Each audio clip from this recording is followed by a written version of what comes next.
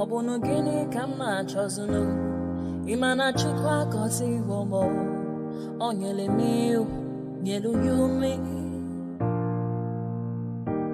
What am I looking for? See my God, he don't bless me, oh. He give you me, give me you. Obun kife la chasha so, obun kife me chasha me. My baby, you know, say you go love me. Hey, yeah. I do go, I could go. When I call your name, Shakara for me. Oh, Roma, I will be your Romeo. You go be my Julie.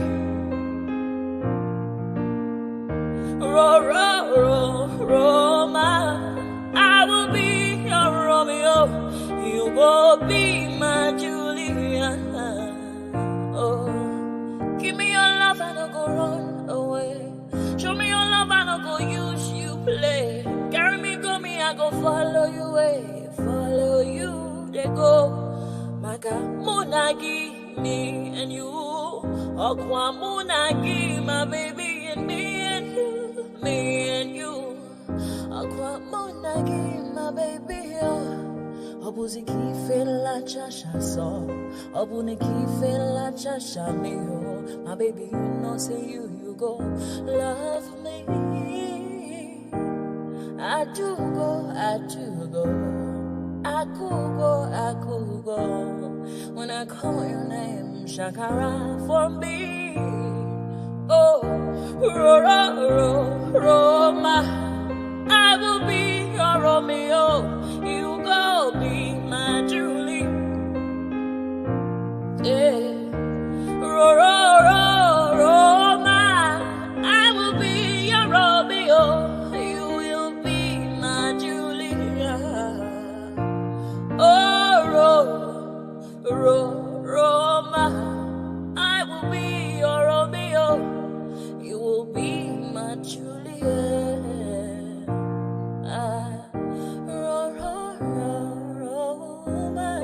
I will be your Romeo. You will be my Julia. Obuzi kife la chasha so, obuzi kife mi chasha me.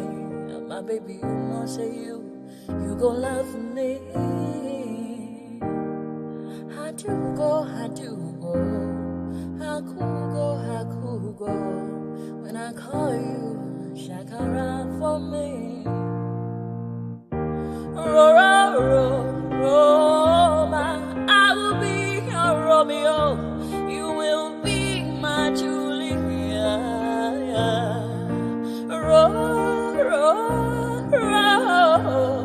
I will be your Romeo. You will be my Julia. Oh, yeah.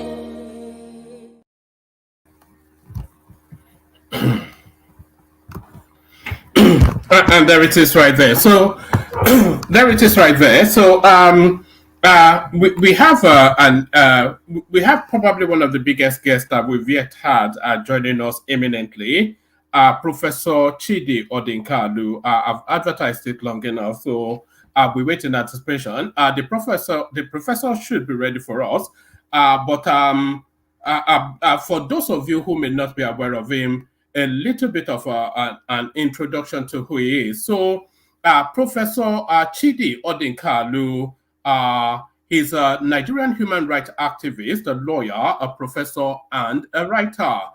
He was the chairman of the Nigerian National Human Rights Commission, and he was also a senior member of the African Program of Open Society Justice Initiative. He worked as an advisor to Ford Foundation, World Bank, African Union, International Council of Human Rights, and many other organizations. He, in August 2021, he was appointed to the Fletcher School of Law and Diplomacy at Tufts University as a professor of human rights law. So, an eminent and an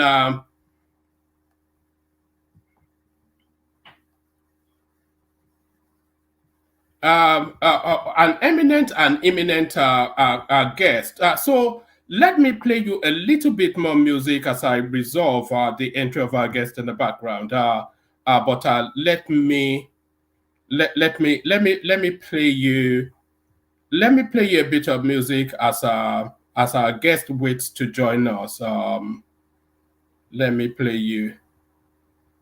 Actually, let me play you a clip of our guest in an appearance he recently had as we tried to resolve getting our guest to come into the studio.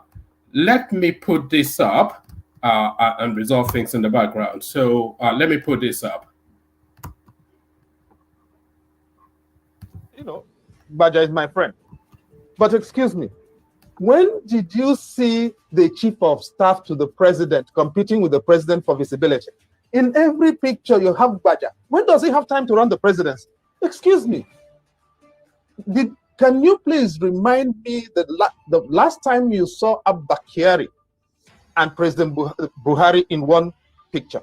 Or when you saw Professor Gambari and President Buhari struggling for who was going to be in what position in one picture? So did you see Michael Giadome and Jonathan struggling for roles in one picture? When does Baja have time to run the presidency? Because all of these photo ops he's doing is wasting the time that he needs to follow through on the things that will make the presidency work. The position of a chief of staff is not a position for photo ops. It's not a position for taking pictures. When the president has visitors, the chief of staff comes and shoes himself into it. What is he looking for?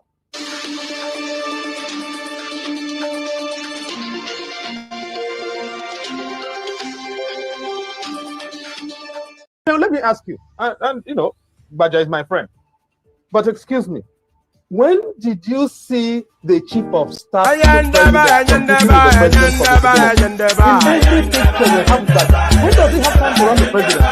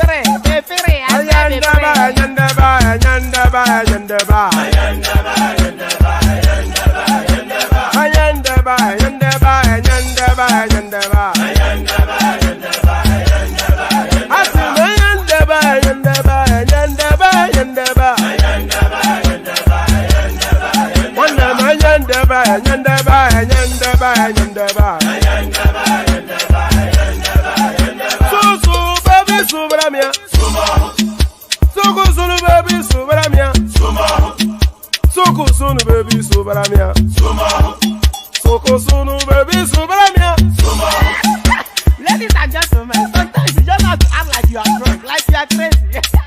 Confuse your enemies, confuse them. We mo.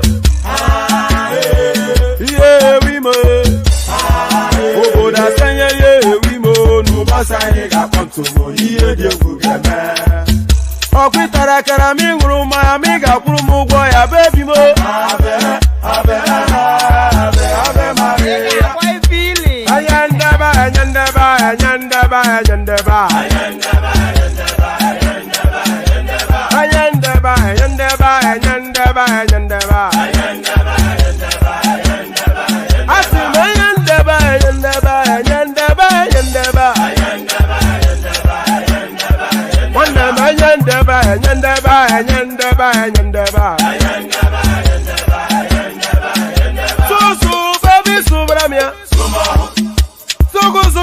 sobaramia. Soko sunu baby sobaramia. Soko sunu baby sobaramia. Ase kwa nefo jabanye si akuna nyego bamkambasi ozo. Since I was born, but now I am getting youth. Akuna mota akuna toga book.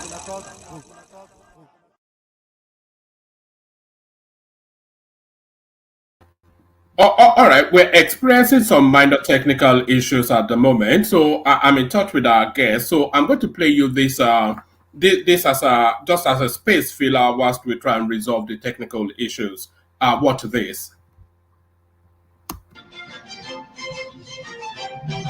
Hello, everyone. Welcome to the program. This is Sunday Politics, live on Channels Television. I'm Sean Kimale in Abuja. Tonight, we have some conversations that you do not want to make. I ask the question, all these wealth that you find everywhere that are unexplained, the kind of corruption that we see in Nigeria today, mind-boggling. There are those who have accused people in the civil service, people in the government sector, politically exposed persons. Where are these wealth coming from? You remember the judgment in the P&ID case and how that went in the United Kingdom. How did we even get to that point that even the judge in the United Kingdom says Nigeria was compromised by Nigerians to the extent that Nigeria would have paid up to 11 billion US dollars as compensation on a fraudulent contract? What kind of situation do we find ourselves as a people? So much that corruption has eaten so much into the fabric of our nation. Tonight we're having some frank conversation about how we can turn the hands of time. But before we get into that conversation, a very distinguished senator will be joining me to discuss that. But let's get into a conversation also that bothers the mind. Oh, this is a momentous period in our country, a turning point in the honors of the Nigerian judiciary, as we bear witness to a moment of unwavering truth and justice. Justice Musa Dattijo, a towering figure in the legal world, has taken a stand against the pervasive issue of corruption within the Supreme Court and the broader Nigerian judiciary. In a statement that is as courageous as it is unprecedented, Justice Dattijo unveils a piercing examination of the challenges in corruption plaguing the very heart of our justice system, igniting a fire of reform and accountability. In Justice Musa Dattijo's groundbreaking statement, it dissects the corrosive influence of corruption within the hallowed chambers of the Supreme Court and the wider judiciary. Let me allow you to listen. The man was retiring, but before he left, he opened a can of worms in the judiciary and how the judiciary itself has enmeshed itself in corruption. Take a listen to Justice Dattijo. A couple of years ago, appointment to the bench was strictly on merit, strictly on merit. Sound knowledge of the law, integrity, honor, and hard work distinguished those who were elevated.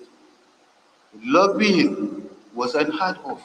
Lobbying to accost justices into their chambers by people who seek to be elevated, that the judges should put in words for them, were unheard of. You will just be sitting, and if those who are given the responsibility of making the elevation find you worthy, you'll just get a letter to that effect. You wouldn't have gone to anybody to ask for any favors or recognition. But that is not the case today, unfortunately. I never lobbied, not at any stage of my career, to secure any appointment or elevation. And I challenge anybody to contradict this statement of mine. As much as possible, the most qualified men and women were appointed. That can no longer be said about appointments to the bench these days. The judiciary must be uniquely above board. Appointments should not be polluted by political, selfish and sectional interest. The place of merit, it must be urged, cannot be overemphasized. I needed you to listen to that statement from Justice Datjo. That is not the entire gamut of the speech, of course. That his old speech was published on Channels Television's website, channelstv.com.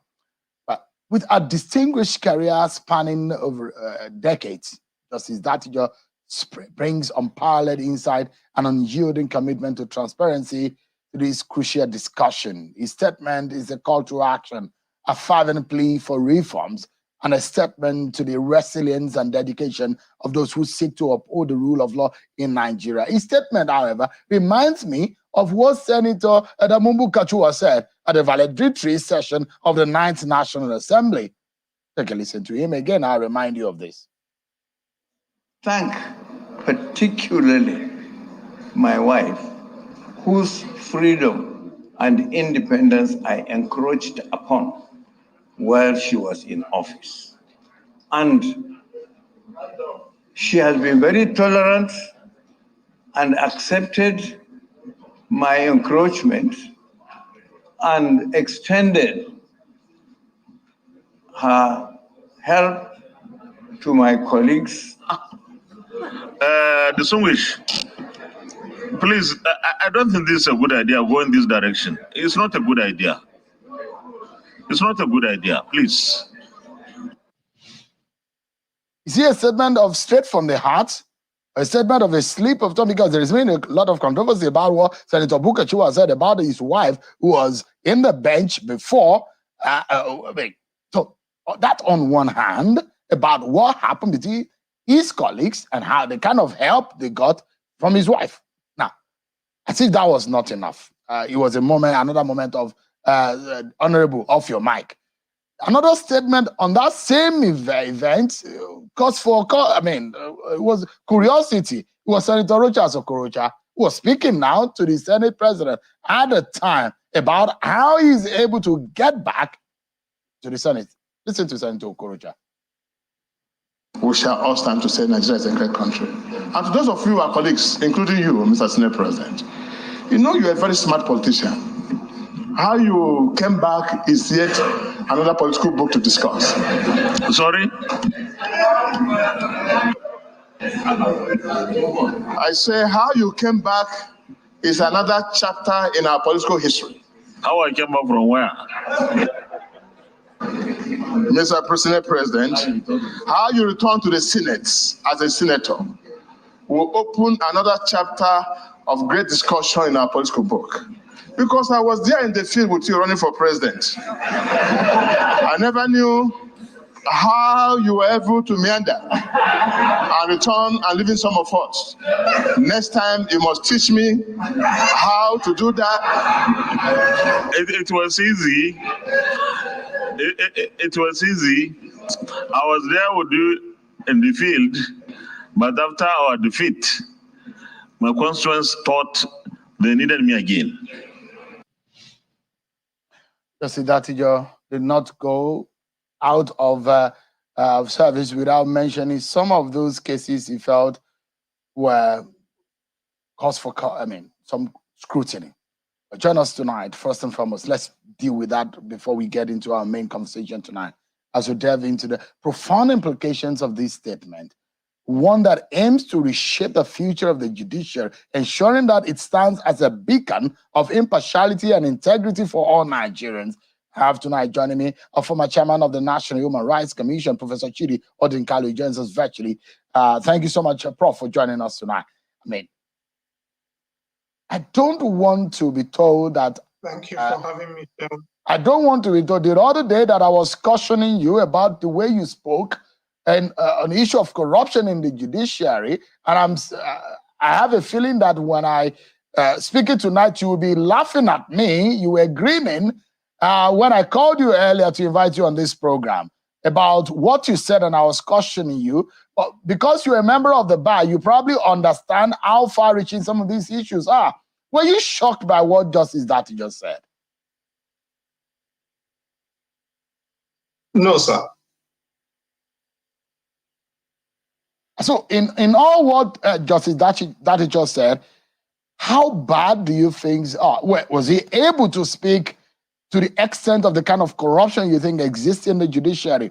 I mean, if there is corruption in the judiciary, thinking that it's even at the highest level of the holiest of the holies of Nigerian judiciary, the apex court, the Supreme Court, where we all bow to as the last hope of the masses.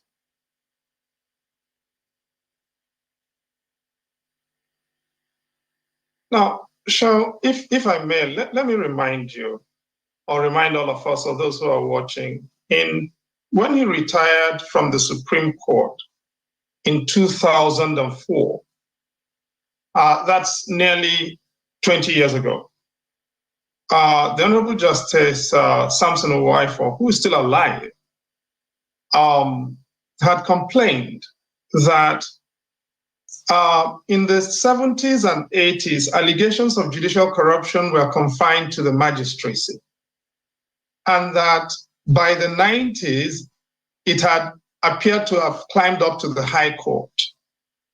And by the time he was retiring, he was afraid that it had got to the appellate level. He also said something else, that at the time he was leaving, people who did not present with the intellectual capabilities for success at the legal profession were being appointed to the judiciary at the High Court. And he feared that these inadequate people were going to rise to the cream of the appellate court system in a short time. In 2011, if you may remember, the story broke, two stories actually. One was the quarrel between the then president of the Court of Appeal and the then Chief Justice over allegations that the then Chief Justice sought to instruct the Court of Appeal as to how to decide the case relating to the dispute relating to the governorship election then in Sokoto State. That ultimately led to the firing of the president of the Court of Appeal, and the Chief Justice then retired under a cloud. In that same year, the then Speaker of the House of Representatives was credited in a cable transmitted by the American ambassador then of having told the American ambassador that the Supreme Court collected money to decide the appeal in respect of the 2007 presidential election. I'm not making this up. All of this is in writing. All of this is evidenced in writing. So I'm just telling you I'm giving you a tale of the tape. And so what the Honorable Justice Datijo Muhammad talked about basically reflects a trend that has itself been fully documented, and the timeline has been reflected in the history of remarks by retiring justices of the Supreme Court over the past 20 years. Now, I like to say this with all sense of modesty and all sense of loyalty and also sense of patriotism, that the courts are hallowed in every sense of the word, and the courts are indeed the last hope of the common man. That's where you can run for cover if you have any issue. In fact, any arms of God, the arms of government, they have issues, they go to the court for settlement. Without a court, our society will be in trouble, in chaos. But then, if this kind of thing is happening, and the kind of expose that we've seen about some corrupt judges, which some of their colleagues or some members of the bar have said, and some kind of insinuation and inference that have come up about corrupt judges, because there are corruption in every aspect of our lives, not only in Nigeria, but everywhere. But where you do not want to hear that the corruption exists is in the courtroom. How do we deal with this? Well, first of all, we deal with it by acknowledging it honestly. And I do not agree with you in the spirit of honesty that Nigerian courts today are the last hope of the common man or woman. If you had said the court should be the last hope of the common person, I would agree. Are things that bad, Prof? Are they today the are last things that hope bad? Is it that our yes, courts sir. not? I mean, we're not able to rely on our courts. Are things so bad within the bench? Yes, they are. I'm not going to come here to lie to you. The courts should be the last hope of the common person. I will agree with you. Are Nigerian courts today the last hope of the common person? No, sir. We cannot be honest with ourselves if we cannot admit that the Chief Justice swearing in his son as High Court, appointing his son and swearing him in is a problem. We cannot be honest if we don't agree that the President of the Court of Appeal, sitting in the NJC, approving appointment for her son-in-law and approving appointment for the daughter is a problem. The least they can do is that when these things come up, they recuse themselves. Okay? That is the least they can do. Because being a judge is not a family inheritance. Being a judge is not a sexually transmitted condition. Husbands don't inseminate their wives with judgeships. Men don't inseminate their mistresses with judgeships in the bedroom. I am sorry. We have to be brutal with ourselves. This has got too far. And every time I say this, I get abused. But I'm going to insist on keep saying it because the stakes are too high. The issues are too important. Ordinary people are being ruined by this. And we cannot continue to pretend as if we don't know that this is a problem. Now we are hearing it from the judges themselves. So it's not rabble-rousers like me saying this anymore. And saying, now, I started saying this over nearly 25 years ago. I quarreled with Justice Egwuregbo because at that point, for those whose memories go that far back, Justice Egwuregbo, I kept pressing on his case and on his neck until he was retired compulsorily. But that was the beginning of the problem. Now we have an epidemic. And yes, it has got up to the Supreme Court. And we have to acknowledge that if you have a judicial system in which judges of the Supreme Court are saying that the Supreme Court is itself in a problem, then you have a credibility crisis. It can no longer be described as the last hope of the common man. We have to address it. So now, I'm hoping to understand where are we going to start from. Are there still good men in our society that can serve in the bench today? And where do we find them? There are good men and there are good women. Yes. Those good men and good women are not confined to the sons and daughters and wives and husbands and mistresses of sitting judges and politicians. That is the problem. Look around and see. The 17 senior advocates in Kogi State today are asking that appointments to the bench be suspended because the state governor, they allege, wants to make his wife a high court judge. Right? That is how bad it has got. Every senior politician wants the person who is in their bedroom or in their family to become a high court judge. How do you run a country like that? So that honest people no longer even get a chance to be considered. And people who are decent and successful and bright and intelligent with integrity no longer have a chance to be considered. If you don't have people from your family.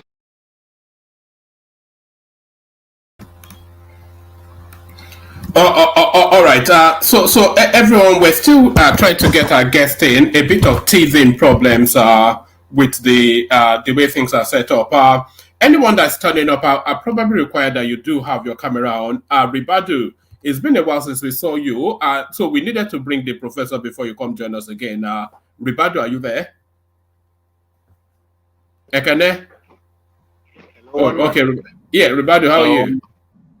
Yeah, yeah, I'm good. Is it Happy New Year? It's been that long since we last saw you. Well, I have tried some few weeks ago to come on, but I don't know. My schedule is just crazy, man. How are you doing? How is everybody? How is Jan Lekoko? In fact, I miss all of you guys. Yes, I yes. hope you're They were just asking about you yesterday. Was it Bishop? He was saying, we've not seen Ribado in a while. I say, I'm in regular contact with you, but our work and life, all of that.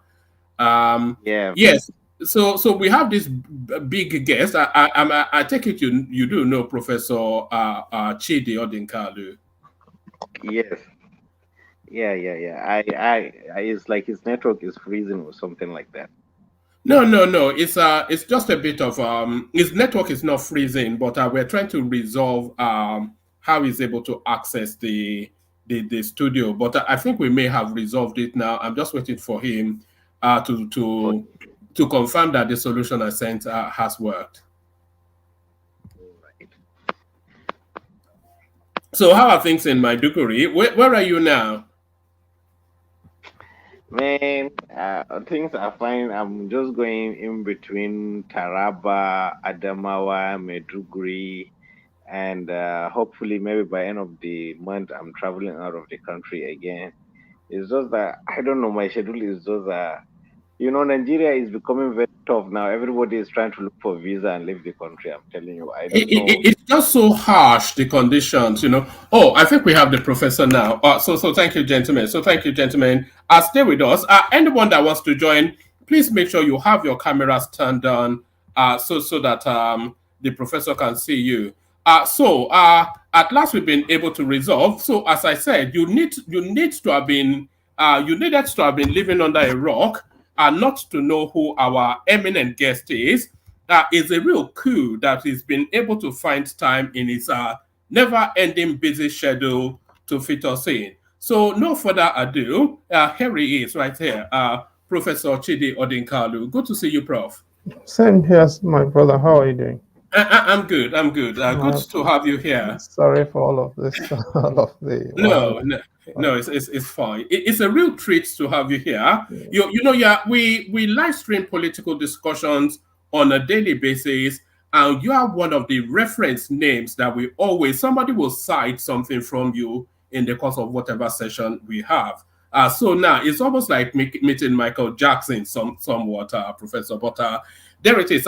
Good to be in your company. So let's kick off the conversation, and we can only really kick off the conversation going to the future tomorrow. So a big game for Nigeria tomorrow, Professor, as I'm sure you're aware. And I think you've written about this actually, the making of a spectacle. So I read that piece that you wrote when you went on a nostalgic journey to Father Tico and the rest of them, and you were speaking commentaries on how the team performed then, because there was a good infusion of homegrown talent. So do you think that is still the way of the future? Or do you think what they call now the in-it boys, because there's a good complement of British-based Nigerians in the Super Eagles team now, so they call them the in-it boys. So do you think we still need a bigger complement of homegrown talent, or do you think we need now that mesh of these internationalized players and the homegrown ones? So your thoughts about what is to come tomorrow, Professor? Well, no, thanks a lot for having me. It's a very solid place to start. Tomorrow's match, obviously, I wish the country the best.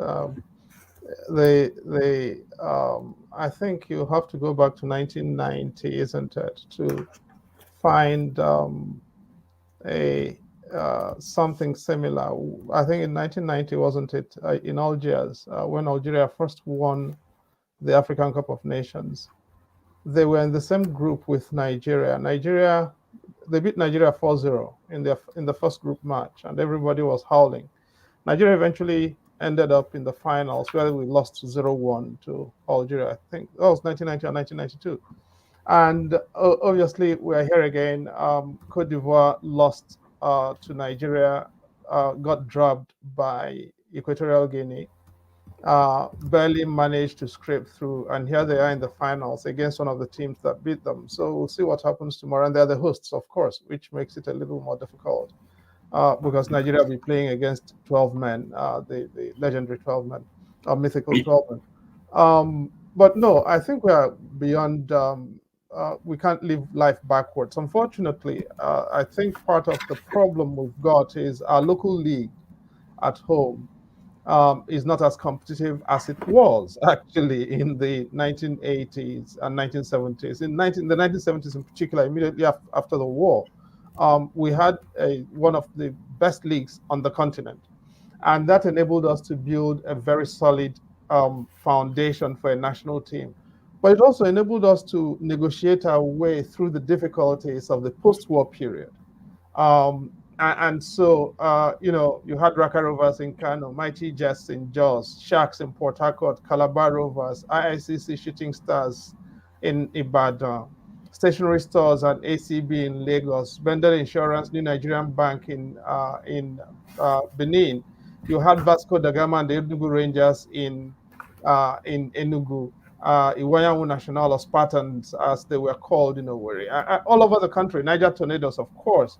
All over the country, you had teams that were very formidable. And even into the 80s, Abiola Babes came into the picture. All of that is a bit of history now. And I do think that there is still a possibility, now that sports football has become big business and not just entertainment.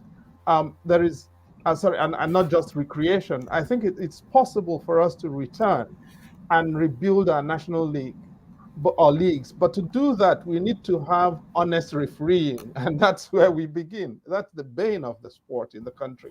Refereeing is not as honest as it could be. Yeah, but honesty really is the bane of everything in Nigeria. You probably want to extend to Professor, but so yes. Do you want to give predictions before we go into the meat and drink of politics? Do you want to give predictions for what is to come tomorrow?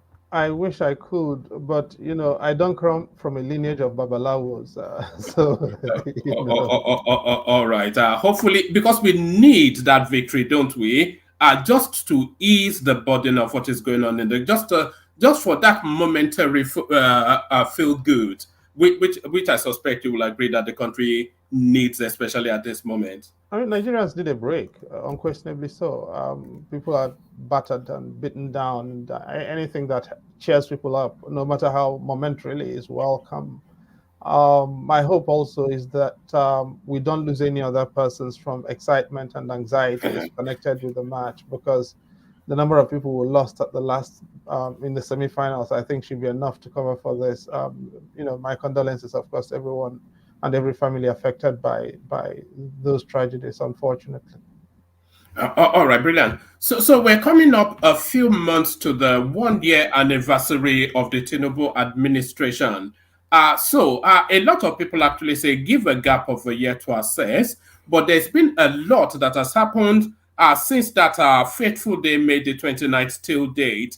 So there's sufficient enough to make some sort of a rough assessment of the future direction. So what has been your experience, good and bad, of the Tinubu administration? What missteps, what right steps are they showing any signs of any capacity to drive us in the direction we'd like to go?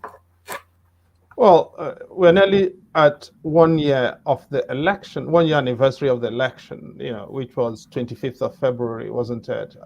2023.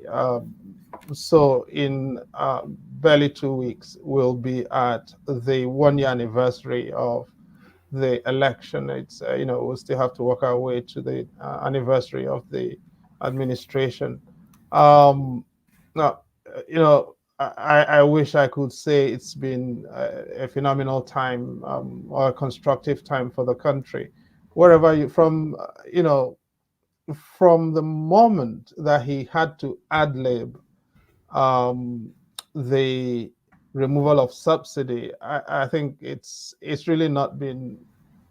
It's been a difficult time, and that's actually putting it rather mildly for the country. To be perfectly honest with you, and it's unfortunate, but I don't think Tinubu was ready to run the country. I don't think he had a plan to run the country, nor has he had a team that's shown up for running a country in the kind of difficulty Nigeria was. that he inherited. Wherever you look, from the nature of the cabinet to or the team he's assembled, to the policies and how they've been rolled out, and even to some of the appointments that didn't come through. Appointing a 24-year-old to chair, was it FEMA or whatever, and then the president saying, "Oh, I thought it was his father."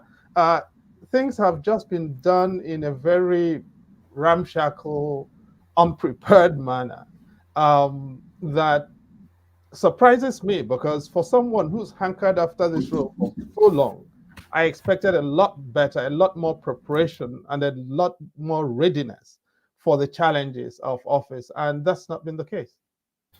Where you place it, and roughly a lot of people agree with what you've just said, but a lot of people agreeing with that line of thought, they place the blame squarely with Gbajabiamila, Femi Gbajabiamila, who a lot of people felt was not really suited for that post.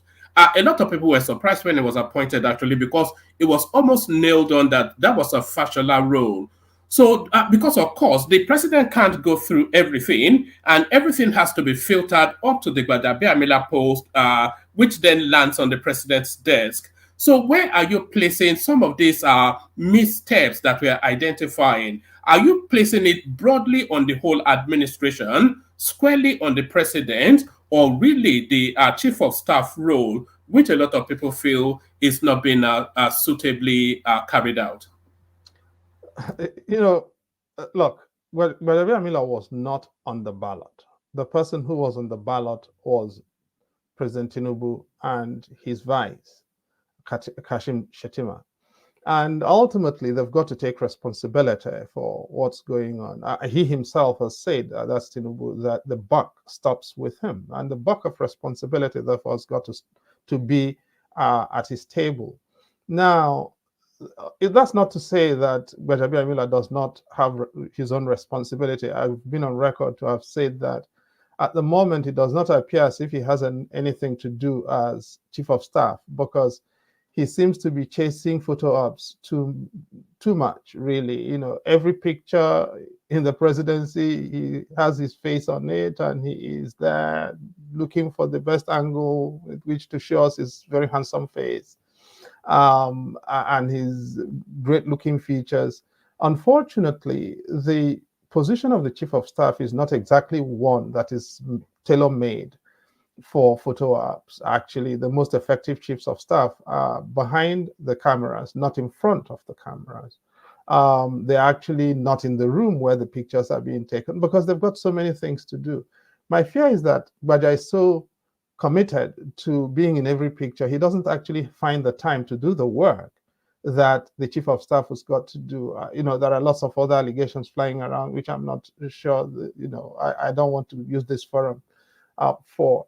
But ultimately, the chief of staff is the president's appointment, and therefore the president has got to take responsibility for even the failings of that position, because at the end of the day, there is only one president, and everybody who works in the presidency is responsible to that one president.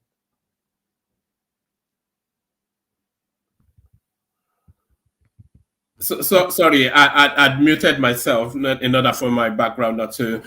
Sorry, I was saying, let me take you back to that February space then, and it was probably the most keenly contested election that we've ever had. That is what a lot of people contend. But a lot of people said Tinubu was a default choice because the field was not strong enough at the topmost realistic decision choice, that Tinubu was a default choice because the field was not strong enough. Because really, we had four runners in that race. We had Kwakwanso, we had Peter Obi, we had Atiku Abubakar, and then we had Tinubu. So necessarily, it was almost like a negative default because the rest of them really there was no scope for that to happen. So do you have some sympathy with that thought? Let's start it from there. I don't know what negative default means, and I don't like to answer questions I don't understand. What exactly does a negative default mean? It's a process of elimination. So it's the the best of worst choices available. Exactly that. So the best of a bad bunch, essentially, No, I don't agree So with they that. defaulted to the best of a bad bunch. No, I don't agree with that. Actually, what we have, in my opinion, is a man installed with a tremendous legitimacy deficit because the INEC ran a very crooked election. It's really that simple. You and I know that Tinubu did not win Rivers State. Tinubu knows that he did not win Rivers State. It was credited to him, but he didn't. I can tell you for free, Tinubu did not win Nasarawa State. And so let's not go there. But we are where we are. So all of us will have to suffer it, whether the people who are thinking negative default or positive default or constructive default or destructive default, all of us are standing on his mandate now. Abi? All right. Well, all of us have to suffer it, like you said. We are where we are. So he is the president, and the whole process has been gone through. So we are where we are. All of us have to suffer it. But is that suffering? Is it a necessary suffering for reasons of decades of malaise and bad governance? A lot of people argue. There's a contention that what we are going through under this particular administration is all of those bad checks that we have been signing for decades and decades, bad checks in terms of corruption, maladministration, misadministration, brutish administration, administration that did not even administer, all of it cascading over decades. So all of those are chickens come home to roost, and all of those checks now are being cashed. So the first subsidy, the removal of the arbitrage in the foreign currency, essentially to save a financial crisis looming. Is Tinubu is it somewhat a victim of previous malaise that had accumulated up to this point? Now, okay, let's start with fuel subsidy, right? Let's assume for present purposes that the right policy is remove fuel subsidy. I'm not saying I necessarily agree, okay? But let us assume that that is the right policy. How do you roll it out? Now, do you realize that removal of fuel subsidy was not in the president's inaugural address? He actually added it on orally. That's what an ad lib means. It was not in the text. Now, you see, when you are rolling out that kind of serious policy, the least you can do is be serious about it. Okay? Now, and that is really what is missing. The idea, the sense that policy making is a serious enterprise, and you come to it with seriousness and preparation. So let's take fuel subsidy. If you were going to remove it, now, for a country that is still importing gasoline, you had to have had a plan for when you're going to begin to substitute importation so that we will not have as much of foreign exchange exposure to that as we're having. You would have had to have a plan for your mitigations and how they were going to work. You would have had to have a plan for your productivity rollout to see that the productivity deficits that have put us in the challenge that we've got with reference to Forex are addressed so that we can then begin to get some imports and therefore we'll begin to earn. Now, so all of this we are not getting. And what are we getting? Oh, we're doing fantastic policy rollout. You cannot, on the one hand, have done fuel subsidy removal and then at the same time floated the naira without being able to produce gasoline, because what we have right now is the subsidy has returned. Why has subsidy returned? Because we are still importing gasoline and we have no control over those prices, nor do we have any control over the landing price. Therefore, it means that there is almost invariably a margin between the landing price and the exchange rate, and the market price. And somebody has got to pay for that. And that is, somebody has got to bear that, because if you increase petrol by any more, the country is going to go up in flames. Therefore, subsidy is back. The idea that there is no subsidy is nonsensical. You and I know that. No, there's been that argument, Professor, that It's not an argument, it's a fact. but there's no line for subsidy in the budget, because we went through the budget in details on this platform. There is no line for subsidy in the budget, so it wasn't captured in the budget. So I cannot see how that can. But the argument is that why is there not chasms in the fuel prices? So that I think that is where that argument is. But what about the arbitrage in the exchange rate? Do you think that is something that he necessarily had to do because essentially the naira, as I said, decades of rot, the naira has always been a subsidized currency, and somebody profits off that. So is it not right then to throw the naira into the free market, let it establish its own value, and then that is what the value is? There are no free markets. It's as simple. There are no free markets. The idea of a free market in the kind of economy that you run in Nigeria is nonsensical. The question, and it's not just that, across the world, actually, governments decide what the state subsidizes. That is a question that reflects the strategic self-interest of every country. So, for instance, if you go to the United States, grain production is subsidized and continues to be. Agriculture is subsidized in the Northern Hemisphere, and you and I know that. And so now, the problem, by the way, if you go through all of the official literature and the investigations and everything, the problem with subsidy was not the idea, it was the administration. The problem was that it was said to be corrupt. The Nigerian elite were unwilling to address the corruption, and if you ask me, all that's happened is what? We removed subsidies so that we can fund the elite properly. So now, at this time, this is the time when Nigeria has for the past decade and more had its leanest moment, right? And at no time since 1999 have we bought four-wheel drives for legislators. So we remove subsidy, correct? And we go and buy Prados at 160 million, at 160 million, was that correct? Yeah, 160 million naira, yes. Each for each of them, yeah. For each of them. Now, at the time they bought those things, those Prados were going for $45,000. And how much did they buy them for?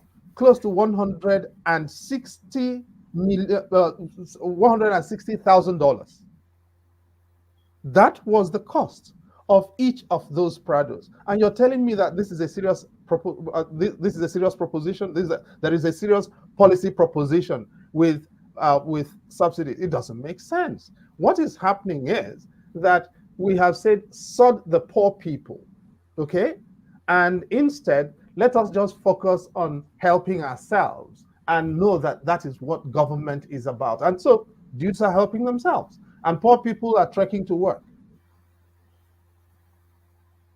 All right. So talking about poor people, so there seems to be, as a result of policy positioning by this particular administration, the catchment area of that description seems to have widened somewhat. So the people that now constitute poor people are almost double in size as what previously obtained. That, of course, as a result of the removal of that subsidy, especially those two subsidies, we should say. So what should the government be doing to ameliorate that sort of where the Nigerians are actually starving? And I cannot recall in my senses whenever Nigerians have ever starved. So we've never reached this low. So a lot of people actually feel that it's a bridging period between this pain period that the country necessarily has to go through before policies and actions of the government starts to come into effect. But people are suggesting that there should be mass importation of food into the country. Are you on board with that thought? Now, look, you're talking about mass importation of food. Nigerians are not going to their farms. Why? Because there's insecurity, whether it's in Plateau State or in Niger State or in Borno State. And now, the three biggest states in Nigeria are Niger State, Borno State, and Taraba State in that order, right? 76,000 plus square kilometers, 70,800 square kilometers, about 58,000 square kilometers each. Now, in those states, people can no longer go to their farms. Why? Insecurity. Even in small states, people are, whether you're talking about Lagos State, which is 3,777 square kilometers, Anambra State, 4,880 square kilometers, or something like that. Now, people are struggling with insecurity. So let's take it that the fuel subsidy is rocket science, and so is exchange monetary policy management. What about what about insecurity? Now, instead of telling people, you do massive importation, and by the way, in all of this stuff with deepening problems of survival and immiseration, the incidence of taxation, the tax burdens on people are rising exponentially, across all heads: electricity, personal income tax, public utilities, you name it. Everything is rising. Now, amidst all of that, people cannot find food to eat. And I'm talking about local food. Because if you're importing in a situation where the exchange rate is escalating, you've still got to subsidize food, right? So if you're saying you're doing away with subsidies, what about making it possible for poor people to go to their farms without having to suffer the fear of being abducted or that kind of challenge? That, I think, is the real problem. That the government, as I said at the beginning, when we started this conversation, there is no plan. You do not see that there is actually a strategy that's been thought through with a team that is dedicated, to realizing that strategy. That really is the problem I see here. All right, brilliant. Okay, actually, let me take you to another space. I was going to ask a follow-on question there, but there are people waiting to come and speak with you as well. So let me take you to another space. Let me take you to the Nnamdi Kanu narrative. So Nnamdi Kanu, well, of course, rendition from Kenya to Nigeria, still going through the judicial process.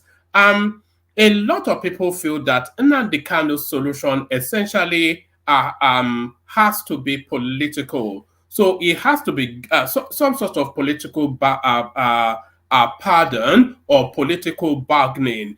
And a lot of people feel that Nnamdi Kanu should be held in situation till he can be politicked into the Eastern politics. And a lot of people feel that a lot of that is going on. So what is your reading of the Nnamdi Kanu narrative? And you might want to add a little bit of a soupçon of Simon Ekpa to that as well. Prof. I don't know about. I don't know what Nnamdi Kanu narrative has got to do with what we're talking about. Look, no person should be above the law, but nobody should also be beneath the law. No Nigerian citizen should be above the law. I hold that view very strongly. No Nigerian citizen should be beneath the law. I also hold that view very strongly. My problem is not whether or not you want to solve a Nnamdi Kanu problem, whatever that is supposed to mean, politically or judicially or chemically or catastrophically. No. Now, my problem is quite simple. If you say you want to try a man, don't put them in limbo. Nnamdi Kanu has been in the criminal justice system since 2017 with the interregnum of when he was out of the country and then the rendition, which clearly was unlawful, just as a straightforward matter of law. And I don't think that the Supreme Court did not dispute that at all. But having then brought him back, now, in all of this period, there has been no evidence led against him. The charges have not stood up. The charges have been struck down left, right, center. The government has amended those charges 5 or 6 times. It does not suggest a willingness or readiness to actually try the man. So the criminal justice system, in my view, given the developments that have unfolded in the case, is being used as an artifice for administrative detention. That is putting a Nigerian citizen beneath the law. At the same time, by the way, we are reintegrating former Boko Haram people back into the armed forces and using them for frontline operations. You see, so that really what we are doing, if we are trying to suggest pathways to integration of the country and to coexistence, what we are doing is creating narratives of differentiation based on origin. And whether or not those narratives are well founded is not the issue. The point is, the way this is proceeding and in the way the government has proceeded, it's basically created, it helps to sustain those narratives and gives those narratives manure on which to flourish. All right, brilliant. Professor, I'll ask you one more question, then I'll bring the panel in because I'm sure they're keen to put questions to you as well. I was reading your piece because, of course, you have your strongest opinions often wrap around the Nigerian judicial system and how it's been structured and how it's been run. So I was reading, and apologies, I've been trying to practice this gentleman's name for a good while, but you'll probably correct me. But I was reading your piece on Nganjiwa, a George from Borno who finds himself in Abakaliki. But from what I gleaned from your piece, it should not really be on a bench in Abakaliki. It should be in a space in a Kuje prison. So use that then as the tool to just give us just your feel of the Nigerian judicial system, the rot, and what needs to be improved. Well, anyone who's been to court or who has had transactions in court would know in Nigeria, first of all, I think there are quite a good number of honest judges who try to do their best in a difficult situation. And we need to encourage them, and because they do exist. Just as there are also, even in the Nigeria Police Force, you find a lot of decent people trying to do good things, or in the public service still. But then you've got a heck of a lot of dreadful people who have gone into the judiciary for all the wrong reasons. And those people the problem we now have is that the good people tend not to get to the top. And the place is dominated by the dreadful people who really are giving the judiciary a dreadful, dreadful name. And Haidla Zero Nganjiwa is really one of them. And you see, if a judge who cannot even defend themselves against the kinds of allegations that I wrote about is not fit to be on the bench. Look, in Nigeria, in my own lifetime, Justice Anyebe in Benue State was tried for murder, right? And ultimately acquitted. In Old Bendel State in 1986, Justice Ikomi was tried for the murder of his ADC. He was acquitted. In this Nigeria now, under the jurisprudence that the Supreme Court has laid out, those trials will not have taken place. And so what you would have had would be judges suspected of murder sitting down and trying murderers. Okay? And trying suspects for murder. It is the same thing here. This guy we're not even saying he's suspected. The reports of the EFCC are damning beyond belief that this guy basically was losing money from sources that are unknown and undisclosed. Rather than clear his name, he's saying he's entitled to impunity. Any other person, not a judge, with that record would probably have ended up in jail. Now he is there judging and creating mayhem all over the place. And he's not the only person. And right up to the Supreme Court, this business of the Chief Justice and the people whom he loves, filling the judiciary with their sons, their daughters-in-law, people nominating their mistresses or toy boys to become judges because those people provide them with genital appurtenances. All of that really makes the Nigerian judiciary laughingstock. And you see it in the jurisprudence that's produced. The decisions cannot be cited or relied on by anybody, because they do not make sense.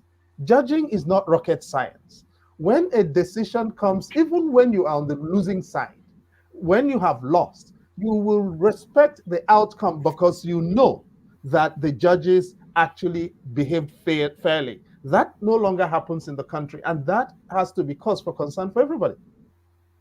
Yes, I read your piece as well on the Chief Justice of the country, Olukayode Ariola, who recently made his son, a judge, I think, Abuja, within the Federal High Court.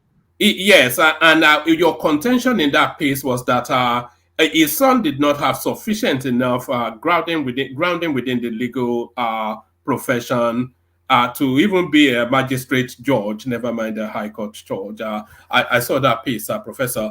But Professor, as you speak to that, let me start to bring on the panel, who I think are keen to speak with you now. And everyone can, as many of you have your cameras on as possible, so that the professor can actually make eye contact with whoever is speaking with. So Baba joins us. So as you come on, you put your question. I'll call you to my turn. Then you introduce yourself to the professor. Tell him where you're joining from, and put a position to him. So Baba joins us. Good to have you, Baba.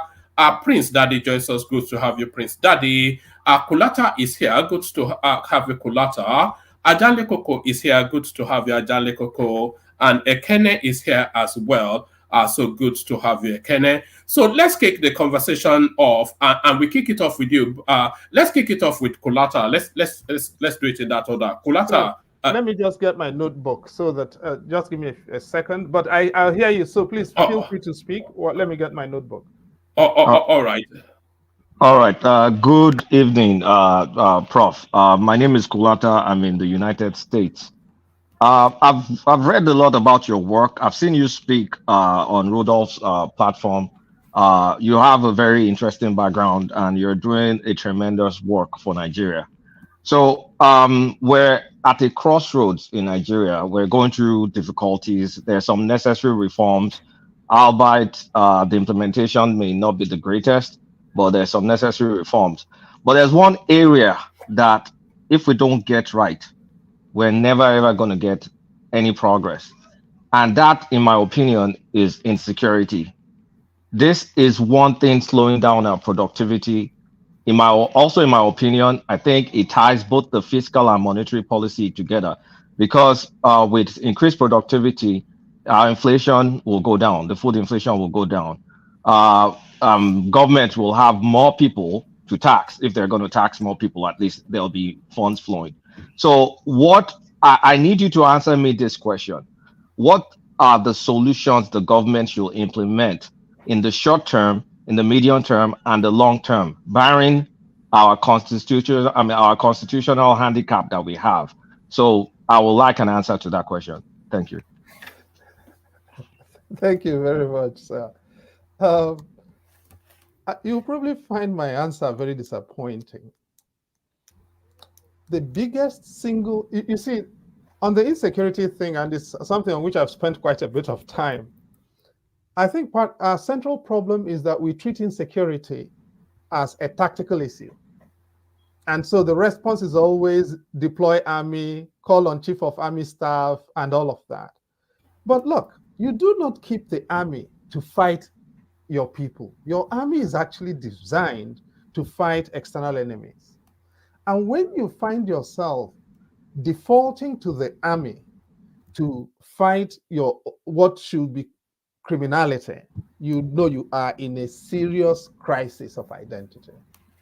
Now, the problem, we are at a point where insecurity is actually a reflection of a conjunction of two illegitimacies. State illegitimacy in the popular imagination of a lot of people, and governmental illegitimacy. The biggest single issue we need to address in order to begin to get to the bottom of insecurity is electoral integrity. The people at every level, federal, state, and local, and community more than any other thing, who wield authority have got to do it legitimately. You see, if you have someone at the helm who is seen as legitimate, whether or not you agree with the person, when they convene or look to seek solutions to problems of insecurity, people will attend, even when they do not agree, because all of us have an interest in seeing insecurity reduced.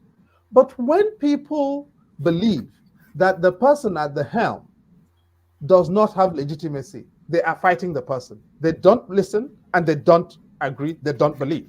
That is the very first thing.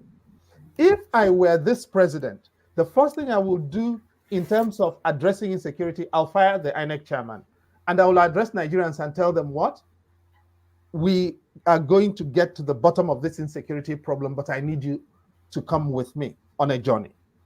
And this journey is going to be challenging, but we need our communities to work. Look, a lot of people think insecurity is Boko Haram and IPOB, and the biggest sources of insecurity in Nigeria are not those.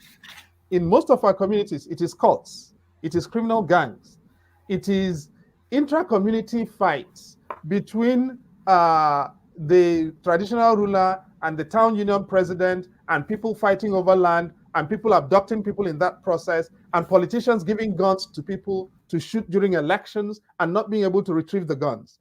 Now, and by the way, if you read the report of the presidential panel that inquired into the origins of Boko Haram in 2011, it will tell you that in 2003, Boko Haram originated in a set of young people whom the governor of Borno State used to win elections in 2003 and then wanted to dump. And those boys formed the core of what effectively became Boko Haram. So that is the first thing we need to address. We need to resuscitate our police and make police to work and fund policing properly and criminal justice properly. So now what have we done? We've accepted that the answer to insecurity is just shoot your people and kill your people. And as we are killing all of these people, we are creating trauma. We are creating young people who want vengeance for what has happened to their parents. And as Africans, spiritual beings that we are creating spirits that do not rest in peace. They are wandering, creating more mayhem, whether you like it or not. That is our African framework and African belief. And you cannot shoot enough of your people just because you think those people are expendable. Okay? So we've got to rethink how we approach insecurity. It can no longer be deploy soldiers, shoot everybody, kill everybody. We do not have enough bullets to shoot all the problems we have in the country. We've got to come up with more deliberative processes of managing our insecurity. But I do agree, without addressing insecurity, we are not going to be able to make any progress anywhere. All right, brilliant. Sorry, if I can have a follow-up. Can I have a follow-up? Sorry, one minute. Yeah, carry on, Kulata. Okay. So I don't want to sound cynical, but what your first answer in terms of electoral process kind of like took me into a Michael Jackson bad musical video where he's trying to make peace between gangs. I think in my cynical mind, I think that's kind of like not realistic because except we want to raise our hands and say we will never be secure, because I don't see in Nigeria where the electoral process is always going to be flawless. There's always going to be one thing or the other. And now the situation in a lot of areas is existential. So I don't want to use the normal nonsense language they use, kinetic and non-kinetic, which is like the force versus addressing it from the root source. But when we look at where we are today, we will not make any progress. We will not attract any investment. We will not grow our economy. Our food inflation will not go down. Things will not move until this is solved. So while shooting, I don't use shooting people and all, there's some necessity that has to happen even before we get into areas where our elections become better. So I want those because we cannot wait and fold our hands. My brother, let me forgive me for interrupting you. You see, this is the problem we have, in my view, in Nigeria. We want to cut corners. Yes. Look, there are no perfect elections anywhere. But there are elections that reflect the will of the people, and there are election outcomes that do not reflect the will of the people. In 2015, you could not say Buhari did not win the elections. Whether or not you like Buhari, I would never vote for Buhari. Okay? Buhari won the elections fair and square in 2015. And if you were going to deny him in 2015, you were going to cause a crisis. In 2019, Hope Uzodinma lost the election in Imo State in 2019. And you cannot understand the problems in Imo State without going back to what happened in the installation of Hope Uzodinma. You cannot understand Boko Haram without going back to what happened in the installation or in 2003 and its aftermath in Borno State. And in a lot of our states, we have, and insecurity is a local issue in every situation. It varies from place to place. The pathologies are different. Now, you cannot solve that problem by saying, oh, you know what, we will never be able to install legitimate government. Then you are not prepared to address it. If you are not prepared to admit that illegitimacy is fundamental to the pathology of insecurity in Nigeria, then I'm sorry. Once we begin to understand where the rain started beating us, you can then begin to calibrate short-term measures that tactically buy you space to negotiate your way to a durable solution. But if we are not even prepared to do that, then there is a problem. Give me the theater in Nigeria. Now, if you go to Plateau State, in Plateau State, the longest period of peace, of durable peace, was after Plateau resolves in 2004, 2005, when all of Plateau State came together, all the communities, and agreed a set of measures. It was the failure to respect the resolution in Plateau resolves that created problems in 2010. And this is my point. Go back, and Plateau State actually gives us a model to work with. If you look at what happened pre-Plateau resolves and post-Plateau resolves and the collapse in Dogonahawa in 2010, you will understand what I'm saying. But the idea that, oh, you know, we can wish our way out of this and come up with magical solutions, there are none. Not like coming up with... sorry, Kulata. Professor, is it not just a simple matter of being under-personneled in our security apparatus? It might well be just as basic as that. We have a complement of the totality of our less than 600,000 right across all the security structures to manage 200 million people and the vast expanse of our country. So is that not really where the problem is, that we're just under-personneled? What does under-personneled mean? We don't have sufficient in numbers in armies, police, not even anywhere close. We should have a 1 million man strong army for the vast terrain that is Nigeria. We should have 2-3 times the number of the police force that we have. So we don't have the personnel numbers is really where a lot of people feel the problem is. Who are you fighting with 1 million soldiers? Well, the insurgencies, as a bold face to external aggression, you don't keep armies to fight your people. This is the problem with that. You see, we are committing strategic blunders in order to imagine answers to satiating people's fantasies. You do not keep armies to fight your people. What you need to address your problem is an internal security infrastructure, right? That is not an army. An army exists for what armies exist to do. Now, what have we done? We have balkanized the police since 1977. The military destroyed the police, starting with the destruction of the police signaling capabilities, because they did not want the police signaling capabilities to be used for coup plotting. And then we created the NSO from the police, which became the SSS, right? NDLEA is police. Name all of the, what do you call it? EFCC is police. NSCDC is doing policing work. Now, we've balkanized police, and we didn't just do that. We robbed the Nigeria police of confidence as an institution and professionalism as an institution. And because of that, we are suffering consequences. And what do we now want to do? Oh, create state police. You want me to agree to give Wike police for himself? I will not. I oppose state police with a very clear eye. In the Nigeria that we are, to talk about state police is madness.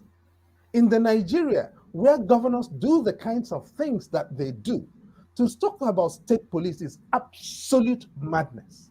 Now, we went through processes of discussing police reform. I was involved in the 3 presidential commissions on police reform, 2006, 2008, 2012.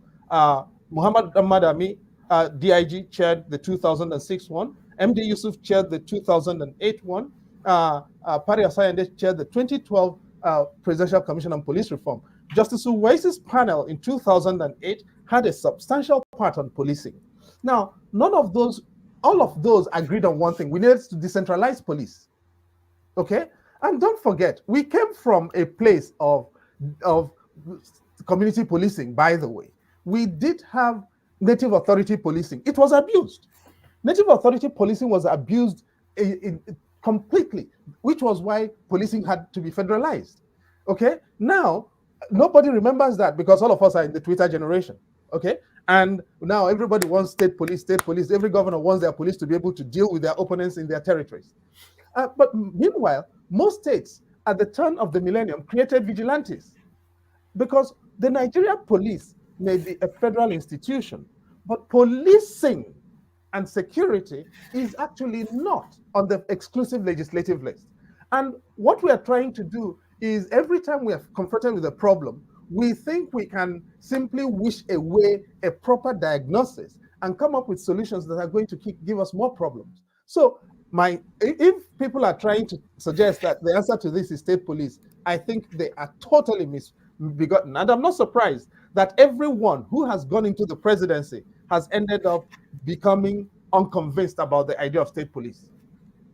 Sorry, Prof. I'd like to respectfully push back about your diagnosis, because I mean, you picked. It's like you have some cherry-picked examples that kind of like alludes to legitimacy, which you correctly picked examples such as Boko Haram. They were political thugs. I get that. But back when I was in college in the 90s, we had the cult problem. We were under the military then. The other situations, such as the farmer herder crisis, that has been happening since perhaps the 19th century, even no longer than that, and we still have them now. So those don't have anything to do with legitimacy. Some of them are legacy issues. So I do not agree that an issue of legitimacy, because any government in the world, let me put it away, any serious government in the world, whether legitimate or illegitimate, takes security as a priority. The way you breathe oxygen is the way you should secure your country. So I don't think we should say until this is right or that is right before we can actually secure the country. So I'll leave it at that. No, but your examples actually make my point even much more formidably than I could. Now, take farmer. Now, why are we talking about insecurity? Now, every country prohibits murder, but murder still happens, right? And what do you do when it happens? You prosecute it. You hold it accountable. You hold the perpetrator accountable. Okay? So rape is prohibited, but rape still happens. And so what do you do? If you can find the perpetrators and witnesses, you hold the perpetrator to account. Okay? But if you had a situation where you had mass killings on a catastrophic scale, that is no longer murder. You call it something else. You can call it a pogrom. You can call it anything up to genocide. All right? That is the point here. Now, by the way, farmer herder problems may have been happening, but they were not on the scale that they have been happening. We're dealing with a problem of scale here. Now, if you go back, okay, now the response of the Northern Regional Government under the Sardauna of Sokoto was the creation of grazing reserves. And there was a great investment in grazing reserves in the north, and the preservation of mechanisms for making sure that the transhuman pastoralism was managed in a way that was conducive to coexistence. And by and large, that worked. So you can date what you're calling the crisis of pastoralism, or what you're calling legacy issues in northern Nigeria, is recent. The first major problem in Jos was 1994. After the crisis, and the problem in Jos in 1994 was over the siting, over the creation of Jos North local government area. It was political. It wasn't. It was after that the instrumentalization of identity began. All right. And the question of who was going to produce the leader of Just North, whether it was going to be the Fulani and Hausa or the indigenes, the Birom. That was the crisis. And if you read the Fiveresima Commission report, which was headed by a High Court judge that inquired into the 1994 crisis in Jos, you will see that that was where it began. Now, in Kaduna State, you can date it again, 1987, the Kafanchan crisis. The Kafanchan crisis in Kaduna State in 1987 began from what? Artisanal mining in Bajuland. Okay? Now, and the people who came to mine gems in Bajuland in 1986-87 came from all parts of the Sahel. Sudan, Guinea-Conakry, Senegal. They brought in guns. President Babangida then tried to chase them away. When he tried to expel them, they left their guns behind. The people took over. The people who inspired and instigated the Kafanchan crisis in 1987 took over those guns and started killing. And those guns started traveling. And when you read the report of what's his name, whom President Obasanjo had to investigate gun running in the country in 2006, you will get the idea. What's his name? The former chief of defense staff, who is now who died. You will come to understand that this is actually a national issue. That guns go from the Niger Delta to Boko Haram land and back through the mechanism of the lower river Niger. And you're not going to sort this problem out by wishing it away. No. The first thing is to understand the issues. And I'm giving you reports and documentation because there is a lot of official literature that is still classified in Nigeria on this particular issue, and nobody's interested in reading them. And when you read them, you will understand that we will not invent any new solutions. All the solutions are in these documents. From the Galtimari report to the Fiveresima Commission report to the Bola Jiboya report to the Abisoyo report, I can go on, Marshall Dike report, I can go on and on and on. All of these things have been analyzed, and government does not want to implement its own documents. All right, brilliant. Professor, somebody was suggesting that it was Martin Luther Aguayi. It wasn't Aguayi. It was the chief of defense staff before Aguayi. He's now dead. Aguayi is still alive. All right, brilliant. Prince Daddy, you're up next. If you can have your camera on, have it on. Introduce yourself to the professor, put a position to him. Prince Daddy. Prince. Yeah, one minute. Hello. 1 second here. I get my lights on. Yeah, you can speak to the professor whilst you're doing that. Okay, hello, Professor. How you doing? Fine, thank you, sir. How are you? Very well. Yeah, calling from the states, the Pacific Northwest. Anyways, thanks for showing up. So just kind of follow up quickly with Kolata's question in regards to security. You said it yourself, the Nigerian police over the years has been weakened by the military. If that been the case, then how is it possible that the Nigerian police is able to counter the insecurity that we're having right now with banditry and this terrorist Boko Haram and whatnot? Obviously, I would say in the past, they've always been like a community policing engagement and not necessarily full-blown policing by the Nigerian police.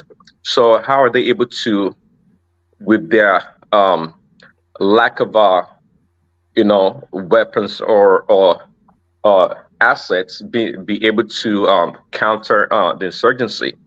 Is at that point in time, it makes it counterintuitive, and I don't see personally, I don't see anything wrong with having the military being involved with fighting insurgency, because we're not talking about your normal policing. It's beyond that right now. It's totally beyond that. And I hear your argument when it comes to being able to, or you don't support, you say you do not support what do you call it, state policing, because of the abuse of the governors, which I agree with you. And I think on this show we've been able to have discussion around that, but there has to be a way to redesign and incorporate state policing in Nigeria. There has to be a way. It's not sufficient, just like right now, to have a centralized policing to deal with our issues. Every region state has their own unique way of approaching insecurity, and it's quite clear.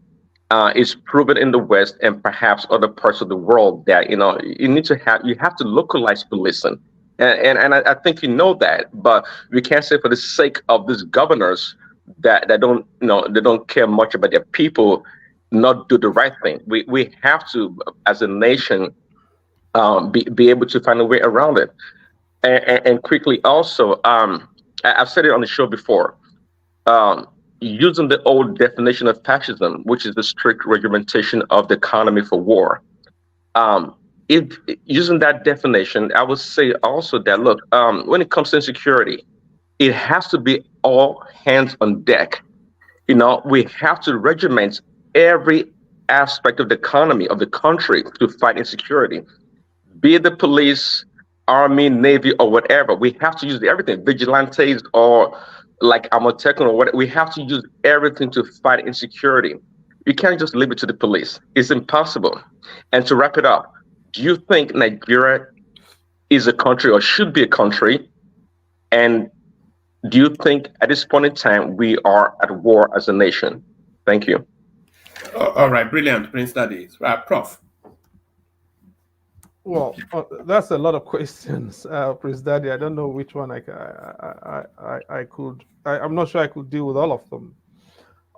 But you see, I'm actually impressed that I don't know whether it is consciously or subconsciously, but you do distinguish between police and policing. So policing, now people are not saying don't, of course, policing should be localized. That actually is the central thesis of all of the presidential commissions on police reform. 2006, the Madami report, 2008, MDC Yusuf report, 2012, Pario Sayende report. Everyone agrees we need to localize police. Okay? But now, there is a framework for decentralization. But governors don't want to hear decentralization and localization. They want to control. They want to own their own police. So right now, we have one police force creating abuse and mayhem. We should multiply that by 37. That's madness. What we need to do is precisely that.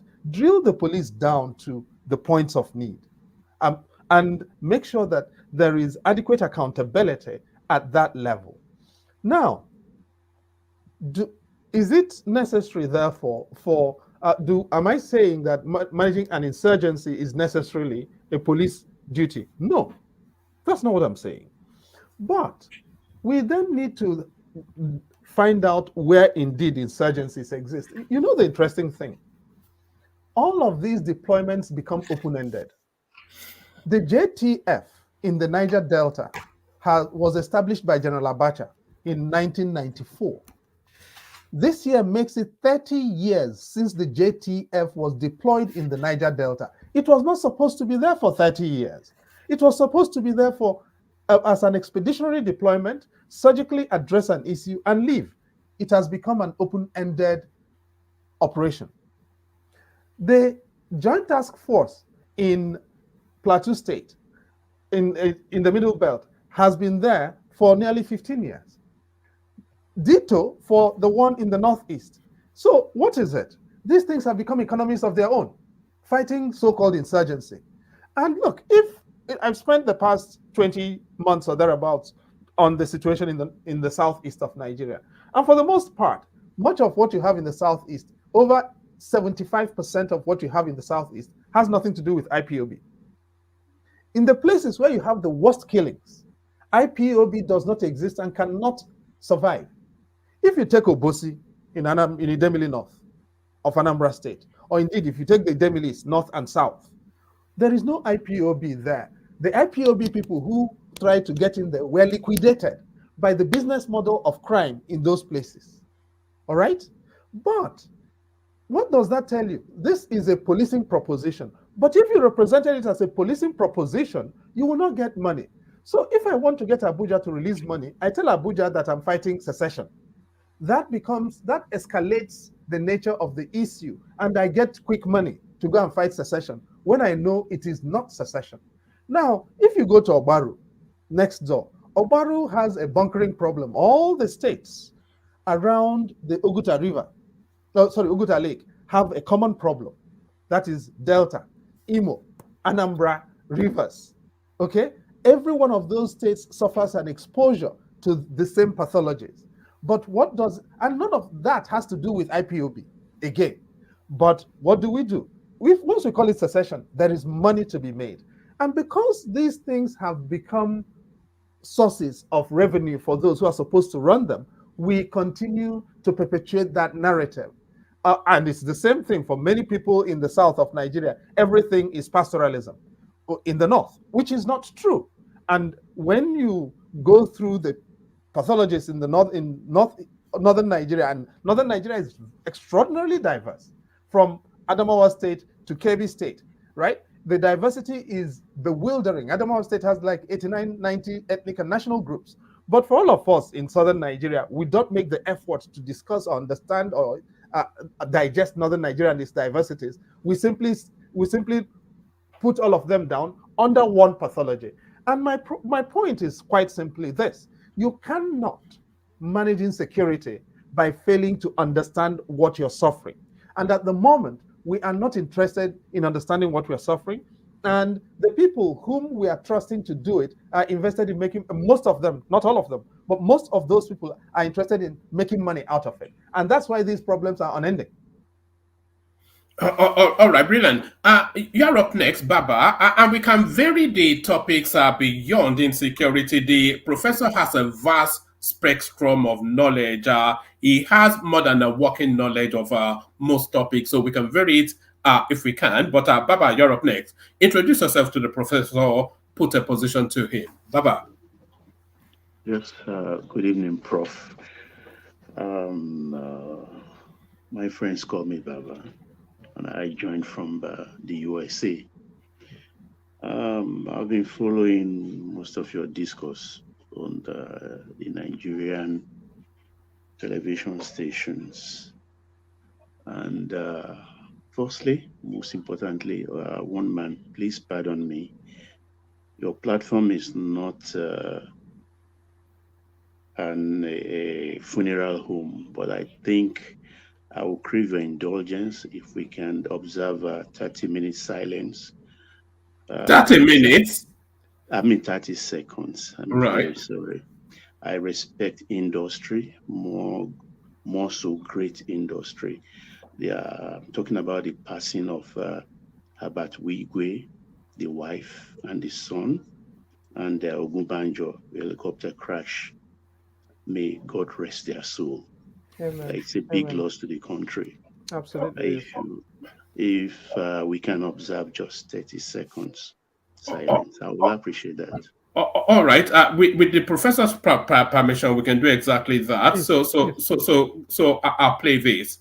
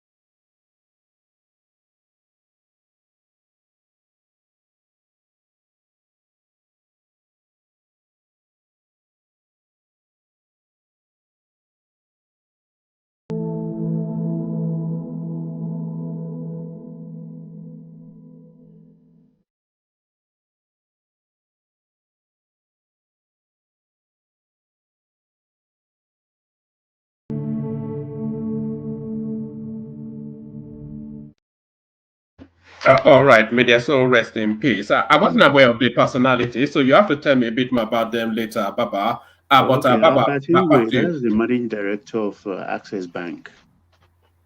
He's well known in that industry, The and he just co-founder established. of Access Bank, actually. Yeah, and also he has a university in River State, a very beautiful one, and is just a baby one, just starting.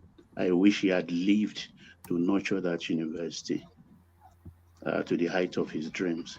Yes, Professor, my time is short. I have house guests. I just sneak to make this. Do you think, in your considered opinion, that Nigeria is on the brink? That is one. And two, do you think Peter Obi will have been a better president than Asiwaju Bola Ahmed Tinubu? Thank you, Prof. No, thank you, Baba. So sorry, on the brink of what? Expand on that so that the professor has the fullness of what you mean. Total collapse, going asunder to your tent, O Israel. Okay. No, thank you very much, sir, and thank you also for reminding us of our shared and collective humanities, with the memories of compatriots whom we lost in this crash on the borders of California and Nevada. I actually like to marry up your question, and apologies to Prince Daddy because I missed I didn't respond to his question on whether Nigeria should be one country, because I see a relationship between the two questions. In the wider scheme of things, actually, there is nothing spectacular about Nigeria, right? In terms of just there should be no exceptionalism about Nigeria. Nigeria is 923,000, just under 924,000 square kilometers. In Africa, that's relatively small. It's 32 or so million people. That's less than Pakistan. And now, in terms of land mass, it's relatively small, actually, in the African sweepstakes. It's smaller than Niger, it's smaller than Mali, DRC, Algeria, Tunisia, I could go on, Mauritania, Angola, South Africa. Now, in terms of diversity, I'm not even going to talk about India or China or any of those.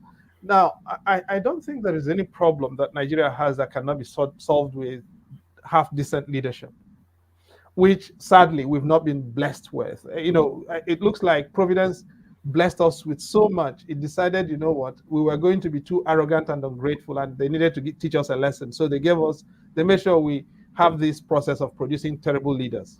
With the exception of those, the lot who led the country at independence, but even they had their challenges, which is why we ended up with a coup and a civil war.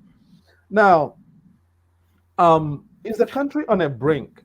I don't know. What I know is that the current trajectory is not sustainable. That means the country needs a course correction. How we arrive at that course correction, I cannot tell you I have any immediate recommendations for.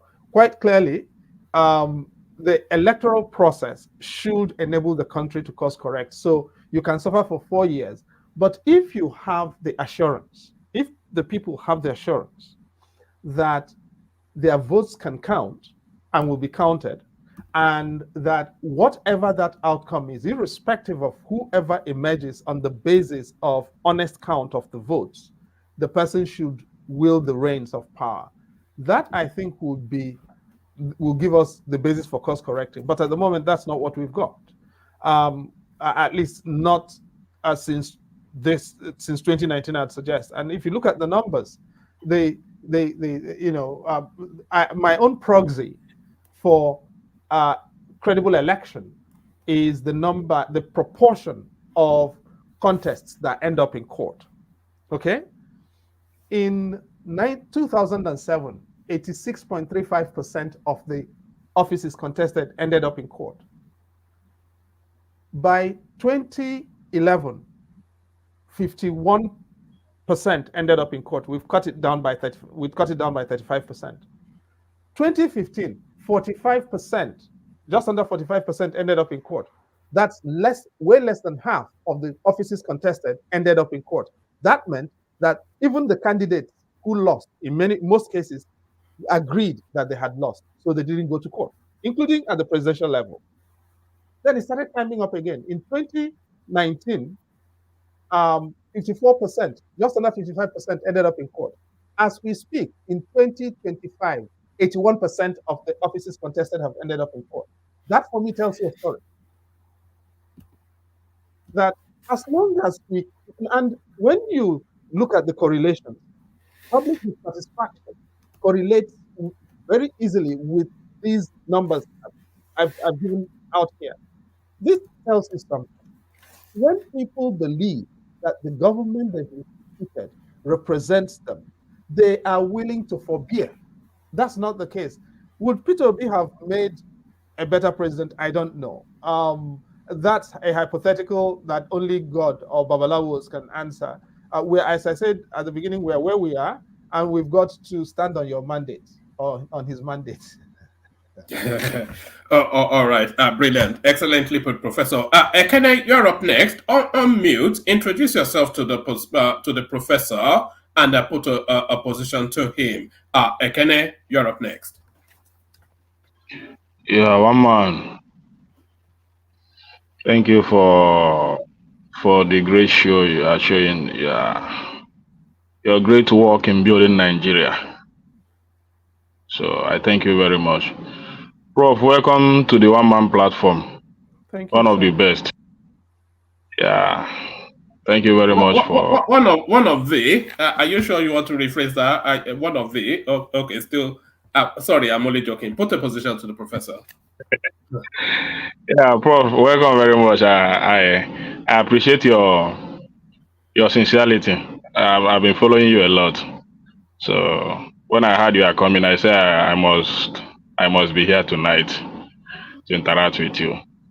So, but my question is just simple. Yeah, just giving a background of the security issues, the history of it, and all that, which is very understandable.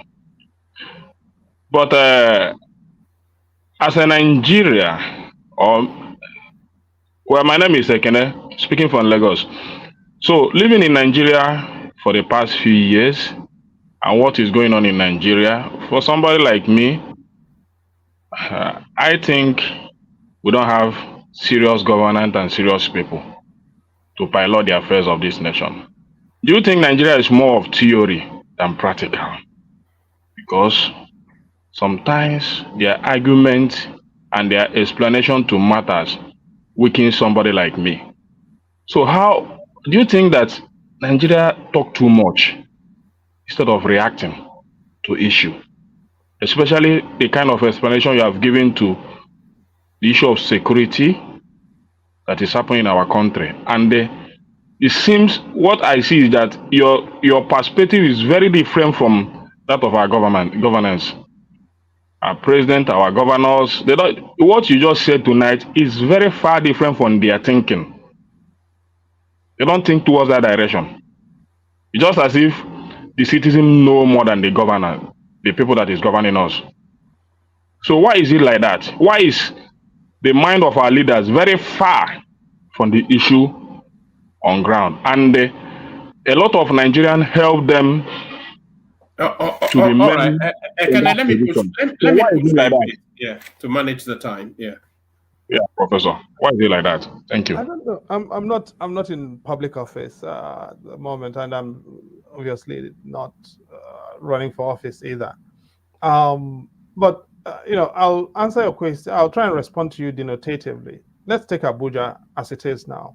Anyone who's lived in Abuja for the past decade would know that the insecurity situation in Abuja, the landscape was getting quite complex, and the likelihood of insecurity creeping to the center of Abuja was very high. On one end, you have Abuja is locked into this space hedged by 4 territories.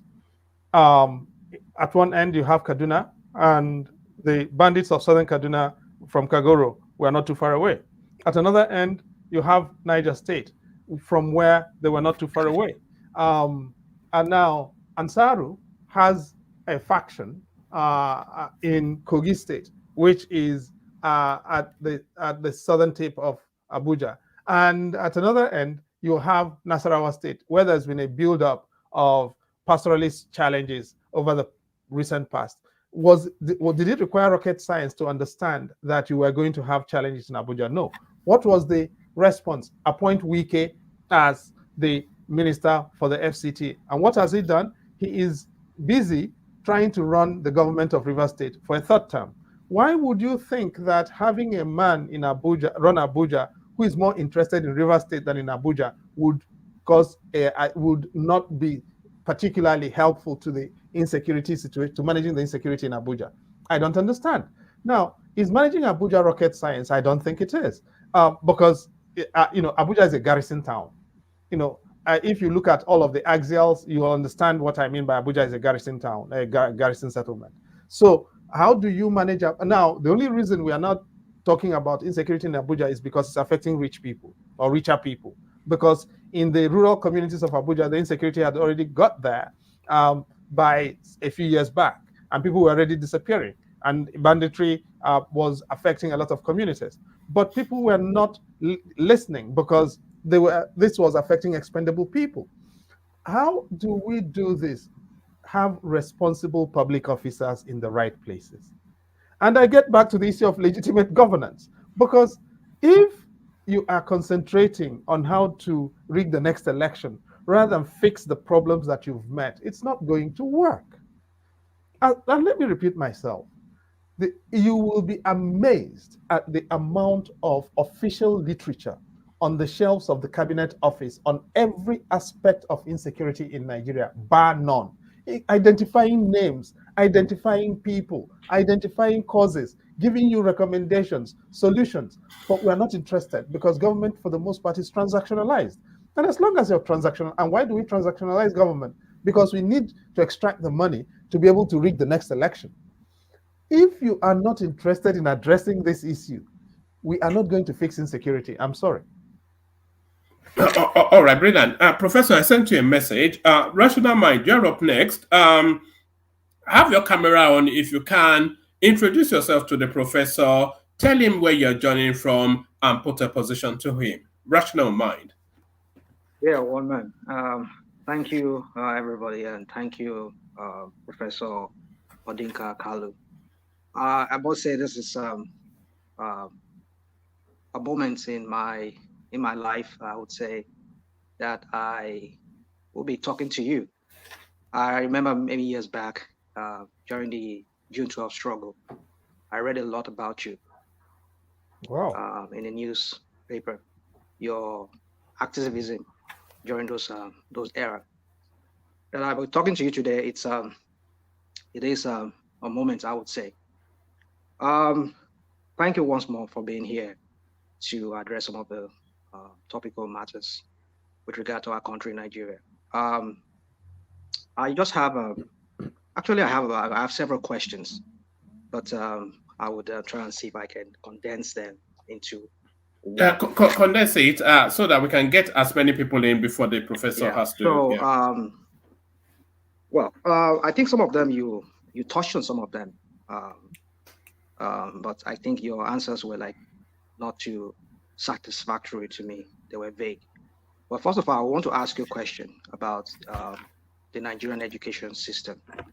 The other ones are also important, but that I want to ask you. So, do you see, considering those times when you grew up and now, considering now, would you say that there's a gradual, let me use the word, I mean, it's a word I will just coin that word by myself, a gradual illiterization of the Nigerian people. For example, you talk to our security agents, the police. Some of them can't even express themselves. They can't even talk proper English. I mean, when I mean proper, don't get me wrong. I mean, English is official language. They act like they are just not well trained. So you see that also across the society.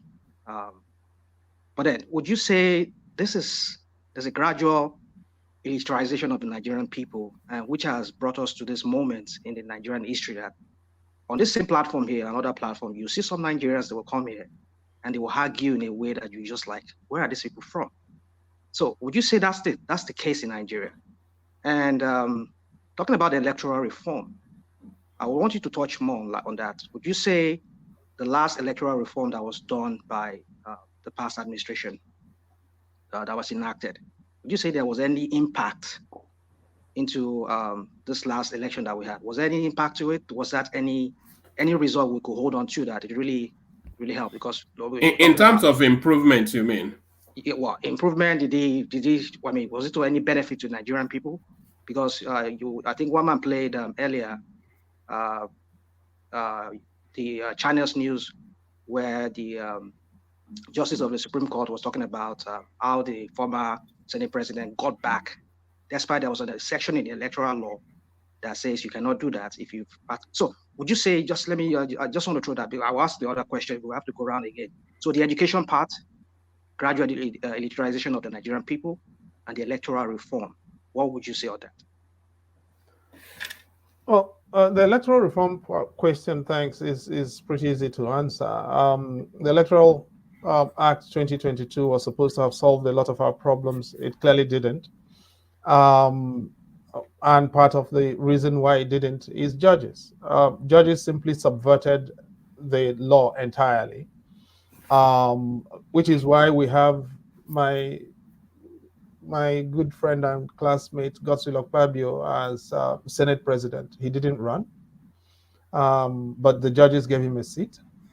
That's why we have Lawan in the Supreme Court. In the Senate. He could as well have been in the Supreme Court when you think about it. He didn't run. The Supreme Court gave a very disgraceful judgment in his case, returning him to effectively returning him to the Senate.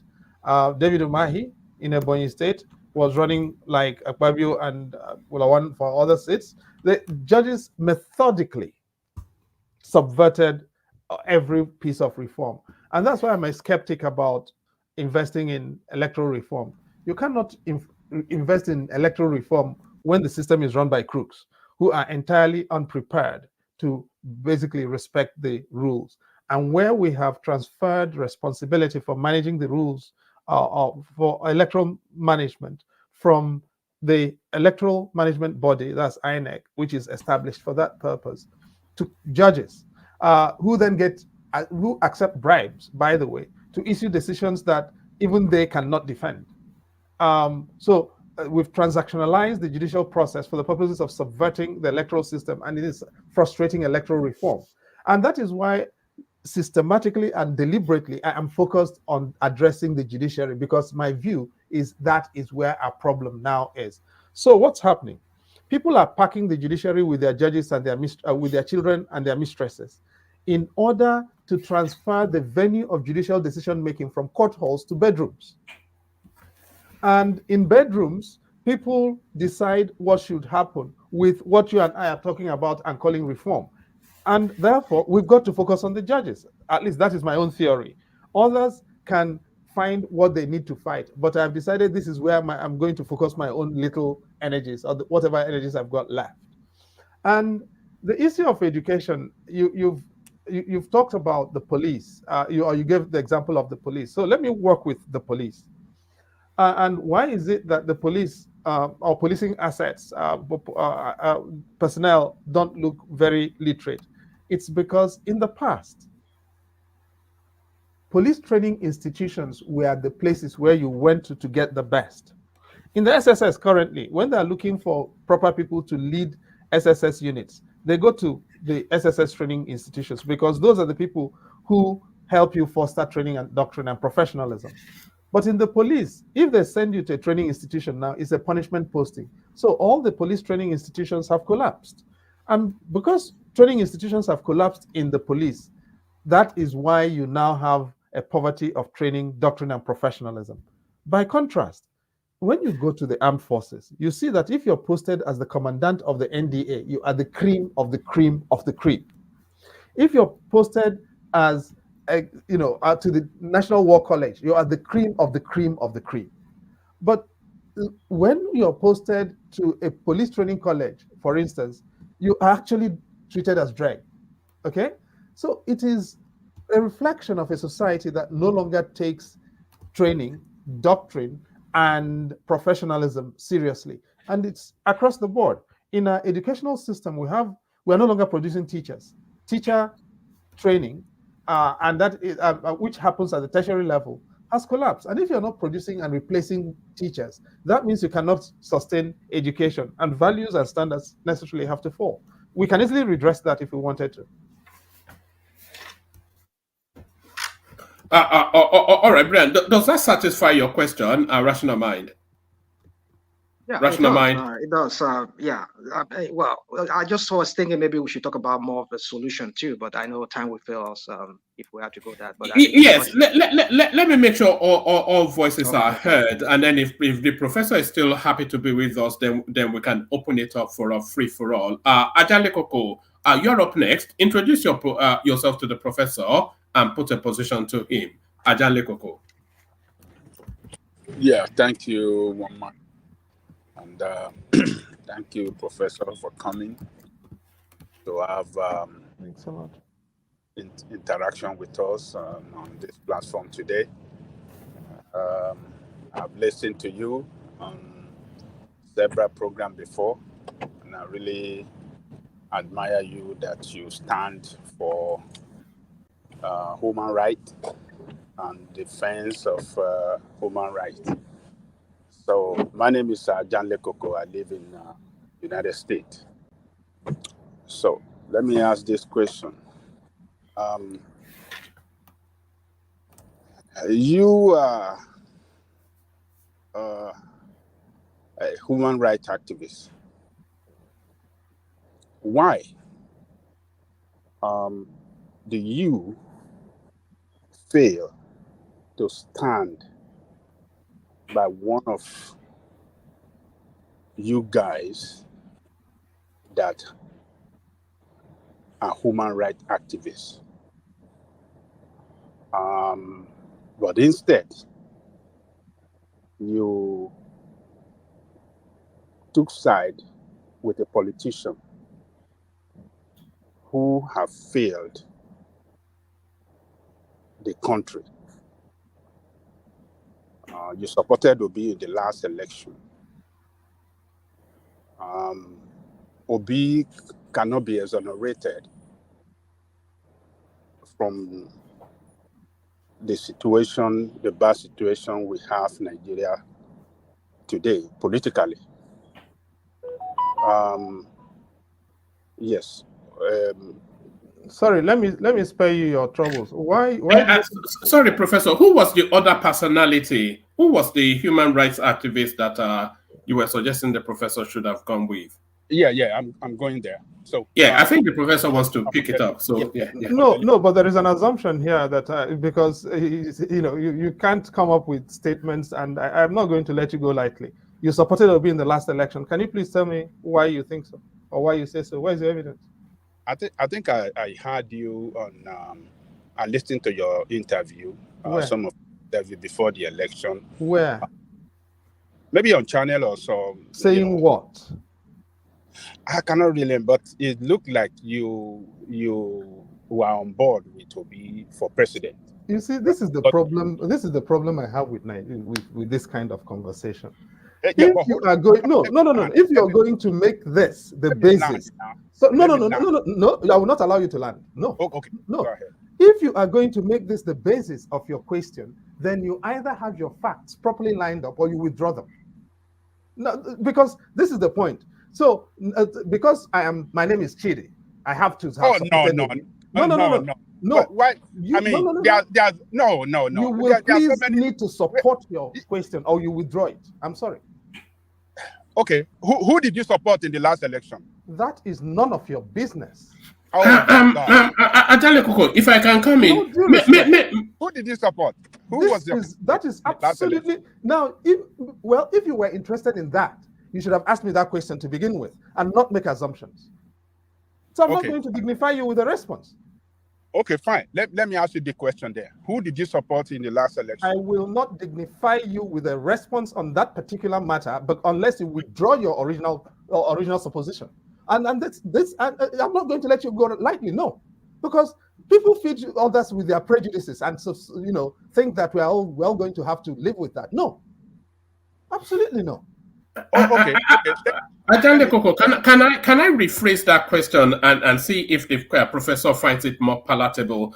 I think where Ajande Koko is leading you to is that why did you not lend the weight of your personality to somebody like Omoyele Sowore, whose backdrop in activism and fighting for the human dignity is more aligned to your body of work as well. So I think is that a good summation of where you want the professor to be, Ajale Koko? Ajale Koko.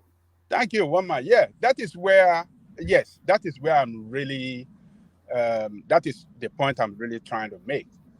So why were you not more frontal in the support of somebody like Sowore, whose politics aligns with your body of work? If that is the question, you see, I'm prepared to deal with it. But what I'm not prepared to deal with is people afflicting me with their prejudices. Okay? Now, and I was on record way before the election.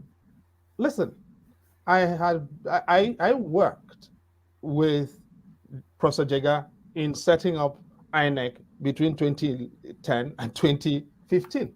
I understood, at least I saw the inner workings of INEC. I saw the current chairman of INEC and I left him because I did not believe that he has got the core of what it takes to organize a credible election. And if you read me, I was on record. I wasn't hiding about it. My view in writing persistently, repeatedly, was that the 2023 election was going to be a joke. I actually wrote a particular piece that outlined 5 particular issues that were going to control the 2023 elections. All of those things came through. So, knowing that the elections were going to be a joke, I wasn't going to be interested in wasting my emotions or sentiments in investing in an election that was predetermined. If you read me, Ajanle Koko, you would not have said what you said, and that is why I didn't want to let you go lightly. Omoyele Sowore himself, that you speak of, who is my brother, himself would say exactly what I have told you, that the elections were primed and programmed to be a joke, and they turned out to be a joke.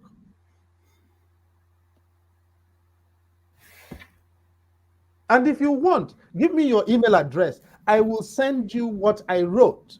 So this is not, I'm not inventing things about the elections. But no, I wasn't going to waste my emotions about an election that was going to be a non-event, which is exactly what it was.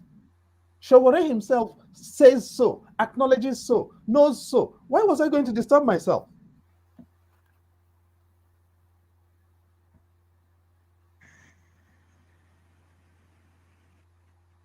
Ajale Koko. Oh, okay. So, well, that's fine. I mean, but no, if you watched anybody on any Nigerian TV channel say what you claim, that person could not have been me. And I say this with 1000% assurance. Go and do your research. Okay, that's fine. So what you are telling us, or what you are telling me now, is that you did not support any candidate in the last election. You didn't, you didn't. And you can go and do your research, or as people like to say, go and verify. Okay, that's fine. That's fine. Okay, my second question is this. Actually, on the issue of state police, you vehemently oppose that idea. With everything I have. Yeah, you vehemently oppose it. So, right now, at this particular time in Nigeria, I'm not opposed to it at a different time, but at this time, I'm opposed to it. You are opposed to it. So, considering the fact that Nigerian state it look very it look like Nigerian state is very, very incapable to secure the country now, considering the level of insecurity we have around the country. Everywhere is heat. There's no part of the country that is spared with this insecurity that we have. So what is your own solution to this problem? Because Nigerian police look very, very incapable. They lack the capacity now. They cannot do the job. So what is the way out right now? That's what Professor, with your permission, I think you've spoken widely on that, but I'm keen to get one more personality in at least, and then we'll see how you're still feeling. Let me go, Ajale Koko, with your permission. I'm sorry, I didn't hear you say. I think the first phase of when the professor came, he spoke widely on insecurity, the panaceas to it, where the country is getting it wrong, and all of that. So he was quite extensive. And another thing, he said he opposed your suggestion that we don't have to have a million-strong army to secure the country. The border is porous, particularly in the north, wide open. And with the problem from the Sahel region, criminals pouring into the country, occupying our bush, our forests. In every part of the country, we have all these criminals there that are not even, we all in the south, Fulani. Yes, I'm not saying that we don't have some Nigerian Fulani that, are criminal. We have some in Yorubas and Igbos that are in other parts. But most of these criminal Fulanis are not Nigerian-born Fulani. They are Fulani criminals coming from Sahel region into Nigeria. And you are saying we don't need a million-strong army to secure that country in such a way that we can have a better security in the country. So I don't know why you are so. Ajale Koko. Professor, do you want to hold your thought on that in abeyance? Let me bring another personality in, and then you have a real catchment of a man of prestige. Introduce yourself to the professor, because I'm keen to have everybody on the screen speak until the professor tells us he's had enough. So maybe we take everybody on the screen because I've got to run off shortly. Yes, I know. That's why I'm trying to push the conversation. Man of prestige. Tag on to what Ajale Koko said so that the professor can have introduce yourself and put a position. Okay, thank you, one man, for presenting Dr. Chidi today. Dr. Chidi, it's honor to have you on this platform. Professor, Professor, it's honor to have you on this platform. Please, sir. Okay, having said that, I know you want to leave us, because you've been here for a long time. I don't know how long you've been here, so I'm gonna make my story short. I was going to ask you a question in reference to what's happening in Nigeria right now about the falling of Naira. Any way to implement a better policy, but I'm not going to ask you that because there's a statement he made that caught my curiosity. You said the election we have was already arranged and predetermined who's going to win it. If you're going to make that statement, I'm not saying you're wrong now, and I'm not saying my assumption is wrong. Why did Obi win Lagos when that is the state of Tinubu? If everything is pretty much orchestrated like he stated, I'm just curious.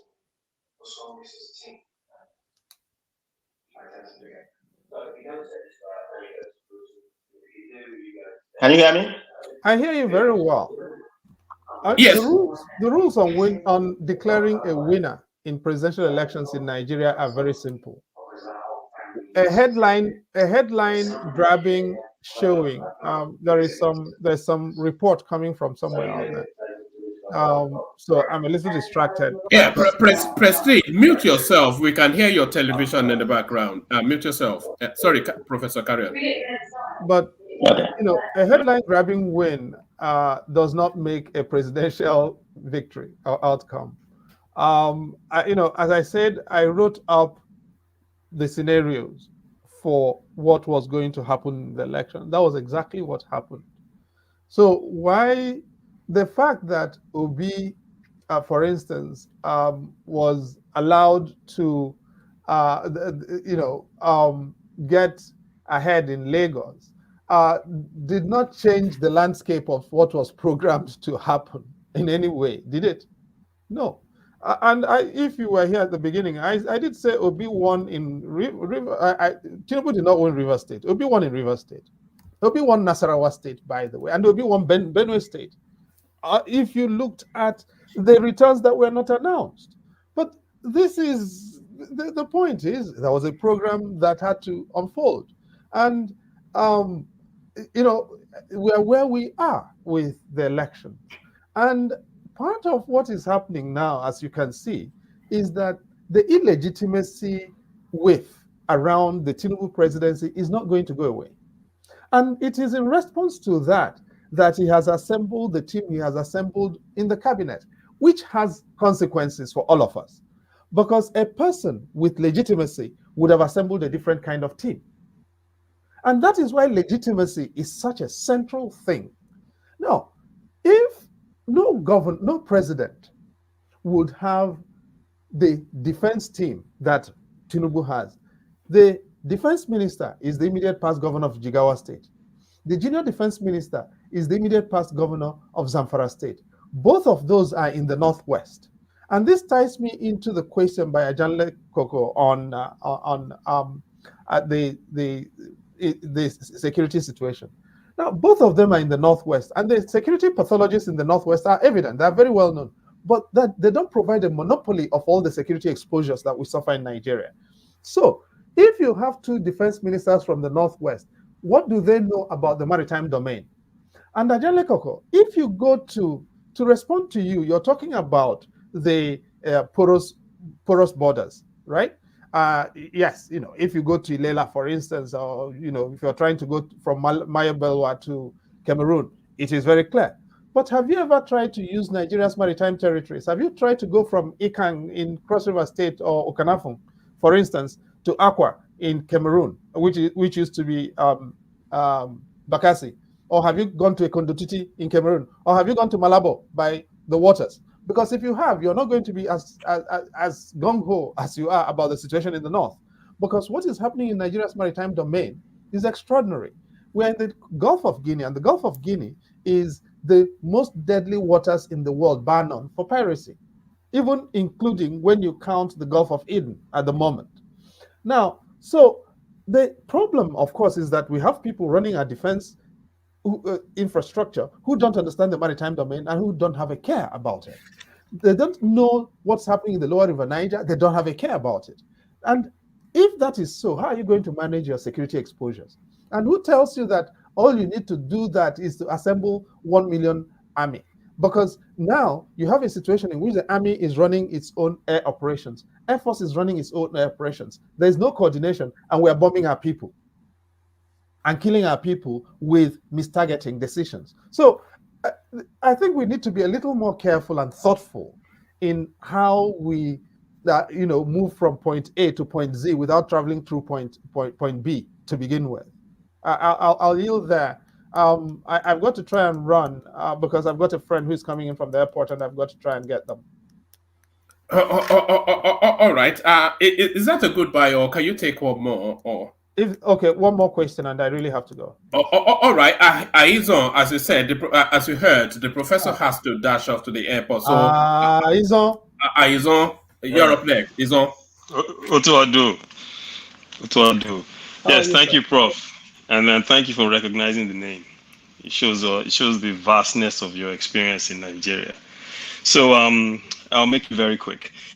So given what we've seen in Mali, Burkina Faso, and Central African Republic, in your opinion, based on the fact that you've read all these reports and you familiarize yourself with the security situation in Nigeria, how real is the threat of the Fulani militia in Nigeria? And then the other piece is, according to a UN report I saw recently, we have over 30,000 IDPs in southern Kaduna and over 1 million in Benue. Yet it seems like our government is dragging its feet on trying to get these people to go back home. What are your thoughts about that as well? I mean, the internal displacement problem in Nigeria is very huge. And I mean, that was supposed to be the reason. Sorry, there's another question. Maybe can we take that as well, Ife? Yes, if I come in, you were quite eager to, Ife, yes, let's hear from you. Be quick, the professor is pressed for time. Ife. Yes. Prof, thank you very much. I'm very happy you gave me the opportunity. I believe every country has an ideology that helps it to have some sense of stability. We have some countries that are based on religious ideologies. We have some which are more economic inclined, and we have some which are more nationalistic inclined. When I say nationalism here now, maybe in terms of ethnic majority or from a monarchical standpoint. Looking at Nigeria, we don't have any of these, and I want to believe these are part of the problems we have. Do you think, since we don't have a fundamental ideology helping us to have a sense of nationhood, do you think any leader or president for any part of the country can really unite us, looking at our economic woes, our security woes, and historically you find out that when we have a southern president, they fix the economy. When it goes to the north, everything go into comatose. So that's just my question for you, Prof. Thank you very much for allowing me again. Thank you. I really appreciate it. No, thanks. And that would probably be a fantastic place actually to adjourn for the day. But let me get back to Aizon and the question about IDPs. The IDP problem in Nigeria is vast, and there are different sources, from conflict in the north to inundation and then ecological situations in the south. Whether you're talking about Bayelsa or Rivers or Delta or parts of Anambra State, it's inundation essentially that causes that. Conflict in Benue State, lots of parts of Benue State, including parts of Greater Makurdi, for instance, have been wiped out, and settlements, people massively displaced as a result of the activities of these armed header militias.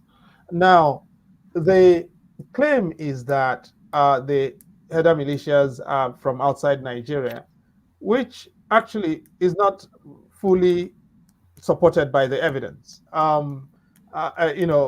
Yes, of course, there is a vast pastoralist community in West Africa, as a matter of fact, stretching from Morocco down to as far as Gabon, as a matter of fact, on the west coast of the Sahel, of the Atlantic and into the Sahel. But the fact of the matter is that a country that is interested in containing transboundary movements of these populations would absolutely do that. The evidence is, in many cases, certainly for electoral advantage, some senior politicians did import militias for political purposes. Those senior politicians are known to the security agencies. They won through and then won immunity, and as a result, we are where we are. I don't want to get into this place and start naming names, but we know who they are. The security agencies know who they are. They know what transpired. And if you read the Vanguard last weekend, you would have seen the story. The front page story of Vanguard last weekend was that a senior politician was being tracked by the security services for being implicated in banditry in the northwest of Nigeria. We know who that person is. Now, the point is, it suits politicians in many cases to be able to, or security agencies in many cases, to be able to protect these people. And sometimes, if you speak to the managers of the defense and security uniformed services, they will tell you that when they want to do things to interdict these people, the politicians themselves stop them. The politicians exercise constitutional authority because they're occupying office to say you cannot do that. And because they've got to obey civil authority, they will call off the operations. And I'm not giving you hearsay.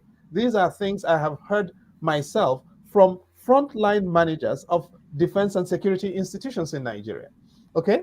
And so we have forced displacement as a result of a mix of factors that are not being managed by the politicians.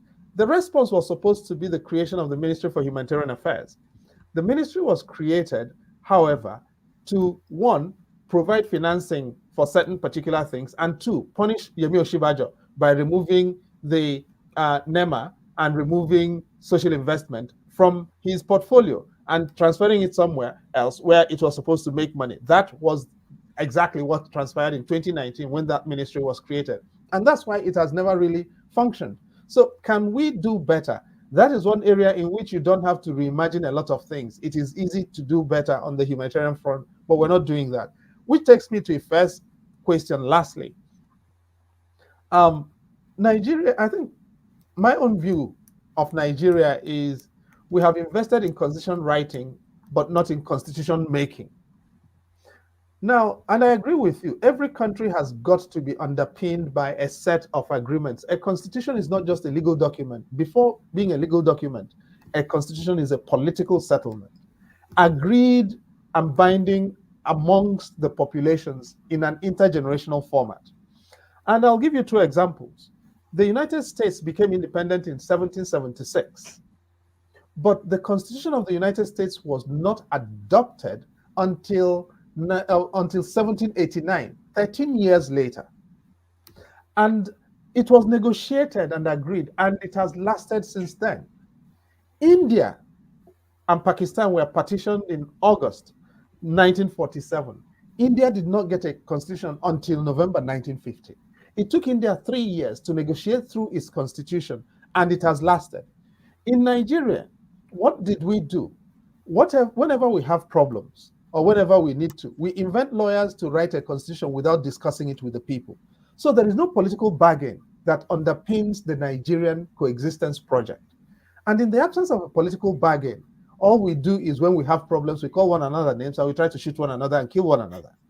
And that, unless and until, in my view, we are able to get a political bargain to underpin our coexistence and spell it out for ourselves, we are going to continue to have these problems. So if this is a summary way of saying, I totally agree with you.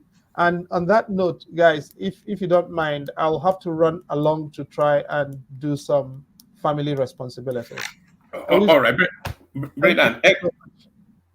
All right, brilliant, excellent. Thank you very much for doing this, Professor. A real delight, a brilliant session.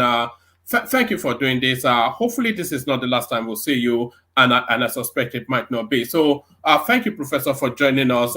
Have a good rest of the day, and have a good night. So that was Professor Chidi. And beware of spinners. I'm really sorry we couldn't get to you, but I hope. No, you got to him. It was okay. Rational Mind. It was the one asking you about education and whatnot. Okay, guys. Thanks so much. All right, thank you, Professor. So that was Professor Chidi Odinkalu, who joins us to talk us through all matters Nigeria. So let's have a micro musical intermission, and then we come back and audit how that session went. But of course, first, the K guides. Only water, where they see my water. Oh yes,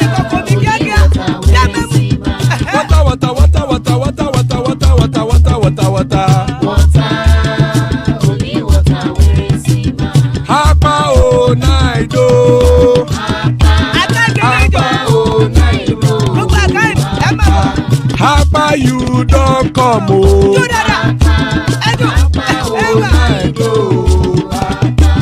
Hapa oh night oh.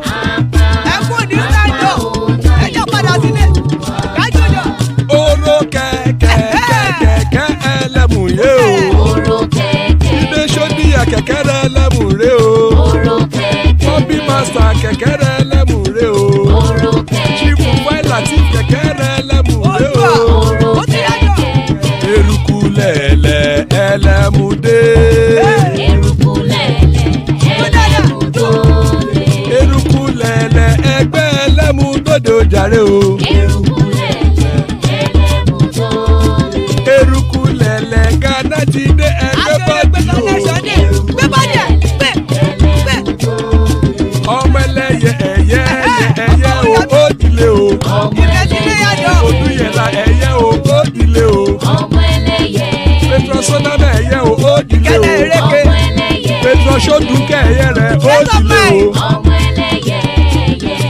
kọ ọ̀run mú ìní o.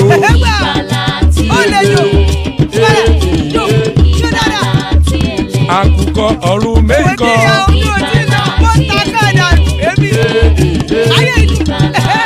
Ikú kò ní ríwà gbéṣe o.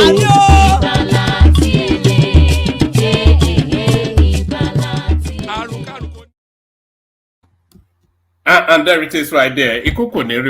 May death have nothing to do with us. So there it is. That was the excellent Professor Chidi Odinkalu, who came to regale us with the vastness of his knowledge and experience. So thank you to the professor. So now we audit what just transpired.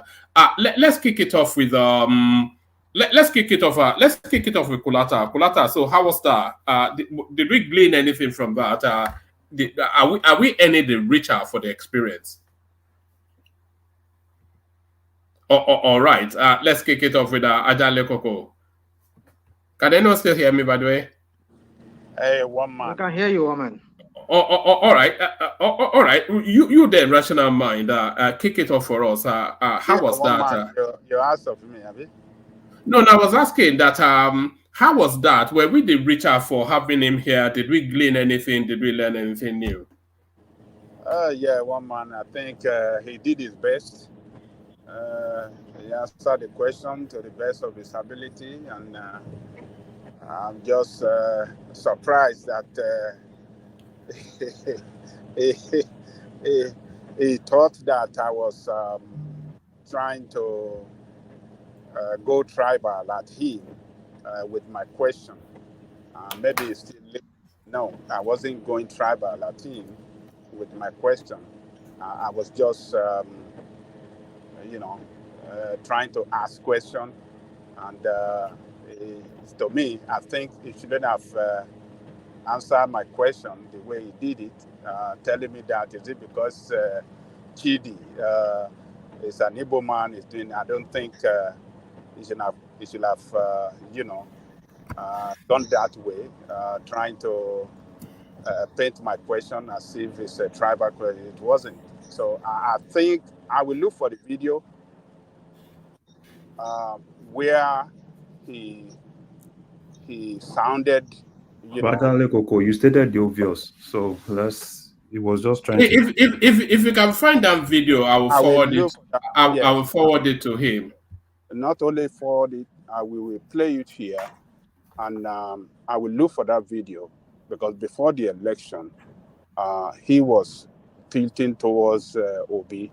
He was so critical of Tinubu, critical of APC, and hearing him today saying that he never supported no country.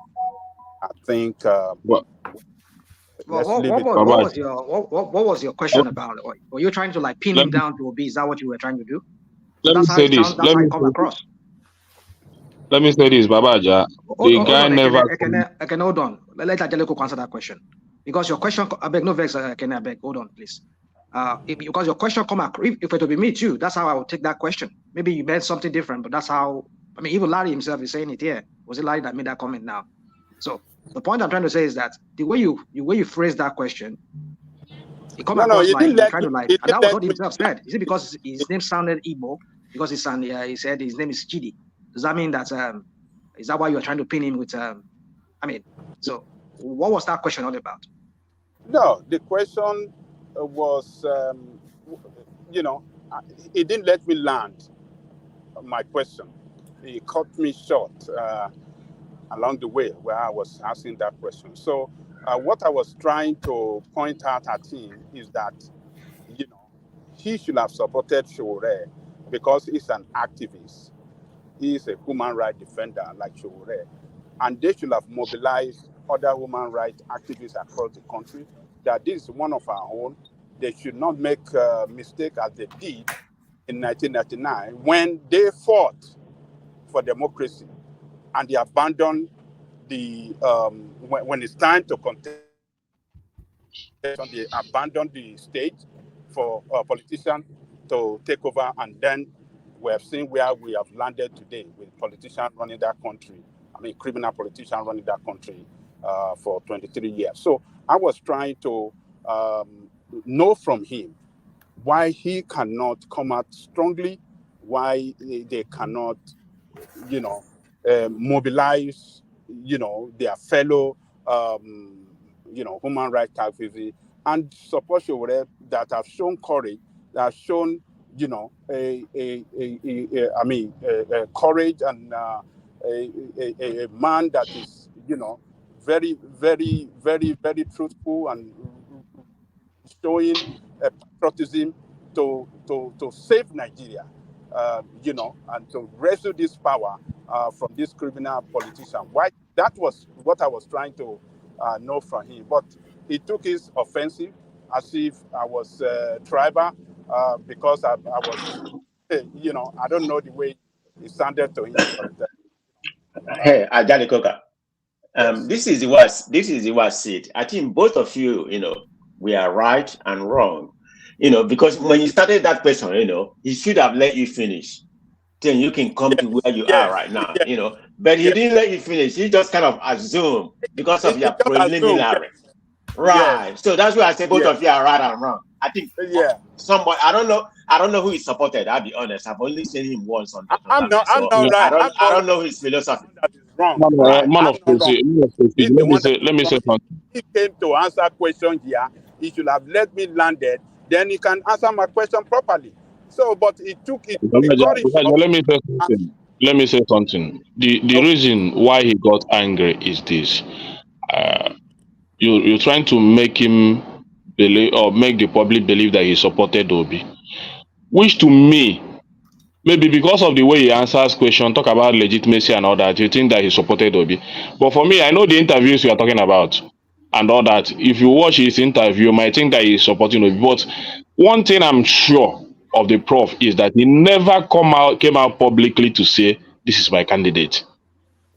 I watched almost all his interview before the election and after the election. This particular interview, if I may remember, I think it was. So I don't think I really said any of his interviews. So, even if he speak in the manner he speak, he said that Tinubu didn't win reverse and all that, then you think that he's supporting Obi. But my point is this: he never. That is why he's told you to go. Not because of that. It was because of the interview. Not even because of that. Not because of that. It was because of the interview I watched him. Maybe on Sheung or on Arise, he was very, very opposition to APC, and he was supporting Obi. I listened to, he was wearing a kind of white t-shirt, round neck t-shirt. I listened to this thing.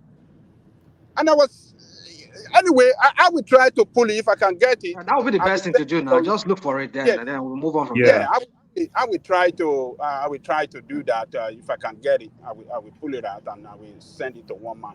But other than that, there are so many things he said that I cannot agree. He doesn't want us to have more military personnel, to defend the territorial integrity of the country. It doesn't want us to have a state police.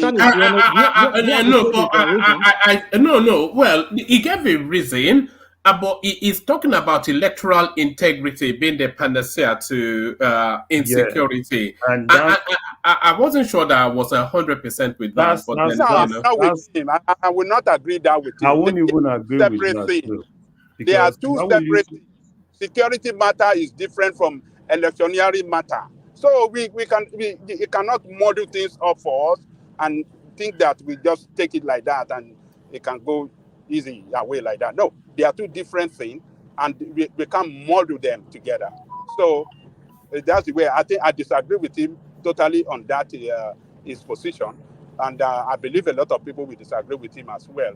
So, but other than that, one man, I think I will commend you for bringing him, and I will thank him as well for coming to spend some few, hours with us here. And I hope he will come back next time to have fun again on this platform. So that's my position. Thank you, woman. All right, brilliant. Let's hear from Tony. So, Tony, you heard from the professor. What did you make of it? Tony Africa. Tony. All right. Rational mind. Okay. I think we rational. Okay. There he is. Can I go? Yeah, you can go. I think rational mind. Your device is not connecting properly. Mute and unmute. So I Hughes. Yes, let's hear from you. Feedback. Prestige. Yeah, thank you very much. So I don't have that much feedback because actually, when you first saw me, that's that I just logged in because I've been gone.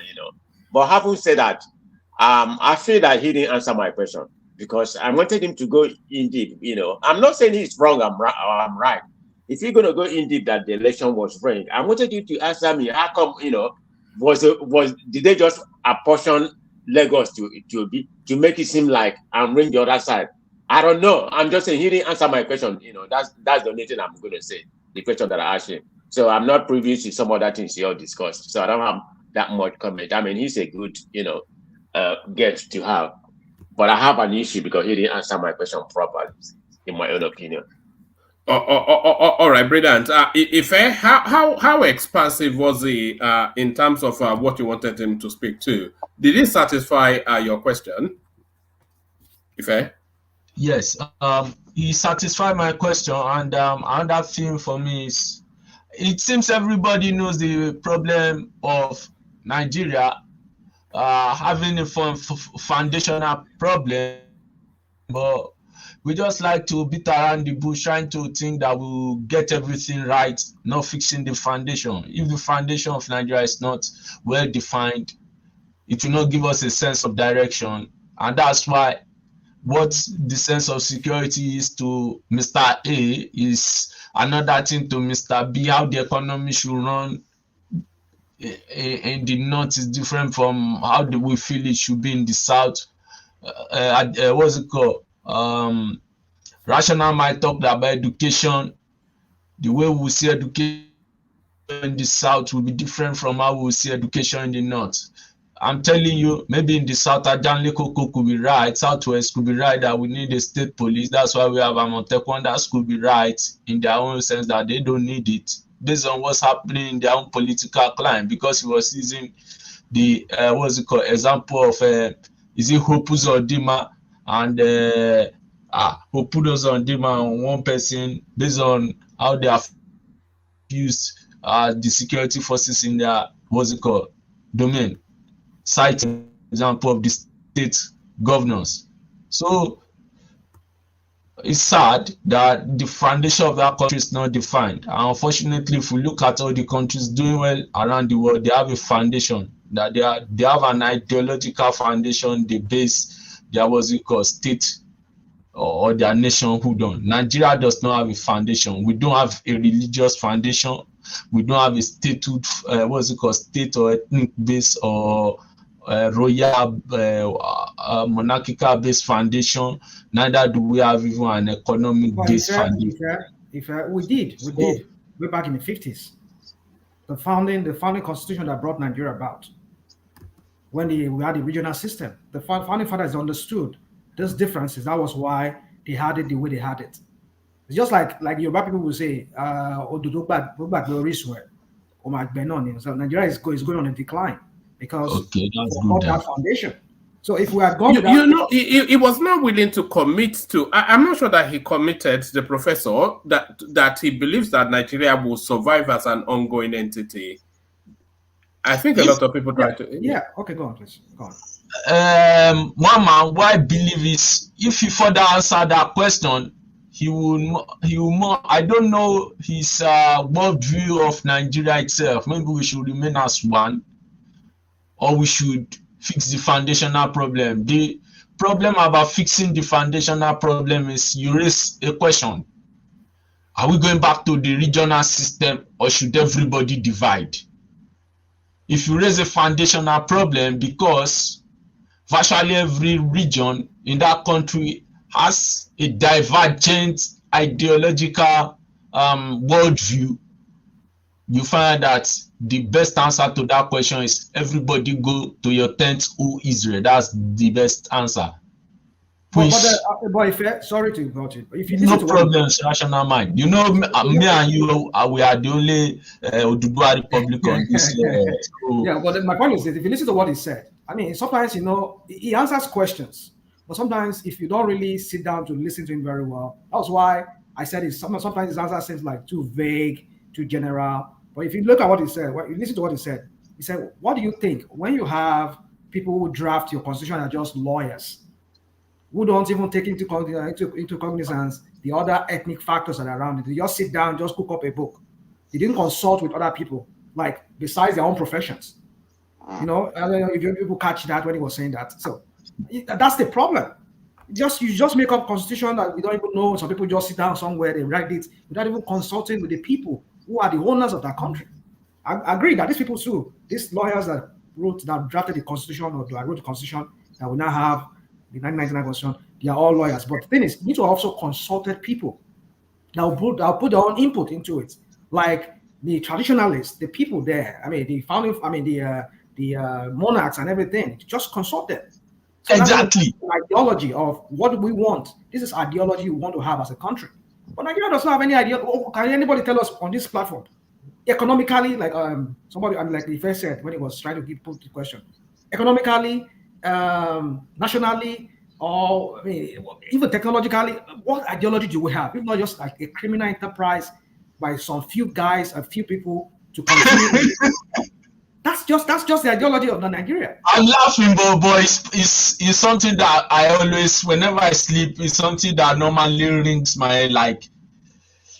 And that's why I find that irrespective of our talents, we are always scattered about. Everybody's looking for a country or a space that suits where he can work best.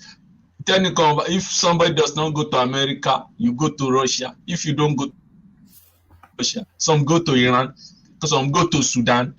Because you don't have an ideology. But you understand that the founding fathers, they understood this, and they had an ideology. I don't know if you've listened to Tafawa Balewa when he visited, was it during the... Yeah, Tafawa Balewa has an Islamic ideology. When he came to America here, he visited America, and he came, and then he was speaking. I don't know if anybody... Wama, can you dig out that video when he came to America here? But rational mind. Even though they had an ideology, it was not so widely accepted.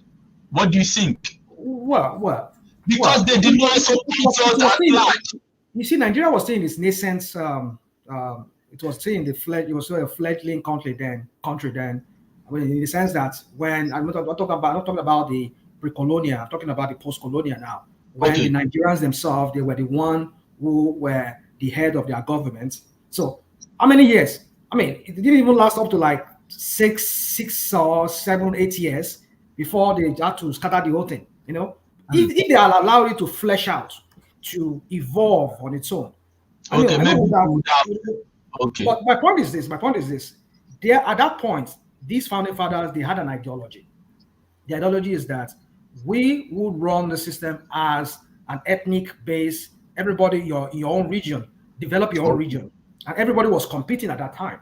A lot of the people today, all these people that talk crappy and that comes and support some criminals on TV, a lot of them, they got education back then. I was also myself, towards the latter part of it, I was educated through the, lower kind of education. I got it too. So my point is this, is that is it, because the whole thing was that people-centric. We want to develop our own people. Everybody was competing. The Eastern wants to overtake. So my point is this, that this is the kind of ideology, and Nigeria was progressive. So, but then when they got to abandon that entirely now, look at how we declined. So if we don't go back to this, I mean, I'm not saying we should go back to regional system. If we don't sit down and renegotiate the whole thing in that country, forget it. Anything we talk here is just meaningless. You cannot start saying you want to heal a sickness by just healing the sick. I mean, you need to go to the very foundation of what is really causing that sickness. So that's what I just see. I mean, he answered some of the question, but sometimes his question, I mean, his answers were just like more general, more not too clear, not too vague, just kind of vague, you know. So for me, I just that's what I would say. He did very well. He answered the questions the way I think he, to his own ability. That's his style of conversation, though. In none of the interviews that I've ever seen with him, it is never really full frontal. Because he's an academic as well, so he always speaks in broad strokes. But let's bring in voices that we've not yet heard from. So the star, hopefully you listened to our interaction with the professor. What did you make of it, the star? The star. Oh, all right, let's go to Mike if the star is not ready. Mike, are you there? Yeah. Hold on. How much of it did you catch our interaction with Professor Odinkalu? I missed most part of it. When I came in was towards the end. I think when Charlie Gogo was asking a question. That's the part I woke up in. Ajale Koko, he always wrestles them to the ground. Look at my guy. Yeah, when Ajale Gogo went to stereotype him. Yeah, I would have honestly. Ajale Gogo was going to ask a very good question. Why it is supposed to show? I would have liked to hear that. Well, unfortunately, Ajale Gogo should have gone straight to say accusing was supporting Obi because honestly, the guy never publicly supported anyone. I know that for sure. I never see him come out to say I am obedient or anything. That's why he was offended. But I think one might trying to rescue Ajani could go quick by saying, "Oh no," and he gave Ajani a chance to mention the name of that person. Like to say that name. Sure. Yes. Yeah. If he had let the show, the guy Exactly. he would have digested it better. But that would have been a very good question because Ajani Koko, he likes to slap them a little bit first before.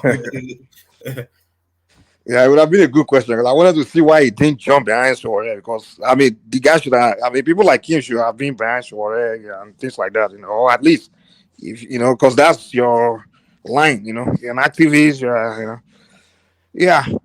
So, all right. If no one else wants to speak on that, I want to play this little clip.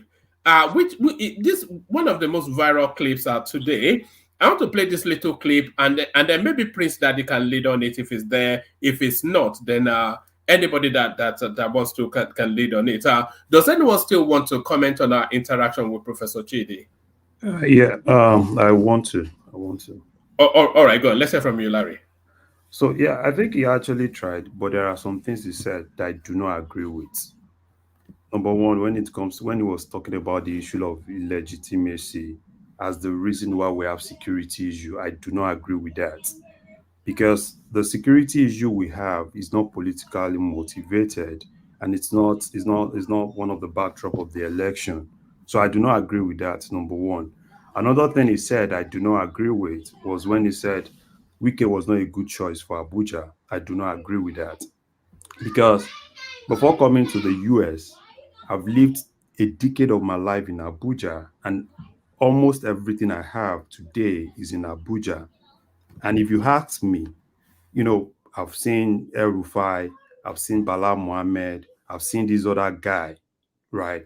Presently, if you ask people that live in Abuja, they will definitely tell you that Wike is a very good choice for Abuja. I don't know what he has with Wike. Now, the security in Abuja, the security issue in Abuja, this is not the first time that we're having security issue in Abuja. If you remember, even during Jonathan, there was a whole lot of security issue that almost everywhere. It was worse then. That was the worst that Yes. Abuja went through. Almost every road in Abuja, you always see, where they have to close one part of the road and make everybody use the other side. So for me, for him to have said that, I don't know what he has with Wike. Wike can actually have one or two issues with rivers and everything. But for me, right, being someone that have my business in Abuja and I pay taxes in Abuja, Wike is one of the best things that has actually happened to Abuja. And I'm happy that Wike is actually there. And with what he's doing, I can tell you, if I had to Can you tell us why Wike is the best? Okay. In terms of infrastructure, I can tell you that ever since Wike got there, every abandoned infrastructure in Abuja has been reopened, and most of them are almost done. If you go to Abuja, reopened and done as well. What do you mean by reopened? Yeah, almost. If you see, there are in Abuja, there's a lot of roads that were kind of half done, and ever since Wike got there, number one, Wike didn't bring new projects. All he just kept doing was to continue doing some of those projects and finishing some of those projects. And he's done a lot. There are several roads that Wike has actually opened. And for me, I think he's actually doing what people in Abuja actually want him to do. And if you look at Abuja, look at civil service in Abuja, for instance. Every civil servant that works with FCTA is presently happy because Wike has been able to help them do what no one has actually done for them before. Because with this, with the FCTA administration having their own permanent secretary, where they are actually now independent. You know, civil service in Abuja is done that, and infrastructure, Wike is really on top of that. And when it comes to security, he has done what he could do, but we should always remember that there is limits to what he can actually do. All he can do is to support the security and give them what they want, what can actually help them, which I think is actually on top of that. As far as Rivers is concerned, right, he can have one of two of his issues in Rivers. He can have one or two issues in Rivers, but as someone that have lived in Abuja, that have most of my family in Abuja, and have a lot of friends in Abuja, and have my business in Abuja, and I pay taxes in Abuja, I can tell you, aside El Rufai, Wike is actually the best thing that's actually happened to Abuja. Is that not what he's trying to do? Is he not trying to beat El-Rufai's record? Yeah, it's just 8 months there, so I don't know. He might actually still beat that at the end of this thing. But then this one you're saying, because I have people also in Abuja, from the report Okay. I'm getting from over there, it's not like what you are even telling us here. I don't know. Okay, what Maybe, are you hold on, Larry Joyce. getting there? Maybe you live in my Governor's Hill. I mean, is it Governor's Hill? What do you call it? Is it Governor's Hill? Asokoro area, those areas. You live in those high posh areas, Gariki and all of those areas. Okay. So, but then if you're talking about Kubwa, talking about Pape, Nyanya, all those Tunga, Maji, Tunga, whatever, all those areas, going to like you're going exiting towards where they have JAMB, is it JAMB office? Okay. I mean, those areas. Some of my people I have there, they're all telling me that no, nothing is going on. So it's whatever you maybe those areas, those Gariki and those. No, it's not like that. So what are you talking about? Give me an example. It's not like that. Of these areas. Even all those places you are talking about, right? In every area council. So what you've always seen in Abuja is just that there's a lot of, the abandoned things in the area council. FCT just focused on AMAC. But what Wike has actually done is each of those area council, at least 2 projects are presently going on in each of the area council. Go to Buhari area council, there are projects ongoing there. Go to Gwagwalada, there are projects going on there. Go to Kuje area council, there are projects going on there. Go to which other area council? So almost all the area councils now have FCTA presence. And don't forget, each of the area council, Abuja is just like each of the area council also have their chairman. And it's not everything that FCTA is going to do. Each of the chairman also have to do 1 or 2 things. But ever since Wike has actually gone there, was it not last week? Wike was in Kuje last week to flag off projects in Kuje. He's done the same thing in Gwagwalada. He's done the same thing in Buhari area council. So when people say Wike has not, because that's why I said, as far as infrastructure is concerned, he has done what El-Rufai was the last person that actually did that. The other guys, from Bala Mohammed to this other guy, the only thing they were interested in was land.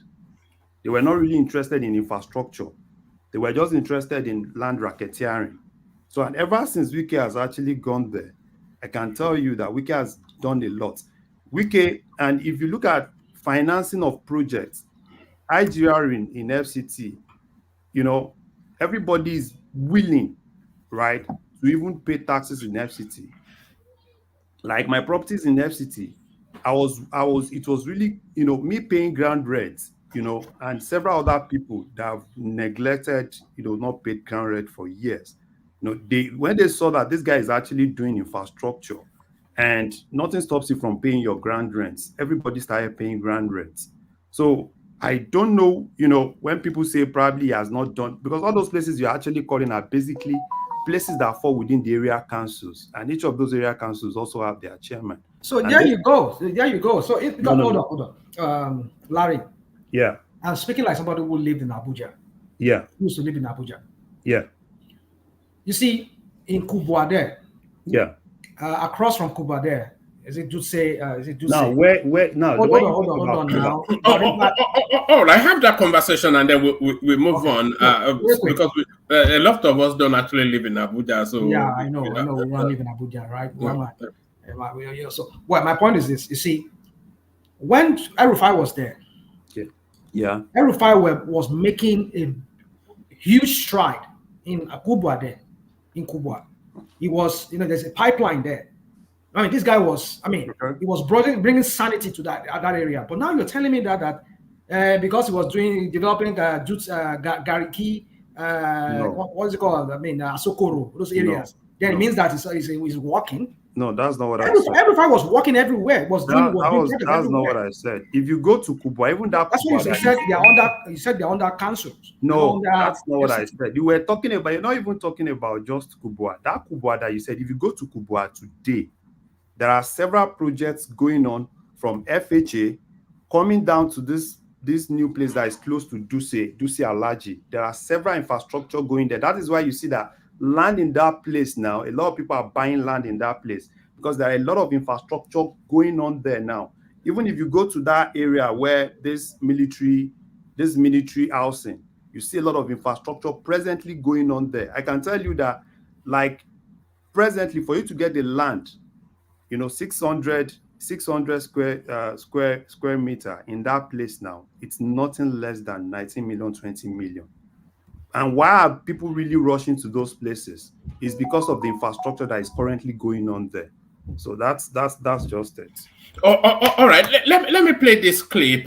This was one of the most viral clips coming out today. So watch this, and then if Prince Dad is there, I want him to lead on it. If it's not, then whoever wants to pick it up, pick it up. But guys, watch this. Then it's time for us to just put the imperial hat back on to say, we're going to govern those countries if you're incapable of governing yourselves, because enough is enough. We're done being invaded. Because our own national security risk is at stake. Exactly. National security interests are at stake. You can say that about pretty much all of Africa. They're incapable of governing themselves and benefiting their citizens because the governments there are all about looting and pillaging and lining their pockets and going shopping in Paris instead of actually making their country better. People on the left are going to watch this. They're going to say, wait a minute, Eric Prince is talking about being a colonialist again. Absolutely. Yes.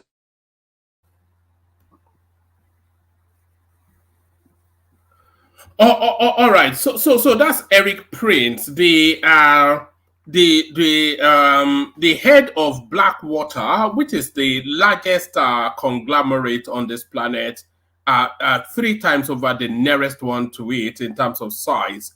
And he's now putting forward now that Africa should be recolonized. So have you seen that clip, and how do you respond to it, Prince? Yeah, hello, one man. Can you hear me? Yes, we can. Carry on. I'm not sure if I've seen that clip. I've seen a little bit of it. But anyways, it wants to recolonize Africa, which may not be a bad idea, actually. It may not be a bad idea, really. We've spectacularly shown a lack of capacity to govern ourselves. So, why not recolonize? Right, yeah. I see what the guy is saying, but since he wants to put Africa out there, let's put him also on a scale. So I completely disagree with that, by the way. Well, continue, sir. Mike, you're a traditionalist. But anyways. I'll tell you why. Go ahead. But see, the guy, to the reason why he said that, is it because BlackRock or the companies that he runs, they have good intention for Africa? Is that why he is saying that? And that will also portend that is a moral agent in the sense that he wants to do that for the benefit of African people. The question is, are they giving money to African nations out of the free will from all the profits that they make?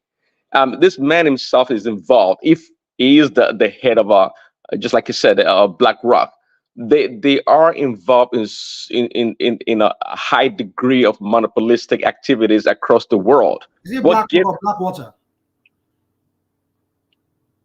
Blackwater. Blackwater Defense. Oh, Blackwater. Okay. Well, okay. Well, still, given what he does or the company that he leads, they're not moral agents. But at the same time, it's always good. Say sometimes personally, I like to. It doesn't matter what the messenger is. Actually, it doesn't matter if the person is saying the truth. I like to go with the truth, though the person may mean harm, as long as the person's truth is the whole truth. There's no doubt that. Prince, look at it this way: the Africa is of strategic importance to the rest of the world in terms of the resources embedded there. So that's one thing. The world relies almost more than any other space on Africa in terms of resources, and then almost to the last country, every country in Africa is badly governed. He's telling you, as we all know, that they are self-serving, they kill each other. All they ever do is loot their resources and take it to Paris. He doesn't especially care, but the disruption to world trade that bad governance has in Africa has on the rest of the world, he's saying the rest of the world should not and must not stomach anymore. It is now time for grown-up adults to go in and take charge of Africa. Yeah, I heard you, man. See, again, I mean, the man talks like a rational mind. It lacks historical context in his presentation. Well, I mean, if you follow the history of Africa right after the colonialists, right, you can see the handwriting of the West in mostly on the entire continent. Okay. Now you're making sense. Now you're making sense. Go ahead. The destabilization of Africa is not by itself a void. It is the machination of the West in all degree. Now you have to defer to such books as Failed State by Noam Chomsky, and he talked about how Africa has become a source of raw material for the West. It's not in the intention of the Western powers to allow Africa to grow by any chance. But guess what? Now they have the right partners, like the mafia, our African leaders. They are their strong partners. They, because of that greed, which is natural to most human beings, or all human beings to be greedy and selfish, they have assumed the power, doing the work of the colonialist or the Western world. This guy, you can tell from his, people talk sometimes, you can look, this guy is lightweight. He doesn't have a clue what he's talking about. He hasn't read much. He's not well read. But again, it doesn't dismiss that his point is valid. And my position is, look, it doesn't matter what somebody does to you. Okay, at the end of the day, you have the responsibility to lift yourself up. You're not going to expect your victimizer or the person that victimized you to be the one to help you up. It's not going to happen. So yes, and right now in the global context, right, Africa is such a unique place to capitalize on. So which part do you agree that it should come and colonize us there? You should come and govern us. Which part do you agree with that? Because that's where you started from. It's like you're not changing your view, and then you still accusing us that we should not expect. I mean, which part? What makes you agree that he should come and recolonize us? Because we've not shown capacity to be able to govern ourselves. The two words I use all the time when it comes to Africa is leadership and the ability to organize, leadership and organization. Those are the two words I commonly use. So not like I agree with the guy, because trust me, well, Mike, I've said the same thing also. Like, look, let these white people come and take over. Because when look at South Africa. Let's not kid ourselves. Really? Let's not kid ourselves. Look at South Africa. When the black people start to rule that nation as the people in power, the country is going down the toilet. What are you talking about? No, South Africa never went down the toilet. I think what you can say, hold on. What you can say was the black population, which were largely very impoverished and also undereducated and everything. When the black came, when they start putting them into the system, of course, you included a bunch of population that have been left behind into the system to create a fair ground. Of course, it's going to drop. It's not going to be, it's going to drop down. So that has nothing to do with just because they are black or anything. Because in the past, the black was just excluded. So the South Africa is just white in white society. You understand? So when you got to take the bunch of poors along there, of course, you're going to drop. So you can't, let's stop that excuses. And all this idea that we can't, wait, this idea that we can't govern ourselves. The question is, you ask those guys is, when great leaders came in, and they started performing. Why did the same West assassinate? What is it that it's so consistent that whenever Africa had great leaders, they get assassinated by the CIA, and then you impose somebody terrible on them. Example with Congo, when Patrice came in, he had ideas. You assassinate him, you impose Mobutu on them for 40 years. When Sankara came into Burkina Faso, say, listen, this economic model, the West is imposing on us, we're not going to use it. He dumped it and started creating he came up with a new idea, new system. And Burkina Faso started advancing, begin to develop, came in assassinating. Even when Murtala Mohammed came in, he said, okay, what is this? What is this deal they're going on? These people may go on sign with them. It's like, no, we have to nationalize our oil. They took him out. Murtala Mohammed within 6 months. When MK Abiola came in, started coming up with different.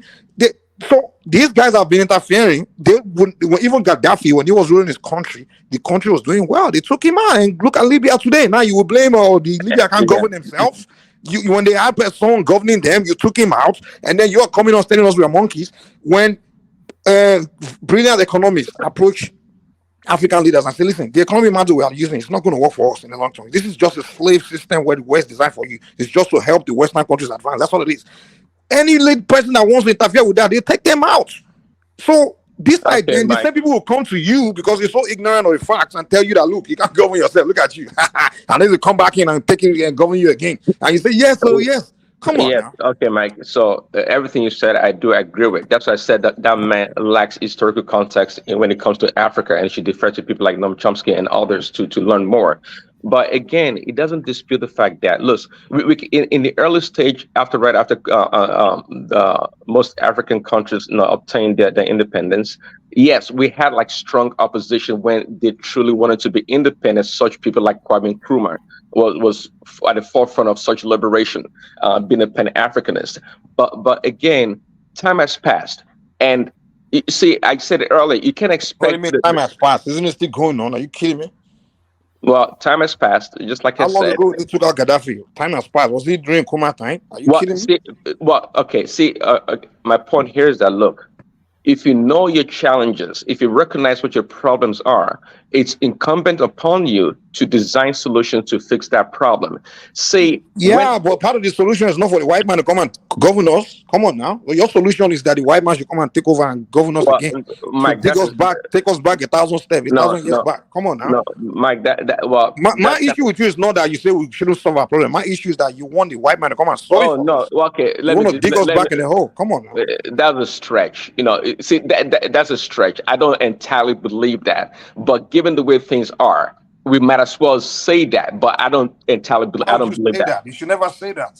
Please. Well, listen, and you know why I can say that. I always know you. You have this inferiority complex. You believe this white man is, and I think your religion is the reason why you reason like that. You see white man as your God and all those things. So you see them as this superior race of people. And Africans no, Mike. Okay, before you attack Christianity, which is your MO, let me tell you, you live in the West, and most of you guys do. And I wish, what's it called? But anyway, most of people live in the West, and in the system in which you live in, you appreciate that system because why it works and it's efficient. There's no doubt about it. So when we live in a place and we see things, the way things progress and how they are structured, why wouldn't I say, well, if these people were in charge of an African nation or Africa, they will replicate the same thing. That's if they choose to do that. So there's nothing wrong with that. We're speaking for. They will not replicate it for you. When they were in South Africa, they didn't replicate it for the black. Well, they will not live with you. They will not sit down and watch you enjoy your life or progress. Mike, these are people that know. Listen, these are people that know. You can't continue to point finger at people. You are the one taking us there. I'm not pointing finger. We are there. There's no need of me pointing finger. I'm already in a circle, so there's no pointing finger. We are in a circle of the conversation. So it's not like I'm talking about something. I'm pointing finger at somebody else. That's not what we're doing here. We are the ones saying if they this, and I'm telling you for a fact, when they did, they're not going to do it for you. When they were in South Africa doing their thing, they kept the black away. They don't want them. In fact, they didn't want to share how they're doing it. They don't want you to progress. And so that's the thing, Mike. And that so you should know their nature. What they do, is not unique.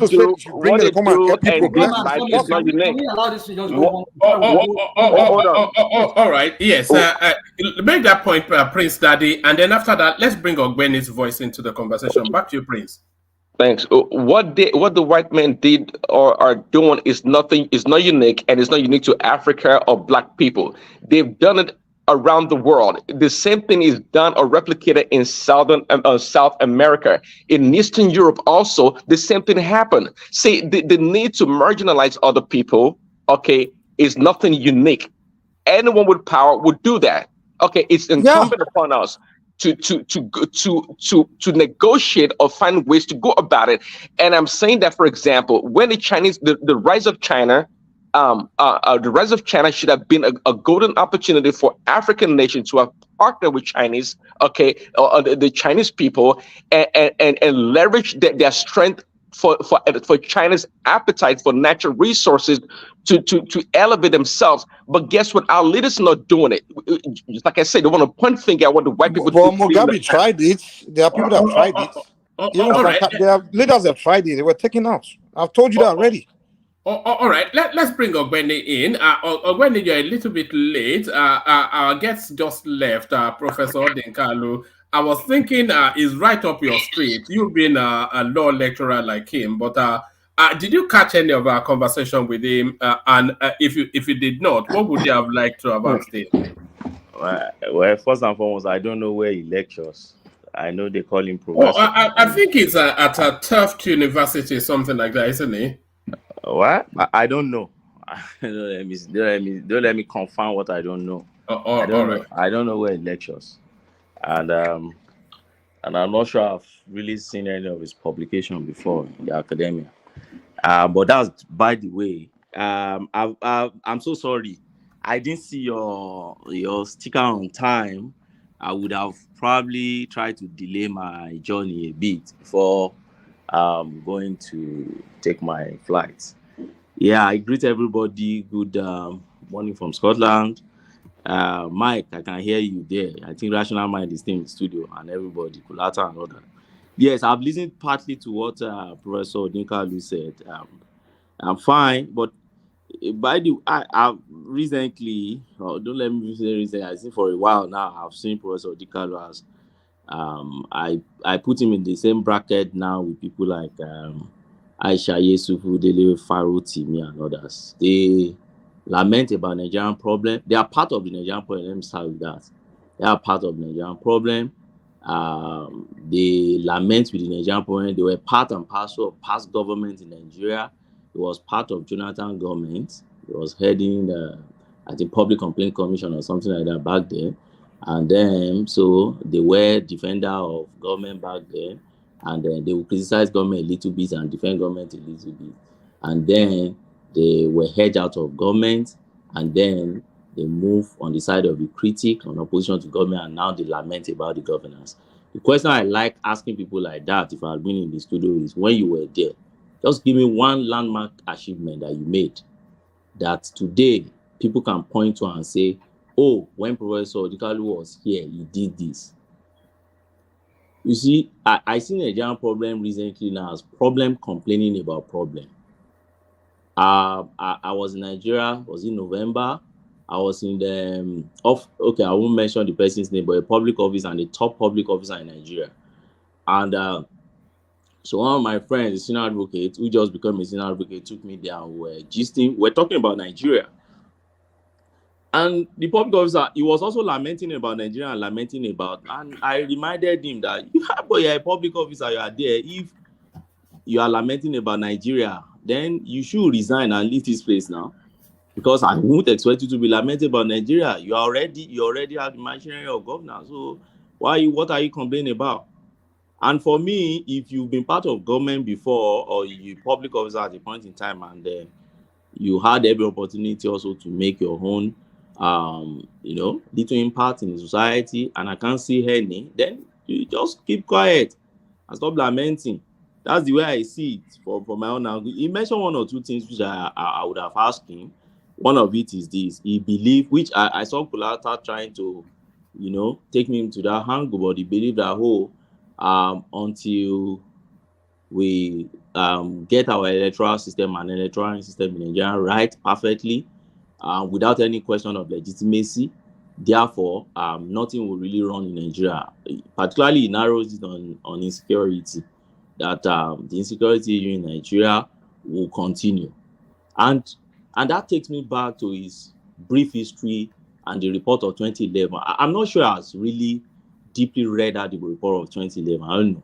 And reports that have come before 2011. Boko Haram report didn't start with 2011. Boko Haram was not 2011 thing. It started long before then. You should recall those sect of guys from the Sahel coming down and later form an alliance to become Boko Haram along that Borno side. I think you need to go and read a bit further about origins of Boko Haram. It didn't just start in Nigeria. They migrated down, but they found during our not First Republic, now the Third Republic, they found a fertile situation on ground to veg on, and that was what allowed them to be able to settle down. And because of the complacence of our government back then, they were able to fester on. And today, and then the politicians was able also to use them to achieve their own purpose or goal. And ever since then, we've been battling with that trouble today. And it baffles me also how he felt Boko Haram and this kidnapping and others are not the major problem we have in Nigeria. And his reference to the major problem we have in Nigeria is the court clash, the ritualist outside there, the community clash that happened. That has always been a problem in Nigeria, even from before independence. That is not the insecurity we're talking about there. We're talking about insecurity that has element of terrorism in it. You can't be comparing it to court that is doing court clash and all these things. We're talking about crime at the level of terrorism, comparing it to. So for me, I think he's comparing what is not comparable at all. And but it was cherry picking. Yes, and to now say illegitimacy. Is there any election in the world? And I keep asking, I don't know.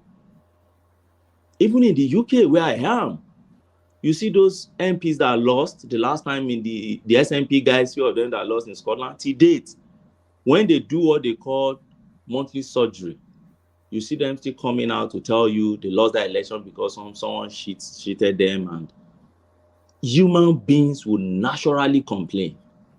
So out of 200 million plus Nigeria, until the entire 200 million plus say, oh yes, this man they voted for. And he made reference to 2015 and said, Buhari actually won scarcely in 2015. And I just laughed because I knew what was his reaction to 2015 election. So now he woke up how many years after to say, oh, Buhari actually won. See how our leaders could be. And then I wanted to ask him, okay, if Buhari actually won in 2015, then what about 2011? Did Jonathan win? Okay, Jonathan won in 2011. Then why was insecurity after 2011? Till that 2015 was the height of insecurity in Nigeria. Boko Haram was bombing them. Abuja was completely ungovernable or unhabitable for us. I was in Abuja. You go to church, you go to mosque, you go to police station, you go to mall, you go to everywhere. You see they will barricade everywhere because bomb can blow anywhere. They went to Inspector General office, blew bomb there. They went to UN house, blew bomb there. They went to Yanya bomb blast, blew, and so. But Jonathan won 2011 because nobody can challenge that 2011. Jonathan actually won scarcely. There was no issue of legitimacy. But Buhari was everywhere around, crying around that he lost because they rigged him out. Yet, so what's the connection between that legitimate government that Jonathan had in 2011 and the insecurity? So for me, I see it as a reductionist approach. When you are too simplistic. Do you? Ajale Kuko somewhat accused him of being unobedient, and it looks as though, from the thrust of your submission so far, it looks as though you lean in sympathy towards Ajale Kuko. When I started, I said I put him in the bracket of the likes of Aisha Yesufu, Dele Faro, Timi, all those gangs that lament only about Nigerian trouble. If you ask them to provide solution, they won't tell you about solution. They will still go back to that problem and be talking about our problem. Recently, I've removed Patutomi from that gang But when you look at what Patagonia have been doing recently, it will criticize government and profile his solution.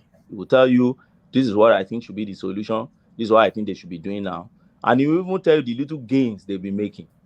But these are set of guys that will never come, in their sadistic approach, they will never tell you, oh, these are the gains they've made so far. Because I remember you were asking him that, were these things not accumulated issues of misgovernance over past that now cascaded into, oh, they will just find a way to just, they will explain it away as if, oh, the problem started yesterday, we were in heaven before. The government of the day just brought hellfire upon us. Hold on. You said you knew his reaction in 2015. What was his reaction in 2015 when Jonathan lost? His reaction in 2015 was against Buhari's government. So what was the evidence for that? Okay, I will go online and pick one and send to you. Okay, send to us and let's see. Okay, so maybe you'll be okay with that. Throughout, let's see it. Let me give you another example. Throughout El-Rufai time in Kaduna, Professor Odinkalu was one of the ones that fought El-Rufai to a standstill. And then I asked a question. There was insecurity in Kaduna. El-Rufai won scarcely in Kaduna. There was no doubt he won that election. 2015 election I'm talking about, he won that election. Now, my question now is that, so what's the connection between the Kaduna insecurity and the legitimacy of El-Rufai? It has no connection. The insecurity in Kaduna predated El-Rufai's regime, but El-Rufai did not undo it well because El-Rufai started playing extreme religion politics and everything with the thing, and then the Fulani thing with the thing, and that escalated. Benny, you are saying something that we did not hear here. I mean, where are you getting all this thing? We are all here. We heard what this guy said. Why are you bringing all this? Because the only time you used the word illegitimacy was with regard to Tinubu's presidency, and he proposed a solution as to how he could have even gone about it. If no, you don't.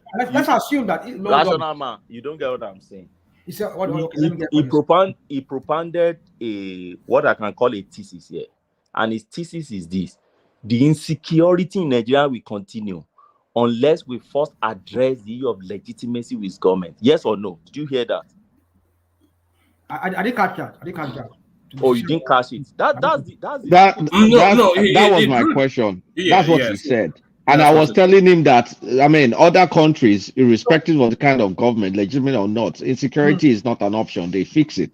So I did not buy into that argument. But Nigeria is a different. You see, this is what we do. Sometimes we just, I don't know, some of us, and you say you're a static. I mean, oh goodness. And then if you got something to say. Don't just be saying, this is what we do, this is what we do, this is what we do. Land a point now. Don't just be interrupting that guy since, and we know what you're interrupting about. I'm not addressing you. I'm addressing somebody here. So please. Then keep quiet, man. When I was addressing Prince Daddy, was that not landing points? Yeah, and you're telling me to stop interrupting. But you are interrupting. I'm not even landing any points. Yeah, boy. Hypocrite. I beg. All right. Back to you. Ola Tedaya will Mike.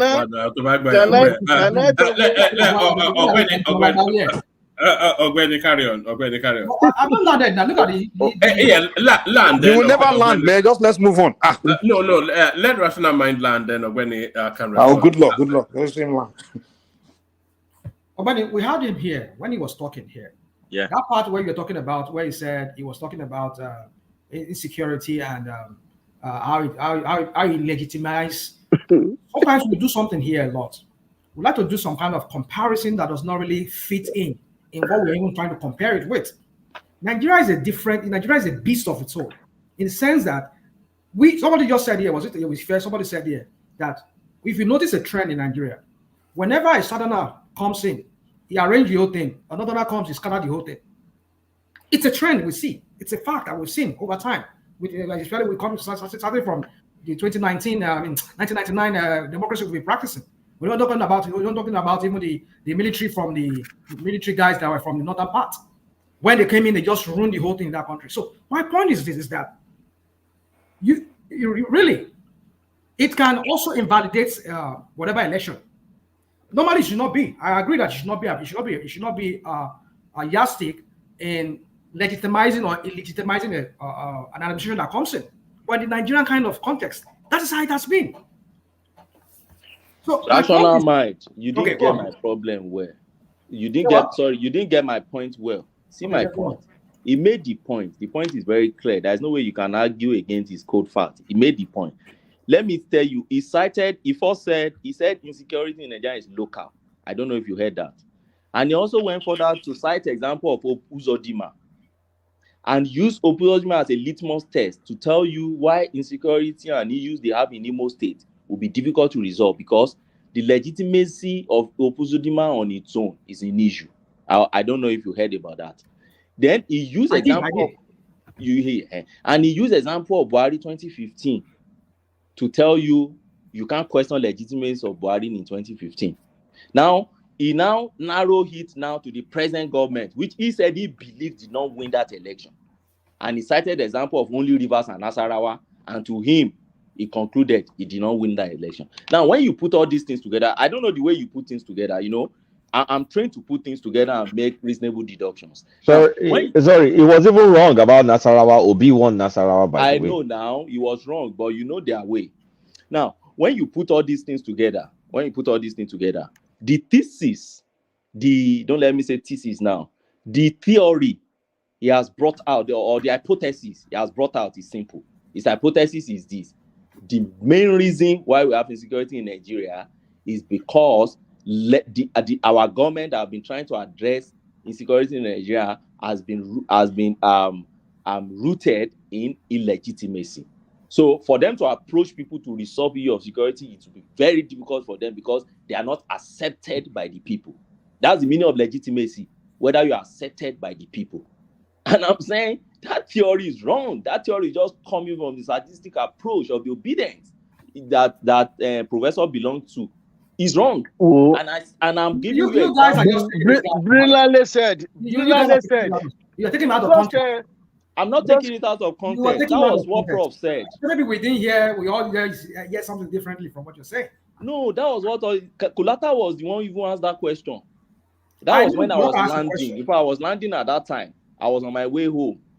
So I switched it on and I was listening to them and I was just laughing in the car. That was what he was saying. And my own is that's wrong. That's not true. And I'm using the example. Okay, he used Uzodinma, and I said, okay, let's say Uzodinma legitimacy was an issue. Okay, good. And I said, okay, what of El-Rufai? Let's use El-Rufai as instance. And he happened to be an actor that fought El-Rufai throughout El-Rufai time. For what? For insecurity, rightly he did so. And I supported him back then. I still support him today. He fought El-Rufai. In fact, El-Rufai charged him to court.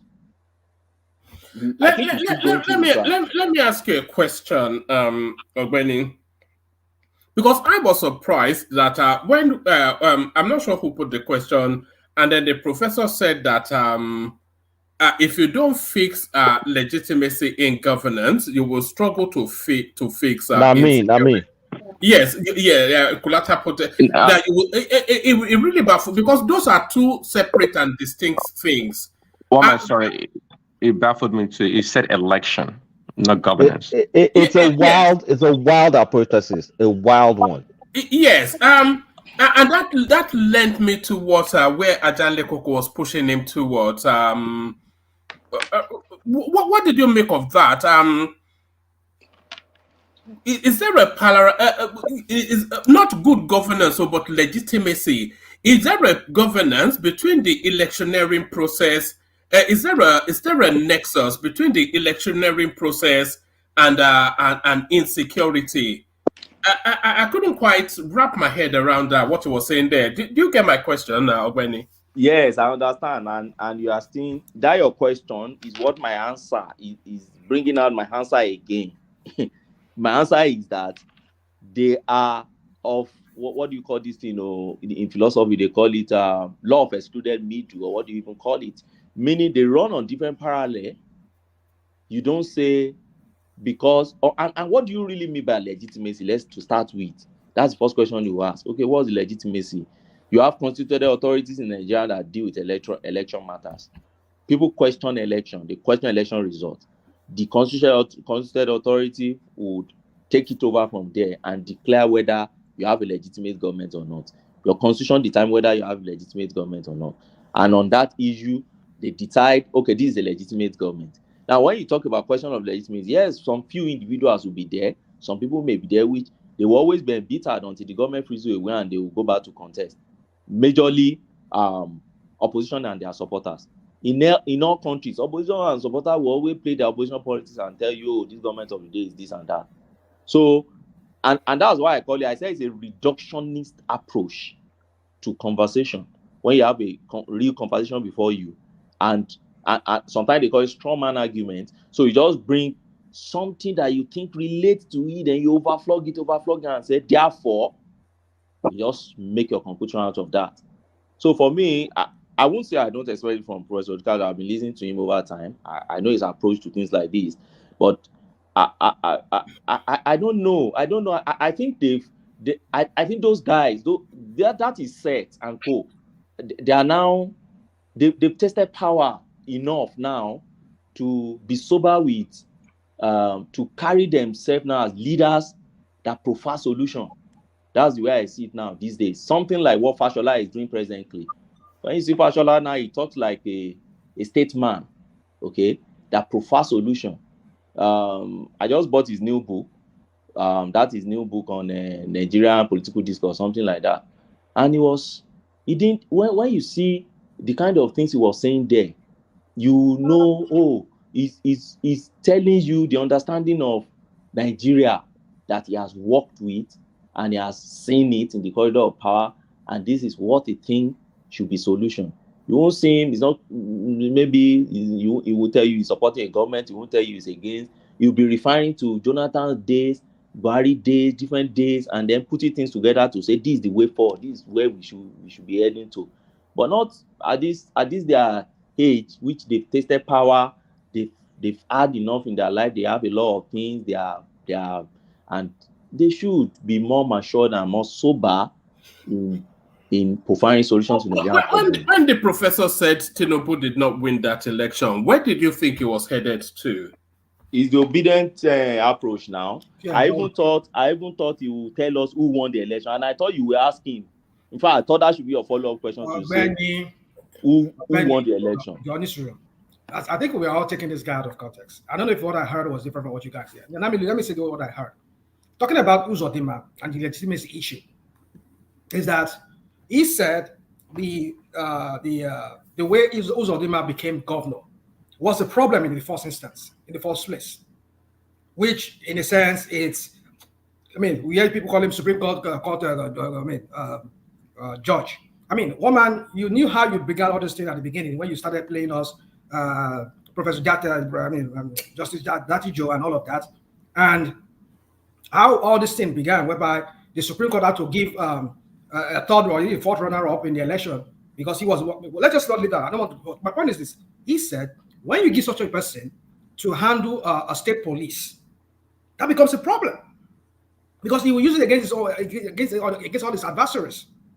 That was why I think, from what I deduced from what he said, was the reason why he was kicking against state police. Because if you leave police in the hands of this despot, this mini despot in ruling their own various states, it's going to be a problem.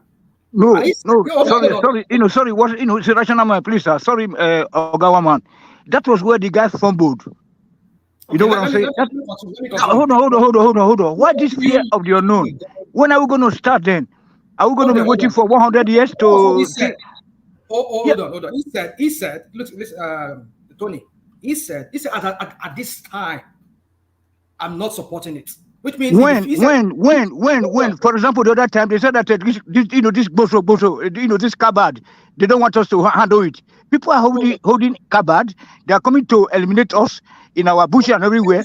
They were saying, no, if you give a cabard to people, they will be killing each other. You see, it's just pure stupidity. That is why there are ways. Hold on. I agree with all of you. Whatever you say, that we need a state police. I'm for it. But I see with this point that at this time in Nigerian history, in that country's history, we cannot afford to have these mini despots. That is the starting point.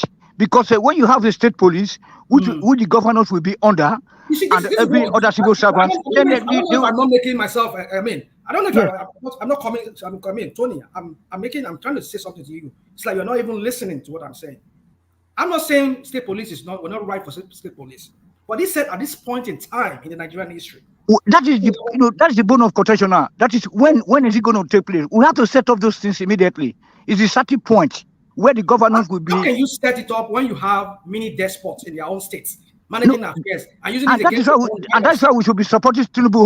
Hold on. Sorry, Tony. Rational mind. Is it more a case of setting up state police, or is it the case of ceding more power over the policing structures in each individual states? Because we've often seen when the CP of a particular state defers not to the governor but to Abuja. So is it more a matter of amending the constitution to give the state more powers over policing rather than having state police? Let me answer that question real quick. So, you see, I believe there are many ways to. Some people don't like me using that word because they love their pets. So there's different ways to skin a cat. Everybody knows it's a phrase, isn't it? So don't worry about all your Americans with your woke everything is. No, I'm not woke. Don't get me wrong. You see, I have this emotional intelligence because I know I've said it in the past, and some people get mad. Some people around me here, they just get annoyed, like, oh, why would you want to eat my rabbits? Well, one-man platform, so your emotional intelligence is not up clicking. Nobody cares about cats here. We are from the villages. So anyway, people around me here. So anyway, my point is this: is that I think we need state police. I've championed that in the past, but in the way Nigeria is set up right now, I think we should not go that route because I'm afraid of some of these despots in person of governors in different states using it against clamping down on their enemies. But okay, one man stop me before. Hold on. Hold on, Russian mind. Hold on, Russian mind, please. Let me talk. Let me land. No. See, let me help you out. No. Yes. I think he's capable of helping himself. Let me land. Come in after him, Tony. Yeah. Yes, I beg you, Tony. So, if we really want to go to the state police, then we should now let local government to have their own police. You get it? So my solution to this is this: if we're going to create state police, also create local government police. Let each cities run their own police. It should be local government police, not state police. Well, the state has police. Here in America. Barely. Is that what? I said barely. It's mostly municipal level. It is mostly municipal level, but continue. Dude, I don't know why we always like to argue all these kind of things. I don't know where you live here in America. Every state here has their own. In fact, they have their own national. Most of the states is at the municipal level. Go and check. I agree with you, but I'm saying state has their police. Each state has their own police. The municipals, the cities, the counties, they have their own police. The campuses have their own, the colleges have their own police. So what are we talking about? Why are we arguing about this? So my point is this: is that if that's the route we want to go, I'm okay with that. So that way, if I commit a crime in a particular city, it is the city police that will arrest me, not the states. So my point is this: is that we need to just sit down and see how we can fashion this out. But for me, that we only create state police and then forget the municipal police and forget the local government police, then that is where we're setting ourselves for another failure with these despots in person. Can I interject, please? Can I interject? Hello? Can you hear me? Go on. Yeah. You see, the truth is, no matter how we want to go back to all these state police, it will still leak back to this constitutional review or how we really want to govern ourselves that I always talk about. I'm telling you, if we raise the issue of state police in Nigeria now, the northern approach to it will be different from the southwest approach. Remember when Amotekun was created, the primary objective of our KETI was to give them access to AK-47, which the Buhari government kicked against. So part of the things they said it was what's going to happen to the northerners in the south. In fact, there was a time, was it on one man's platform, that this guy came from the north and was saying no. One man, it was on this platform, right? that he was kicking vehemently against what's it called, having state policing. So yeah, I think that was a guy called Q. Exactly, and something just starts striking my head with that. What's it called?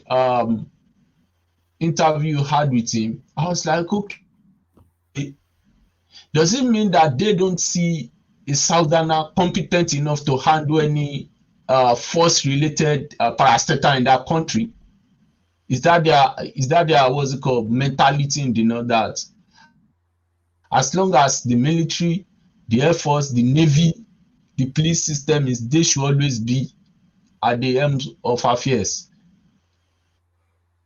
And that is one thing that we are running away from that state policing thing. For it to work, the northerners some of the northern states have to key into it. Unfortunately, they won't key into it because they will see it from a vindictive approach,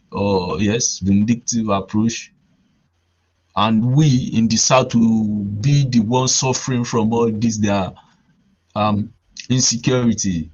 Okay, let's say for example, look at all the killings that have been happening due to kidnapping, and we know most of the people, or majority of the people in those areas.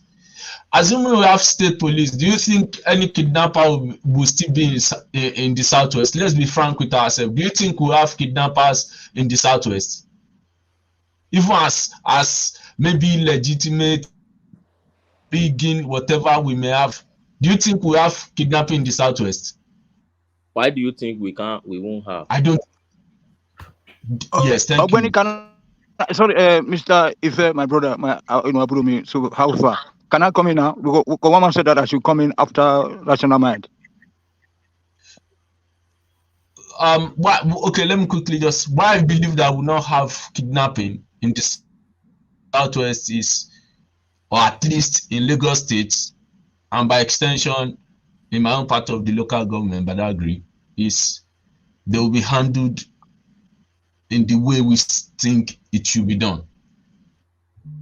Not a situation whereby somebody kills or eliminates a person's life, then you are now taking them to one stupid prison to be later released back into the when you can I ask you a question? Then how many kidnappers have seen the route of the law according to the Constitution of Nigeria? So none at all. It's catch and release. Catch and release. When can I ask Obeni a question, please? Go ahead, sir. Yeah, Obeni, nice to hear from you. I always listen to you. But my question to you, I'm deviate a little bit from what you're narrating right now. When you came here a few weeks ago, a month ago, you stated that the APC came to clean Nigerian mess. So my question to you, I don't know if you're APC stood, so I don't really want to accuse you if you're APC member, but you're based by your own narrative to support the party. Look at that comment. I don't know if you're an APC stood. Hold on. You've already accused him by putting it out there now. Responsibility. And take a responsibility and say, okay, the buck stop here. This is our, whatever mess is ours. What's instead the question, of just deviating and propaganding. So can you answer that? Simple. What's the question? Sorry. I just asked you, when is APC gonna take responsibility and say the buck stop here? Instead of saying we are coming here to clean up your mess. Is it how long have you been in power?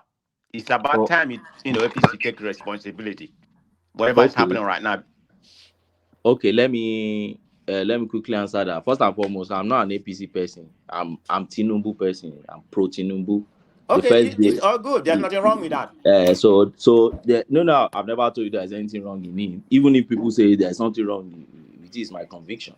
So I'm pro Tinubu. My first day on this platform, I declared it, and I've never changed that. It's refreshing actually that somebody will actually own up to their political alignment. But I love it. Okay, yes. Just let me pose it. Go ahead. Political alignment. Somebody said You said APC. Said it's not APC. Said this. Look I at the said I'm pro Tinubu. I've always been saying that. just I'm say a you are Tinubu person. APC. You cannot separate I was APC just and going by your Tinubu. narrative, like Why you can't support the you? party. But anyway, Why? Ratnaman, let him answer my question, please. Why can't you separate it? Let me give you an example of somebody like Femi Adesina. Femi Adesina is never an APC person. Femi Adesina has never been pro Buhari from the 80s to date. He will tell you he's not an APC person, but he's been following Buhari from the 80s to date. So I'm a kind of person that have been following Tinubu since before 1999, in the days of CDC, my university days. I've been following Tinubu's politics, and I've been following him keenly. So, and I'm still, so when he started contesting at president, I said, yes, this should be the right candidate I think I should go for. So, Tinubu doesn't personify APC. So that said, when you say, oh, when will APC hone up, I think you've not been sincere with them. If there's any of these guys that have honed up, any government we've had in Nigeria that have honed up to the fact that they are trying their best, but their best is not the best, I think it's this present government. Let me start with Tinubu himself. In all the speech Tinubu has delivered, Tinubu has always been saying it. I knew the enormity of what I've come to do. We are not achieving it now. We are on the track. It is the job I've taken to do, and nobody should pity me. He kept saying it. And I've not seen any of the president, even including the almighty Buhari, said that before. Including Jonathan, said that before. You can prove me wrong. I don't know if you listened to Cardozo recently. If you listen to Cardozo, I listened to him. The totality of what Cardozo I've come to tell them in the Senate and every fora that has been appearing is that, see, yes, we met a system that has been rotting. No doubt about that. Except if you think we're in heaven before and we are now in hellfire. But it's our responsibility to do our job. And he told them what he has been doing. This is what we have tried. This is what we are doing. This is the little gain we've been able to achieve for now. This is how people have misrepresented my statements, but this is what I meant, and we'll be forging ahead. And it showed positivism and optimism. We are optimistic about what we think we can gain from this. I don't also know whether you have listened to Edun before or Wike. You listen to Wike, let me come to Wike's side. This is also the message Wike has been passing. I listened to Wike recently, went to a place, some traditional rulers went to give them cars and security on issue of insecurity there. And I listened to his speech. What he has been saying is that, look, this government has come to tackle whatever is the mess on ground or whatever they are doing, but they are trying their best to do what they are doing. But this is not the best we have gotten so far, because this is not the best the government wants. So if there's anything you want them to do, maybe they should cut their head because they met a mess and then they're trying to clean the mess. Then they should say, oh, we did not meet the mess, so we met heaven, we turned it to hellfire. Or I'm trying to understand what exactly you need from them. If the president himself could come out to say, it is my job, don't abuse anybody, don't pity anybody, whoever abused me is right to abuse me because it is my job, and I've said I will do it, and I'm trying my best, and I think I will achieve that. What else do you expect if there's no negativity in us assessing a leader talking? I've seen leader in the Western world. That's the way they address their citizens, to tell them things are not right now, but we are trying our best. So I don't know what you expect me to do, to now say, Tinubu, you're a madman. I expect you to turn the whole country to heaven within how many years of mess of how many years ago? And that's why I love the two major questions one man asked Prof Odinkalu today: removal of subsidy, and then floating of naira. He asked me specifically, what's your take on it? Do you think they shouldn't have done it? I have my own take on subsidy. If you want me to share with you, I don't think subsidy, I'm not an economist, I'm just a lawyer. But from little I've read about subsidy, in a developing country like Nigeria, where we don't produce much as we consume, and we have this high taste for foreign things or an importation vis-a-vis. So I don't believe subsidy should be removed at once. I think there should be gradual removal of that subsidy, and I think that it shouldn't be removed completely, probably until we have all our refineries on ground, or until they allow Dangote refinery to start working, at least something that could cushion that effect enough. That's my own personal belief. But if you now compare to Tinubu, I tell people, first and foremost, I keep saying it, Tinubu was not the one who removed subsidy. He re-echoed it. And for somebody like Professor Odinkalu to say, oh, the way he said it wasn't part of his statement, which all of them were always a written statement, as if they had access to his written statement, as if they were the one who even wrote it. But he just added it to it, and the way he even say it. So the way somebody said something is what we call the effect. Where did they study their own economics? So if the principle is demand and supply principle, then the way I come out to express it is what will determine the demand and supply pool. Or I don't get, people canvass that argument, but the argument seems to be so too simplistic for me that the way he just came out and said subsidy now removed, that is the issue. Or you're leaving out a part what he said. So again, this is context again in what he said. You only just want to pick one part of what he said. I can't see all what he said now. Okay, what he said was that Tinubu, you assume that Tinubu was prepared. This is a guy who said he has been prepared. He has been prepared for this. That he has all the economic team and everything. In fact, he was even talking about, okay, let's assume that this illegitimacy issue is a problem for you. Look at the kind of people that he brought to work with him. Like who and who? But you get that part. Is that what? Mention some that you think is not fit. Ogbeni, I'm not in the Tinubu camp. I won't tell him how to rule. Shebi they say he's a master strategist. He knows what he's doing. They need his brain. And then keep quiet and let him. And look at. You said what? You don't think you should keep quiet if you know you can contribute to assess his government? Then it's time for you to just keep quiet and let him. But I won't give him the answer to his because he said he's ready. He's ready. That's what when he said, you don't have answers, rational mind. Just want to complain. You don't have. Because I'll never give you answers, even if I have. But a simple sadistic approach. You see. Do you know the way sadists think? Let me tell you the way sadists think. You see, sadists think they know all, but they must not say it so that you don't steal their idea. No, strategy is what is the idea? Can we? Sorry. Can we clarify something with? Please, can we clarify? Can I clarify something? Can I clarify something with rational mind, please? So you're saying that for the love of country, even if you have the answer to the question, I don't know this love of country. Hold on, please. Can you hold on, please? Can you hold on, please?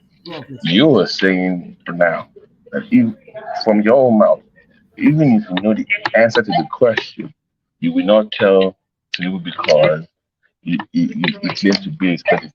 That's what you say. Like you will not help your own country because you don't have your own person in power.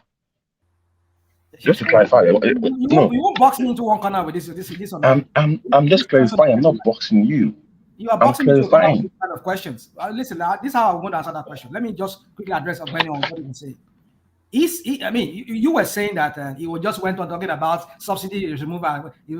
He says, it was not part of. Yeah, he said all of this. But what he was saying was that he said that you assume this guy was ready because he came in. We know what. Let me just leave all those part. Let me know boss with that.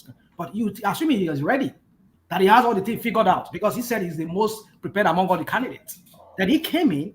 And look at the kind of people that he's giving us to work with him. And now you're asking me to provide you a solution. How he's going to do it. Even if I have it, am I going to give it to him so that he can go and work it and then start claiming to be his idea? What have we not said on this platform before? What have some few days ago we were talking about patriotism. The next day, what am I hearing from your president? He was reading your national anthem to the whole public, which means they come here, they listen to us. We don't just only come here and criticize. You won't say because I'm answering your question, Babati. You will not tell me when to provide a solution. You won't tell me because I will have to. If I want to do that, I will do that. So many things we've said on this platform. These people they come. I know they have their moles they send here. Maybe some of us here on the screen, some of us their moles who work. Maybe someone like Kolata, I'm sure because he went to Nigeria recently. Rational man is a mole now. Emo. Parabale. So, I mean, we're talking about something. It said years ago about an unpatriotic leader in the person of the president. And recently he's talking about patriotism, reading us national anthem, reminding us of the words of the national anthem, that we should be all rise of compatriot and all that kind of crap. I mean, these people, they listen to us. So it's up to them. If people like myself, other people come here, you, Babati, every other person, we provide solution here. I will, you not tell me when to provide solution to them. I will do that when I deem it fit. So my point is this: is that you won't box me into one corner with that. I would provide solution when I deem it fit, and I know they've been listening to us, because some of the things we say here, we'll hear them the next day in their in their whatever from Aso Rock. So, Benny, let's also put context to everything we say here. Don't just rational mind. And if you trace it back to where I was before, I did not ask you to provide solution. Why? Because no, I'm not saying you, but okay. So then what I was saying is this. I won't repeat all what Professor Odinkalu said now. That would be too. I don't even think I have that intellectual capacity to pick all what he said and be regurgitating it word for word. I can't do that. I don't have the capacity. But I'm just picking the major ones I listen to, and I'm trying to let us understand what I find faulty. There were points he also made which I agree with too now. So it's not all the points. And that's why, if you observe me, my approach to assessing things is nothing is totally bad, nothing is totally good. You pick the one that is good, you leave the one that is not good. And that's why when you see them coming out and say, but Tinubu said he's prepared. And then I ask the question, what's your definition of being prepared? So your definition of being prepared is less than a year, you should turn a giant to heaven? Or your definition of being prepared is that less than a year, then we should price of petrol should be £50, $50, 50 naira, or what's your? I like asking that question. I would have asked him today. So, what's your understanding of him being prepared? What do you think he would have done differently? He assuming he's prepared. So then tell me any president in Nigeria that you can say he was prepared. Was it Obasanjo that can you really say he's prepared? So for me, when you look at policy in no sense, if there's anywhere I find serious fault in this government, and I keep saying it, is that they are extravagant spending on things I think don't matter now at this stage, which I think they should cut cost completely. For me, and there are some fundamental restructuring I'm still expecting. I don't know when they will start doing that. If after 1 year plus I see them not doing it, then I see the direction this government is going. Then for me, I start saying that I don't think they will do it. Restructuring. For me, let me tell you, and I think I've expressed that here. Yeah, I'm going to sorry before I go further, if you don't mind. If you don't mind. Just to ask, so do you think these people, which I think they probably disingenuous for the most part, by the way, do you not think that they're expecting Tinubu to hit the ground running is enshrined in his 30 years in governance or in power or in politics? And he's been campaigning to be the president for such a long time that I think it's incumbent upon him to hit the ground running. Let him do in 6 months. But I thought I asked that. But that's naturally impossible. I agree. That it's naturally impossible. I've never. I like using where Fashola said something in that his book, Nigerian Public Discourse. He said there's something he called the challenge of unfair comparison. There's a chapter he titled "Challenge of Unfair Comparison," and I think my reasoning resonates with him too. That okay, we should stop comparing ourselves with some areas of space that are very incomparable. We should look back in our history and see what exactly is wrong with us. What can we find in our system that is not in another system before we start comparing our system with another system? So these days, I don't like really comparing directly. But when you look at it objectively, you realize that I don't see any government that would, with the level at which, with the kind of rot we have in our government, as at the time Tinubu took over this government, I don't expect any government within 6 months. And I remember when one man asked us after the election that what's your expectation, what's your time? I don't know the way he put it, like the time you start seeing whether this government is really doing what they are doing or not. And I said, for me, it's 1 year plus, and there are some areas I am looking at. One of the areas I'm looking at is this restructuring thing. Now, my own definition of restructuring may not be the same with others, because I know everybody has his own definition to some, they believe restructuring is to dismantle the own country and let everybody go home. Well, do you know that the National Assembly has started sorry, rational mind. Let me bail. I'll hand over to Mike so I can shuffle Babati in, who dipped and came back. Crown, Ayo, and Prince. So thank you to all those. So thank you to all those. Thank you everyone, and especially Professor Chidi Odinkalu. So thank you everyone. See you tomorrow. Mike, over to you. Sorry, carry on. Yeah. You guys continue now, have you? I think I was trying to put a position. Yes. I forgot what I was. Rational man, let me tell you what has always been in my mind about restructuring. One of the major things. I just remember now talking about restructuring. Are you aware that they said the National Assembly has started constitutional reform, right? Yeah. Yes, but you know now, rational mind, many Nigerians, or don't let me say many, there are so many Nigerians that believe that it's not to reform the constitution, it's not to amend it, it's to dismantle it and start a new constitution all over. I don't believe in that. I believe we should be working more on what we have. And I believe that electoral act, they should put that electronic transmission. It is time now they should be thinking of it and ingrain it in the electoral act very early enough, so that by 2027 we won't stick to, people will not be crying about it again, and they will tell you technical glitch, and there is nothing the world. Actually, Ogbeni, I disagree. It's not electronic transmission that is the cocoa. That is the it problem. Is the collation that is the cocoa.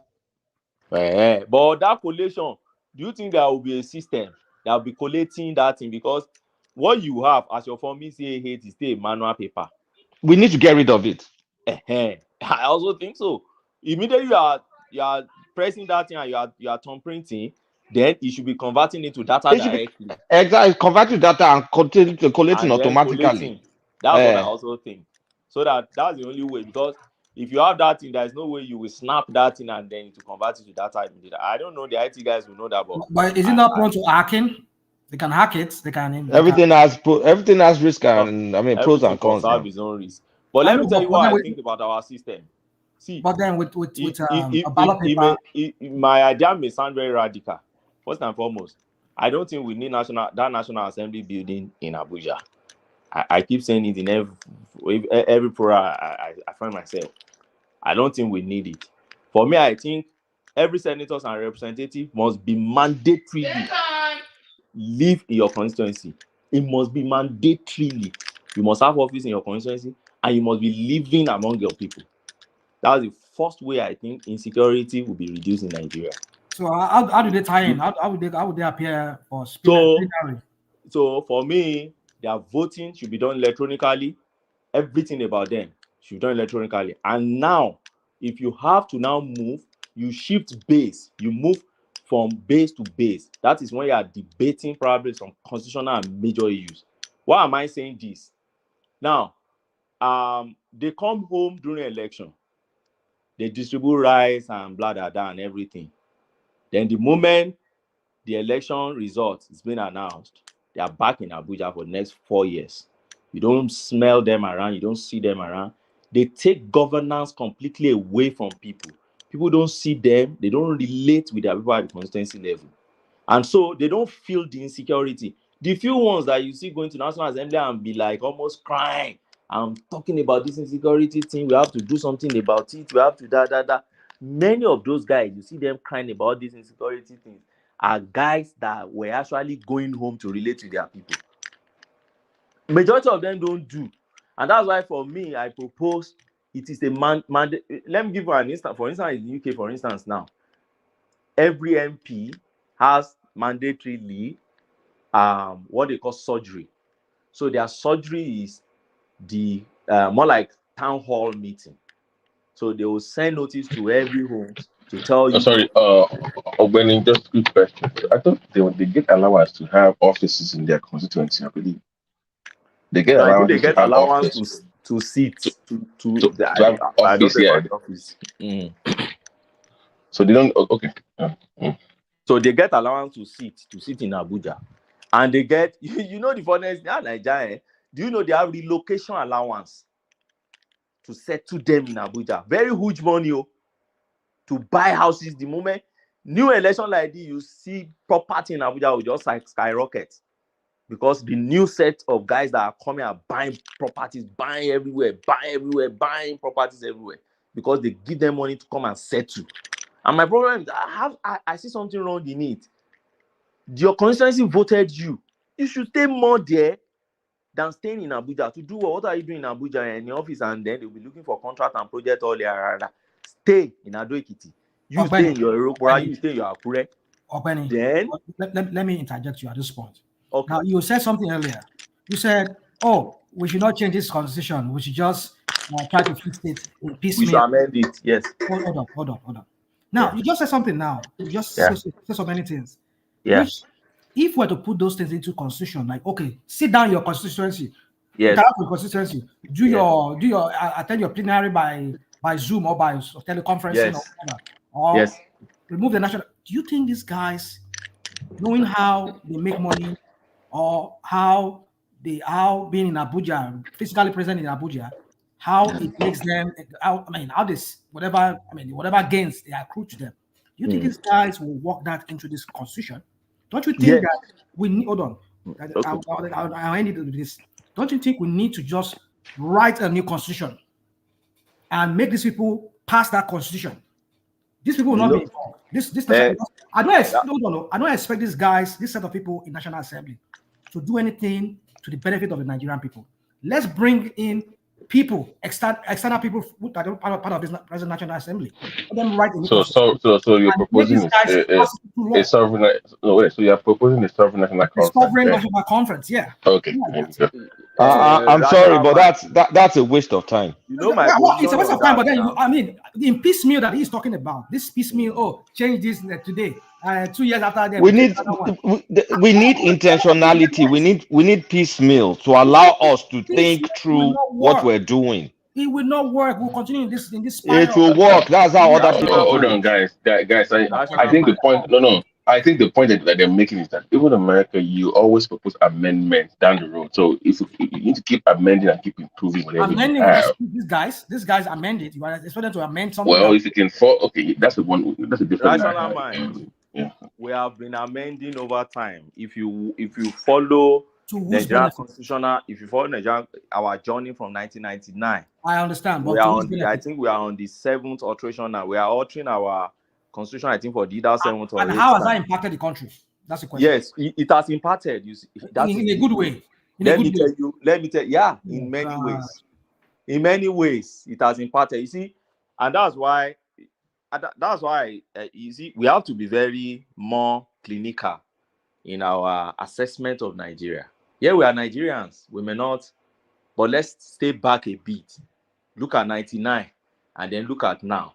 And look at our constitutional journey and say, have we really, yes, we are not where we are. There is no country in the world that will tell you this is where we want to be. Everybody still wants to project further. But have we taken a step out? Yeah, the answer I will tell you yes. There are a lot of steps so it now takes you back to what have we amended? Do you understand now? So when we go more specific on what have we amended, then what are the impact that they have made? There are so many that we have amended that have made an impact. Do you get what I'm saying? So, but what's the issue here, and what am I canvassing? Don't forget, the Constitution is a big document. It's not a document that contains just one thing. It's a lot of things that is in the Constitution. So if you say we dismantle the entire Constitution, we start writing it again. For me, I keep saying it's a call for anarchy. Because if you destroy that Constitution and you say you want to write again, even within the time you want to write the new one and the time you destroy the Constitution, what should guide your conduct will be another issue again. So you throw yourself into a state of anarchy, or it's very simple. It's very simple. Let's not convolute this whole thing. Okay, so how do you do it? Hold on. Okay, now. So if the new constitution, there's a time frame for it, 2 years, sovereign national conference. Because if you guys say we're going to go the route of this piecemeal, so if you are to go the route of this piecemeal, for like 20 years, we're still on this amendment, whatever crap they're doing in national assembly. So my point is, let us use. I'm still talking now, please.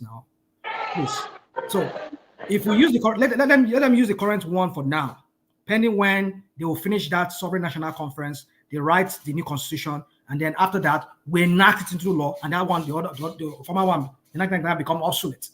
So in a tandem, they should be using the one for now, doing whatever they have to do, administration, governance, law, until that one is finished, and then they enact it into law. That's it. It's as simple as that.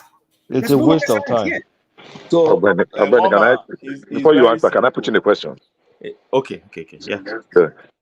It's good evening, everybody. It's I don't know. We are really more confused now. How do we? I want to direct this question to Rashana, sincerely. How do we select? Let's assume that you are right. We want to dismantle this constitution, which I don't think is practicable. How do we select those that are going to represent us? Is somebody just going to handpick them? Are we going to vote them in? What constitution will be enabling that action itself?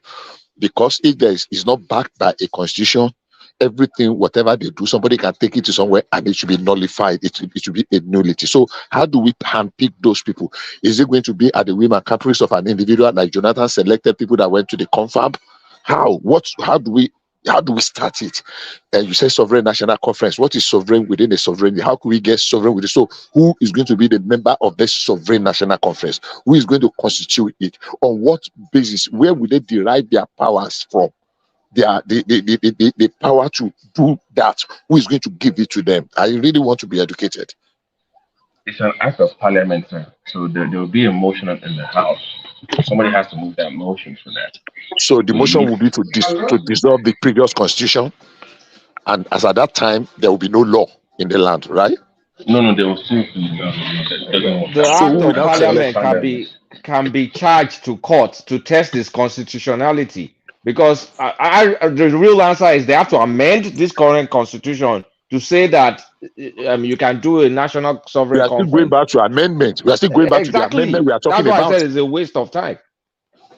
So the idea that, look, we don't have a constitution, the constitution is this, is piece of paper, is this, we just disband it and throw it away and have a new one. I want to link those two. How do we disband it and have a new one? Where is that new one coming from? If it is not premised, the power is not from this constitution that we have so ridiculed, and so everybody that the thing does not seem to go their way. Sometimes they will just say, oh, we don't have the constitution the military gave us, blah blah blah blah. So how clinically do we go about it? How are we going to select or elect the people? Say that again. Can I answer your question? Can I answer your question, Bishop? Yeah, I muted myself already. I said go ahead. I muted myself already. All right. So my point is this. Yeah, you see, we're making this look as if it's so hard for us to really get this done. If we want to do it, if there's a will, there's a way. And there's a way, there's a will, as they say. That's not answering the question. That's just like balderdash. Somebody asked me a question. Let me answer the question. This is my own, how I see it. Now, the point is this. Amend the current constitution. Say we're going to put a national, we're going to adopt a national sovereign conference where we're going to select people. Now, yes, the question is, how do we select these people? It's a very difficult question. And I know I cannot give you right off the bat here that, oh, this is how we're going to select the people, because I cannot tell you how. But I know if there's a will, there's a way out of this. Now, this is how in my own opinion, how it should be done. We would involve monarchs from. The way I feel we should do it is this: identify those ethnic groups and very possibly sub-ethnic groups within the Nigerian space.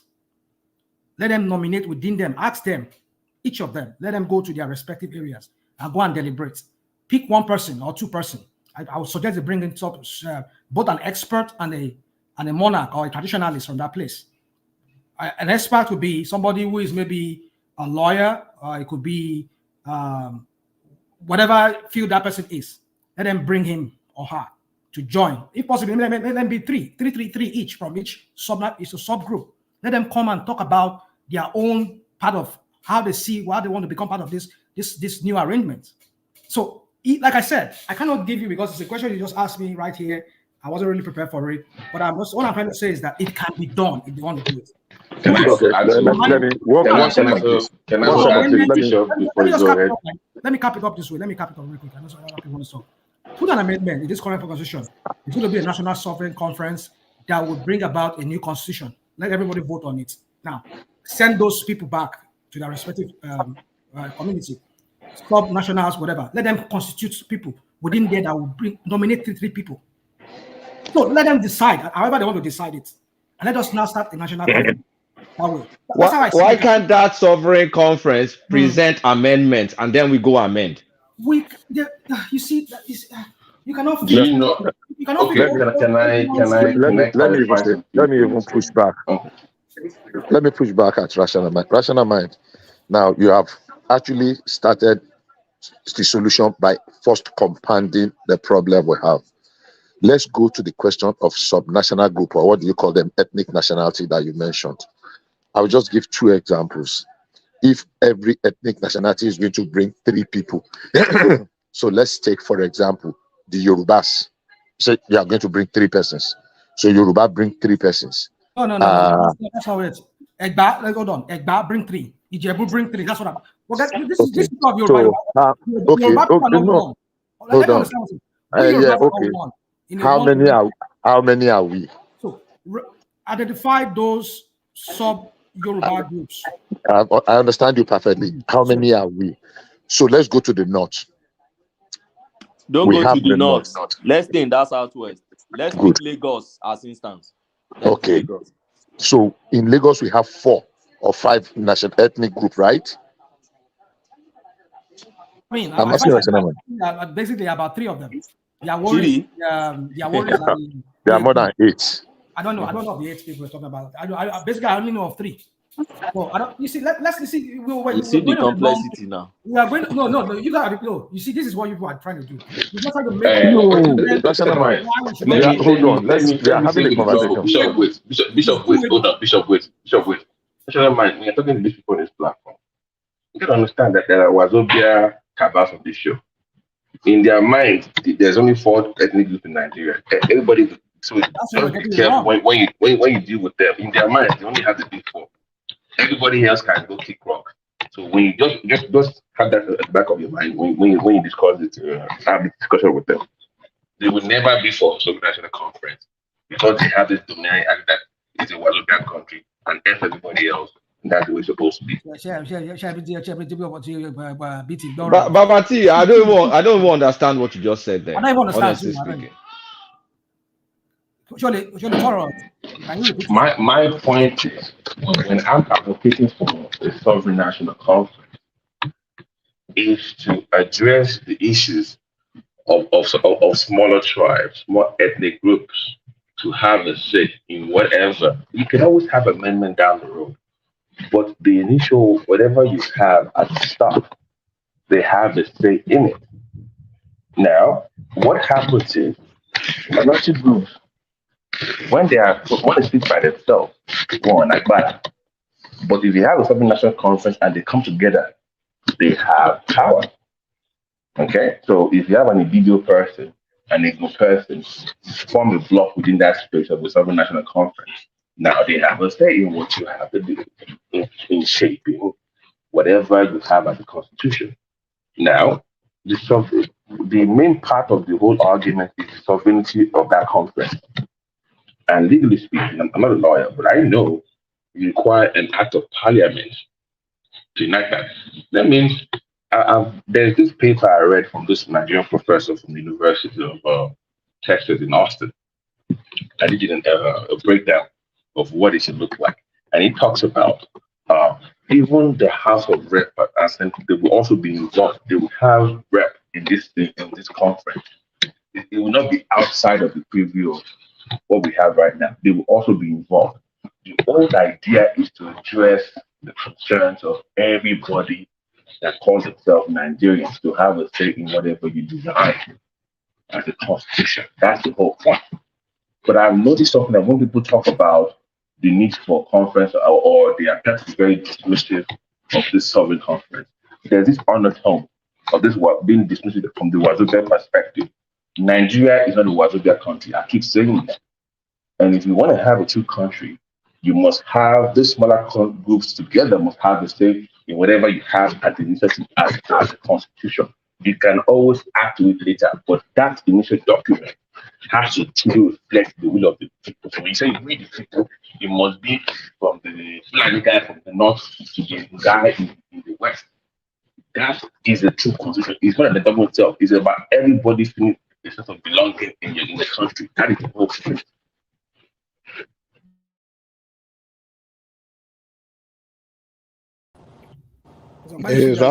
He's even muted.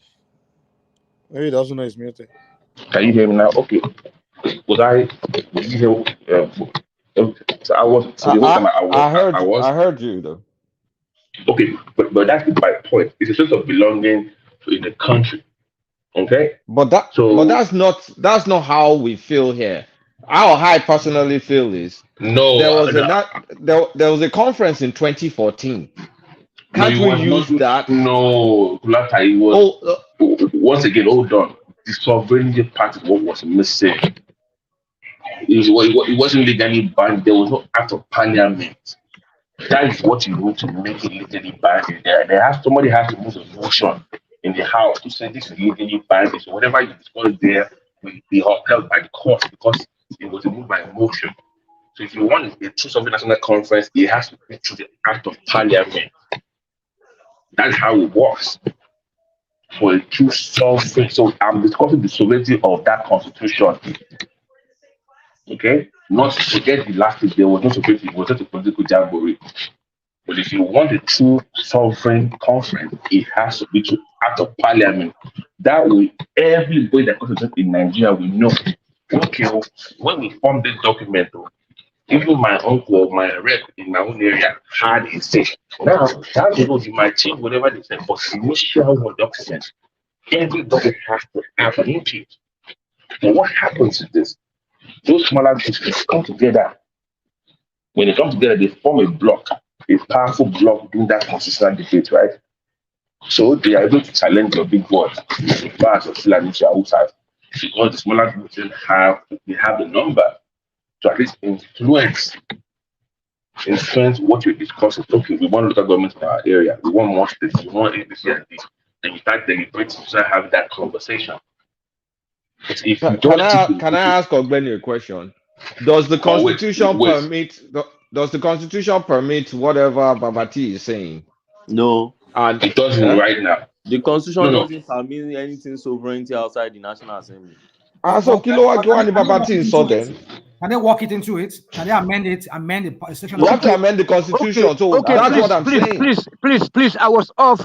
So now, not that. Look, these people that are you guys are saying that they always come during the election exercise and then they go back only to see them again once in a blue moon. It's just same people that these legislators that are looking the money that you expect them to do the right thing for us to be talking about conference, whatever. The best thing, look, we haven't got time for this kind of rational mind suggestion that we should start to talk together again. No more to talk. The time is over. The game is over. Let us go our separate ways, and then the portions that will come out of all those this nigger area should be governed by our respective local people. Then where we know each other. I disagree with Ogbeni. So Ogbeni, put your email. So let me put some. I'm going to put some papers to you. No, that's Tony that just finished talking, not me. No. Like the argument that you cannot have a sovereign that making a case for sovereign national conference. So I have a couple of research from University of Texas by Nigerian professors. There's no way Babati would have thought that was you talking. No. And also from Howard University, I've read various research. So what did they say? What did they say? The old argument is that if you go the amendment route, the voice of the smaller groups will never be heard. They would never have a true say in whatever you amend because it will never truly reflect the will of the people. It will reflect the will of the majority, but the minority will always be in the shadows. That is the whole point. So if you do, the whole point is the sense of belonging from the start, from the get-go. Then we can add the down later the road. but the initial document has to reflect. So when you say we the people, we truly know yes, the document. Because in America, when they did the we the people, they've had they've had over 18 right? Okay, they've had many amendments. So that initial document is what still keeps them together. That is what you need for it to have a true country. So I will just leave your email down the road. I will send it to you because they are lawyers like you, they are professors as well. So you can see the argument where they're coming from, and they're making the case for a sovereign conference. Babati. So to have a true country, yeah. Babati, when anytime we talk about redoing this constitution, people always throw in spanner in the wheel just to bring this. What about this? What about this? You see, I believe if there's a will, there's a way. If we do really have that will to want to effect a change in that country, we will Rational mind. The reason you get those kind of reaction is because within the confines of the constitution, what you're saying is simply not possible. I understand. No, this is job. I beg of you, you don't listen to what he's saying. Within the confines of what you are complaining about, it's like somebody defending the Bible with the Bible. Like if you already had an issue with the document, you can't defend that document with that same document. If I had an issue with it, you can't defend that book with the same. Hold on, Babati. That's the point. Babati, you have to agree to jettison that document, and the fastest way to do that is to call the military to cancel the whole thing. No, so you can do this stuff. No. I'm not going that route. No, don't that. Come on, no, come on now. Don't. Nobody's doing military. Let me flesh out this thing. I don't know if maybe I like Mike will say, I don't ever learn, but let me just say something. I know I learned, but yeah. You see, but what I'm trying to say is this: is that okay, fine. If you people want to put that spanner in the wheel that you cannot jettison this constitution, it's still there, it's still a sovereign one on its own. It was I agree. Okay, why don't you amend a portion of that or put something work something into that current constitution that say by the act of the parliament or this so date, we are constituting a sovereign national conference, and let Tinubu or whoever is the president at that time, let him be on board with it and sign it into law. When they amend that part, hold on. They sign it into law that the National Sovereign Conference will be through the act of this parliament or this day, we are setting up a National Sovereign Conference that will bring about a new constitution. Hold on, just let me. I want to just do something. I'm sure you will not mind. Look, that word itself is defective from the beginning. You cannot have. Let me finish. You cannot have sovereignty within sovereignty. Look, if you have one sovereignty will give way. Sovereignty over sovereignty. What does that even mean? I don't you know said you don't know what sovereignty means. I know what it means, but I don't even know how you are even using it. So you are saying that the parliament and act of parliament will pass into law a sovereign national an act to convey a sovereign national conference. It's not something that can be done. That can be done as well. If a constituent, hold on, if a constituent assembly says on this day we agree that a new constitution will be drafted by a sovereign national conference, and the old parliament agrees on it, the president signs up on it, and then they constitute it based on whatever they've worked out. Okay. And they bring about a new constitution. Okay, just hold on. Pause for a second. So it simply means if the parliament empowers that sovereign national conference that you call sovereign national conference that is supposed to be independent and all powerful, but somewhere along the line, the National Assembly is no longer happy with what they are doing and now say, okay, look, even though we gave you the power of sovereignty, we are taking that power away from you. So what happened to that sovereignty? They are still part of it. No, please, let me do this way. Let me send that document to you guys so you can read up on the framework of it. Maybe you don't know. But what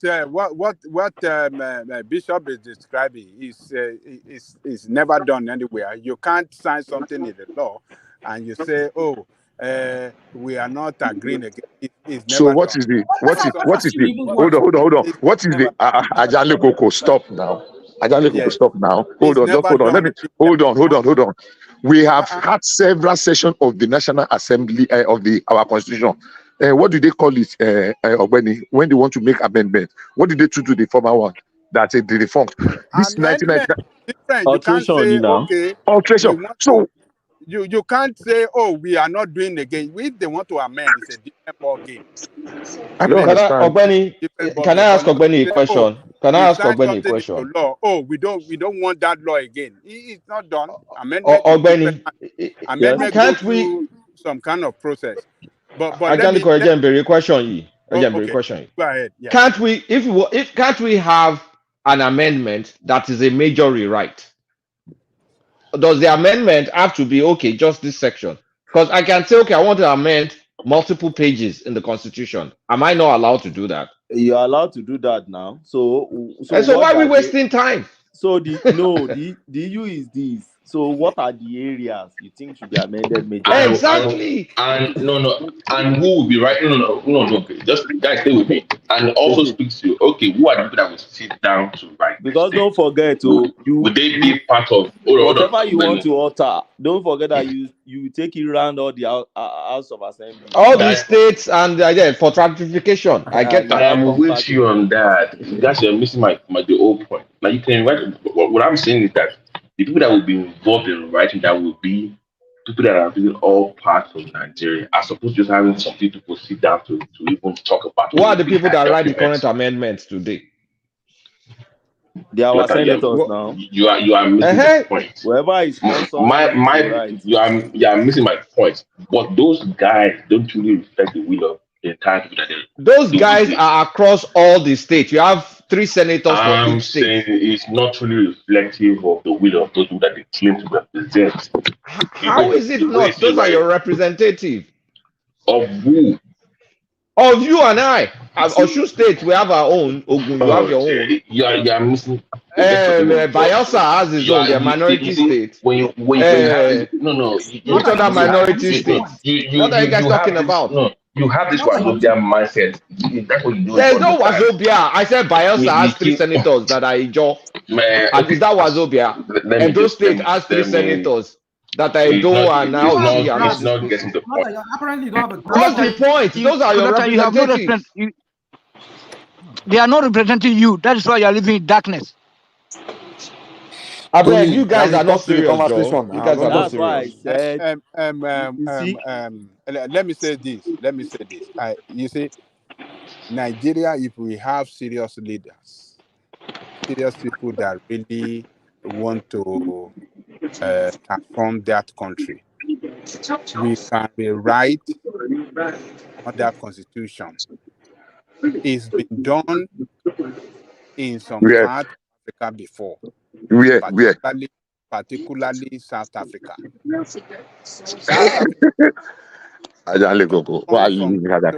Hold on now, let me land. They transform from Pretoria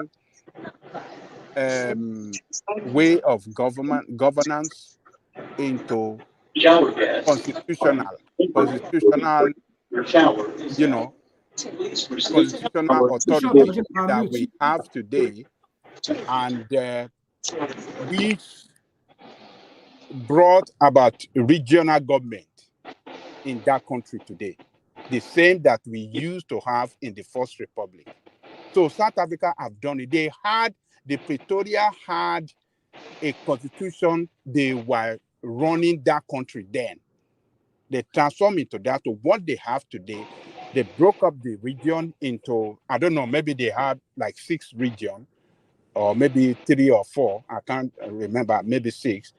And each region are running their own, the way we used to have in the First Republic. And when they were writing this constitution, the Pretoria, what do you call it? The Pretoria constitution was in place, was still running. And when they completed writing that constitution, they wrote the date is going to take effect. And since that day that the new constitution took effect, the Pretoria constitution died. So we can do the same. Don't go too far. Don't go too far. So we can do the same with this constitution. If we constitute constitutional drafting committee and they wrote this constitution, they are going to put the date, and the National Assembly agreed to that constitution. There's going to be a date that this new constitution will take effect. Exactly. And the old one will cease Baba Jale to Koko, operate. let me correct something here. Yes, sir. First and foremost, South Africa did not have sovereign national assembly or sovereign national conference. There I'm was not talking about no. sovereign. Forget about that word. That's where I'm Sovereign. starting from. Sovereign. I'm coming. But Baba Jale Koko. yes. Just give me 1 or 2 minutes to just run this through. Okay. First and foremost, South Africa did not have sovereign conference like Nigerians crave for or they talk about. What South No. Africa? You What? see that sovereign, the word sovereign is Yes. contestable. People can define it in different ways. Don't let us It's even even go to difficult. sovereign. It's a call. Ogbeni, what is more important is to write a new. Don't let us go about I'm coming, suffering Baba or Jale no Koko. suffering. I think I get Adale Koko's point. What he's trying to say is they wrote a constitution that carried everybody along. Everybody along. That is So what I don't care about let me suffering. explain how What is it suffering happened got to now. do in this? Can I explain how it happens? See, Okay, say it. When you say Ogbeni. something carry everything and everybody along, is the narrative of those one that they carried along. To date, some people are still complaining in that same South Africa, and that's where I'm going. What South Africa simply did was that they had what they call Constitutional Assembly. So the Constitutional Assembly has a tenure of 2 years to work on and to draft a constitution for the country. We've had something like that also before. If you study our constitutional development too, we've had Constitutional Assembly that drafted, in fact, we call our own Constitutional Drafting Assembly that drafted our Constitution 979, and we have Constitutional Review Committee also that actually reviewed our constitution before it became our constitution. We've done that also before. Don't forget, South Africa coming from the apartheid regime, which was a foreign regime on them. So they were able to change their constitution. And what did they do? They had a constitutional assembly. So those constitutional assembly are selected members in the society that they put together, and they are majorly elites putting together to draft. They drafted for the country. And after their 2 years of expiration of their work, they submitted, and then it became what they call Interim Constitution Act. So it was that their Interim Constitutional Act now that automatically now became the law that you have their parliament using today. And ever since then, their parliament has continued amending that constitution because there's a provision in that their constitution that allows the parliament to continue amending it. Now, flip it back to Nigeria. Have we had something like that before? The answer is yes. In 1978-79, we had Constitutional Drafting Assembly 2. They drafted this thing for us. It took them months, not just a day thing. When they drafted it for us, they submitted it too. And then the first Senate we had in Shagari time, they endorsed it and it became a law for them. Then by the time military took over and everything in 1999, when we were about to come back to another civilian government, they felt, since we have drafted the constitution for ourselves before in 79, why do we need to draft another constitution again? And they said, okay, let's just review this constitution and then continue using it. So if what we want now... hold on, by adding Sharia. Where do you see Sharia? Yeah, go and check the constitution, the so-called paper. You know, you see how many times that the Islamic There's no Sharia it's in the quite different from constitution. 1979. 1979 constitution There's is no quite different. Sharia. You know, Which section are you talking It's about? not that different.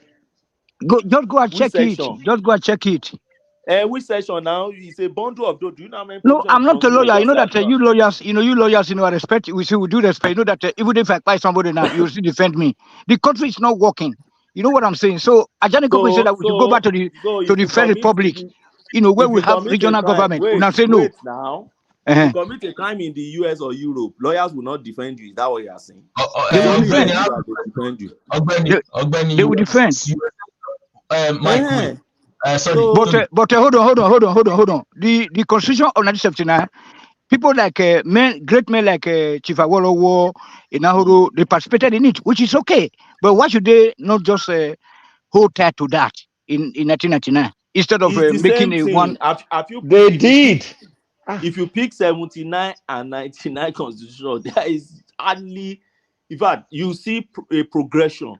they progressed further in 1999, having looked at the weaknesses of 79 and their experience in 1983, they improved on it to have a better condition. I never see them. But I get you, sir. You know, I used to enjoy your submissions here. You know, I respect you, and you know, hold on, sir.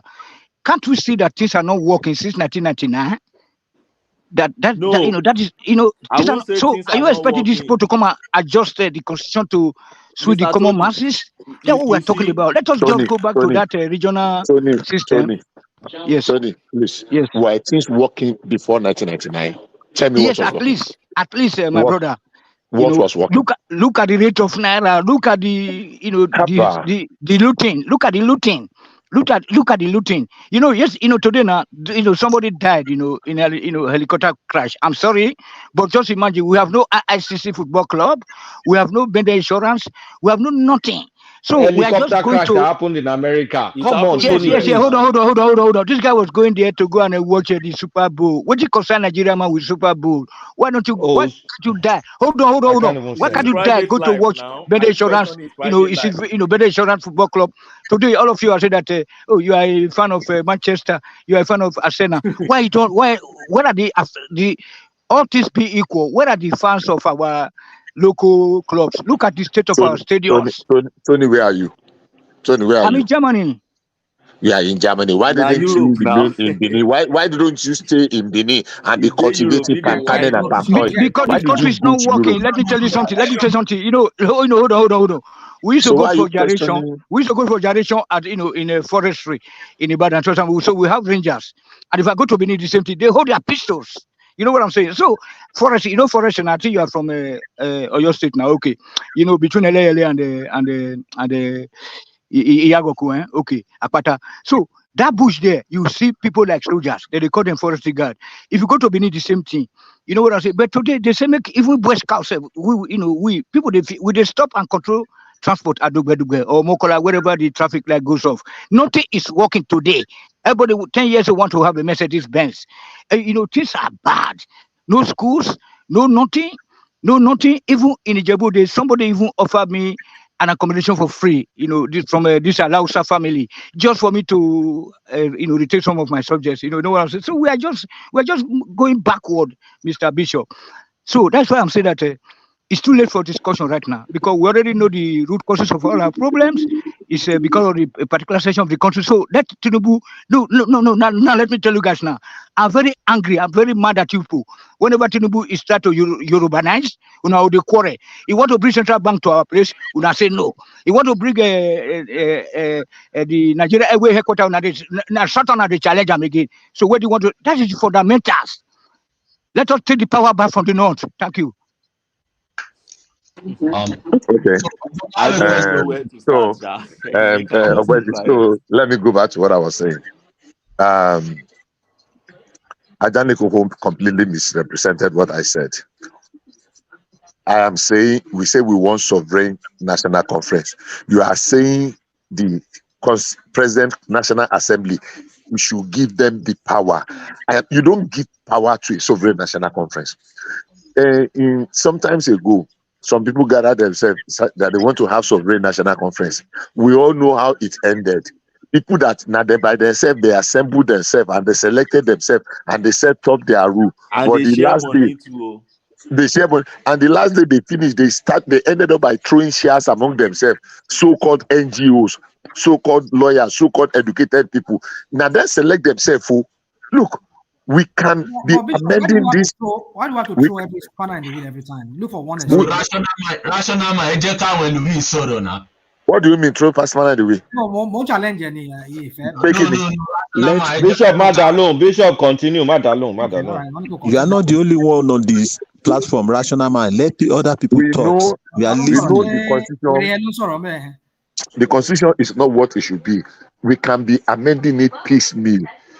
Whether every 3 years or whether every 5 years, we will be attaining it. We cannot do all of them in one first swap. If we amend a small portion today, tomorrow the critical one, we keep amending until America is still amending their constitution till date.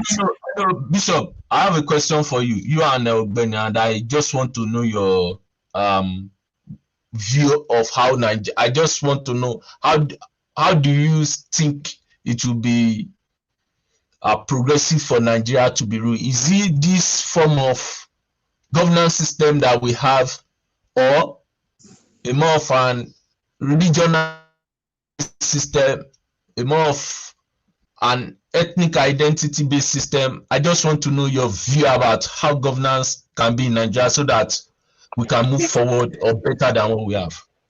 Okay, let me go first as an amateur before Obeni, who is a professional, will round it up. You see, I am a little bit broad-minded, more broad-minded. And I will tell you for a fact, there are very few sections of this country that when we regionalize, that will survive easily. Let's take South-South, for example. If we regionalize South-South, and they say, oh, South-South, go and, like, even have a country of your own, we are going to have civil war in a matter of years, 3-5 years.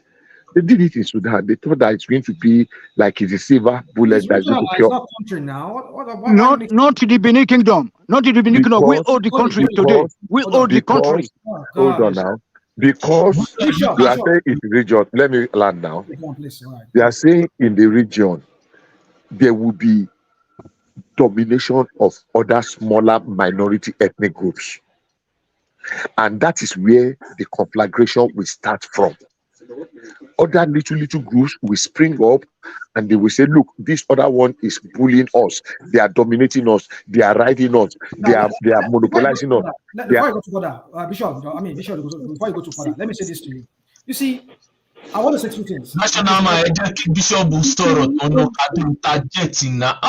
No. I have a point. Okay, all right. I want to go with something. Go ahead. Put the position. I will answer it. Now, Joe, if I join this, you have a point about the other guy. So anyway, so we don't talk about the Mark. Which other guy? You don't. You never talk sense at all, rational mind. So you're just disturbing. Let me talk, please. Please let us ask this question, please. Go ahead. We have the McPherson constitution. We have so many other constitutions before the one that was enacted that brought about the regional system. Now, where was the sovereign? I mean, there was a government, there was a constitutional assembly, but they found a way to enact this law. I mean, to enact a new constitution. So let us not use this. We have a parliament that is subsisting, so we cannot bring another. It's doable. No, hold on. Before that constitution, hold on. Okay. You continue. You wrap it up. Now, talking about the one you just talked about now. Yeah, I just forgot. Go on, please. Just go on. There's something I want to say. You said we have constitutions that were handed over to us. Okay. That Nigeria was now before we started self-governance, before independence. The independence. Exactly. Before the independence, we now wrote a constitution of our own. That is the basis. 1963. We wrote 63. Exactly. Now we have been moving from one to another. It is every constitution has been an amendment of the previous one. 1963, they just changed some part of it. I remember when we came into 1978 Constitutional Assembly, it was still based on that constitution. We just changed the only thing. One of the major things, 1989, exactly. One of the major things. Hold on. The major. Let me finish. Let me land, please. In 1960, the independent constitution, we became Republican, about a republic in 1963. That was the major shift. In 1978 Constitutional Assembly, Obasanjo petitions the parliamentary system and imported the presidential system from America. That was the significant change in 1979 Constitution and that constitution and the federal system. So now that constitution now took us into the civilian and the Shagari. After Shagari, first and second term, and the toppled, we went ahead to 1989. We have another constituent assembly in 1989. Then that constituent assembly, Mago, we went through, which was an amendment of the 1979 constitution, which some people are praising. But go and put the 79 and the 99 constitution side by side. They are just, it's significant, but it is just amendment, tickling here and there. Is it tickling now? Here and there. That gave us the 1999 constitution. 19 states to 36 states. Exactly. Just a few items in the exclusive list. whose In benefit is all of this 1999, you're talking about? in How has it benefited the 1999, common man on the street? you say what? How has it benefited the common man on the street? 19 states, 37 states, whatever. I mean, how has that Under okay, hold on. The Jonathan Constitution. You have asked the question. Repeating it does not make it. I've asked. Let me answer. No, you say how has it affected the common man? I want to answer you. Now I want to answer you. In 1990, no, not 1994 now, 2014, Jonathan constitutional amendment actually suggested additional 8, how many states when he helped me? They actually suggested additional states.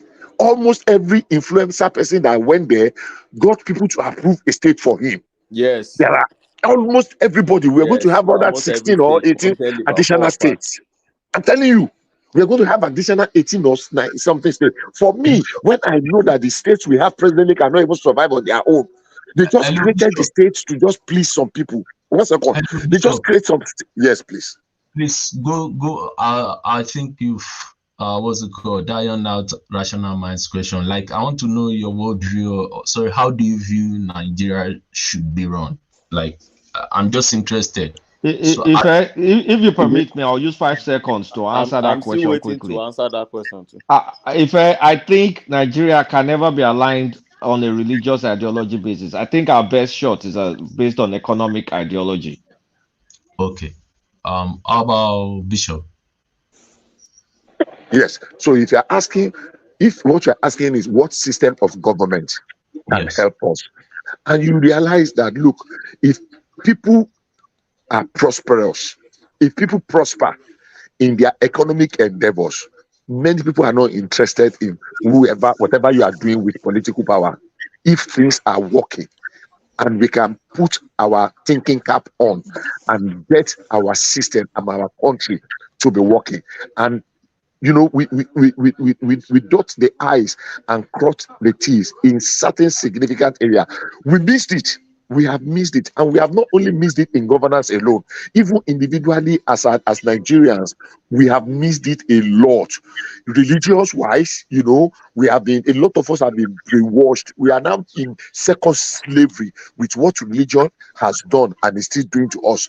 I mean, people will have different opinion, but that's my view. So yeah, irrespective of what kind of government, if people prosper, they are not interested. And we make, you know, whether it is regional, whether it is the state, but when people are satisfied, our demands are not really too many. People will not care what system of government you are running.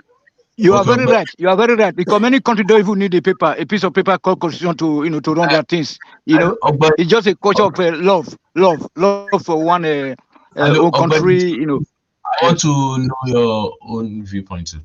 So see, this is my viewpoint, and I would like to go a bit historical before I narrow it on it, because my own is not going to be based on one parameter. So look at it from this angle. 1960 Constitution came. Before 1960 Constitution, there had been Constitution. 1960 Constitution was not the first Constitution we've ever had. We've had 1914 Constitution, which you can call Constitution, but it's not Constitution. They call it amalgamation legislation 1914. Then after that, we had 1922, we had 1930 something, we had 1945. Those are popular ones: Richard Constitution, Lytton Constitution, Clifford Constitution, Macpherson Constitution, 50 something. Then, so down towards that 40s, Awolowo started talking about federal, because and what was the reason? Because they realized that the protectorate or the regional system we've been using was not really working fine, because the interest of the minority groups, the minority ethnic groups, were not taken into consideration in those spaces. So that was what made Awolowo to be agitating for federal system. He was the major person vanguarding federal. Later Nnamdi Azikiwe joined him in craving for that. Down to 1960. Now, when they were going in 1960, they gave us a style of government. They recognized our diversity. So within that our diversity, they gave us parliamentary system, and then they gave us the regional system with parliamentary system. So we're running it. you can't say we're running it fine, because it was a collapse of that led to 1966 issue. Okay, so but in 1963 we had our Republican Constitution, which we believe at that point we should be, electing our people to governance to and have years within which we should be electing them and co. So now within that Constitution, don't forget that the Constitution is a document that contains a lot of things. There will be political structure, there will be geographical structure, there will be economic structure, fiscal policy, judiciary, tiers of government, organs of government. How do you arrange local government area? How do you do local governance? A lot of things are contained in the Constitution. It's not something that you just destroy and then you're having a new one. You can call for anarchy if you are not careful. It could lead to a war that will scatter the entire space. So it's not something you can toy with. Something you have to be very careful with. So now in 1979, now winding down now to 1979. So okay, something happened after that 1966. Now they suspended that 63 Constitution, and then for the next 20-something years that we have around that time, no constitution at all was really guiding us in the real sense. That 1960 Constitution we're still using it, but the military were just doing that. Now within that time, the military had battered our political structure. They had battered our demography. And what do I mean by that? They started creating states, right? Without considering what your constitution talk about. So they've used that state, the creation of state, to dismantle a lot of things within the space that you can't reverse. Now, winding down to 1999, that's what we're using now. What 79 and 99 simply did was to try to manage what the military had actually dismantled, that really don't favor us, that we can reverse again. For instance, you say they should collapse, they should cancel Ekiti State, cancel Ondo State, then collapse them back to Southwest. There will be war now. My people will not. Ekiti people will tell you that why do you want to take us back to Oyo and Ibadan? Are we in Ekiti Parapor time? Why do you always go against the military? That you enjoyed you went to secondary school under me myself or primary school or whatever, you had freedom of movement. You have education, you have protection, you have boarding schools all over. You know what I'm saying? So you have to be telling the government why you are not allowing your child to be in the boarding school. Now. Yeah, but what are you telling me? The industries were functioning. You hold on. You can refine your oil. What the hell are you guys talking about? Talking down on the military. That's exactly what we need anytime, any day. Wait now. Let me land now. You have never allowed me to. I will let you land before you land. In Germany, hold on. Germany, France, England were developed by military. I've not demonized military. I simply told you their weaknesses, and it's the facts. You can't run away from it. For instance, how do you explain the numbers of local government you have in Kano and compare to the numbers of local government you have in Lagos State? Is it reasonable to you? No. That one is coming from this sessional domination. That we already know, and that is coming out of the 1999 Constitution. No, it came from Abacha. It was Abacha who created those local governments. Yeah, but it's from the particular session. I don't want to make a name of making mention of. No, when you say session, you see that's the issue. I don't see it so, because there were Diya and so many people within the Supreme Military Council as at then, okay, who were running the government also with Abacha, but Abacha decided to favor his own state. That's the point. Not even the entire North. He favored his own state. It's still the same thing. It's still the same situation today. Tinubu is still under those that powers that be. Wait. So where I'm going is this: when we got to 99, Tony, please start up the land back. Okay. So when we got to 99, we couldn't reverse those things. Ordinarily, those were the things ordinarily we should have reversed and then go back to our 1963. But time and space are gone so far that you can't go back and say, okay, let's normalize Kano. Let's have 17 local government in Kano, but have 20 something in Lagos. It's not possible. You're not going to reverse what is in Enugu and reverse what is in Ondo State. You're not going to reverse Ekiti, that ordinarily shouldn't probably have been created, and Bayelsa, that has 8 local governments below what the Constitution said they should have. But we have to patch them all together. So in 99, we have to patch all these things together and put everything together to allow our democracy to kickstart. So if you ask me now, what should we be running? I call it true federalism. I know the word true federalism sounds esoteric. Now it sounds so ambiguous. that people may be asking, so what do you really mean by this true federalism? This is my understanding of true federalism. Chief Nahodo's a brainchild. Yes, right on. First, True federalism. We return governance to the local. We return governance to the local level. Even if it is that our local government, we should return governance to local government. We should ensure that our local government is autonomous. And we should ensure that the powers that are reserved for local government in the constitution should allow you to go back to the local government. What are these powers, if I may expatiate a little on some? For instance, somebody was mentioning policing system for that time. My dad used to say that they used to have local police that are native police in the colonial times, that they were not attached to any regional government. They were attached directly to the native authorities. They were the one in charge of that's the boundary ilu, and onshore forest. You say? There is also, based on what you are saying, but that really had Zangbeta all Egun communities. Yes. So for me, we should return power to local government. See that local government that we are not taking too serious. Many of our governors now, they rendered local government so useless. That's how we show you now. That's how we show you now that military government is better now, because all the military government, see government, or the local government functioning.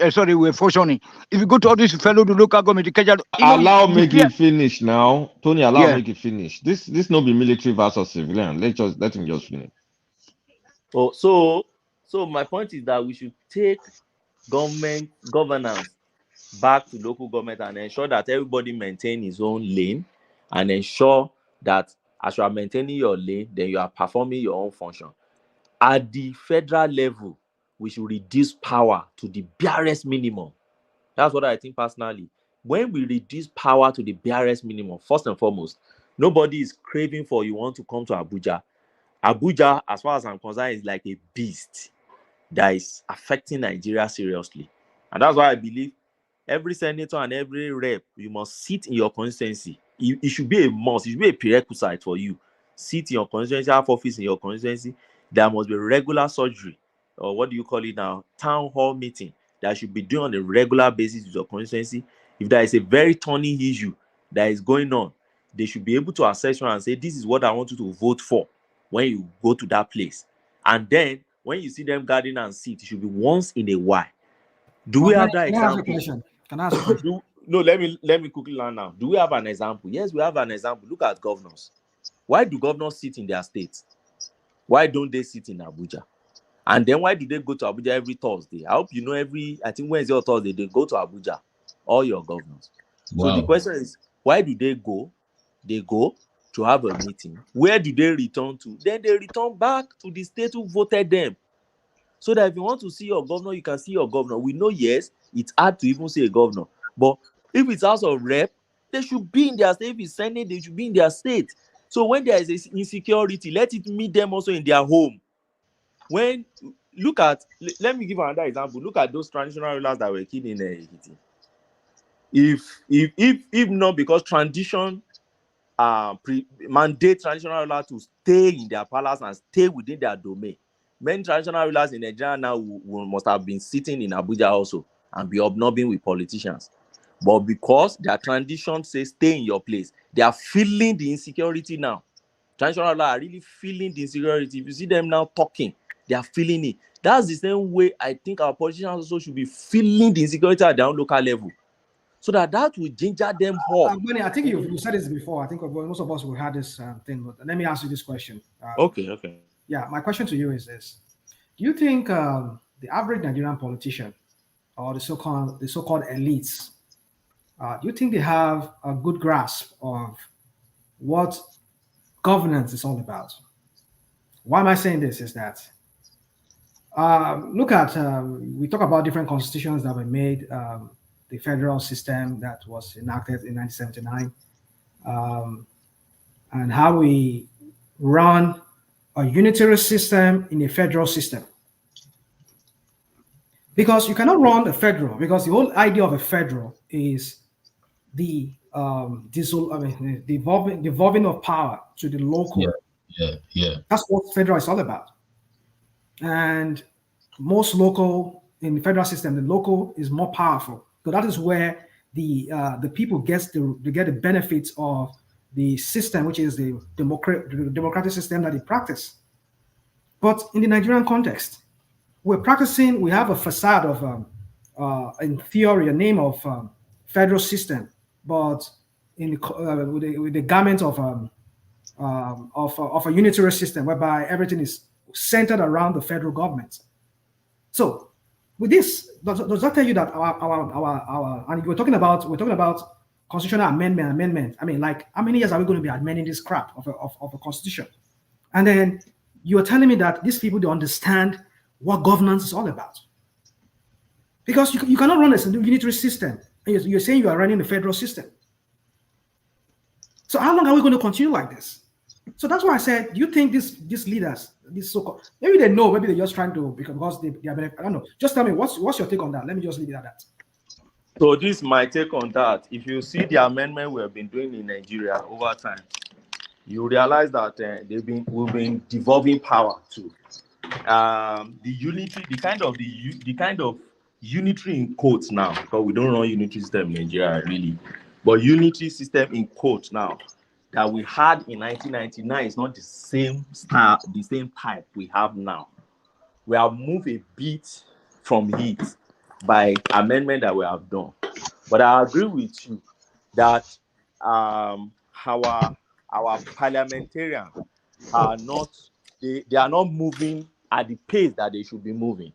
If they really understand what they are doing, we should by now have moved further. And what are the areas I'm talking about? First and foremost, local government governance. By now, instead of, if you remember Buhari struggled seriously to get autonomy for local government. If as bad and as bad and the state government fought against it. That's what Malami told us now. We don't know how true that is. Malami said it. I know Malami said it, but we don't know how true that is. Can you tell us how true is that? No, there was an, they were expecting them to do that through constitutional amendment. They didn't do it. They didn't include it in the amendment they did under his governance. And then he made an executive order. You forgot? I can't remember executive order. What Buhari wanted to do was he wanted to give the local government autonomy such that when there's general election, will hold local government elections simultaneously, and they will start collecting their own allocation directly.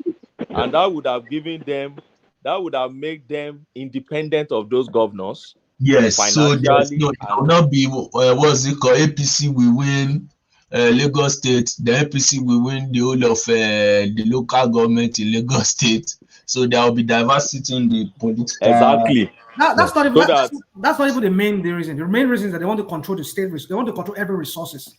For example, look at Lagos State. Everything is Sanwo-Olu's. The tenement rate, everything is Sanwo-Olu's is collecting everything. The advertisement is why would Sanwo-Olu not give it to? Look at Anambra. Look at Anambra State. From 2006 to 2014, no single local government election. Rational mind. If there is a state, Tony, I beg, Mike. Rational mind. If there is a state that local government is functioning in Nigeria today, which state? 1, 2, it is Lagos State. Which Lagos? Let's talk facts. You just make everything. If there is a state during that time, I did not live during when the military era, when what his name was there. We are not talking of military era. We are talking of where they function under military era. I know what the local government looks like. Even under a military administration of what's his name? Go on. I knew how it is. Telling me how it looks like, how it feels like to live under. Hello, Koshofe local government. Hello, hold on.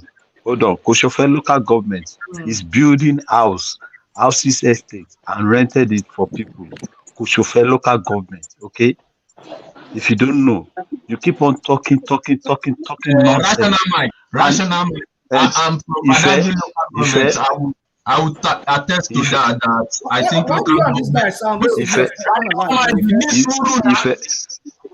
what's it called?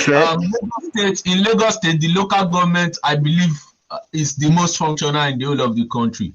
No,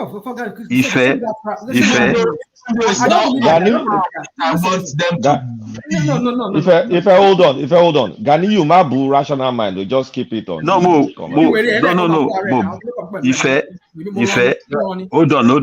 Hold on, please. Me, boo, Mukonsoni, Ketu, Koshofe local government is building house. Not everybody that speaks Yoruba is a Yoruba man, okay? That's it. This guy, you see. Okay, just say whatever you want to say. When you're done, let me continue. Rational mind. Can I continue? So look at it, You see our governors, they are our problem. And that's why sometimes when people say unitary government, I said, where do you even see this unitary? Your governors are gallivanting around. If we are really running unitary, Tinubu should be arresting governors now. Why do we have Section 308 that talks about immunity? So when people talk about me as that, we don't have any unitary government anywhere. In the military era, when we had unitary government, no military administrator can do any outing. The head of state will sack him and recall him. Go to Ghana. Ogani, yeah, you go again with this unitary something, not unitary. You see, it's not unitary now. I understand it's not unitary. We're not practicing unitary, but the structure on ground, the structure that we inherited from the military is a unitary system. No, we agree on that. Do you agree on that? No, I don't agree on that. Oh, it's not unitary. Rational mind. It's not. See what we see. Let me quickly explain. Rational mind. Hold on, John. Why do Let me quickly explain now, so that we don't start on a 40 grand. But you won't allow me to just land my point. Let me land my point. Okay. We have supreme military council in place of a national assembly. These are some group of men. No. Just hold on, No, wrong now. You said what? Not national assembly. Color replace supreme military council now. It's like you don't understand what I'm trying to say. I don't know. Let me land. That's why you need to let me land. Okay. During the military era, we have supreme military council. Yes. This group of men who just sit down and just formulate whatever decree, pass it and whatever. Yes. And we have their stooges in the place of military governors in states that serve as their high balls in different states. Hold on. Now, after we left we left the military era, they brought about what they call the federal system. Yes. Now, both the 1979 Constitution, it was the same process like we had in 1989, from military to civilian. So there were relics of the administrative system of the military that each of these new civilian dispensation that came after them, they inherited. Nothing was done about it. Now they inherited a system whereby the president has absolute power. He controls energy, he controls military, he controls everything that normally should go to states and local government. So my point is this, that these guys who came after them, the civilians, they never did anything about it, like yourself you said. So how do you expect us to have a system that really works for people when they do nothing about this administrative style that they inherited from the military, which is the unitary system with the facade of a federal system under the civilian rule? So you get my drift now. Do you understand what I'm trying to say? Yes, but let me answer that. You are not completely right. You missed some points along the line. So now this is the way I see it. Okay, the power given to the federal government, yes, I believe it is enormous, but I believe over time it's been welding. It's been how do I put it now? There are some powers that have been actually shared with the state government. Now, when you look at those three tiers, the one that suffers most is local government. The state government still reserve so many powers, Tony, but they've been so very useless and docile over the years. And because of the kind of citizens standing on, they don't put them on their toes. And that's why I agree with somebody who said that Lagos is still the only state that is really, really working in Nigeria. And when we are citing bad example, we shouldn't be citing Lagos. We should look elsewhere. I agree with those guys, because when you go back to that same constitution, you see the powers. Hello, Bishop Minister Mike. Can you okay, let me see if I can Okay. So when you go back to our constitution, you see exclusive power, you see concurrent power, and you see residual power. The exclusive power is the one, legislative power is the one exclusively for federal government. And when you say federal government, sometimes I also look at it. What do you mean by federal? Those powers are reserved for the National Assembly. Who are the people in the National Assembly? They are still the people that came from the state and local government and all these areas to come and make laws. Okay? Now, they reserve some powers as concurrent. Concurrent simply means that state can do it, federal can do it. Part of it is education. And that's why you have state government running their own secondary school, federal runs his own. State government runs their own university, federal runs their own. Health is also part of it. You can have your own hospital as a state government. You can decide to have a cancer center and have a tertiary health, whatever you want to do with your money. Federal also can do their own. But over-reliance on the federal is one of our first problems. And as citizens, we don't even focus on our state government. We don't look at what they are doing. Benny, is that not why we have to write a new constitution that will define the way we have to govern that country, particularly in the areas of resource control and other things that can really make that country work? And that over reliance on federal government, we have to take it away. We will have to stop it. And the state will have to function efficiently and develop at their own pace. Development is in the hand of the governors. Sorry, it's not the constitution that will tell citizens to make their state government responsible. It's not the constitution. Hold on now. Already. Hold on. Okay. The constitution. It's not true. It's the constitution that does that.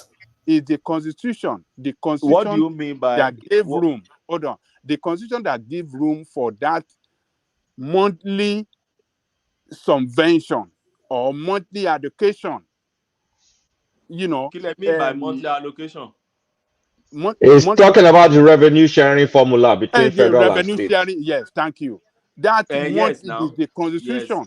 Yes. If we have to take that away, if we don't take that, then you will not see people holding their governor responsible. Why do you want it to be taken away? What do you say? Why do you want it to be taken away, Babajare Koko? Yes, it has to be taken away so that every state, every state of the federation can,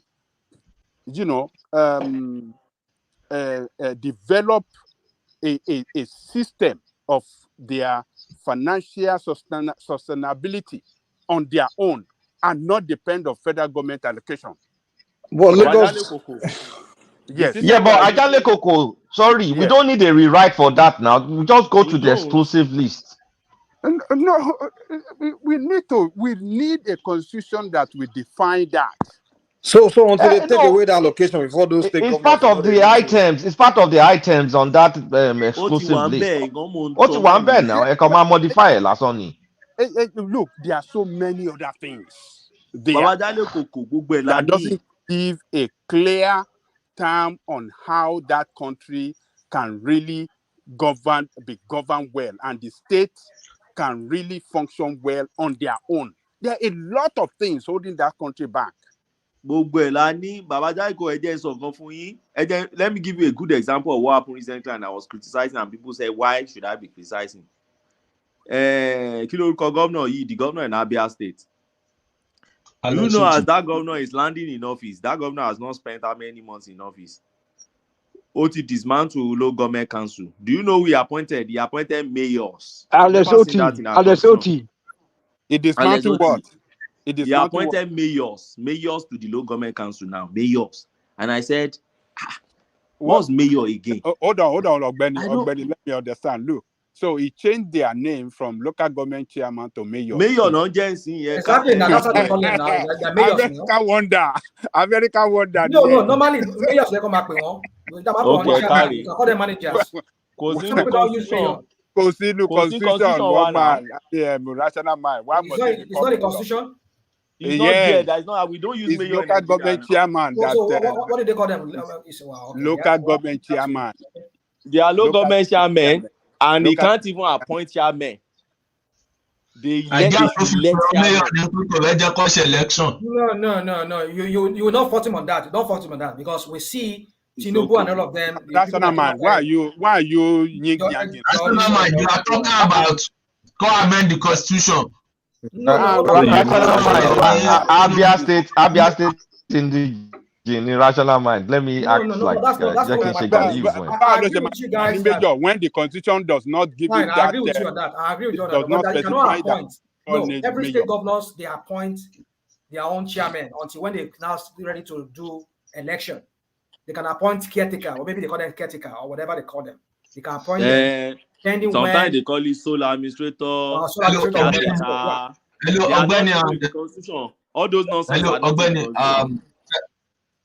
Ogbeni, thank you for at least I understand the way you see Nigeria. I think at the end of the day, what everybody wants is a form of government that will trickle down to the common man on the street, which unfortunately is not effective as we have it at the moment. But based on what you said, the Sharia note has already created a problem. And the problem they've created is because I heard the calculator said, if the economy is good, if the common man is good, then there's no problem.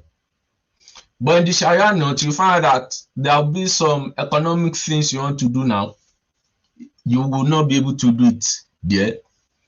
Now, in fact, I think as last month, they were saying that there are some Sharia note, they are not even allocating lands for building of churches again.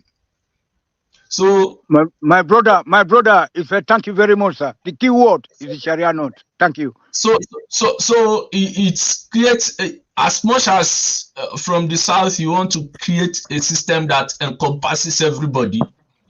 There's already a barrier to that. So what is that barrier, please? What's that that barrier is putting a form of theocracy in the state governance system where you have some Sharia police, the normal police. And let her land. All these traitors. Okay, land now. So the Sharia police, the normal police, and in fact, it's affecting if you meet people in this Sharia state. It is even affecting the Christian population there, whereby they cannot access university education easily again. I have a friend here now.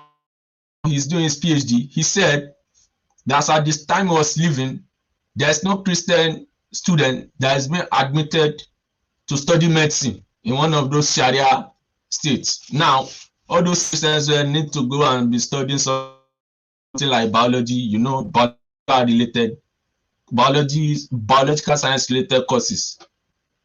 So putting a form of theocracy into the system creates its own problem. So that's why I was asking, do we want a state that is based on a religious ideology, ethnic-based ideology, or a commercial system? Where in the South we tend to be more commercial. That's why we don't see ourselves from the paradigm of religion. There's still some form of ethnicity, because at the end of the day, you hear something like Southwest local, South t-shirt here, Southeast t-shirt here. It's the time for the Igbos. This is the time for the Yorubas.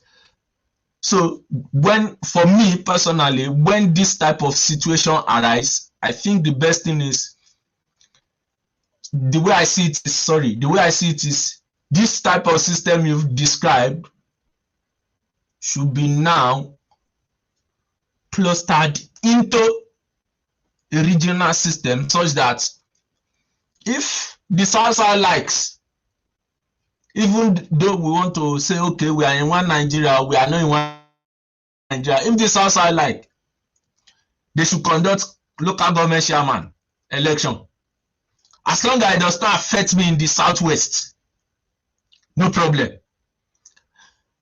And if my output, based on the type of system that I've adopted, is going well for me, my tax should not go to another part of the country, because they also see that I'm progressing, but maybe because of their selfishness or myopic way of thinking, which is a general thing to the African leaders or the African system, it should not affect everybody, because you now find out that, okay, for example, US, from what we're seeing in Tinubu's government now, a section of the country believe that they are trying to rule the country. They mismanage the finances of the system.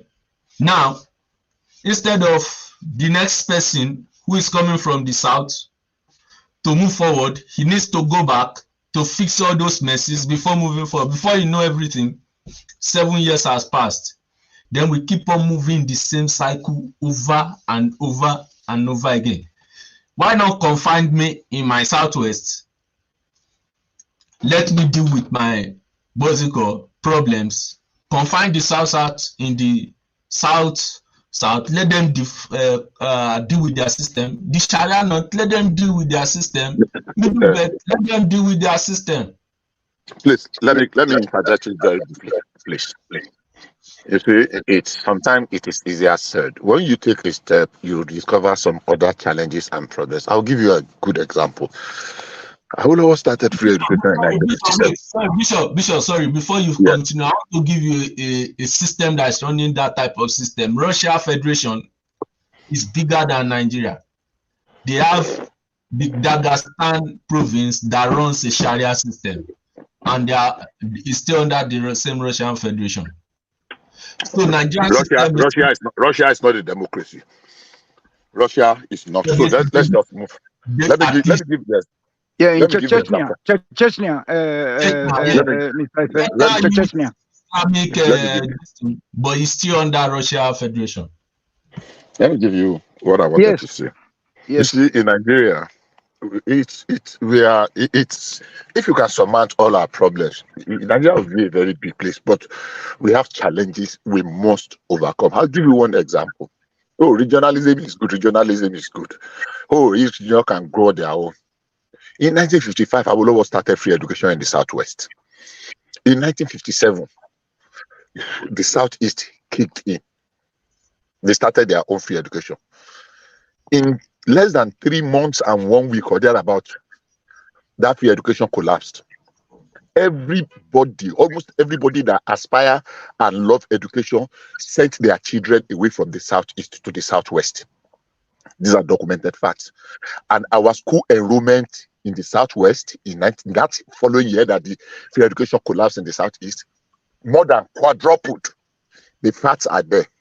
Now, can you turn them back? They are Nigerians. You don't have any right to turn them back. Yeah, but so if one state, let me finish. Let me finish. I've heard something Lagos State did. Lagos State had the school fees for indigenous. But it's still going to be very, very just. But let me finish. I don't know whether they are. Oga Bishop, Oga Bishop, let him land now. No. I want to make a correction. Understand the point completely before we start cutting off. Okay, go ahead. I'm trying to get where Bishop is going. Go ahead. So the idea of each one help one, we are not saying we must tie down one region for the other. But when we have, if we are not careful, that we have an extremely very prosperous one section and the other, because we are still in the same federation, even though practicing regionalism, people will find their way to the ones that are prospering. And the weight we transfer in development, and at the end of the day, it's almost going to be the same thing. Because where you have a section that is doing very well, and has the power, the ability to lend a helping hand to other people, so that we can go not necessarily at the same pace, but nobody is left behind. But Bishop, you find a way of bringing everything. You have to bring something that is just to show that this thing will not. That's just too much. I'll continue. Rational mind. Show my What do you mean? Everybody is sharing their idea. Do you listen to yourself when you make your own idea sometimes?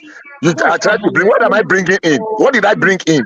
What exactly did I bring in? I'm sharing my view, my perception. You were asking some question that I could have regarded as being dumb. I never said so. I allow you to have your say. Bishop, why don't you let me have my say? Bishop can continue, sir. Continue. No, you don't sound condescending when other people are making their point. Bishop, alone, continue. So, as far as I'm concerned, federalism is beautiful if all of us, but every step in development come with its unique challenges. The problem, you are not seeing it now, and the really reason why you are not seeing it now, because you have not started implementing that solution you think is going to be like, pro everything. Immediately you put that solution in place, that system. When we were doing regional, what do you call it, parliamentary something, people thought that the presidential system will cure all the problem. We do this, we do that, and they brought it. And we are seeing the problem. No matter the system you bring, in as much it is being run and managed and midwifed by human beings, that selfish needs and the rest comes in. Problems will come. We don't run away from them. We confront them and tackle them and solve them. Otherwise, trying another one will still bring another kind of problem. Trying another one will still bring another problem. That's what we have experienced over the years, and not running away from it. Okay, I understand you. You mean that the operators, the operator of the system is the problem, Oga Bishop, The operators. Let me answer that. No. I want to interject earlier on that the people of Southeast did not come to the Western side to go to to get their free education. It was the people that speak their language, because in the Western region we have also Igbos in all this Asaba. It's not even true. Hold on, Tony. It's not even true that it collapsed. I don't know where Bishop is getting those facts from. Yes, indeed, people moved southwest, and like you said, Tony, we in the time past, in the 60s and early 70s, after the Civil War, Yoruba people have a way of roping people. Even people from Calabar, they will look at them as Yoruba, as Igbo. Even people from Ikwere or they will look at them as Igbo. During the time we're talking about in question, the Western region was doing well when it comes to education. When Awolowo declared free education for the Western region, of course, people from the Southeast, people from other part of the Southeast, the Waibom, BBO area, even from the Creeks, they all came down. But that did not collapse. That free education collapsed. It's not true. It never collapsed. That's not my mind. In the Southeast, hold on. You have just misrepresented facts. Let me correct you. You have just misrepresented facts. You have just misrepresented facts. Hold on now. Hold on. Let me correct the fallacy. You have put out a fallacy as a fact here. Hold on. I am not going to hold on. Let me talk, please. Let me talk. Thank you. So that it collapsed. There is no historical record to that. He said collapse in the Southeast. What? That's what he said. He said that it collapsed southwest. No. He said Southeast. I know he said Southeast. Collapsed. Southeast. He said no. This is what he said. He said Southwest started free education. Southeast too started free education, but theirs collapsed in 3 months. That's what he said. That was where I came in to say that. Hold on, National Mind, please. Mr. Kulata. Hold on, Mr. Kulata. The people of Southeast, they did not come over to our place because we have the Igbo speaking part of our Western region. So that is whom these guys refer to as a collapse system, and then they cross over to us. These people are Westerners. Were they cash strapped? Can I land? Were they cash strapped? Yeah, they were cash strapped. They had problem with finances, but balancing their budgets. But that their economic, their educational system collapsed. It's not true. Nobody said educational system collapse. I said free education collapse. Collapse. That's what you said. Okay, listen, or borrow free somebody's education in South. Let me repeat myself. He said the free education in the East collapsed. He didn't say their education collapsed. The free education that was introduced, model after that of Awolowo. Is that what it meant? Okay. All right. Yeah, that's what he said. All right. He didn't say their education. He said, but they could not continue it. They couldn't manage it. You understand? In 3 months, that's what he said. They said they returned to the way they used to do it before they introduced their free education. So Bishop, many question does it now mean that, let's say they continued, they will not have devised means to improve and make it function again? I've not answered your former question. Yes, Ogbeni. Yeah. Ogbeni, okay. Okay, see my take.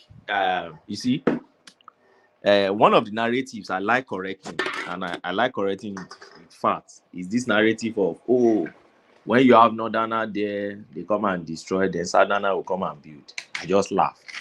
Where are our facts? I always ask. From 1999 to date, we have more Southerners in government than Northerners. That's the fact. Obasanjo spent 8 years. Yar'Adua spent less than 2 years. We put Jonathan there who spent 6 years. Buhari, the only Northerner who spent 8 years. Now we have Tinubu. That's not the only time the Northerner has been there now. We have more Southerners than Northerners. From 1999 to date, we have more Southerners than Northerners. But we're talking about from the time Nigeria has ever been. He made it clear. He said from 1999 to today. That's the context he's speaking of. So that's the point I'm trying to make. They said Southerner, they said Northerner. Ife is here now. Ife that made the comment is here. Rational mind, that is selective listening. Now, what for you? No. Ife, you are here. It takes only 1 year. It takes only 1 year of a Northerner to destroy 30 years. That's the narrative I'm trying to speak to. What I'm trying to say is, what I'm trying to say, from the governance of Nigeria, that's what I'm saying. The Southerners tend to be more, what's it called? Resourceful than the Northerners. That's what I'm trying to say. Resourceful. That I don't agree with that indices again. You see, and that's why I said let us always put facts into context into our issue. I remember on this platform we have analyzed Murtala Mohammed Obasanjo era here before, and relatively, or to a larger extent, we agree that Murtala government would have been a very good government, but because he was pro-Russia and pro-Soviet Union, he had an EU. But they had very good programs, and to date, we believe it was that Murtala Obasanjo government that established so many foundations, major foundations of what we are still standing to get in date. They made radical reforms and some foundational things in Nigeria, civil service reform, local government reforms, a lot of reforms. Teacher training college. You said? Teacher training colleges. Yes, training colleges, police. They were the one who created restructure our police. They did a lot. And that is a Northerner. It destroyed our police, though. They destroyed our military, too. They fired too many people. Well, anyway, in academics, people must come and also, that's your take, too. But generally, when you look at it, they made a very major reforms. It was that same government that nationalized most of British properties in Nigeria. British Petroleum become African Petroleum, indigenization policy, feed the nation. A lot of landmark reforms came under the administration. And when you look at it, put together, that is a Northerner escalated in the Southerner. Now, let's look from 1999. From 1999, for instance, you have OBJ. Yeah, OBJ did his own. Goodluck Jonathan was there. A failure just like Buhari.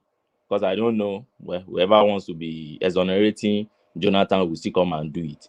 But Jonathan was a southern man like us, like me and you. Jonathan, as far as I'm concerned, was just a failure in that government, just like Buhari. So what did he do that Buhari didn't do? So, but we have this general narrative of, Northern, as if they are dumb. There are people that don't think at all. They just come and plunder and get all the money away.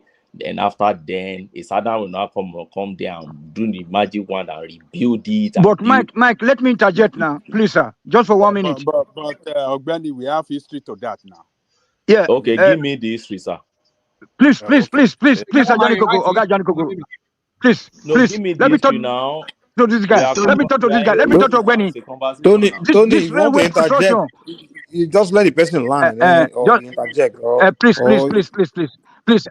Ejo, please, sir. Please, But sir. don't speak off topic now. Speak to the point. Don't say the same thing. Very quickly. So, Ogbeni, please, it will take 1 year of a Northern leader to destroy 30 years of progress by the Southerners. So let me tell you one thing. It's not true. No, hold on. If you don't see anything wrong with these people, that they will use your money to build about hold on. 3,000 kilometers of rail line to another country instead of using it, between Lagos through Ekiti, Ondo, Edo, Delta to Calabar and Onitsha. You say that you don't see anything wrong with these people? That do you know how much it? Hold on. Do you know how much it costs? Hold on. You get your point. Do you know how much it will cost? Do you know how much it will cost? Do you know? No, hold on, Mike.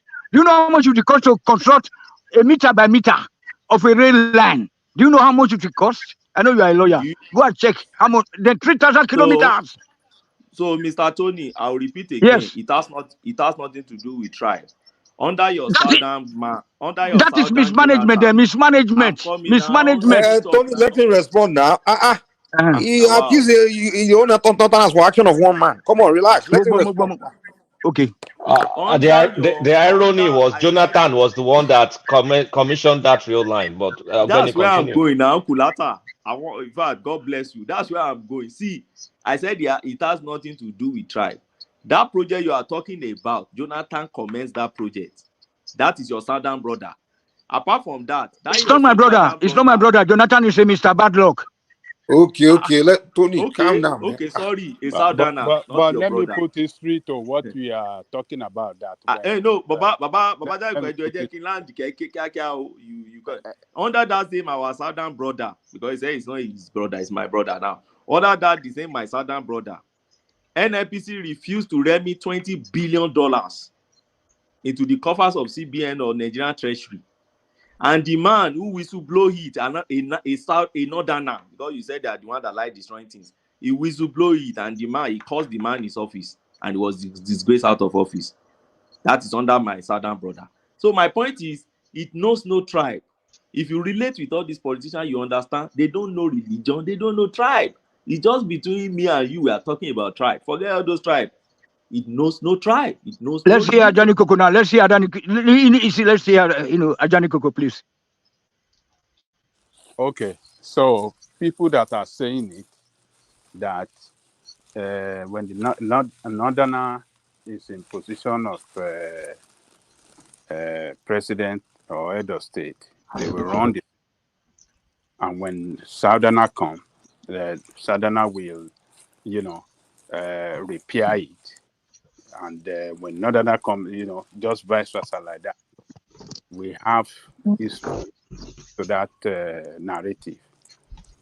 When Obasanjo handed over government in 1979, he handed over a country that was very buoyant economically, a country that was on the right track of,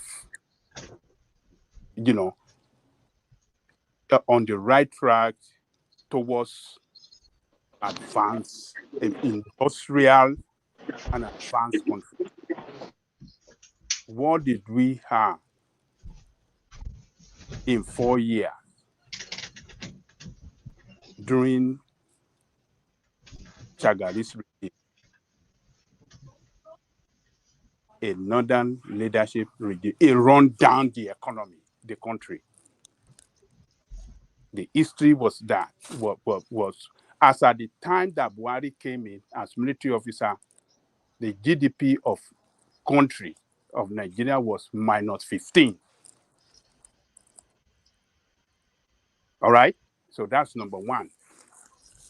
Number two, the same thing when Abubakar took over that government. Handed over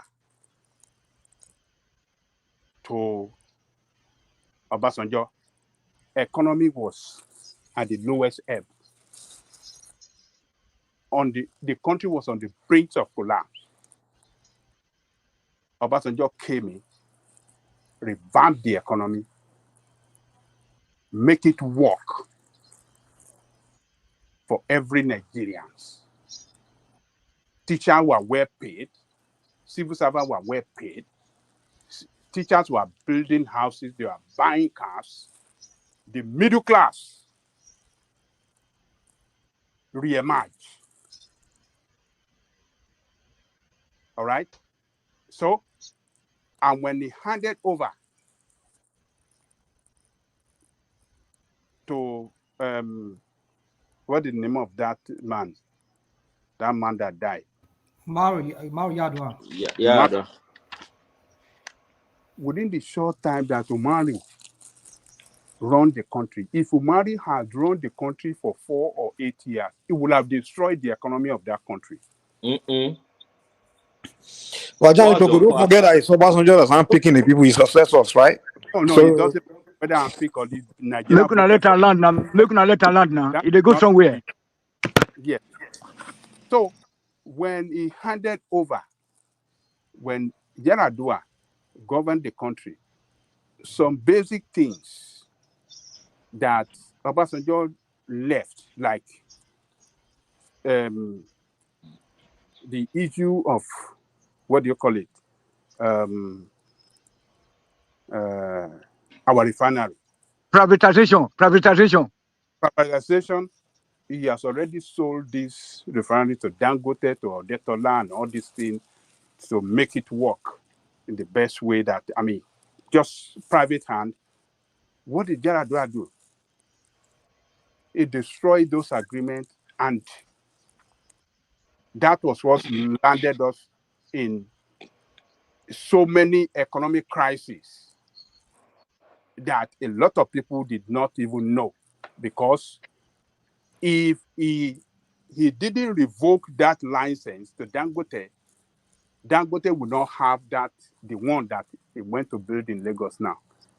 The one for Port Harcourt, they will have,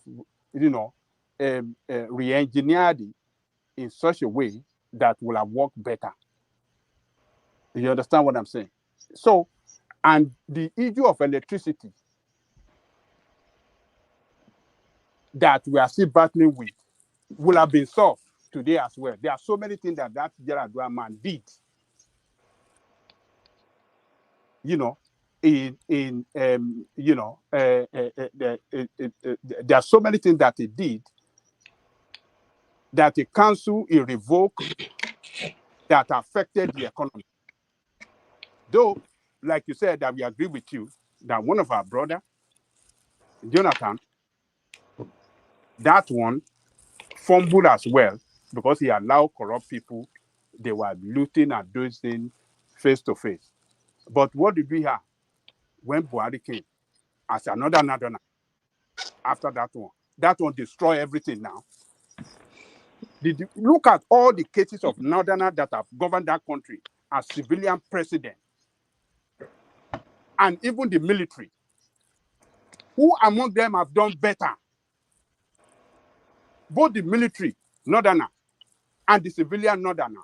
Who among them have done good and built the economy in such a way that that is on record that the economy was on the right track, that the economy was very buoyant? Ajaniko, can I interject you? Can I interject you? None. So we people that are saying it, Ogbeni, they are not on the. They are not saying it out of fallacy. The history and facts are there to that effect.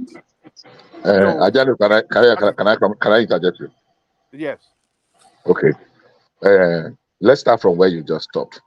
There is no historical fact. It's just fallacy.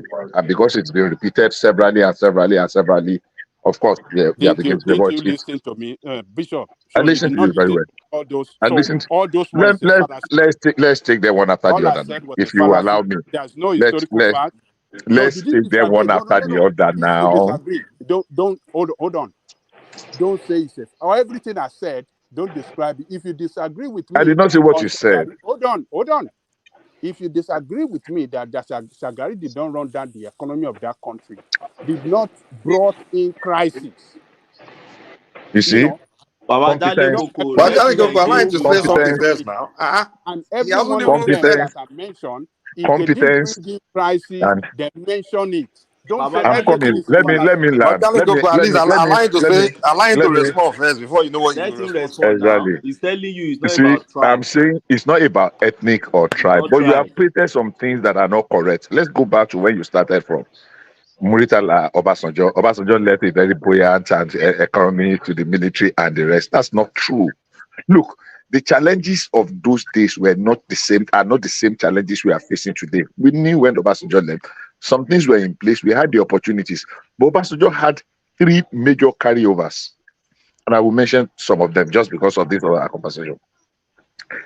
The challenge of Aida report, civil service reform, that Muritala laid off hundreds of thousands of people. The challenge of that nationalization of British assets were there. One thing was that he did right was that he handed over, and we were looking forward to a prosperous nation. The Nigerian army, I cannot quote the figure now, of people they laid out after the Civil War ended in 1970. 1973, they laid off hundreds of thousands. And the people that fought in the Biafran War, criminality quadrupled. Violence, crimes, and the rest quadrupled in Nigeria. People that ran away with military rifles and the gun. The police tried to absorb some of the people that fought the Civil War into the police. So there were multiple of problems. The problem is this: comparing to now, when we look back, we think it was hey then, but that time the number of complaints and crying. These civil servants that you are talking like this, that they were middle class, they were living glorious. If you know their songs, then the people that were laid off under Muritala and Obasanjo implementing the Aida. So, but of course, it got worse in 1980 when civilian came, and we always know that there is a distinct difference between military and civilian regime. Because military does not need your approval. There is no National Assembly. It is do this or don't do it. The National Assembly is always the first victim. So the military can say they rule by fiat, by decree. Nobody questions them. Nobody audits their book. Nobody does anything. So whatever they do, only as Shebeni. So let's now move forward because I don't want to take too much time. We had our experiment with military civilian regime, which was mismanaged, and we did not allow to go. And when military came, we jumped into the street and we celebrated them. My point is this: people have had opportunity to rule Nigeria. Many have messed up. That Babangida that you are pointing at as a military regime, which I did not like, even though naively, I mean, out of Navy being naive, I celebrated his coming in 1980. No, I did not like his coup. It was Buhari I celebrated in 1983. I remember I celebrated Buhari because, of course, some of us saw what Baba Shagari and his cohort has become. And especially in the Southwest, we kind of have this disaffection for MPN. And you will see what happened in Ondo State with Akeomo and what happened in Oyo State when they manipulated and won with Omolulolu Noyo and Akeomo in Ondo State. So fast forward to what happened. Sorry, somebody has his mic on. I'm hearing myself back. Can you help me mute your mic, please? I don't know who that is. Please help me. If can let me mute. Okay. So now, fast forward. Thank you very much. So fast forward again to what we were saying. Whether it is what's his name now that you mentioned, Yaradua. When Yaradua became president of Nigeria, the socialists in our midst, in quote, the civil society organization, the Nigerian Labour Congress, they were the ones that were shouting, Obasanjo sold all these things to his crony. Three major things that I still keep saying that I regretted that Yaradua did was, number one, the reversal of the price of petroleum, because Obasanjo put in place a mechanism to deregulate the petroleum sector gradually, and he increased the price that it should be continued. They shouted, oh, Yaradua reversed this. Obasanjo increased VAT. Oh, the civil society and the NGOs, championed by the Southwest press media. I want to emphasize that. Championed by the Southwest media, dominated media, shouted, oh, they made Yaradua. Their opinion was, oh, everything Obasanjo did, oh, because of the hatred and the rest. He reversed the sale of the refinery. They said, oh, he sold it to his cronies. Every time you open the radio, television, every time you open radio, they are always talking about, oh, Obasanjo, oh, he sold it to his cronies. He sold it to his cronies. Oh, they have to reverse it. Nigerian Labour Congress went on strike. He has to reverse it. He reversed it. He listened to the voice of the people. And he did a popular thing. Because as at that time, the popular thing was that reverse the sale. I challenge anybody to bring contrary evidence to that. The same thing happened to Niger. Oh, he sold it to his crony. He did it, blah, blah, blah, blah. He reversed the sale of, he reversed the VAT. Well, Obasanjo increased VAT to 10%. This one that we are now trying to increase to 7.5, that is costing so much. Obasanjo, I mean, so Yaradua reversed it. Yaradua reversed the sale of petroleum products. And some people still salute him today. Oh, he's one of the best in Nigeria. And I tell people, it's one of the dumbest. The sale of Niger. So, They reversed it. But Bishop, what we are doing eventually is we are still backing the fact that the Northerners have always. No. Hold on. I said something. I laid a foundation. I laid a foundation at the beginning. I said it is not a tribe or ethnic thing. No, we are talking of the leadership. We are talking about leadership. That is what I know now. Guys, I would like to put another narrative here. I think people are focused on personality, but in a lot of times, Nigeria's economy is based on the price of oil. For example, during Shagari's government, remember, we had someone needs to mute. Remember, we had an energy crisis in the 70s. So in the early 80s, we had an oil glut problem where there was so much oil outside, but the demand for oil was low. And I'm reading Washington Post back in the early 80s, our revenue dropped by more than 50%. And then we had no reserves. So we have this issue of we'll get a buoyant economy when oil prices are high. When oil prices are low, it goes down. So to a large extent, it's not even the president that controls our fate from an economic perspective. Yes, better management is always good, but a lot of our fate is tied down to the price of crude oil, because that's 80% of our foreign revenue source. So Shagari had bad timing. But you're very correct. Coming from an oil boom. We came from an oil boom, so our budget was messed up in the early 80s. It was completely messed up. The treasury. Because during that, when the Middle East had the war, when they refused to sell oil to America, hold on. Let me finish my statement. So the two people I can genuinely blame for mismanagement is one, Babangida during the Gulf War oil boom. Where did that money go? Next one is Jonathan and Yaradua, because they mismanaged oil boom too. So Buhari came in an unfortunate time, but it's still messed up. No, Kulata. Wait, let me finish first. Let me finish first. You have to let me finish. Let him land, man. So a lot of times when you look at how our economy performs, like 2015, that was the shale oil crisis. when Saudi Arabia was trying to drive American shale oil production to the ground, which they successfully did. They drove the price of oil; it reached like $30, and it created a lot of budget issues for us. So our economic fate is tied down to crude oil. But I will blame leaders that mismanaged crude oil boom. Buhari mismanaged the boom during the what's it called, this war. Babangida mismanaged his own. Jonathan too mismanaged his own. So that's how I look at it, not by personality. Okay, Kulata, let me quickly say something. No, Bishop, just a minute. I will leave the stage for you. Sorry. Kulata, see, you oversimplify it as if the oil is the only thing that controls the economy. You look at it from the fiscal side, revenue side. What about the monetary side? It affects it now because it affects it. You have, I mean, inflation and all that stuff will happen when hold on. You do you want me to answer your question? You are talking like if I'm only taking one side from the other.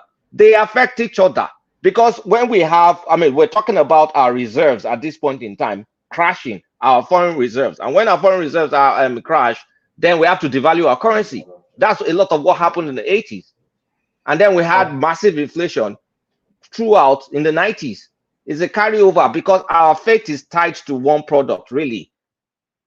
Okay, Kulata. When Obasanjo took over power, we had oil revenue issues. Remember when it destroyed the toll gate and started increasing pump price gradually? You understand? His first year, yeah, his first 2 years, his first year, yes, the oil price was low. It rose by the second, it started rising by the second year. So he started doing his own policy to the point that he even raised enough funds to even pay our debt up to give us credibility, to reposition us so that Nigerian businessmen they could do better with the international. That was an extraordinary period because we were just leaving military government. We were just opening up our economy again. We were under sanctions, and then so a lot of goodwill and dollars were pouring in, and we also had debt forgiveness, and then we also had a revolution of telecommunication. So there was a good timing, and there was also the fact that we were just moving from military to civilian, and goodwill coming from a lot of countries.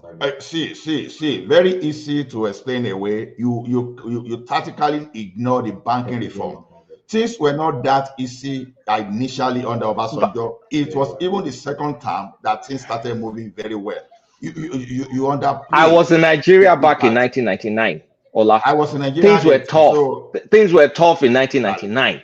It wasn't still like 2021. Kulata, I'm surprised that you're narrating Buhari's civilian regime.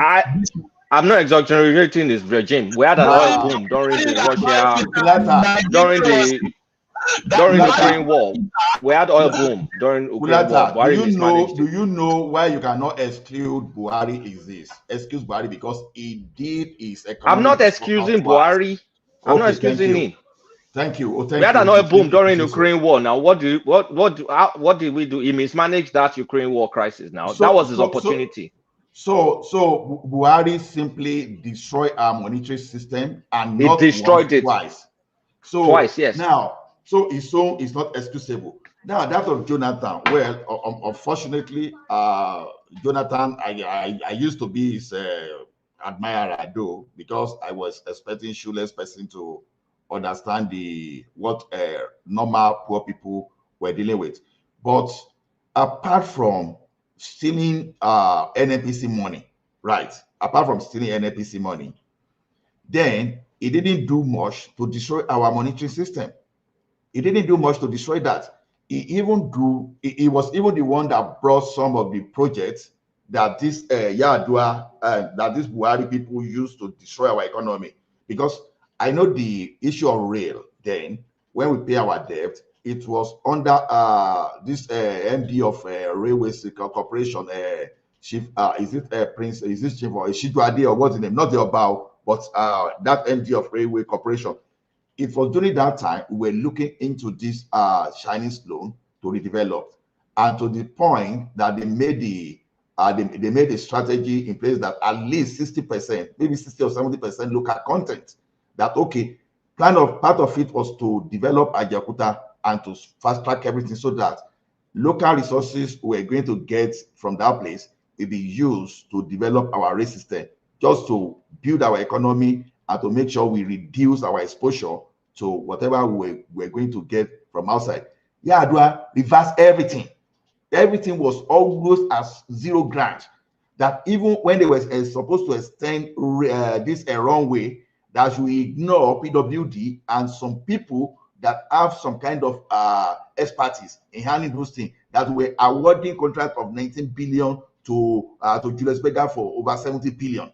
So when you look at the thing in totality, when people are saying the Northerners, they are there to destroy our economy, fact and figure, they are there to back it up. Obasanjo left the Nigeria shipping system. By the time he came back, it was destroyed. Nigeria Airways, it was destroyed. Obasanjo started Ajaokuta. Under the northern people, Ajaokuta was nowhere to be found. He repay our debt. Look at the debt we are into in Nigeria today. Naira stabilized under Obasanjo. Let me help you out. I just posted something in the comment section, in private comment section. It is reported there by Business Daily that in 1979, when Obasanjo left, he left with a public debt profile of $3.7 billion. By the time this guy was evicted by his brother in 1983, he left Nigeria with over $20 billion. $20 billion in how many years? Just imagine. From 3.7. Did you hear that, Rational Man? Did you hear that? Hold on, I hear your story about it's not story. Did you hear that our revenue dropped in the early 80s by over 50%? I remember Obasanjo left a huge amount of money in the treasury. Hold on, that's $3 billion is what he left. How much? How much? You just said it, didn't you? No. I said no. He left a debt of $3.7 billion. But this guy ballooned it to over $20 billion.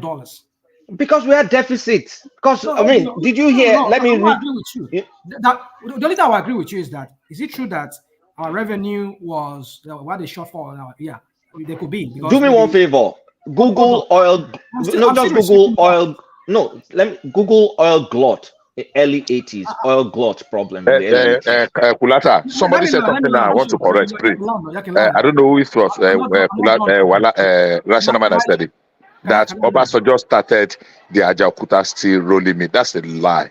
That's not correct. I didn't say that. No, somebody, I don't know who said it. Baba is not a lie. Even though he kickstarted fully under Shagari, it was initiative for Obasanjo. No. It was where now the question is this. Hold on. I started it.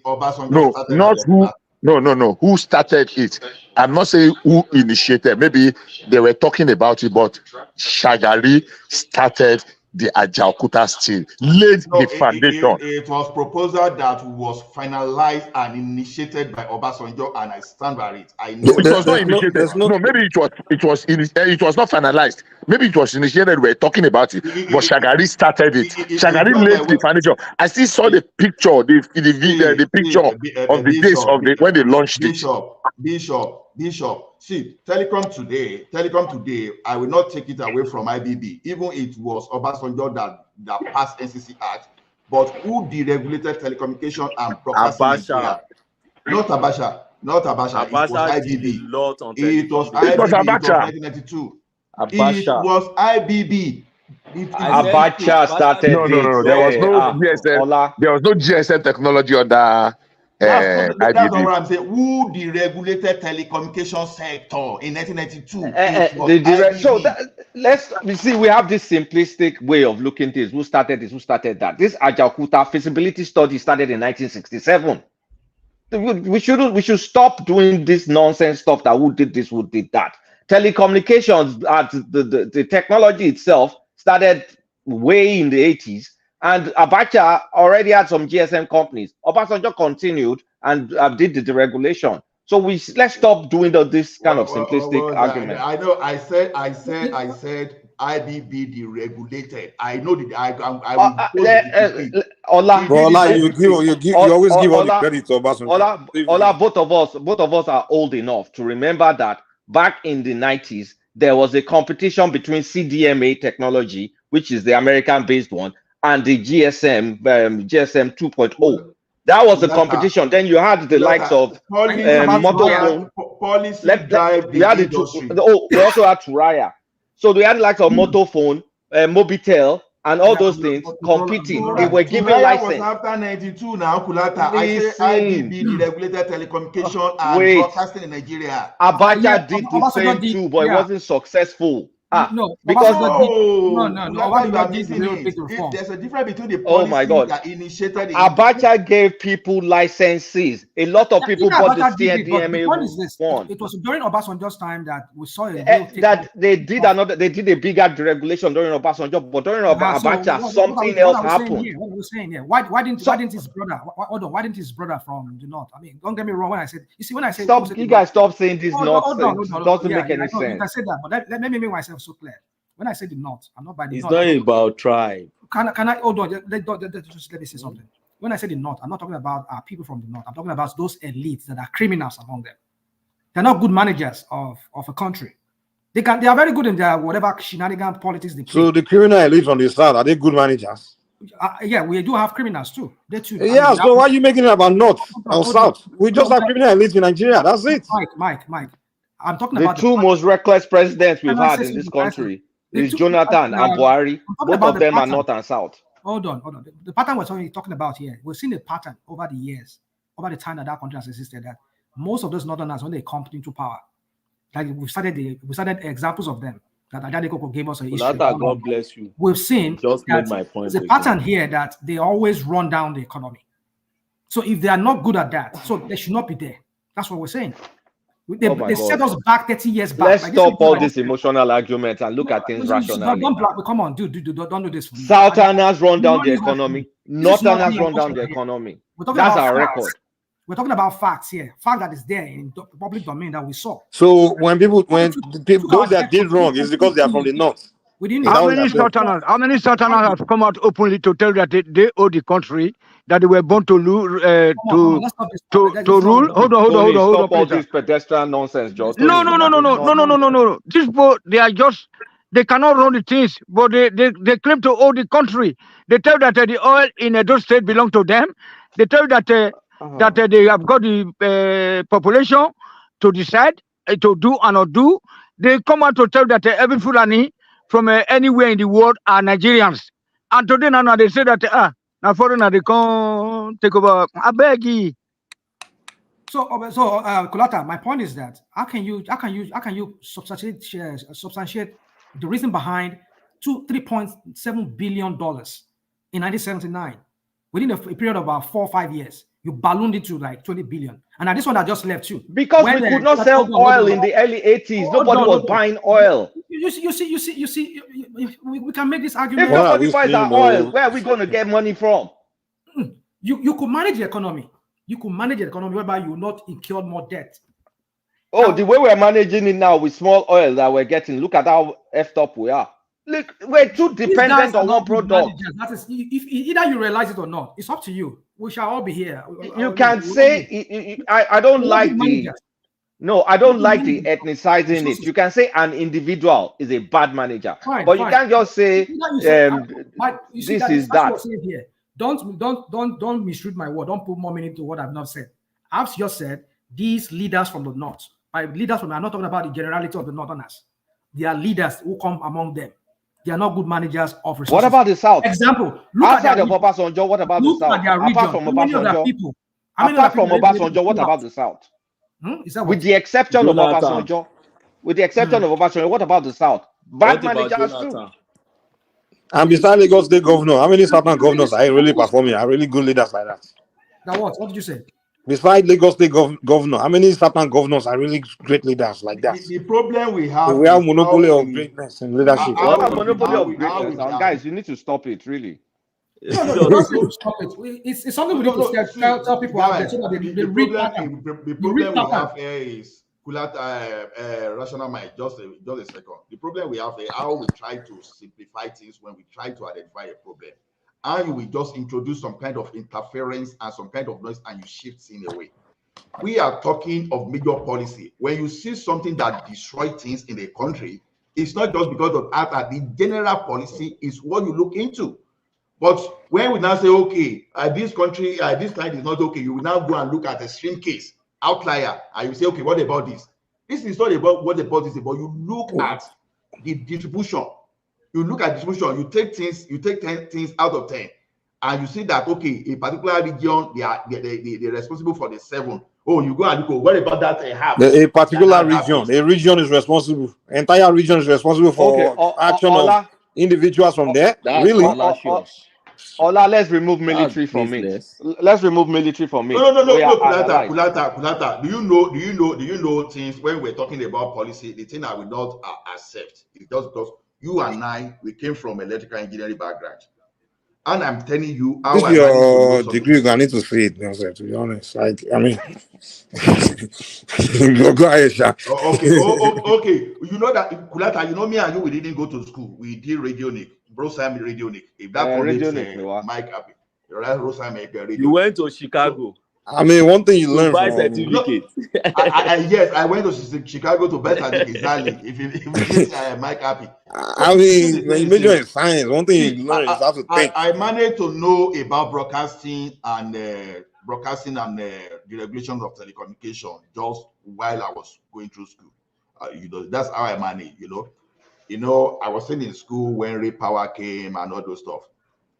The thing is, that singular policy, when they deregulated, that was what brought Ray Power in that time. Obasanjo used decree number 38. That's what say. Then there's another decree again, decree 62. Or I'm trying to know the number. That point was the one that deregulated telecommunication in Nigeria at that time. It deregulated it completely. That was after they tried to privatize NITE. They tried to give it to Pentascope and some foreign organization to manage. And they remember that company, Pentascope? Shit. Of course I will remember now. So they try all the best. That's how IBB Kuku deregulated everything. But in 1993, it was toward the election, 1993. So the guy was away, and Abacha that was supposed to continue, he was going to use that as political tools to transition. To transit himself from the military administration into the civilian, but unfortunately, a pie along the line. And the first thing, what's the name of this? Absalam Abubakar, I just put that one aside. Instead of him focusing on telecom, that's what they call the Nigeria Automated Clearing System. That was the only thing that Absalam Abubakar quickly focused on, so that to learn lesson from what happened during Abacha when they were just carrying our money anyhow. So they put National Automated Clearing System in place, which Abubakar himself did not continue. When Obasanjo came, National Automated Clearing System, telecommunication, it just took everything to another level. That's exactly I'm saying that policy that were in a system before were the thing they used to try, but they were unable to put a policy in place. But the military was unable to put a policy in place. That is why we see our problem with NEPA today. If they deregulated NEPA the same way they deregulated telecom and broadcasting, people are not linking this broadcasting to all this Davido, all those things that we see today, because then everybody will just go to NTA. One DJ will say, Ola. So the regulation of broadcasting was 1992. Yeah. The regulation of telecommunications was 1993-94. That's the CDMA GSM. Furtherance Let me continue. Furtherance of it was Obasanjo further deregulated in 99 based on prior work. He just didn't roll in to the country and just deregulated just like that in months. I say it was work already in place by the military government, and it started in 93-94. And I'm giving you the history with CDMA and GSM. It's not like Obasanjo just woke up and deregulated overnight. This was something that was ongoing before him. That is what we are saying. It was ongoing. So you cannot say it's south. That came from a northerner. Let's stop all this. That's what I'm saying. I gave the credit to IBB. That's what I'm saying. I gave So the credit to IBB. what Tulata has just said now, and you have just said now, and made my point, I'm which is sorry, that Ogbeni. it has destroyed that hypothesis that Northerners come, they destroy, Southerners come, they build. It's a very, very false hypothesis. Very Ogbeni, poor. you But moved on that side. Ogbeni, Very poor, very I sad. was going to ask some few questions if you don't mind, please. I was going to ask some few questions. Now, we talk about legacy and landmark achievement. I want somebody to remind me.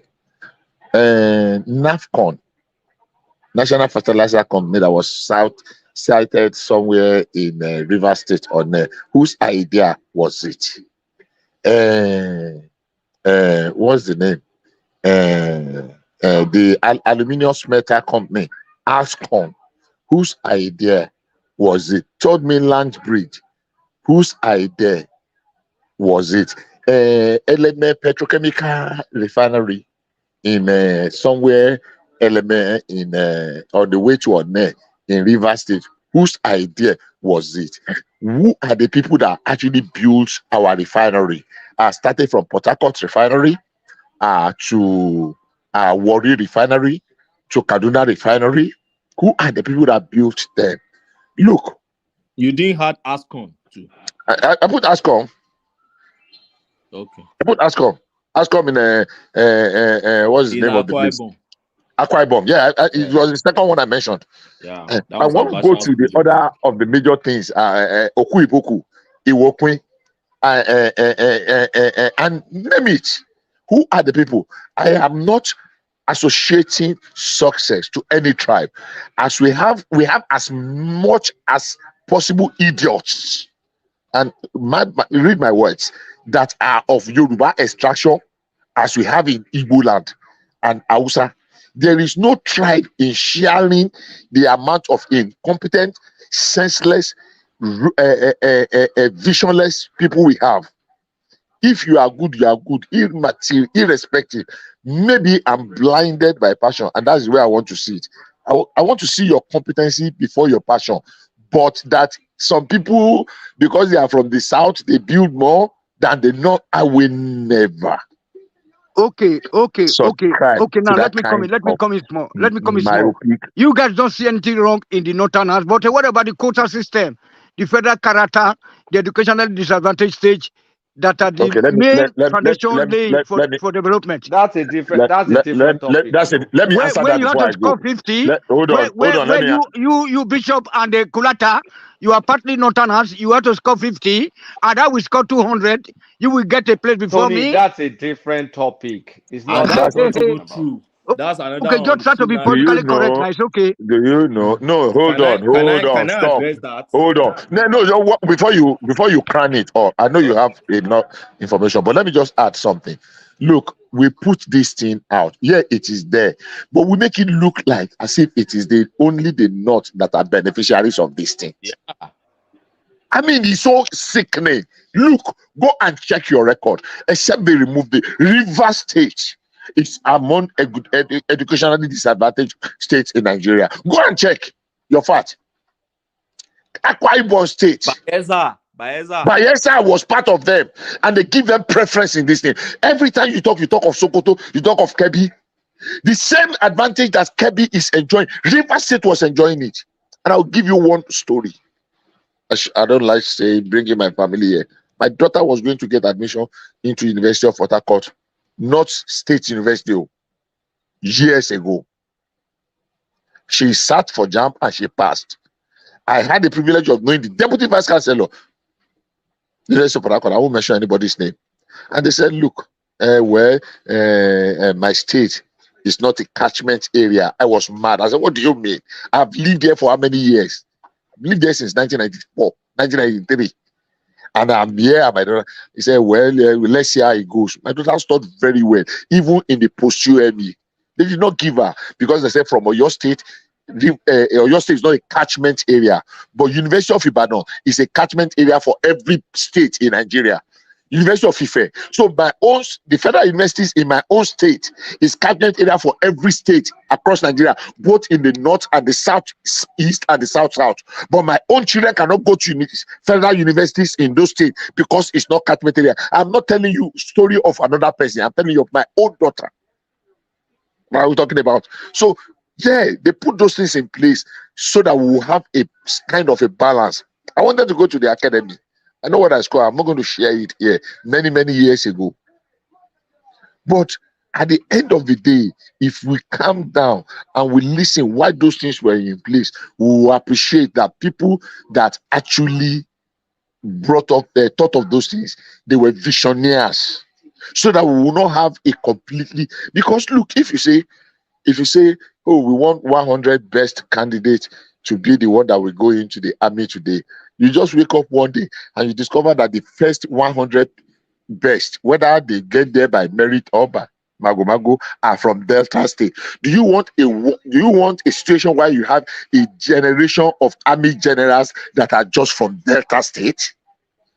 When I say army generals, I mean the armed forces generals, army, air force, navy, police, everybody just from one state or one region. Are you asking me? Are you asking me? Are you asking me that question? It's rhetorical because you don't have an answer to it. It's a rhetorical question. I have an answer. You can never. Short one. Are this army not be dominated by the Northerners today? No, it is not. It is your warped and illogical sensationalism that makes it lower. Yeah, there are certain imbalances everywhere, but it depends on who is at the helm of the affair. There are people that have been in the south and we know how the distribution had been. None of them. I will not spare my Yoruba brothers. Not one. Not Obasanjo or any other person. And I cried here on this platform about some of Tinubu's appointment.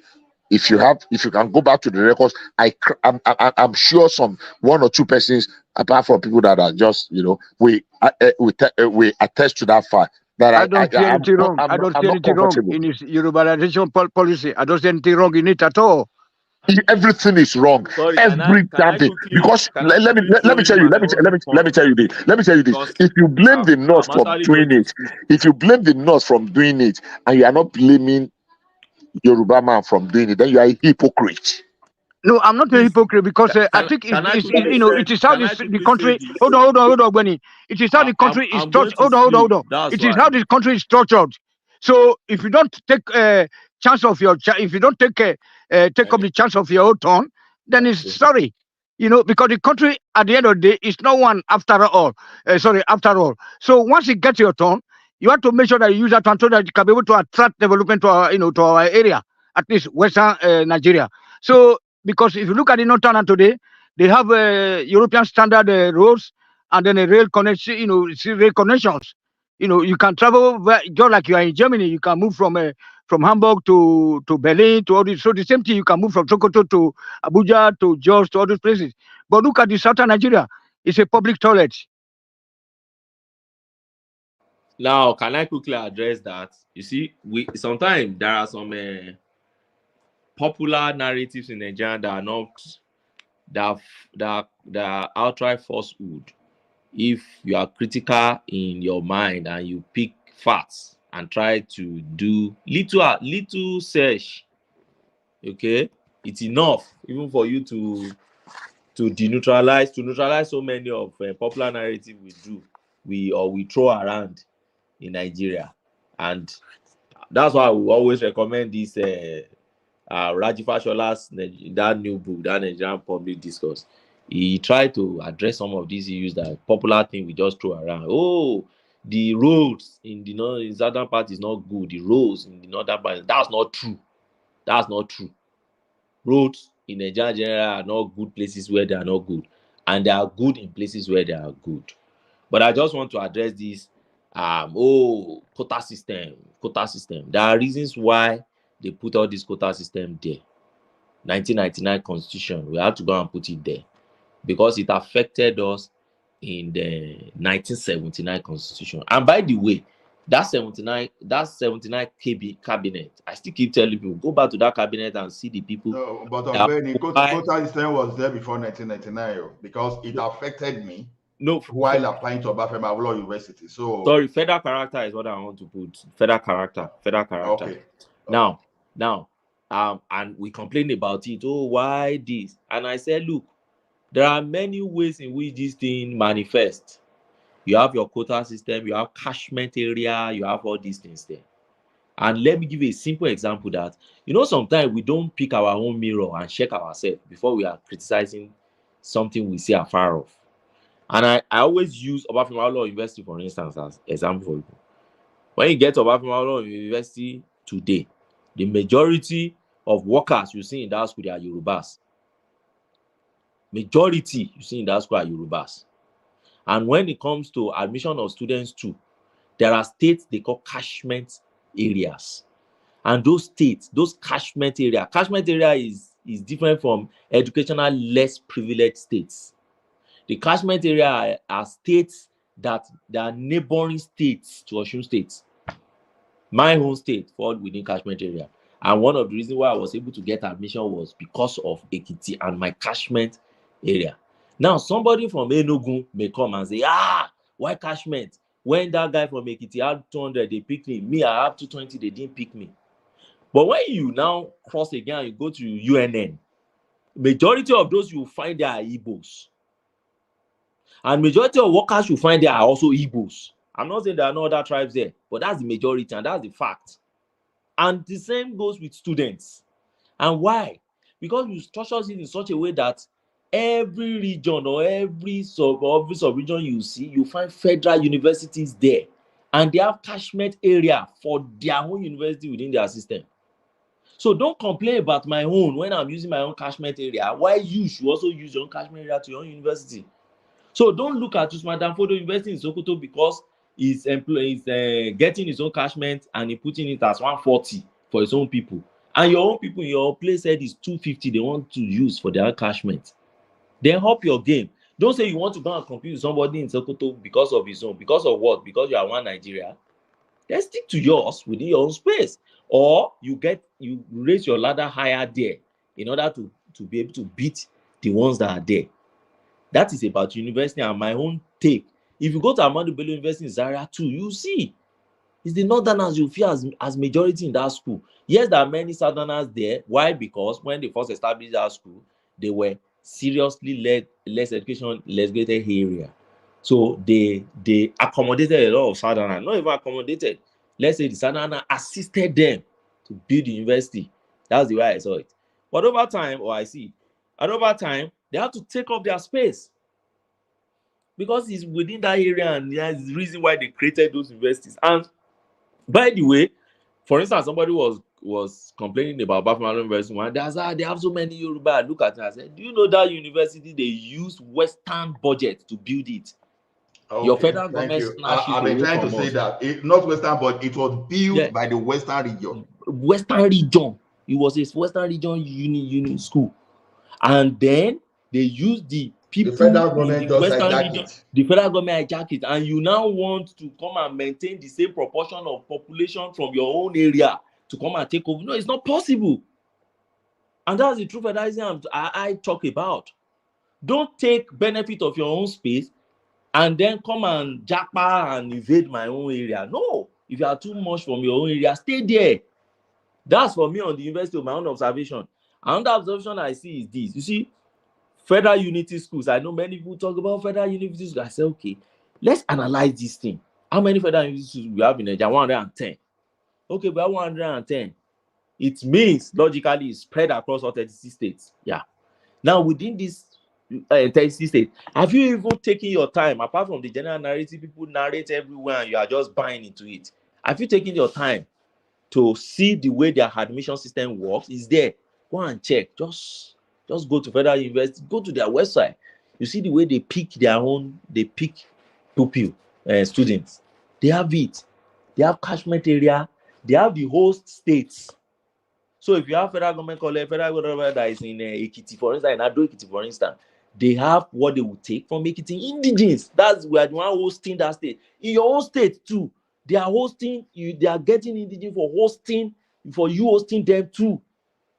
So don't say because within my own space they are getting people from me or in NASA, the one they put in Nasarawa and Lafia now, they are getting people from Lafia. You are now saying, but you are from Imo or you are from Ekiti. No, there's a way we structure this thing, and they have to follow it because they spread it across, and you have your own catchment, and at the same time you have your own quota that you have to fill.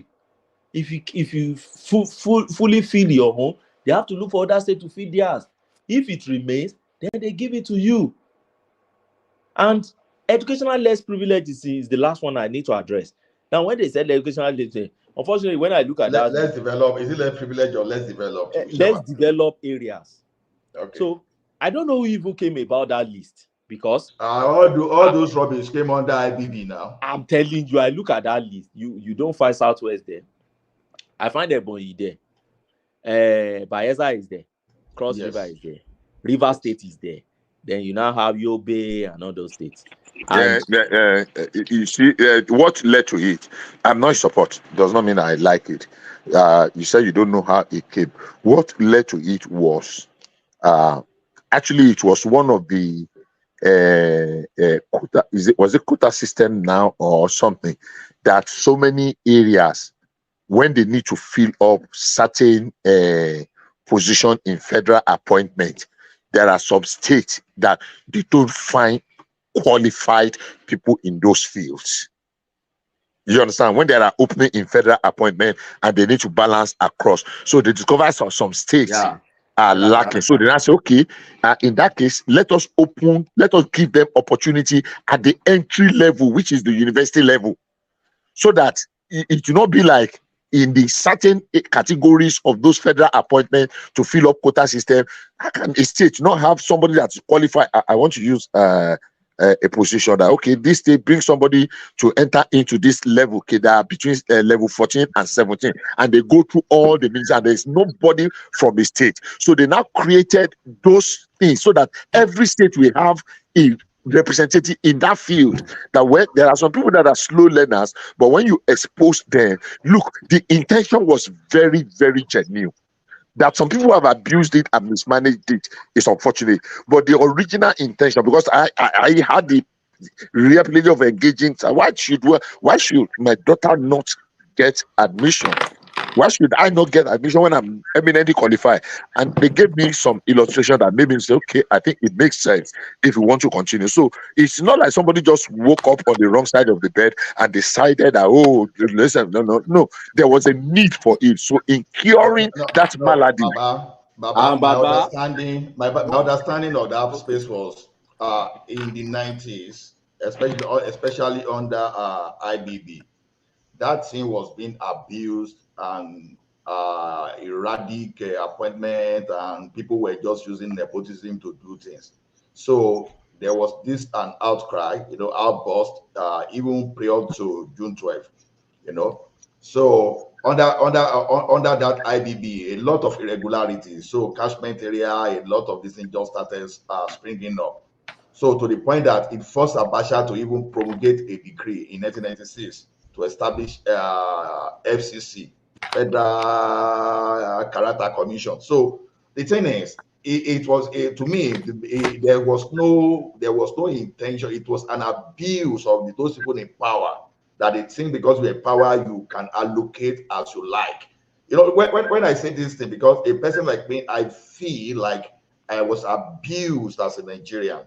When I wanted to work with NEPA, that I needed to know someone in Abuja before I could even work in NEPA in Lagos State. So to me, see, those things, it was an abuse. They didn't sit down to the best of my knowledge. I don't know, I could be wrong. They didn't sit down to address all No, these but you're addressing a completely different thing. No, Bishop. Hello, Bishop. Okay. I got the cutoff. I got the I got the jam score correctly. Pursue past everything. So it led to catchment area, all these things. They said that they cannot give me the course I was looking for.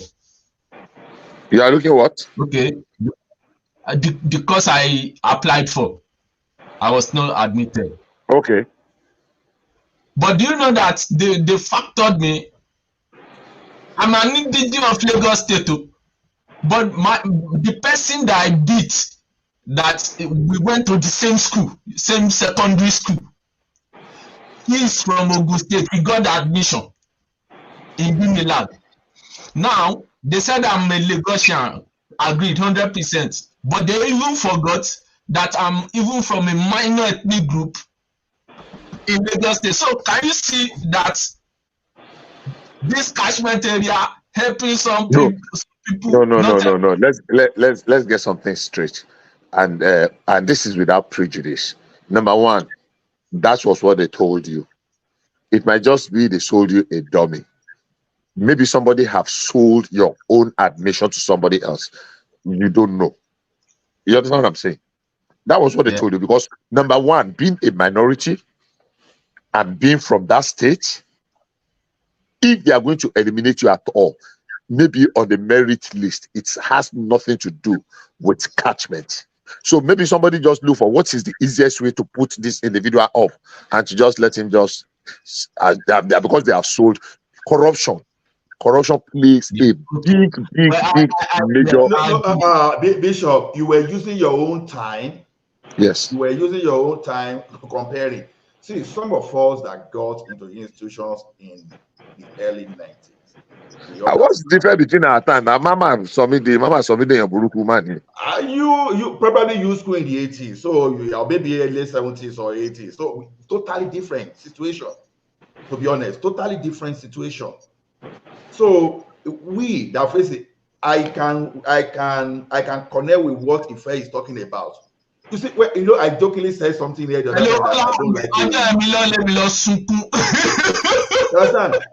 Bishop, just because someone came from Ondo State, there was not a to say that time, for example, just because you came from Ondo State, that was your offense, that you cannot get to Obafemi Awolowo University because you are from Ondo State. So by default, you are seeing your name on the first page, not the second page. If you want to cross it by default, it's supposed to be. You were supposed to be in there, but just because you are from Ondo State, that became your offense. I'm still keeping the grudges as I'm speaking to you today. That's why I say, how do you explain to someone from Ondo State? Under regional government system, but there are many Ondo people that were in my class now. No, Kulata. Many of those people. Kulata, you live in Atlanta. My cousin. Kulata, I live in Atlanta. Can we talk after outside of the platform? Can you ask one man to share my number with you? Okay. Thank you. Kulata, my cousin through Professor Ashubi Ojo got admission. You know Professor Ashubi Ojo? My people. I too know people for Is there anybody here that went to Oscars? Please, just asking. Which could be that? I know someone that went to Oscars. Which could be Oscar? Which could be Oscar? A-level school in Ife. They turned it to school of science. Modakeke, not Ife. Or your state college of art and science. It's the same now, Ife. Modakeke the same. Baba Bishop ma logun lọ́wọ́ gan. Nígbà tí fi kí ṣe. Of course, I know people that went to Oscars. You liar, Keboje. Hey, you know somebody that went to Oscars? I'm trying to link up with one or two. At least I went to Oscars. I know people that went to Oscars. So in I was in Oscars. Yes, it is. Yes, it is. Yeah. I know people that went to Oscars. So, Baba, you are comparing 80s and 90s. Totally. I live in Kalakuta Republic. Ask anybody, where is Kalakuta Republic in Oscars? Professor, Dr. Ogumo Dede. I know the Ogumo Dede. You know Ogumo Dede? I know the family. So that Professor Ojo that I mentioned was able to help my cousin, but I was unlucky. You understand? So did you pass the cutoff mark, Ola? But that thing has nothing to do with Cashmere now. It's man no man now. It's man no man a lot of times. That's what I'm saying. Because it's a me I do mean by well. No, Kulata, to your question, I didn't pass the cutoff because it depends on how you define the cutoff, right? Because now, if you're applying for a course like elect, you know that at that point in time, it's not that I elect was my course. You know that at that point in time, OAU was the number one elect school. In fact, one of the UI had not even started elect. They only had electrical, and it was maybe OAU or Foot Mina. And that beauty of OAU, that beauty of OAU make me like OAU, not because So what I'm trying to say is that particular class is the best of the country, and at least in that time or early 90s. That was what was getting attracted then. So it was very, very competitive, extremely competitive. Elect. Now, mistake I made. I should have stayed with Osu Agege that time instead of. Because Futa too was good. Futa Lautech. Futa Lautech. I'm not sure if Ilorin had it. For Futo had it. I mean, Futmina had it. Fut Oweri, I think, had it. Those were your choices. I know you was number one then. Later, I was obsessed. With OAU. That's the problem. You understand? Don't be obsessed. They will have frustrated your life. Maybe we'll have been in the same class, Seth. I will have known the physical. Maybe you would have ended up with physics. Physics? No. You know the way my mind works is this. If I don't get something that I need, sometimes you will need a psychologist to sit me down because I'll be troubled because I will say why, but Albany, I have a question. Do you think physics is physics or elect? Which one is tougher?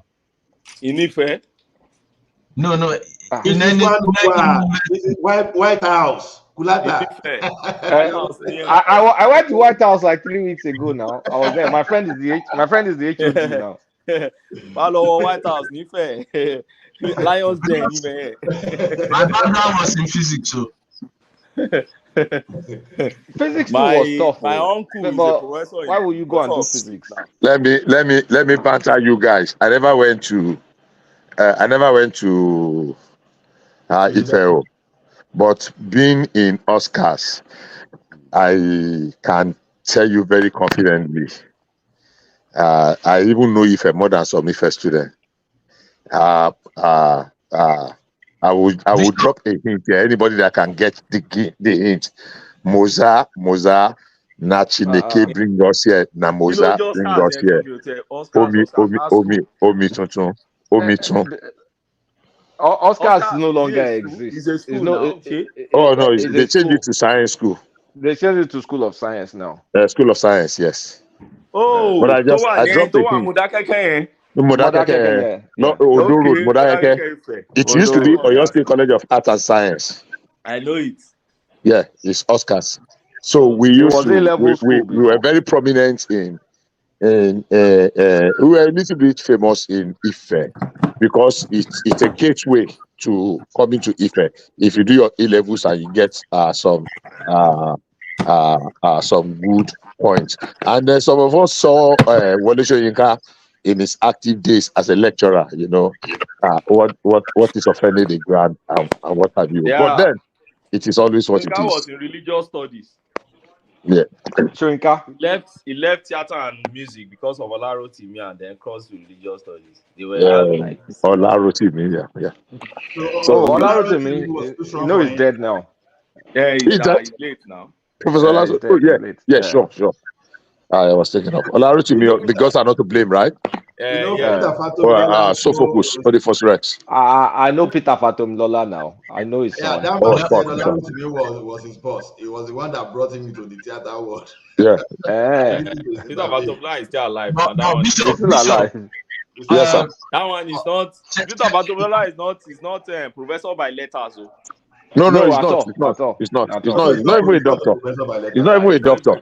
I don't think he had a PhD or anything. No, he doesn't. No, he doesn't. He was a museum curator or something like that, and then find himself in the theater. Yeah, he has his origin. You know, you Just just like was, you just like, Baba, this one is late now. Lamidi Fakeye too, Professor. oh, Professor Yeah, Fade, Lamidi Fakeye. Professor Fakeye. Fakeye Yes. is a professor now. No, He's a he wasn't professor. a He had professor some, by letter. he had some interesting Hello, Ogbeni. carvings. Yeah. Ogbeni, have you seen the Yeah. reason why I would have preferred your own form of what's it called governance system, whereby somebody is not using because they are educationally less privileged in another area to affect Become a the professor. progression of people who their own government is moving forward in their own region, you know. So, well, as long as we are still running this type of one Nigeria system, this type of situation will normally happen. And is that the way? Who is speaking, please? Ife. Okay, Mr. Ife, how are you, sir? I'm fine, sir. So, Okay.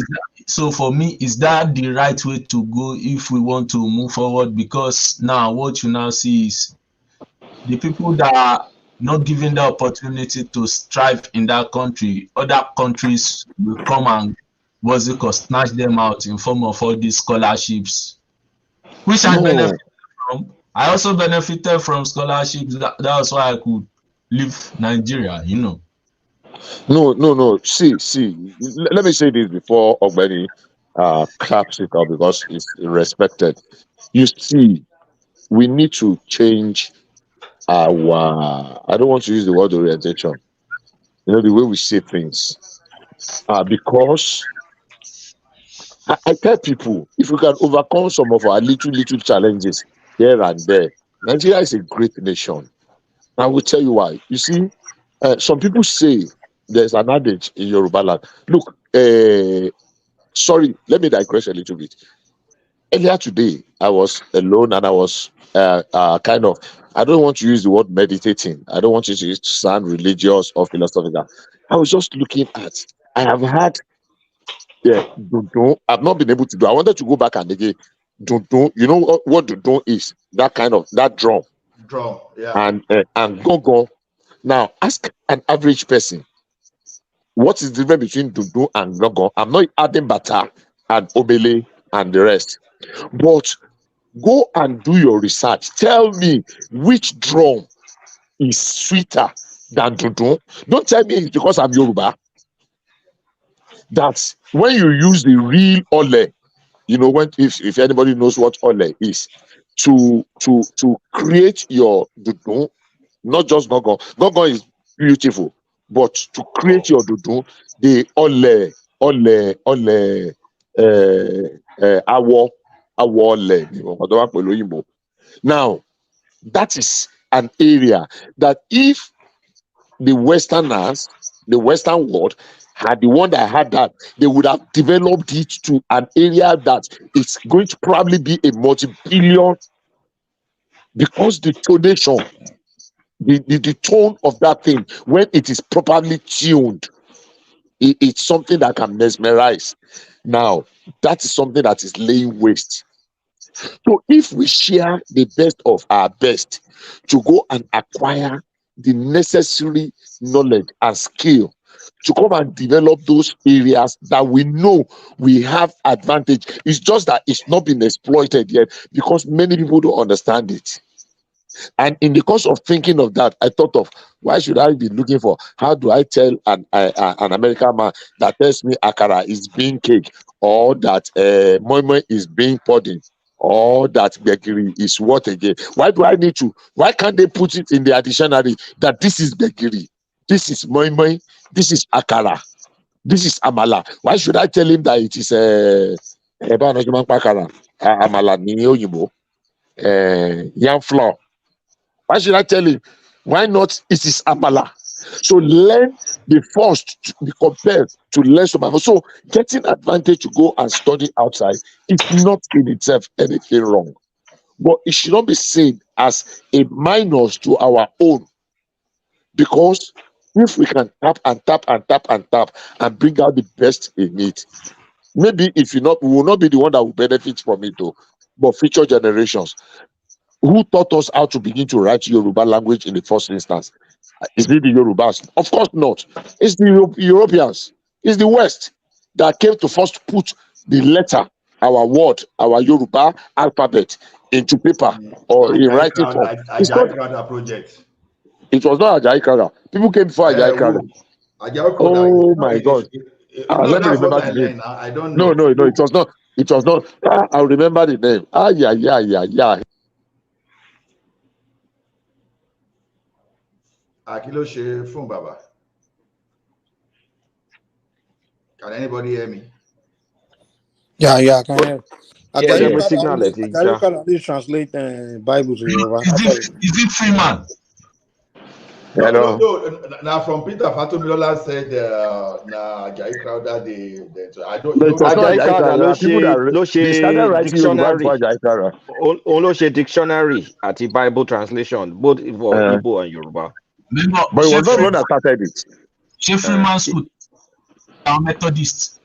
No, it's Methodist, but not Freemason. A woman. If you mention the name, I will remember. Hello.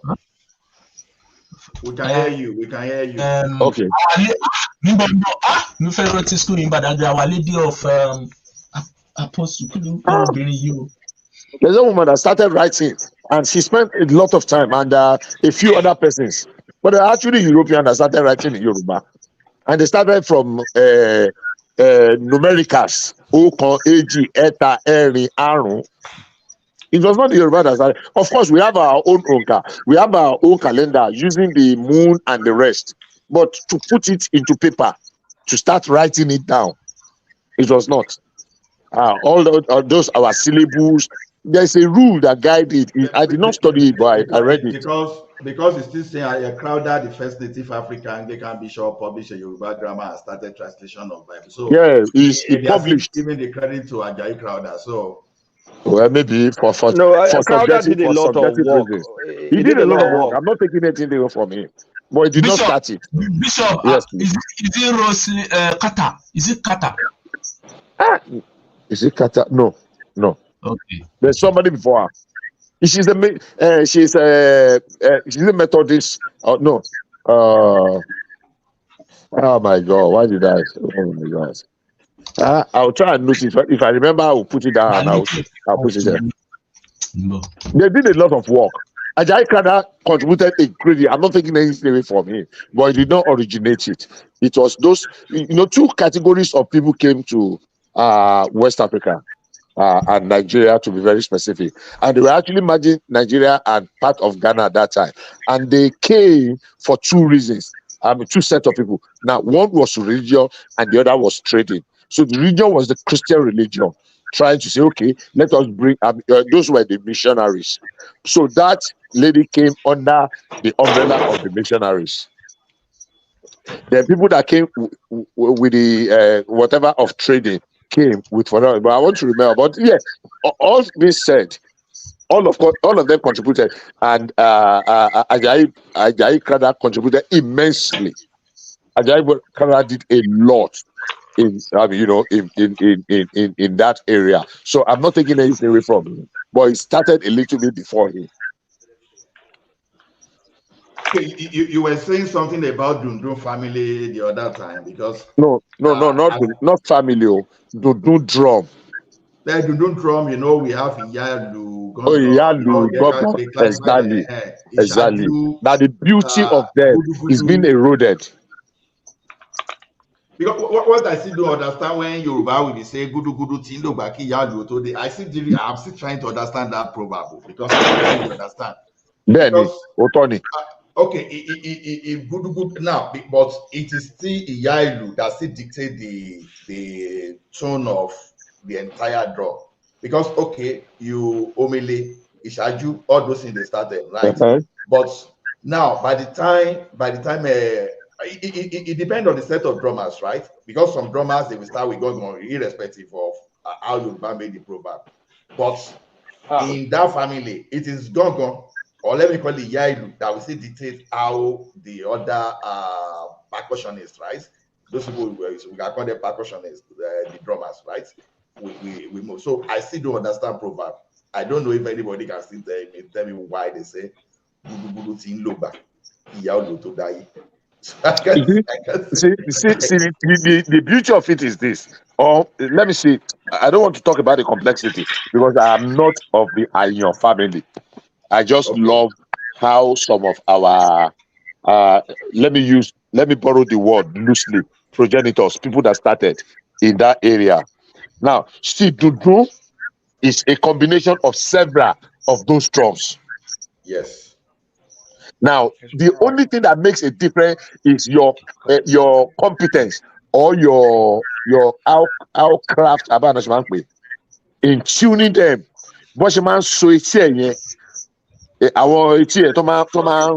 To give you a different tone. The tone, yeah. So gudu gudu, and many people don't even know what gudu gudu is. They cannot even differentiate it. When you put them down, Iyailu, gudu gudu, dondon, I know Iyailu, Shawuru, that Shawuru on the hedge is the differentiator between Iyailu and Gongo itself. Exactly. Yeah, the size, yeah. And now, that one have do you know why they call it Iyailu? I don't know. Because it's the border of all of them. It dictates the tone, right? Because it speaks distinctively. So ọ̀rọ̀ ẹ̀ máa ń jágara gúdúgúdú tí ń lògbà kí ìyá olùtọ́ ráyé, but is the mother of them all. That were they existing before Ìyá Ìlú? Yes, but when Ìyá Ìlú came, the competence, the efficacy and efficiency of Ìyá Ìlú drowned the rest of them. That is the Ìyá Ìlú does not mean it's the first one. If you are setting it that way, I'm not from Ayon family, but I know some Ayon that can do both. Of course, the Ayon I know are from the Oyo part, Okeogun, Ògbómọ̀ṣọ́, àwọn Alayande, àwọn Ayon Galu, àwọn Ayon Gbaro. These are, I mean, I had my early start in the Baptist, so we have them.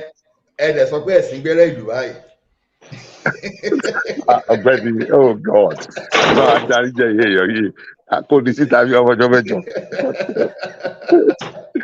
We have people that. Bishop, please. Yes, sir. Excuse me. Yeah, Mr. Ife. Mr. Ife, is Mr. Ife still there? I think he's still in the background. Maybe he's still there. Okay. No, I'm here. Okay, I'm here. Okay, Mr. Ife. Yeah, let me tell you something. Not everybody that speaks Yoruba is a Yoruba man, okay? Not everybody that speaks Yoruba that is a Yoruba, because I heard you earlier on that you were saying somebody is a Yoruba beat. Yeah. No, not everybody that speaks Yoruba is a Yoruba. You need to be careful of that.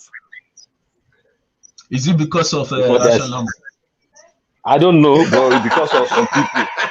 Because of some people, they are not Yoruba there, but they come to platform like this.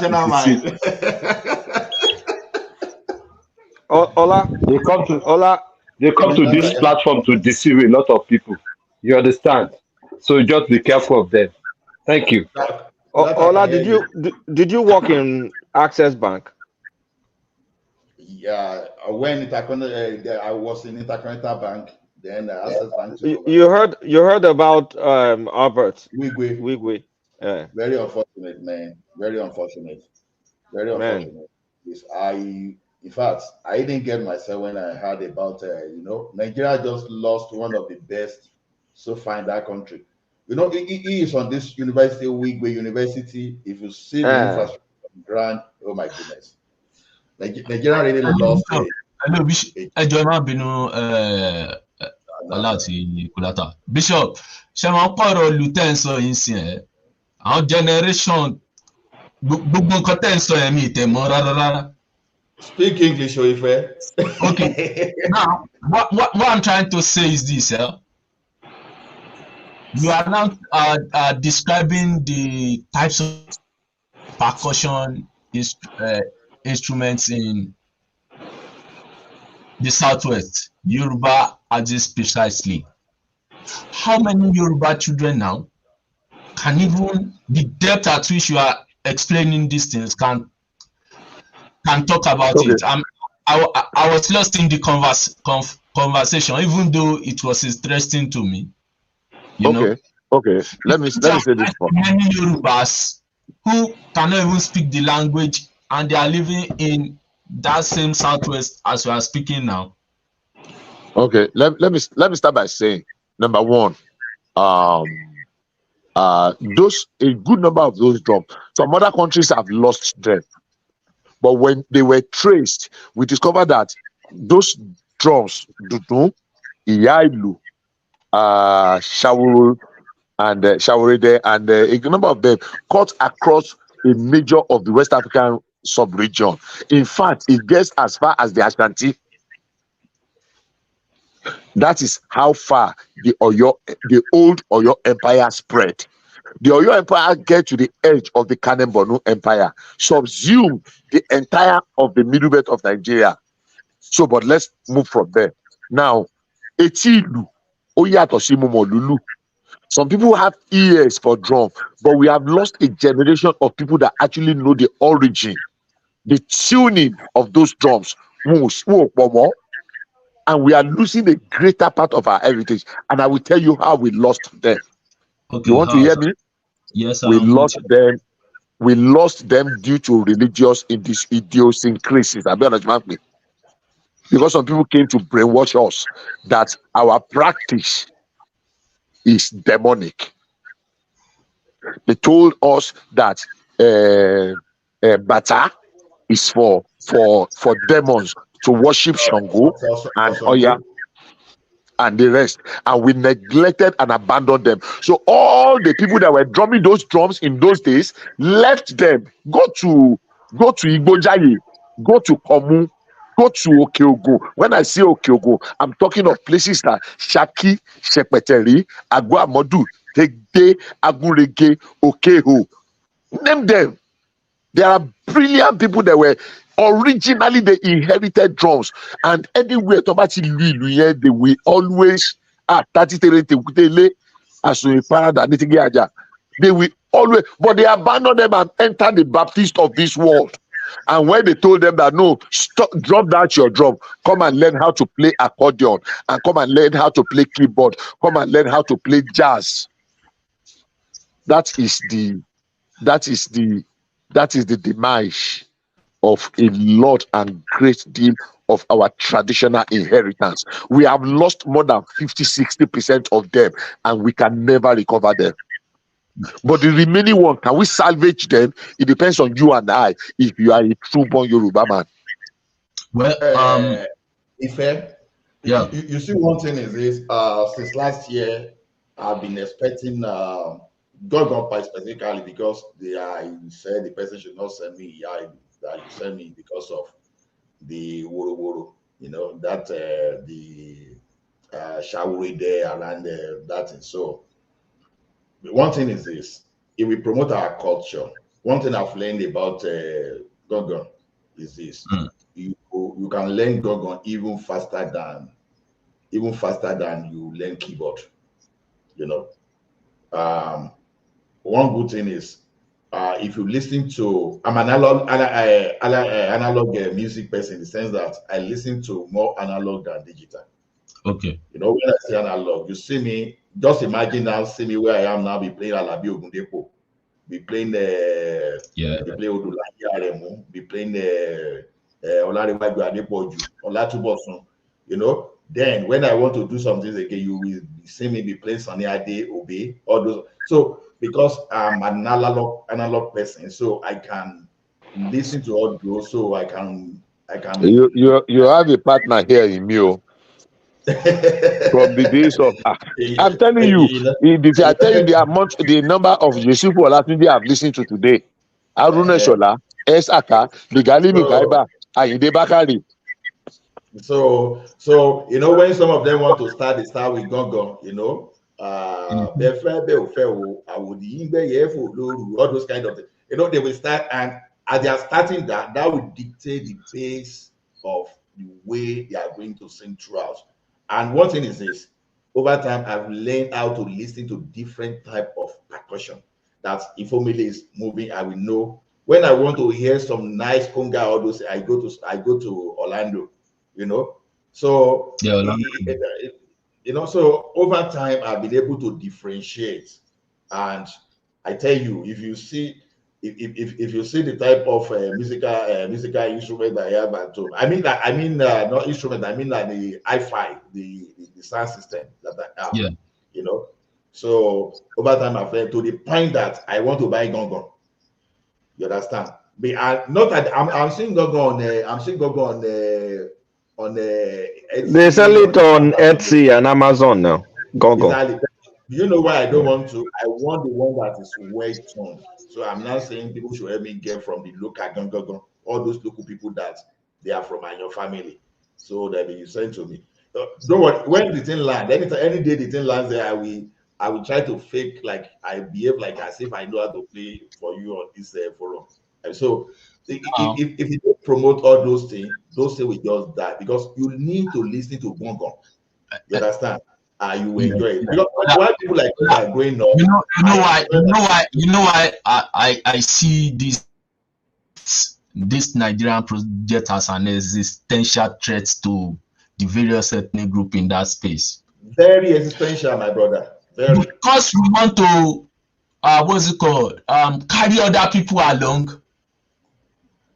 We fail to develop our own space too, which affects the greater good of the people in our region. For example, I don't know, I heard that the intention of Awolowo was to make UI be a Yoruba, like the lingua franca in UI would have been, Great Ife would have been in Yoruba, that the subject that would be taught would have been in Yoruba language. Let's assume that policy came into fruition. Do you think that we will have illiterates or literates or illiterates in Southwest? Assuming that is Yoruba. If let me tell you something, and this is without prejudice. Yes, sir. Of where I am from, the Southwest had made the greatest sacrifice for Nigeria. People will not like it, but it's a fact in every ramification. Left alone, somebody said something. I read an article many years ago, and people have reiterated it. That in the 1960s, late 50s, when we were clamoring for the independence, the Southwest was already living 30 years ahead. Because the facts are there. The first television station. Do you know we have television station in Ibadan, even ahead of some Western nations, European nations in the world? That's a fact. Do you know we had skyscrapers ahead of some of them? Those are facts. These are not things that we. Do you know when Awolowo was thinking of free education in 1955? Some people I'm not mentioning them. So, but their idea thing is that, okay, are we better together if we can actually try and carry others along? But we have made bigger and better. Look, I went to the UCH in 2000 when UCH was 50 years. I took some pictures. I still have those pictures. And I went to the history, but that was dead. And I saw, the idea that came to my mind that Awolowo, the Southwest, built UCH in 1957. Let us think. 1957. King of Saudi used to come to UCH. Not just only the King of Saudi, a lot of the Commonwealth leaders were coming because University of UCH Ibadan was one of the best. Alexander Brown Hall was one of the best, not in Nigeria. Obviously the best in Nigeria, obviously the best in West Africa and Africa, but one of the best in the Commonwealth. So that Commonwealth include Australia, include Canada, include India. Those are the Commonwealth states. So when I went to the UCH, when I went to the UCH and I saw those things, I took pictures there and I cried. And the question is, why are we so cost? Look, that Queen Elizabeth Road is a dual carriageway. Go and check their records. When Queen Elizabeth was coming to commission that place as a young girl in 1957. That was the first you will see dual my carriageway brothers now. in the entire Our of West system, Africa. That was the first dual carriageway. Anybody that But goes to Ibadan from that Sabo, guys, Southwest had lost its advantages. I mean, it's exactly. losing its advantages real fast, especially for states like Oyo State and even an Osun State. There's Ekiti. now a crop of Southwesterners that are almost like Northerners. They don't go to school.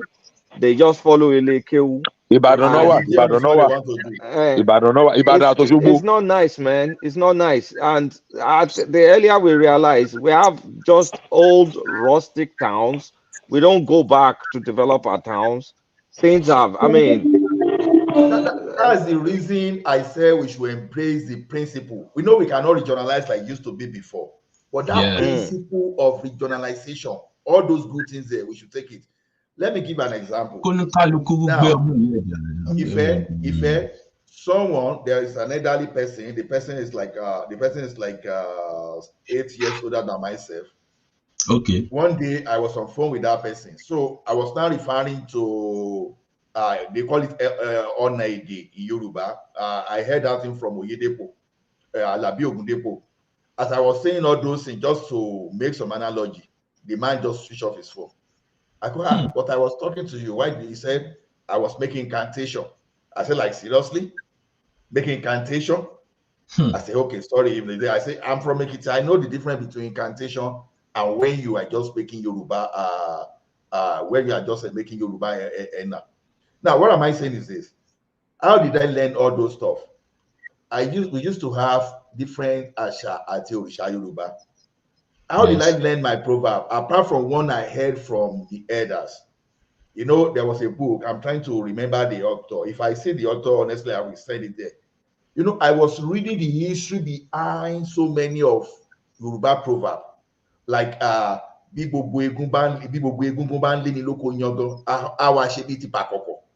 now, the reason is this: pakoko that we are talking about now is a type of masquerade, but what does it feed on?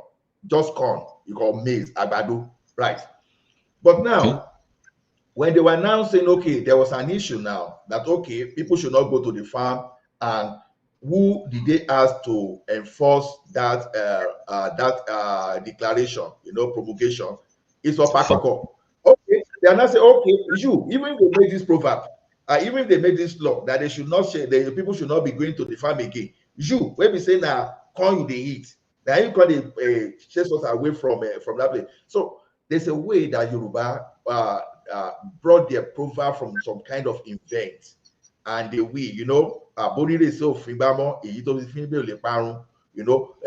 so many things. They will just give the entire story. So why am I saying this is this? All those Yoruba proverbs, there are some kind of story that when I was reading all those proverbs those days, in fact, if it will take me 3 days, I will spend those 3 days and I will enjoy everything because they used to come with us their own stories. Understand? That's why I so much love proverbs. That was where I developed my skill in proverbs. But you'll be surprised that some of those people that are even elders that, maybe like even 20, 30 years older than people, person like us, they can't even make good proverb in Yoruba. Although no, because I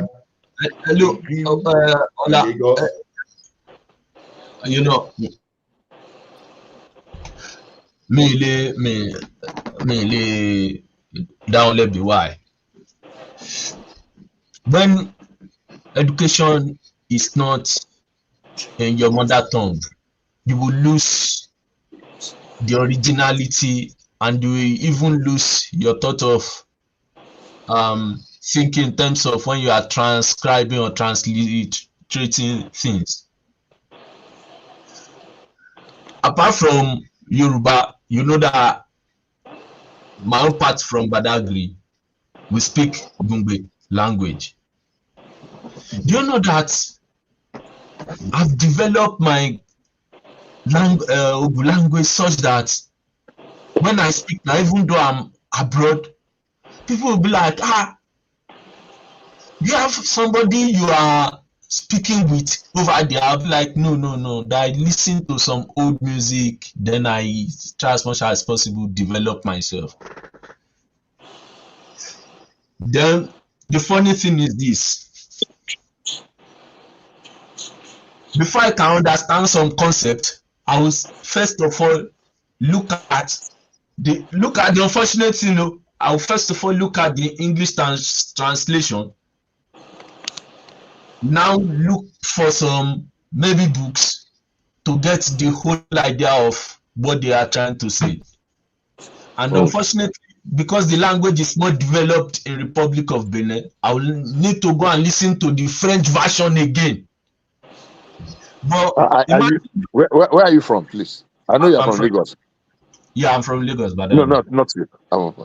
Badagry. You're from Badagri. What's your tribe? Because one of my friends here is from Badagri. Ogu. Yeah. Egun. Okay. Yeah. So the problem, you see this type of problems, but imagine even during that Lagos, everybody was speaking that Yoruba, that we fuse Yoruba from a lower stage to develop ourselves. Gbogbo ètò à ń ṣẹlẹ̀ ń sìn tó wá jẹ́ pé tó bá lọ bèrè lọ́wọ́ àwọn àgbàlagbà pé kí ni mílíọ̀nù lè. I think I agree with you. Okay. Go ahead. If there was what's the big difference between Ogun and language from Anago? Yeah, Anago. Okay, this is it. You see, in because Ogun before Oyo Empire used to control everybody down to Ghana area, but later Ogun through the Fon people fought that way when Oyo Empire started fragmenting. Then when the Europeans came. So the major fundamental between Ego and Nago is actually what we call Yoruba is alien to us. Yoruba is Nagogbe to us. Like and Nago is Yoruba now. Yes, you know, like difference between the two languages. You understand? Yeah. Actually, there should be comparison between Fon language and Ife's language. That should be similar. Yeah, it's similar. We are in the similar language. Like Nagogbe for us is like Yoruba. Yours have more Yorubas mixed into it. Let me help you. Yeah. I'm not very vast in that area, but you see, Egu, Ogu, very well related. But we have the Anagos, we have the Eyos, we have the Ifoyin. Yeah, Bishop. The Sabes. Bishop, we have the ṣé mo ń pè ẹ́ lọ́dọ̀ wa a máa ń sọ Ayọ̀nù tí bá sọ Ayọ̀nù kí lọ́dọ̀ ara Ọ̀yọ́. Good. Now see the one of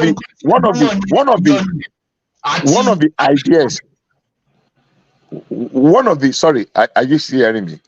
Yes. Well, we can hear you. So all those little sub that I just mentioned, I can remember a few of them. At least I know they are yours. The Ogu, the Egun, Ifonyi, Ije, Sabe, Ketu, and I want to add the Ogun State, the other side of Yewa, to Sumo and Wada Benin. There's this language to speak there. So another one you see now. No, let me just land. Let me just land this thought. Sorry, just 1 second before I forget. Now, one thing that our education did after some study was to unite us and make us all to speak one unified Yoruba. Exactly.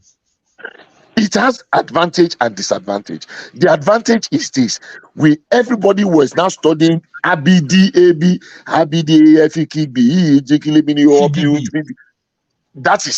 that unified all of us, all the sub. But the disadvantage is that it allowed some very small minority ethnic languages to die a natural death. Because everybody now comes under the umbrella of the Yorubas. That's what's happening to Awori now in Lagos State. Awori. It's being subsumed by the general Yoruba. So if you want to dissect, there are disadvantages, there are advantages, but there are disadvantages. But compared to other ethnic groups and languages that are as at 20 2005, 1,800 and something languages have died globally. Wow. 1,800 and something languages. globally. Ethnic languages, yes, globally, have died. That's unfortunate. I'm trying to recollect the number, the exact figure. I will not lie to you. I always joke that it is my generation that will be the last generation that will be able to speak our language in Badagry. That's the truth. I have two friends here that are from Badagry. They don't speak. They cannot even understand when the people speak, and they are supposed to be in the middle generation. The reason why I understand my language is because my mom is still from area. I have cousins that cannot speak our language now. If you even know something about the language we speak sometimes, you know, one thing is for you to be able to converse, another thing is for you to understand the language. Yes. A boss told me one day that you Nigerians, because that guy is not a Nigerian, that you just speak grammar, you speak English, you don't even understand English. It took time for me to understand what that man is saying. You can converse in Yoruba sometimes. Do you even really know the meaning of what you are even talking about? Oh, yeah, I see, right? Okay. And you know the unfortunate incident is even our Nollywood that should even be promoting that. They mess up some of Yoruba sometimes. You know they might be Look at this Kule Afford now. He's doing something which I really love these days. Oh my God! I want to reach out to him. I want to sponsor some I want to sponsor some of his activities. I'm trying to look to reach out to him. Exactly. I love that. Even some well-respected actors, sometimes that I respect so much. You understand? When they now ask them to do some proverb challenge, man, they disappointed me. But it's not because they don't know. It's because of the spur of the moment, though. Exactly. But you know when the like of Yaniwe, oh my goodness, God bless Yaniwe. When those people started giving their own proverb, I say, Babao. You know, since we lost the people like Olofaino now, they get that proverb. Then this man that has become a king, is it Lagata that? No, it's not Lagata. That was Kabiyesi in this. Is this Shawuru or what's the name of that? That man used to be in OAU too, right? Lapite.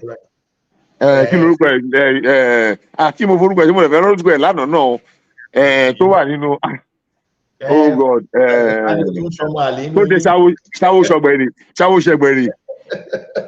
So you know people like that. I be got to forget it. Let me see back. I know that it's not Kabiyesi. You see those people. Kola Oyewo. God bless you. God bless your soul. Kola Oyewo. You see, I like to listen to those people. So I think it should be something that Yoruba people should find a way to sponsor some Nollywood artists. You know, most of our Nollywood were from books that were written by the likes of Kola Oyewo, Akinwumi, Shola, name them. Now today, something was running on my mind. You know what this author that wrote Ajalo Leru,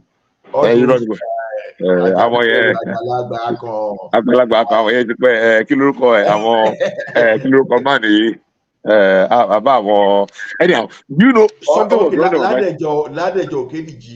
Okediji. No, you remember Ayoka, the one that we used to read on radio in the Southwest in those days. You guys are mentioning names of people I knew when they were alive, but I did not appreciate the way you guys are appreciating it. I just knew them kind of like you need to go back in the neighborhood. Oh no, you need to go back and read them. You need to go back and read them. I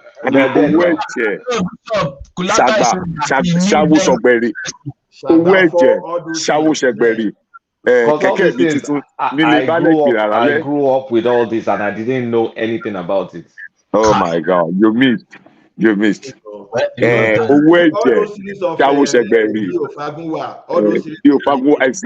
Honestly speaking, Professor Shola, I used to see him like many times, but I didn't know it was this. What's this Baba in Radio YO? Baba Adebayo Faleti. Olaro himself in his book, when he's making proverbs, sometimes in his book, gods are not to blame. You just gods are not to blame. And you know, gods are not to blame was an adaptation from a Greek literature book, Sophocles, Oedipus Rex. I never knew. No, it was an adaptation. It was not his original work. It was an adaptation from Sophocles, Oedipus. Bishop, most senior man. You say what?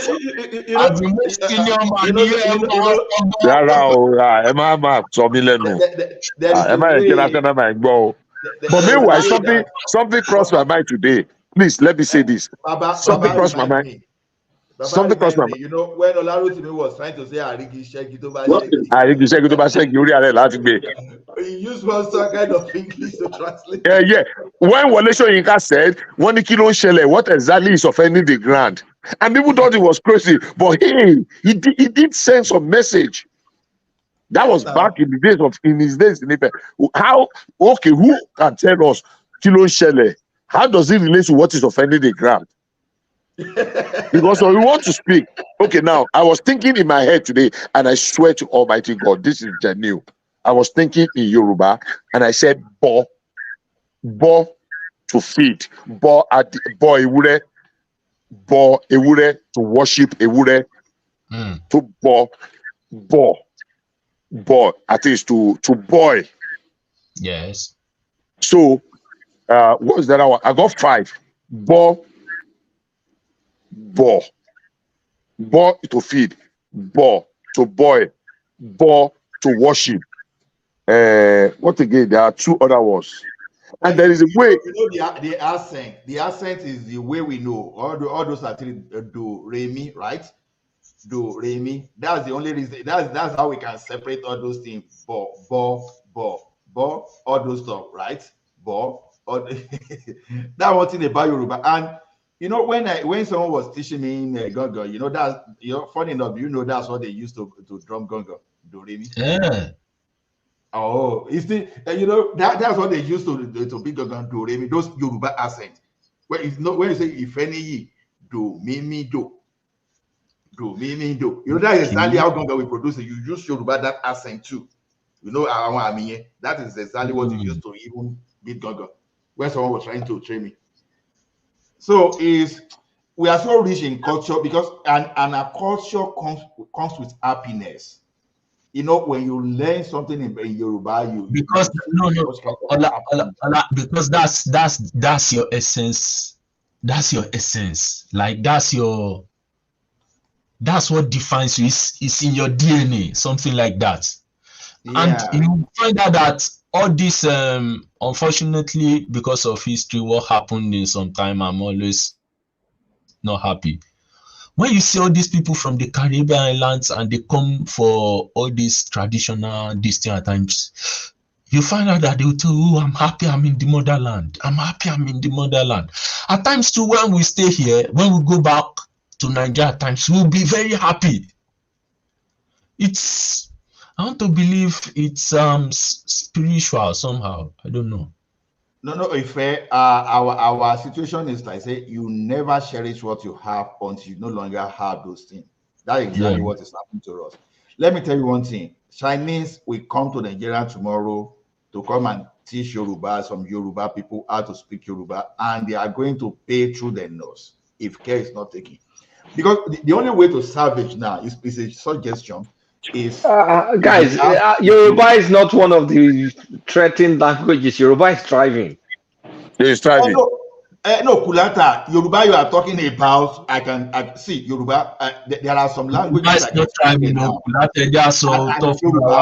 Yoruba is thriving, though. No, I know. I get what Kulata is talking about. See, maybe thriving in literal, what's it called, literary text. But in terms of literal is what it's talking about, but not as when you are talking of the contextual and deep Yoruba. There are some Yoruba now that you won't understand. Is it Ola Ogbeni speaking now? No, this Ola. Okay, Ola, let me tell you something. Let me tell you one very strange thing. Do you know there is a Yoruba class that is starting somewhere in the diaspora? in America, somewhere in Atlanta. Do you know the number of non-Yorubas that have signed up? Is mind-boggling. Baba, Why are you interested? Even Caucasians, that want to come and learn Yoruba. Did you guys see the Yemoja festival in Brazil last week? The number of people I that were there. No, I missed that. Mind-boggling. I think in the diaspora they are still holding as to the traditional beliefs that even we are from Southwest and what's it called, West Africa generally. They hold more to the traditional beliefs than those of us back home. Well, yeah, a lot of them embrace this. I agree with you to that extent. Yeah, they hold fast to, because okay, for example, you see the Yoruba we are losing is just that you can't easily make proverb in Yoruba now and a Yoruba child will understand. They don't know. For example, now I just say I feel like Kebosi. You understand?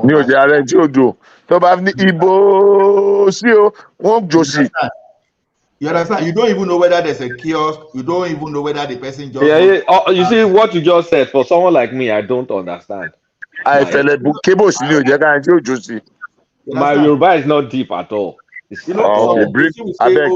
Bring any proverb. Come, let's see. I don't even know proverbs. I'm generally bad in languages. English or Yoruba. I'm just bad in languages. Oshu, the origin Yoruba. Oshu, the origin. Okay, Kulata, look at this now. Someone can just say, you know, when you say, before you know, everybody will start coming out. Someone will say, me. No, you know, that one will not even cause chaos. But someone everybody will be coming out from this. What happened? But someone will say, me. People will say, okay, I can't wait. What are you talking about? Okay, you see the different situation now. Where say,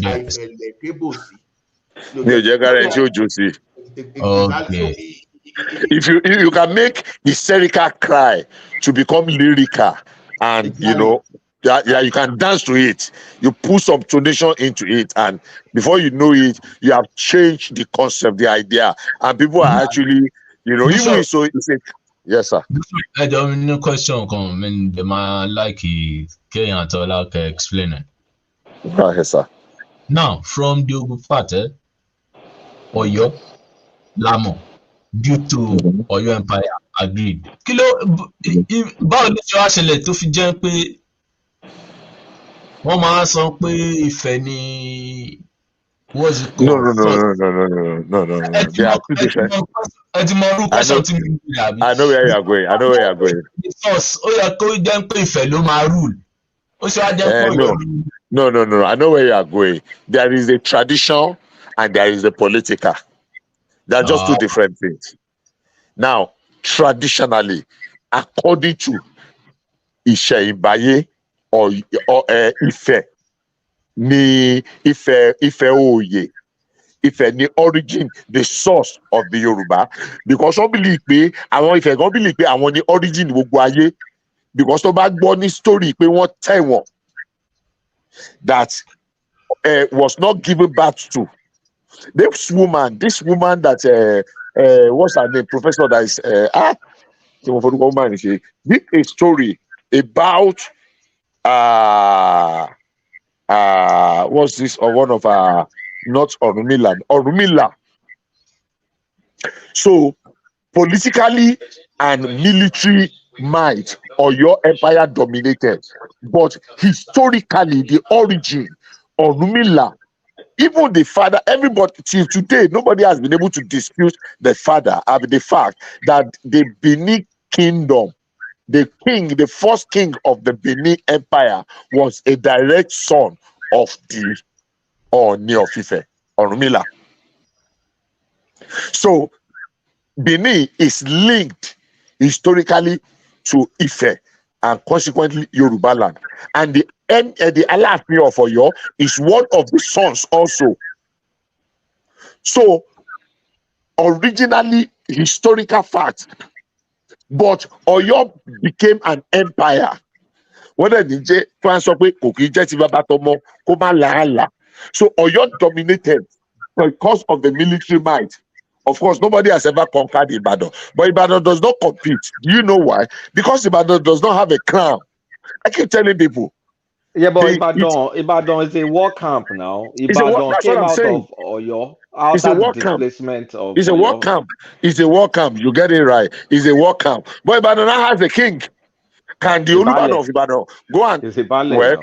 It used to be a ballet until 1976 when John Mill gave us a crown. So, but can the Olubadan of Ibadan now go and contest or compete with the Alaafin of Oyo? Haba. Ododi. I don't know if you understand me. Yeah, But if it's kind of like the spiritual capital. If is the spiritual, that's what I'm saying. If is the origin, is the source. See, the way I see it like this now, if I look at it this way, we were born, assuming we were born in the same family, we have the same father, we have the family house.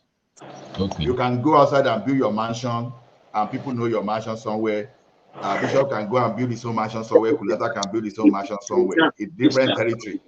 But the fact still remains that Ile Baba Omo, Oshi Wambe. So if it's just like Ile Baba Omo to all those Oyo you see. Now, when the exactly. So, like Oyo, they are military might, according to what the bishop said. They were Alaafin was just conquering empire, just the way they were going. So Ekiti was doing his own on his own. Oshun, all those Ibadan, everybody they were doing their own. You know, if what peace is saying now, it will come and fight now. Yoruba extended to Benin Kingdom. And some people like Ishekiri, all those, they are still a part of our family. Some people in Nupe, they are still part of Yoruba family. Yeah, see that Benin one, we have to be careful. Benin, the Edo people they're not related. They're kind of on their own, but their palace, their Oba, their royalty is Yoruba. You know, in Yoruba they will call it Ibini. That's what Yoruba we call it. So I don't know how they manage Ibini. But the people themselves, the Edo people, are on their. I mean, they're now, how do you divorce the Benin kingship from the Benin people? How do you do that? Bishop, let me quickly say something. No, if I am Bishop, let me quickly say something. One Yoruba narrator said, anywhere you see when they call their traditional ruler Oba, it's Yoruba. They have anything. They have something to do with Yoruba. Absolutely. They have something to do, but the people themselves gone their own tribe. It's different from like Ishekiri, that Ishekiri are a mixture of Yoruba and Igala people that settled Ijebu, Ilaje. I mean, Ishekiri is side by side with Ondo State anyway, so that one is kind of like common sense. But we all know that Ishekiri is Yoruba now. It's Yoruba now. I mean, look at the names, look at everything. So our problem is this: we lost our history because we didn't document. We didn't document. We didn't preserve them. And we should try as much as possible now to start doing all those. This is where research money should be, research grant should be going to, so that because sometimes when you lose your identity. The only way if you borrow research grant yẹn tó ayé pẹ̀ nìkan lẹ̀ ń decide nǹkan tó ń ṣẹlẹ̀ ní ọ̀dọ̀ yìí náà. No, I'm just saying I'm motivating the private people. See, if you want a research grant for what, no, Ola? Because show me mistake, there is no single African studies department in the entire world that doesn't have Yoruba text and deep Yoruba text. Not a single university. Not a single one. Not African studies, still in Yoruba. Not a single one. There's not. We don't lack in those Harvard, kind of things at all. In Oxford, in Princeton, all of them have Yoruba. In fact, let me tell you, do you know a couple of years ago, sorry, Kulata, you can verify this, in Georgia Tech, you know Georgia Tech? I know Georgia Tech now. There is a department of Faculty of Yoruba Studies. Kulata, where do you stay in Georgia? Please tell me. I want your name, Kakiri, Bishop. Okay. I bet get back to me. One man, please. I want to talk to Kulata I'm in Nebraska as I speak, but I should be in Georgia in another 1 week or two. I'm in Omaha now. Oh, yeah, in Omaha, Nebraska. Okay. Yeah. Nebraska, I mean, Nebraska. Ah, kò I've síbi tí been mi ti dé around, but l'Amẹ́ríkà o. me too, man. Kọ́lọ̀ fún mi ìsinmi ni. Ìsinmi ni mo fẹ́ báyìí. Mo fẹ́ rí About ìtàn lọ Nàìjíríà. Yoruba is not suffering from oral text or research or runkobe. We have a plenty. Opo gan. ó If tẹ̀yẹ ká tiẹ̀ tún gbé láṣà dáadáa ní go back to Yorùbá ètò Yorùbá land we should èmi do ò it. rí feeling of despair tẹ́yìn ni o, because I'm looking at Ó wà I'm o, looking at despair wà o. Grammy. I'm looking Despair at wà o. Grammy. Ẹ jẹ́ kí n sọ nǹkan tẹ́mi rí. Kulata, Then I can speak for the next 5 minutes and you will not understand what I'm saying, and I will be speaking plain Yoruba like this. But the difference now is this. I will be oh my making. God, you see me, my own language is generally is not that good. So No, you are good enough. You are No, you can. good. But let me tell you for a fact. Literally, you are okay. To be honest, I'm just talking of going deeper and using some kind of Yoruba analogy. That's what I'm saying. Now you'll lose me.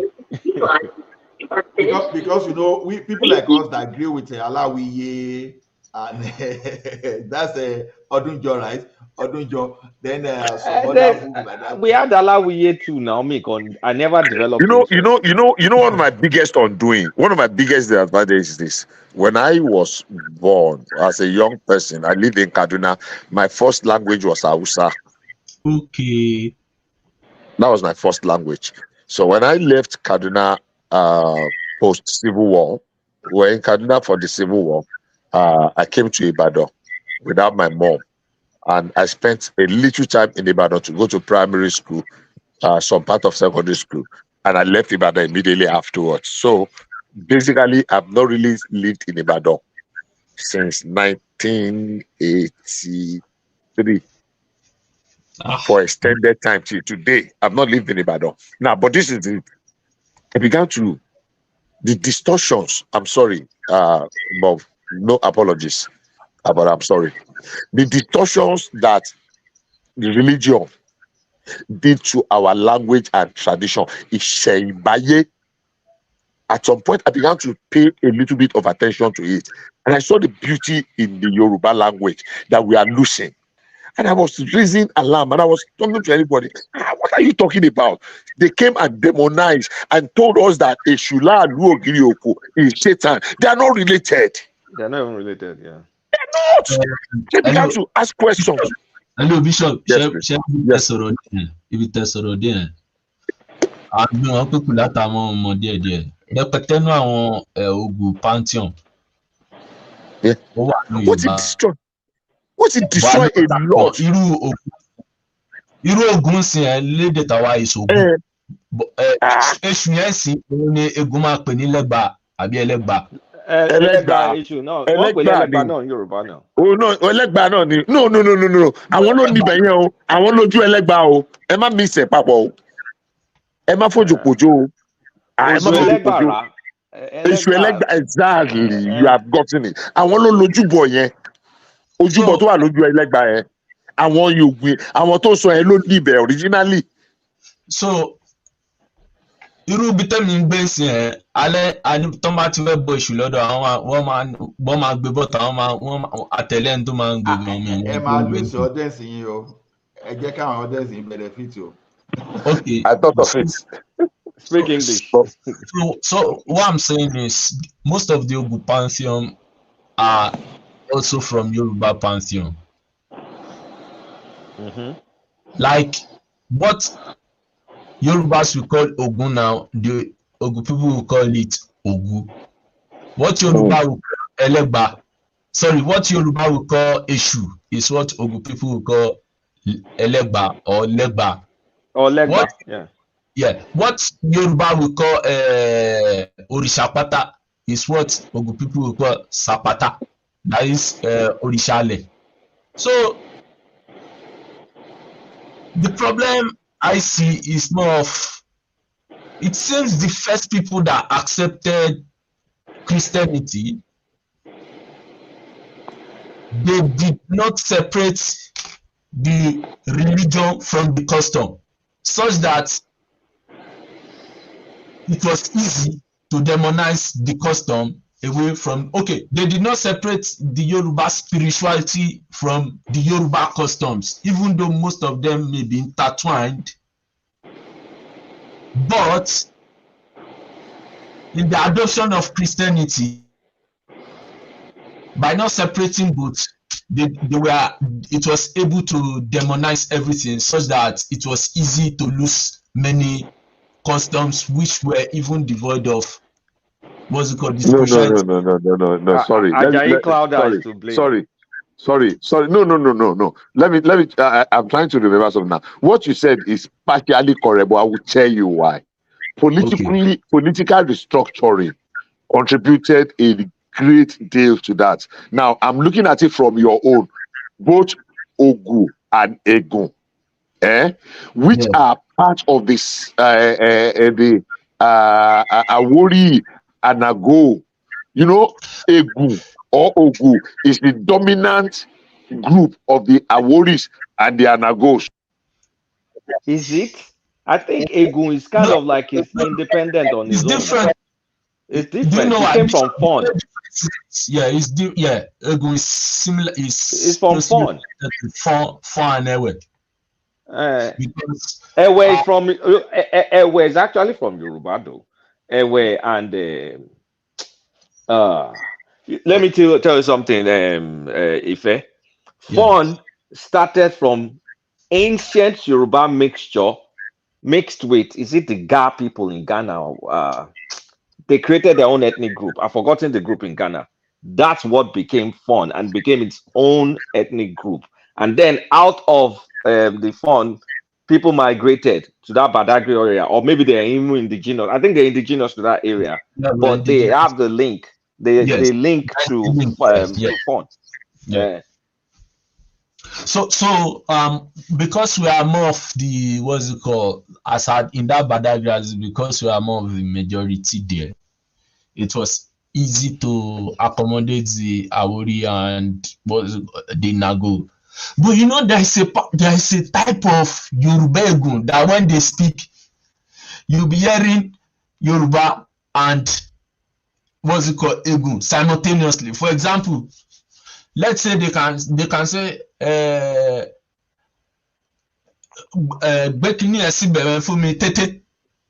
Just pause for 1 second. You will continue. At what point did the Egbados turn to Yewa that covered those areas I mentioned? You know, they used to call them Egbado. Yes. And it covers a greater part of the Egun, the Anagos, and the what's the other third group? At what point did it turn to Yewas? And somebody said something. I think it was Kulata's voice I had. When that woman I was mentioning wrote a book, she actually called them the Ashanti, the readings of the Ashantis, but everything in it was Yoruba, Oko, Eji, Eta, Eri, Aru, Efa, exactly as we have it in Yoruba, but it was Ashanti. So what was the link that is missing today? Because we embraced. Say that again. Now, I think the link, but I think the problem was when the Portuguese came, because you know when that is down. Can you listen? Can you hear me? I'm hearing you. I said that's a new dimension. Yeah, when Fan Daume started around the 14th century, they were trying to liberate themselves from from the Oyo Empire, and because of that, because of the fragmentation, Oyo Empire started losing its grip on its region. And unfortunately, when the English came, everything just scattered. I think I've always thought about it, but I want to think that the problem started in the 14th century. Because the only pantheon that we have that I know that Yorubas don't have is Zangbeto. The Zangbeto court. That's the only one I know that Yorubas don't have. But every other thing Yoruba do, we normally do. Then when I was growing up, in Badagry, I know that traditionally most Egun people will not want to join Ogboni. But now we have some of our uncles that are in Ogboni.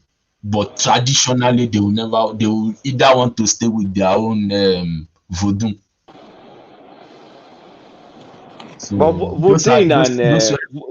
Voudin and Ifa are linked. Yes, you know, Ifa that we call Ufa is that's why I said that most of the what's it called is I think it's a mixture of. I want to believe that there is a linkage somewhere, but something happened at some particular time that led to division. In terms of maybe when you want to look at Latin, French, Italian at some point. What I'm saying this is in Republic of Benin, Ofa, which I know is Ifa, is a Yoruba thing. But the funny thing is incantation are done in Igbo, like Fogbe language, like they will also be doing their own incantation, and you that is Yoruba, you will not be able to understand what they are saying. Is this the Yoruba area of Benin or? No, it's pure Egun, like fun, like all this. Fun, okay. Like all this Alada area. They are okay. Pure. That's the tribe I was trying to remember. Yeah, Alada, so, the mixture of Alada and Yoruba became Fun. That's the history. That is the combination of Alada people or Aja people and Yoruba that begat Fun. So Fogbe, now Fon and Gun is the same thing that happened to Ife and Oyo. Fon had the political power, but Ogun people had the economic power, but they are from the same parents. Sorry, a question. Are they the same way as the Ifonyis? I don't know. It could be because you know one thing is this in Yoruba, most of Ogun languages. There's another one, Ifonyitedo. Because I know of the tribe of Ifonyis and Ifonyitedo, which are part of the migrated and the submerged group of Ilaje that came from the river line, and they extended to some parts of the Eguns. Of the Egus and the Aworis. No, Badagry. Awori is different. It's Awori and Ohori. Are they the same thing? No, they are not the same thing. Awori people are originally from Ife. For me, pure Awori is pure Yoruba. It's pure Yoruba group. Tribe. They're originally from Ife. And the Ohoris too are from Ife. Ohoris are from Ife too. They are from Yoruba.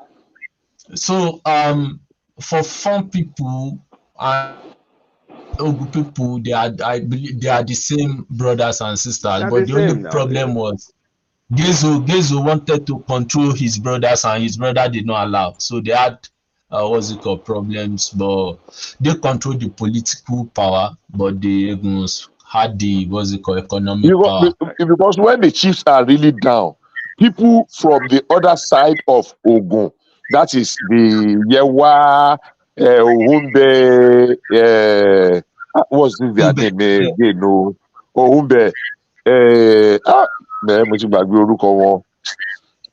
Oh my God.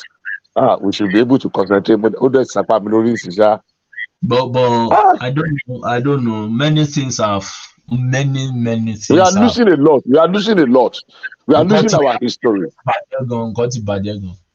We are losing our history.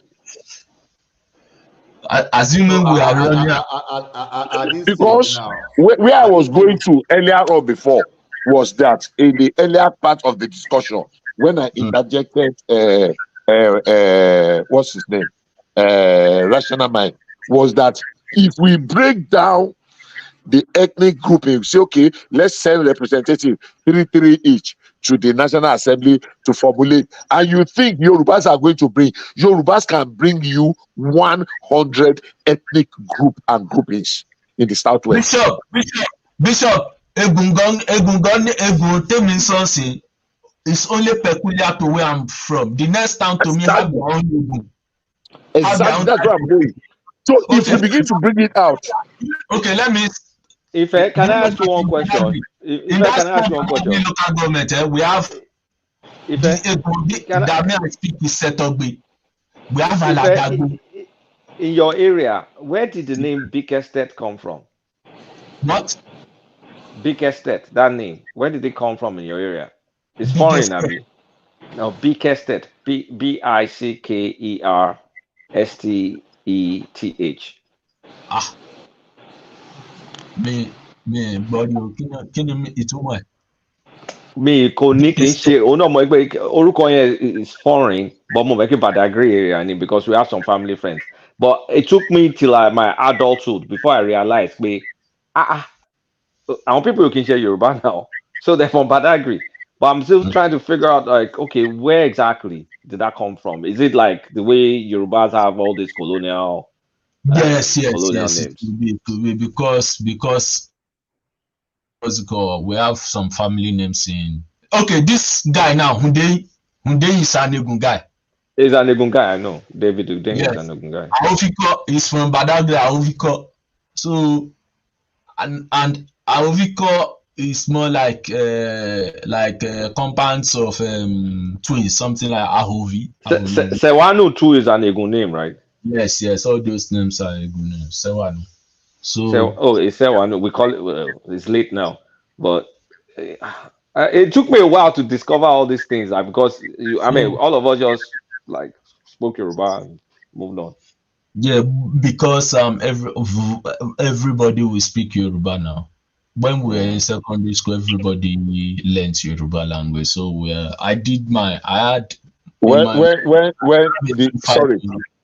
of the disadvantages. Hello. We can hear you. I had a C5 in Yoruba. Can you hear me? Can you hear me? Yeah. Can you hear me? Now, what I was saying is this: when Awolowo, one of the things that Awolowo did in 1955, the D.O. Fagoa, uniting the learning of Yoruba under one umbrella. There are advantages, but there are serious disadvantages. He brought everybody together under the nominal Yoruba we are learning today. They developed a curriculum that teaches everybody Yoruba and made them to neglect their because we are learning now that there are more than 10, 12, even up to 15 ethnic languages in Lagos, between Lagos and Ogun and Benin Republic. Toko, Yewa. Look at Bishop. Exactly. Yes, sir. Bishop. Sherry from Badagry, but that Badagry local government, that Egun, the one Toko speaks is different from the one Idale speaks. It's different from the Badagry people, Badagry town speak. It's different from around my area. We have at least 5 types. It's different from the one people in the beach area speak. The people in the beach area speak Defi. That Defi now is like Ilaje language to to normal Yoruba people. You know that when Ilaje people start speaking now, or Ekiti people, an average Yoruba person will not understand what they are saying again. But me, I understand the Ekiti because it's Eastern Yoruba language, like my own Ijesha. It's mutually intelligible. So if you are close now. It's close. So I understand the Ekiti. Like which part of Ijesha are you from? Ilesha. I'm from Ilesha. Ilesha. I'm Ijesha. 100%. But for me now, if an Ilaje man starts speaking now, I will need to concentrate properly to even understand what they are saying properly. You understand? The same way, if a different person is speaking, I know they are Egun people, but forget my son. So even Egun language too is that fragmented. Fogbe now. Fogbe is now different. Fogbe is another type of Egun. My own is separate. If I let me ask you a question, do you understand this lady's song Zainab that says Bolojo? Zainab is Yoruba now. Yeah, now Zainab from Benin Republic of Republic. Benin, right? She's Yoruba, that pretty woman. Yeah. Yeah, I understand. Now, Zainab type of Yoruba in that language is Nagogbe. That's Nagu. Okay. Yeah, that's how Nagu will sound. They are the ones that normally sound that way. You know, whenever if I dey play that song, people go dey think, say, which song this guy dey play? I say, you can't understand. I just love that lady song. The Yorubas that are difficult for me to pick up is Ondo dialect. Man. It's difficult. You know, Ekiti and Ondo used to be together, but the only reason I understand some of those languages just because I love Orlando very well. So because of Orlando, I made you know. But Orlando does not speak Ondo now. I don't know what is. You know, in his song. Orlando speaks Ikale and what's the other language? No, Ikale. No. Now our dialect. You see, one thing from Ikale to all those Akoko, all those areas, you know, they understand Idori, they understand one another's language. They understand. But the problem I have with it that is, see where politics can push us to. Akure will be telling you that they are not Ekiti. Iju Itaobolu, they will be telling you they are not from Ekiti. But when you look at Ekiti language and all those areas, even Jesha, all those environment, you know, they are like similar. They are very similar. Very similar. So it's politics they use to separate them. But Ondo, if Ondo is speaking here, I can still understand Ondo. But when you now go to call Ikale, when all those Oketupa they speak, I they try. I will understand to some extent, but when they now change it finally, I can even. But you know, Dola, when Ikale is speaking, a worry person will understand what they're saying. Sorry, when Ikale is speaking, a worry person understands everything they're saying. When worry person is speaking, Ikale it's crazy. Just imagine. Yeah, Kulata, because I think at the fringes of every border, those type of things you have to accept that it must happen. What's that woman from? Is it Comfort Omoge, right? Comfort Omoge, yeah. Where's she from? She's from Ikale. I remember that name now, Comfort Omoge. Yeah. So I think that's the same thing. That's the same thing that happened with the Anago people. Like for the Anago people, around the border area, you find them that their Yoruba has a mixture of both Egun and Waziko and Yoruba together, and they use it. Their language has developed such that they use it simultaneously. Ẹ jọ̀ọ́ torí Ọlọ́run, àwọn tó pa Orlando ọ̀wọ̀ wọn ní nísìnyí. Èyí sì mo fi mu ganja. That was the only artist that my popsy used to play apart from his Beatles and co. You know they play, you get as it be.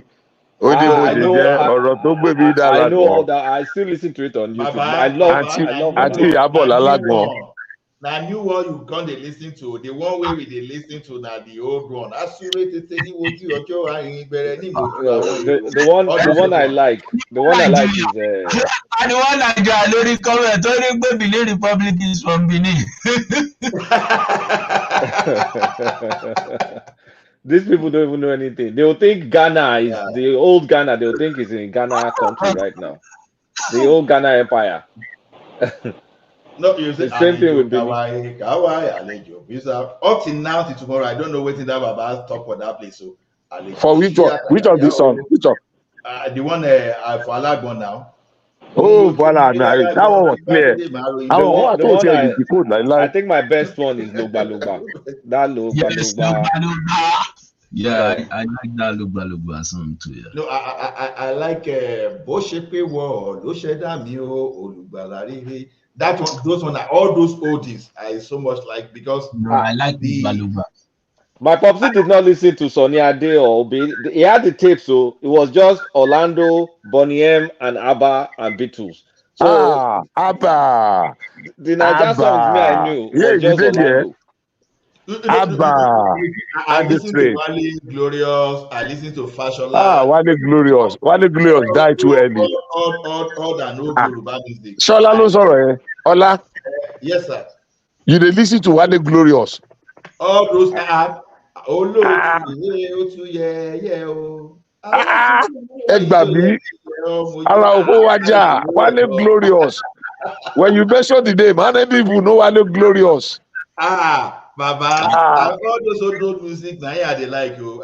That be say you go know Ambrose Campbell. No, you go know Ayinde Bakare. The thing is this. My papa then, because of me, we were using that one Fiesta LPL, all those LP.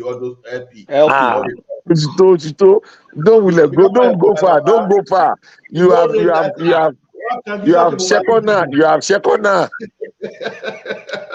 Shekona. I don't listen to modern music, but I don't quarrel people that listen to them. It's just that there's nothing in it for me. Somebody mentioned ABBA now, the Dancing Queen, Chiquitita. Those were my early days song. I was completely in love with country classics. The first country music that Yonju Adebide played on Radio OYO 1982 was Kenny Rogers, yeah, Radio OYO on Wednesday. Yonju Adebide and was Deola Alagbe was Kenny Rogers, no, Don Williams. Listen to the radio, and I listened to that thing, and I fell in love. Listen to the radio. So when I went to buy record, my brother then gave back. So we wanted to do Ikomo. So I went to Ogunpa to go and buy Sunny Okosun's. That was the same year Sunny Okosun's released Togetherness. Together we shall live forever. African Unite. I don't know if anybody remember that song. Yeah. I know it now. So that was the same day I bought that record of Don Williams. Listen to the radio, and that was my beginning of the beginning of my journey into country music. So I fell on ABBA and after that Dancing Queen. Dancing Queen was in 1976. You know when they were breaking, that thing was so sad. Anyway, And when they broke up. When they broke up, Well, it's one of those things. Yeah. I thought I was going to meet either Kenny Rogers or Don Williams. Unfortunately, both of them have passed. But those were the great. And because their songs has lyrics. But back to Yoruba music. What about Yellow Man? Oh, Yellow Man. I listen to Yellow Man. Disco. No, I listen. Now disco we take Yellow Man down. I like Bonnie M. Dozio. I will be trying to mimic it. Girl, you don't do just Enula command jet the Yellow Man. Enula Solomon jet the Yellow Man. Smart, but they will mass matter. I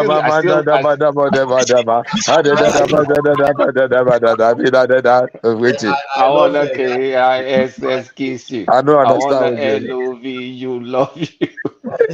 I want to let's go London summer holiday. You want to go with me? That was that was Yellow Man now. That was Yellow Man. Going on a summer holiday. You want to go? You go in the London and New York City and even I beg you.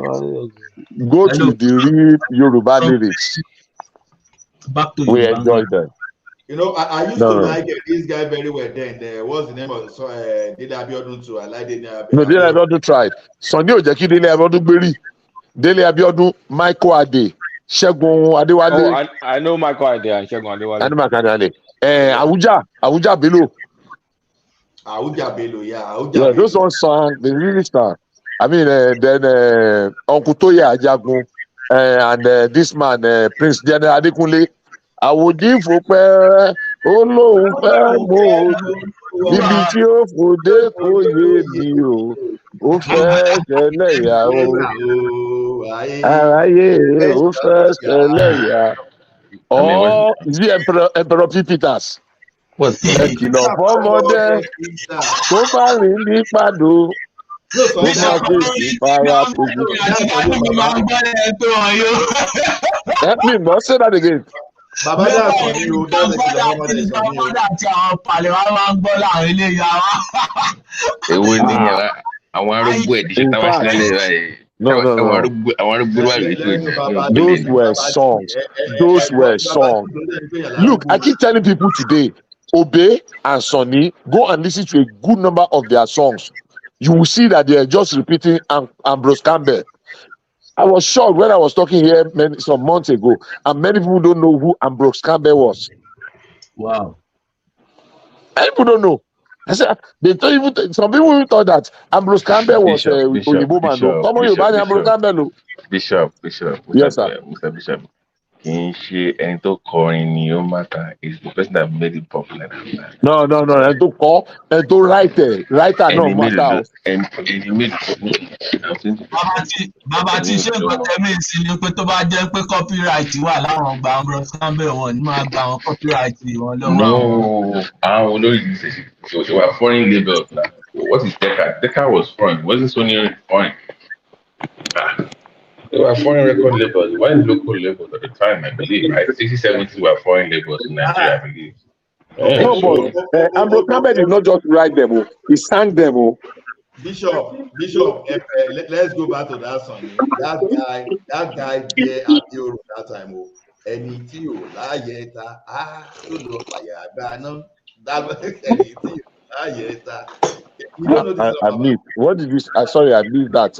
Something was talking. No, that in Ekilo Fomode, in his Ekilo Fomode. Okay, Ekilo Fomode. I will get a little bit more. Obìnrin fojú bo rò á gbé. Ekilo Fomode. Bang, big. You know one thing is this. It comes to one place, people still interpret it differently. The bad. Yeah. Modernization. No, me, I would say, I say, ẹni tí ò láyé ta tó lọ fàyà gbaná. Okay. Bishop. Yes, sir. Bishop. Yes, sir. Burna Boy. Burna what? Burna Kini.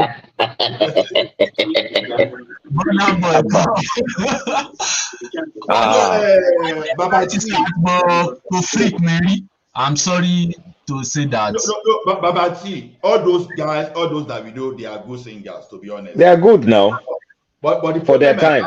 Is when I crank it in my stereo system, when I want to listen to music, I don't use some theater. I go back to stereo system.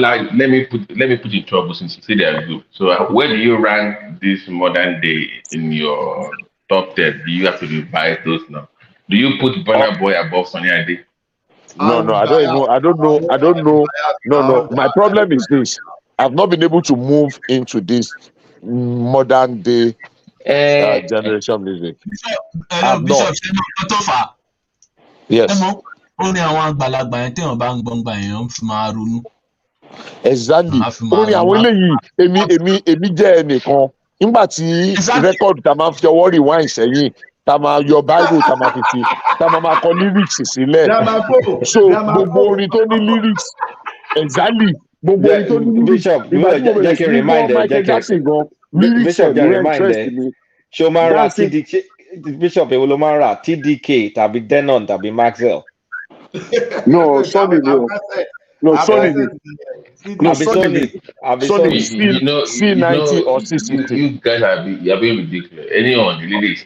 Let me knock your Akpako. No, all I need to do, Akpako master, Ginger Swagger. It's listen now. Some of all its lyrics. So kill me. It's lyrics now. Who used cartridge? Who used cartridge where Rising was raining? Rising on this 4-track. 8-track. Now, what do you mean? We get them for our 504 that time. Time I play, I can see clearly now the rain is going. That time, there was a guy called Ken Lazarus. That time. Ken Lazarus, yeah. Okay. Let me throw 2 challenges.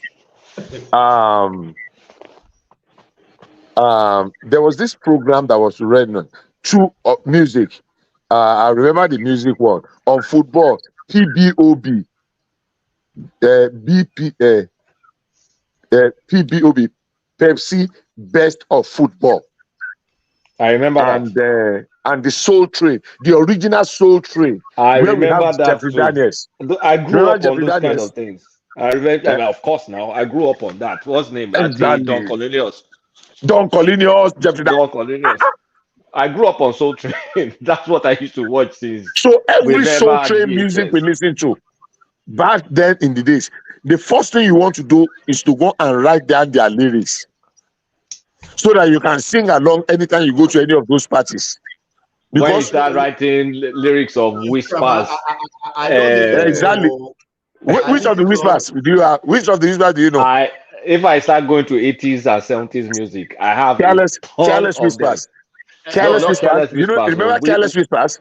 Time can Careless never whispers. mend. The careless whispers of our good friend. That's this guy's George Michael. George Michael.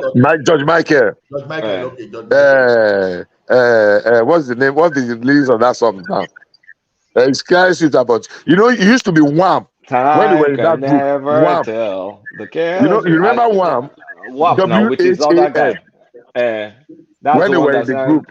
Break me up before you go. Wake me up before To you the go. heart of mine, it good rising time. There's no comfort in the blue. Pain is all.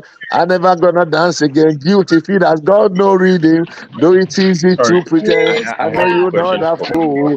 Should have known better than to choose a friend. And waste a chance that I've been given. So I'm never gonna dance again the way I dance with you. The noise of music seems so loud. I wish that we could lose this crowd. Maybe instead in this way, we hold each other with the things we want to say. Should have been too good together. Should have been doing this dance forever. Nah, phone famo. Bishop, I have a question for you. I have a question. So the taste for form. I have a question for you. So if you notice, now over the last 10 years, I think that I see local sound like Nigerians are embracing their sound. So in the 60s, 70s, were they more attuned to listen to foreign sound, or were they stuck with the local? If you compare the way music by foreign sound, so more percentage that compared to today, where they are exposed to more foreign, as opposed to buy your money from your own. Babati, don't isolate people now. Babati, Bishop, connect your. Hold on, Bishop. Bishop, connect your video. Audio, English. Whatever it is. I'm not able to add you. Something is not connected. What I think I understand from that angle. In those olden days, that you see, all those musicians. I didn't even know that I've been muted while I was talking. They used to go to hotel to play, so there used to be live show, and people used to go to them physically. For those people in the remote area that don't have access, you can only get whatever they can get after they listen to radio. I think the local music has always been, they've always been there, to be honest. I think they've always been there. But the foreign, the only access we had to foreign then was just to play it on cassette, on LP, on a cartridge. I'll answer that question this way, and I'll probably. Okay, go ahead. So I mean, it depends. Like for my dad that went to UI and all, it's mostly the foreign stuff, the Beatles, the Monkeys, all that. The Beatles. He had a massive collections of all this. What do you call that thing again? That circular, whatever that you put needle. Radiogram. Vinyl. Yeah, vinyl is the vinyl one. That one is black. LP. LP. Thank you. LP. So him, because for someone like my popsy now, it was more influenced by all this British sound. So not too much. So it just depends on your crowd. That's what I'm going to say. I think.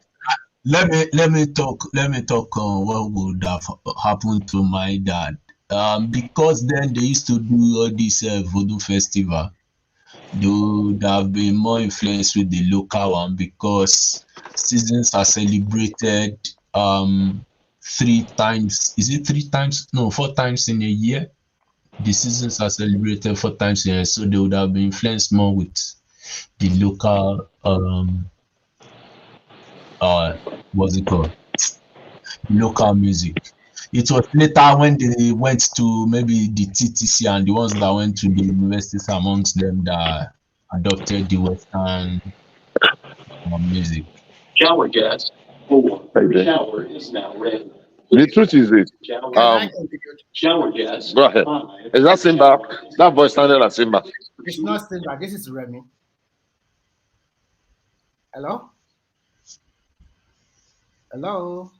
I'm good. We are hearing you. Okay. So I like what you are discussing. I just remember my late dad too. He has a collection of records. It is through him that I got to know all these so-called Green On, Sonny Obey, all these Angela Moura, all of them. Whenever he has a fight with my mom, he will play one music. That music always dabaru my mom. Okay. And whenever his friend came from Abeokuta, that is the best time of the moment for us in the family, because there's a lot of wine, whiskey. His wife will prepare a lot of dishes for his friends because they always sleep over. I think when I remember those times, Nigeria was good. I was little, but we have fun. And whenever he goes to office, come back on weekend, he always come with ice cream, so many things like that. I would just think, oh my God, Nigeria was superb during the Remy, the reason I asked the question, people, it came in late 80s or 90s. No. That's what I know, but I'm saying that's what they think that maybe the foreign sound came to Nigeria, like this Raskimono, those kind of reggae came in. But I'm like, we've had that before in the 70s and 60s. Yeah. Always went on European tour, American tour. Everybody knows a lot of Sonny Ade's guitar riffs. He copied them from rock and roll. I've heard some side-by-side comparison that I did not even. Even the third album was more like a samba, that like Latino kind of sound. It had this kind of American sound to it too. What copy sound? I don't even understand how people say. I think what helped most of our new stars nowadays is because of the world has turned to a global village, and everything can be heard from one corner of the world to another one. And the advent of social media also helped them with more good marketing. And I can also say, as people get more enlightened and more civilized, I think if you are very creative enough to bring out new genre of music, look at for example. So before you know it, everybody will know you are. Remy, really, I think, and this without any prejudice, I think it is the packaging and the overhyping that have rated the current music beyond far and above. Because sometimes I try to be very open-minded and I try to listen, and I just realize that what is there? It's just hyping. It's just beats. It's hype. Even America can say, "Okay, hype." Exactly. Let me give you. I still go back to listen to Ayinde Bakari, Aka, Sakala Igbade, Aruna Ishola. Bishop. No, it's a bigger market. That's just the main thing. You know what's funny, right? In the 80s and 90s, when they were flooding American sound to American music to Nigeria, even when you're listening to your video, we're laughing at you. But you're listening to local music. When it's so obvious in your head that the one you're listening to sound better than it make more sense than the American one. But when you're hype with American, they will be hyping the foreign one. They will try to shame you for listening to the local one. Back in the 80s, American music has lyrics now. They have lyrics. We listen to okay, let's talk of Michael Jackson, 1979, Off the Wall. I can recite all the lyrics in Off the Wall for you. Move to what's this woman's name? What's her name now? In 1985, they were 83. The one that released when Michael Jackson released his other album. Are you talking about Whitney Houston?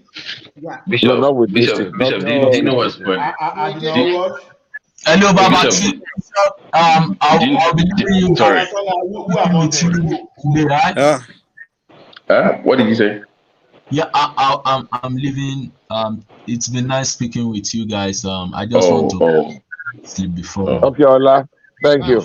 In 1983, are you talking about Madonna? I mean, Madonna or Sydney Cooper? Madonna. But why? Question: why did we? It's like, I remember back then, in where I grew up, we only listened to Fuji music in secret. You dare not play Fuji.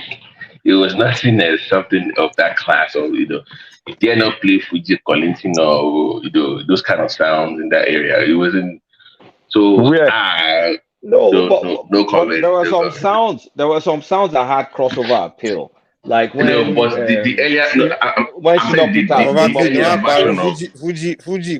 Most of the Fuji songs are not too. Not. Please let me tell you something. Then it was Let me not tell you cool. Now, something. it wasn't There was this DJ in Ibadan around Sabo. Somebody can help me with his name. There were DJs in Ibadan. Then they were mixing music. There was this Dele Adelego. Dele Adelego. Dele Adelego. Ogundele. Dele Adelego. Yes.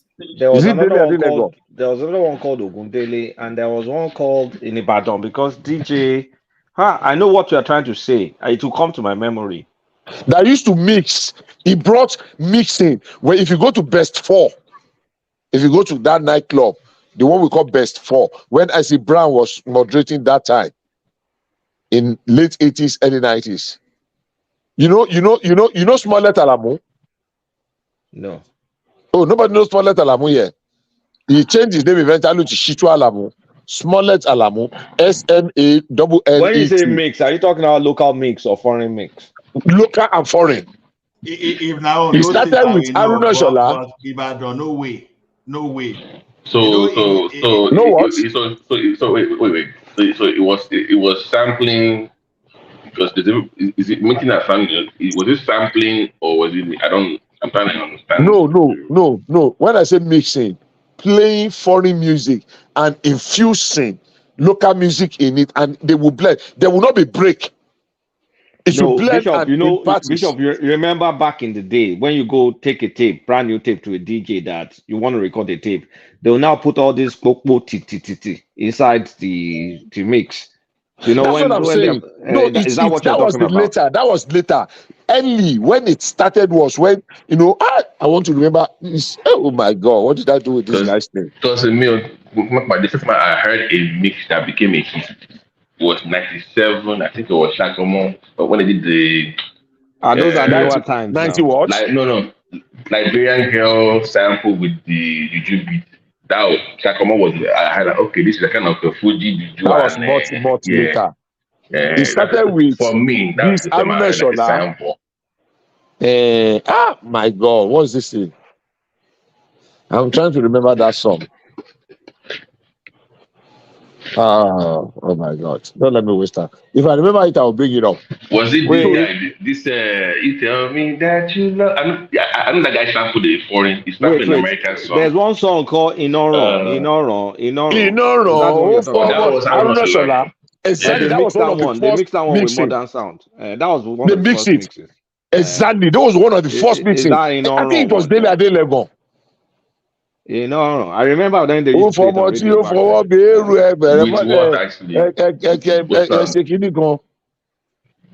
why am I forgetting? I really like to know that would be something interesting to listen to. You need to listen to that. It was in the early day. You'll be dancing music like this. Disco. You go to club and somewhere, from nowhere, you just hear, you will be kind of, what the hell? And the thing will move, will flow seamlessly. And before you know it, it was happening at parties. That was even later. That was Sunday later. Those were later. But those early ones, because if you know your Adegbite, I'm sure everybody should know your Adegbite in the days of Radio OYO. Of course, I know Yonju. Now That was only what we used now to only on watch those states now. I know. I don't know Oyo OS, State. OSBC. No, on those states, OS. OSBC na Waiting the first, OS. Now na only on first those states station. I Radio know. Radio OYO2. Okemokpo. You know, But Bishop, do we have anybody still singing like in this modern era still singing those genres of music like the juju, or is anybody still singing juju or akpala today we have. that you know Not as about? much. There are many. There are many on party. Go There are many. to Instagram. Go and look for a guy called Shegun Johnson. Shegun Johnson, exactly. There are many, but they are not like they used to be. One of the challenges we have in Juju is that every other musician that tried to come up during the era of Sonny Ade and Obey did not succeed. I don't know why or how, but I can mention 2 dozens for you now that if you go back and listen. This guy was okay now. Dayo Kujore was okay.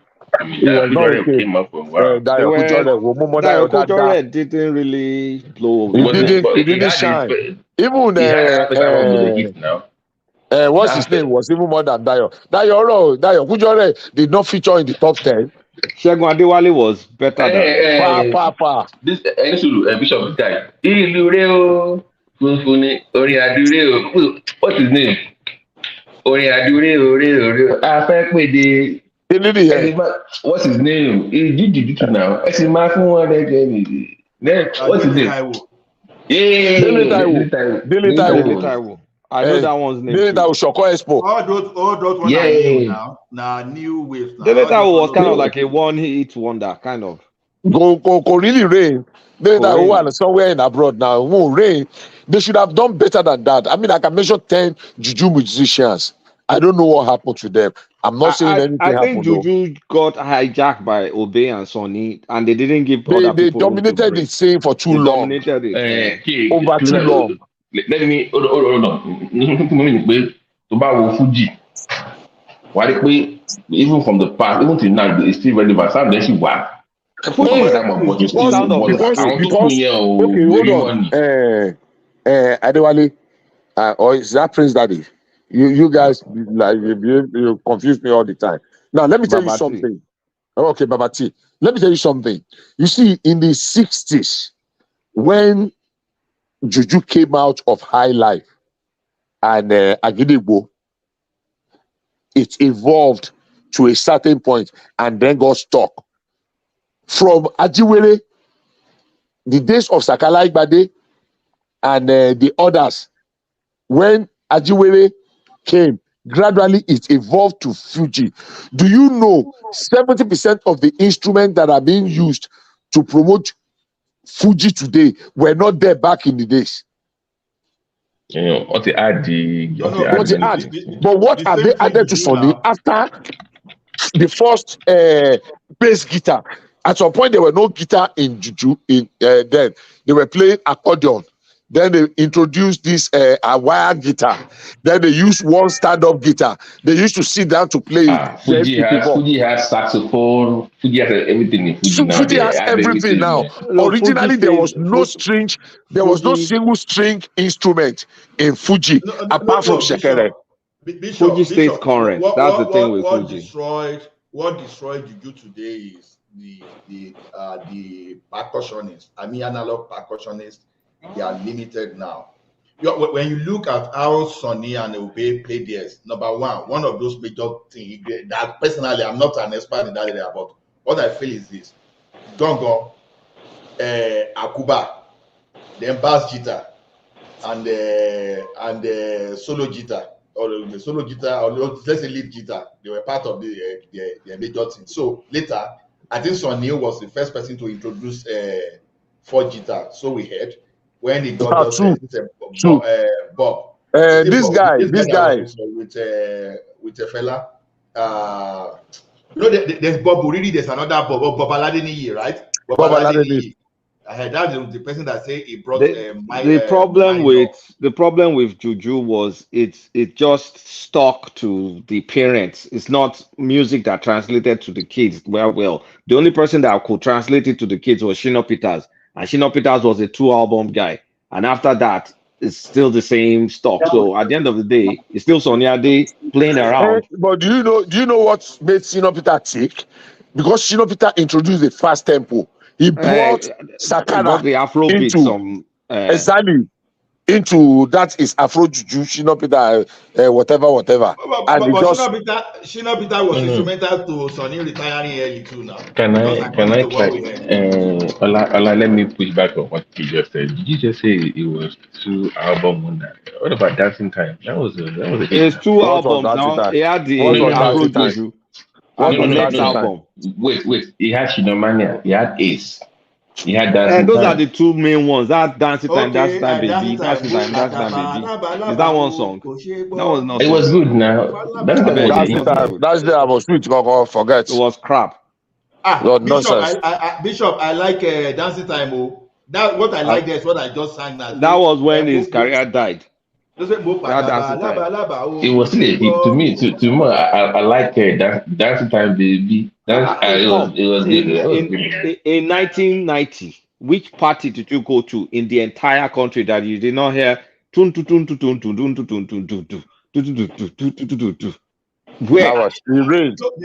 It rained everywhere. Immediately after 1989, sorry, that was 89. Immediately after that, in fact, I will tell you something about that one. Immediately after that, what's his name? K1, the Ultimate, took over with Consolidation. Oh, Consolidation. Yeah, that's true. No, that when Kwawan started coming back, right? Kwawan started coming back. Kwawan dominated like Barista shoe. Oh, Erupa Barista. Do you know when Shina Peter released that Ace? It was the Ace or Afro Juju now. It's Ace is the first album. Sonny and Obe, they peed in their pants. No, I know they said Sonny was worried though. According to they were worried. It was dominant. I'm not even saying dominant in Southwest. If you go to one place in the Southeast, they'll be playing Afro. No. You are even wrong. Outside Nigeria, I have a Cameroonian friend, and I can mention her name on this platform.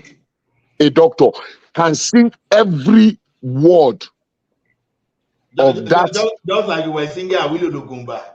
And she did not understand a word of it. You know, that was the days of Walkman. Because of that, she went and bought Walkman and brought the cassette. And she was playing it back to back. She can sing everything from A to Z, but she did not understand a single word of it. There was no party we went to then. The only people that calm us down that time that added something a little bit when we're moving away, like when the like of can I have a dance? What's the name of that guy? Rosie. Can I have a dance, Rosie? Rosie. What's his name again? That boy said, what's his name again? Blackie now. Blackie. Omo Ajegule. Where is he? He just Bishop. They had this guy too that was there for a while. Look, Daniel Wilson. Oh, Danny Wilson. Danny Wilson. What's his name? Yeah, but you see all those Daniel Wilson, Shoki, all those things. They are kind of like the crappy version of the Burna Boy because they were trying to sing raga, and it was shit. I don't know one single song of Burna Boy. I don't know. Got us bad to the track. Burna Boy has a lot of bad tracks. I mean, correct tracks. I don't know him. Yeah. I don't know. I don't enjoy Burna Boy. No disrespect, but the one you mentioned now, that was another sad story. What's his name?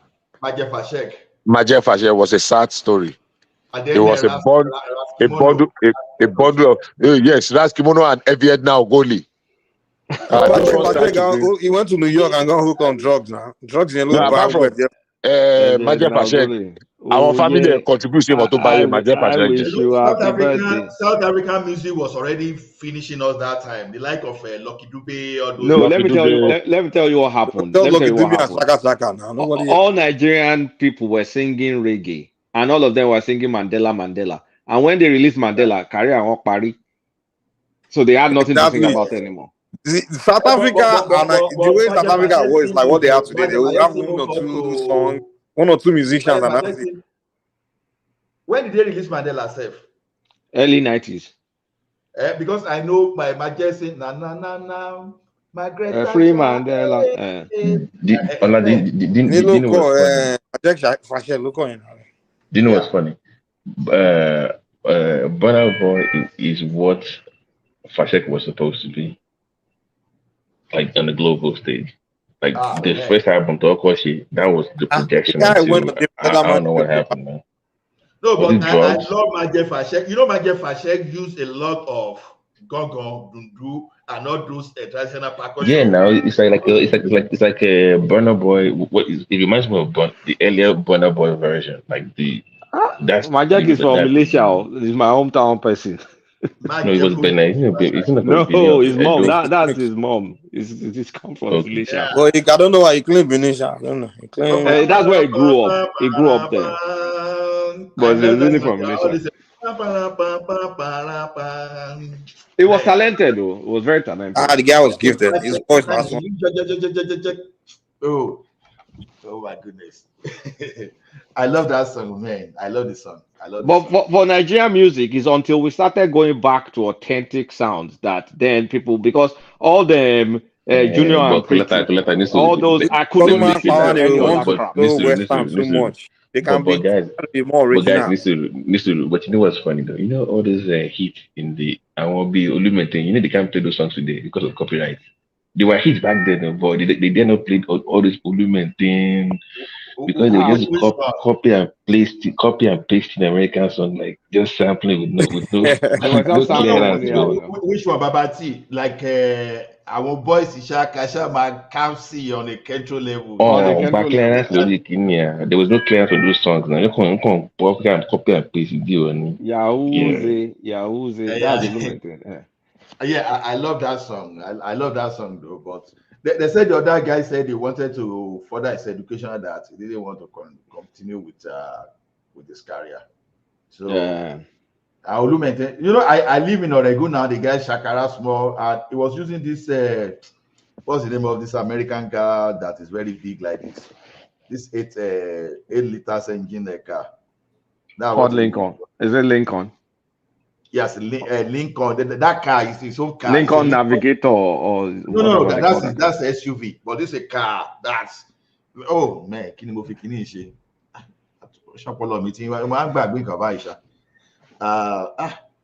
the other guy used to Shakara Rosmo for a regular that time. Hello.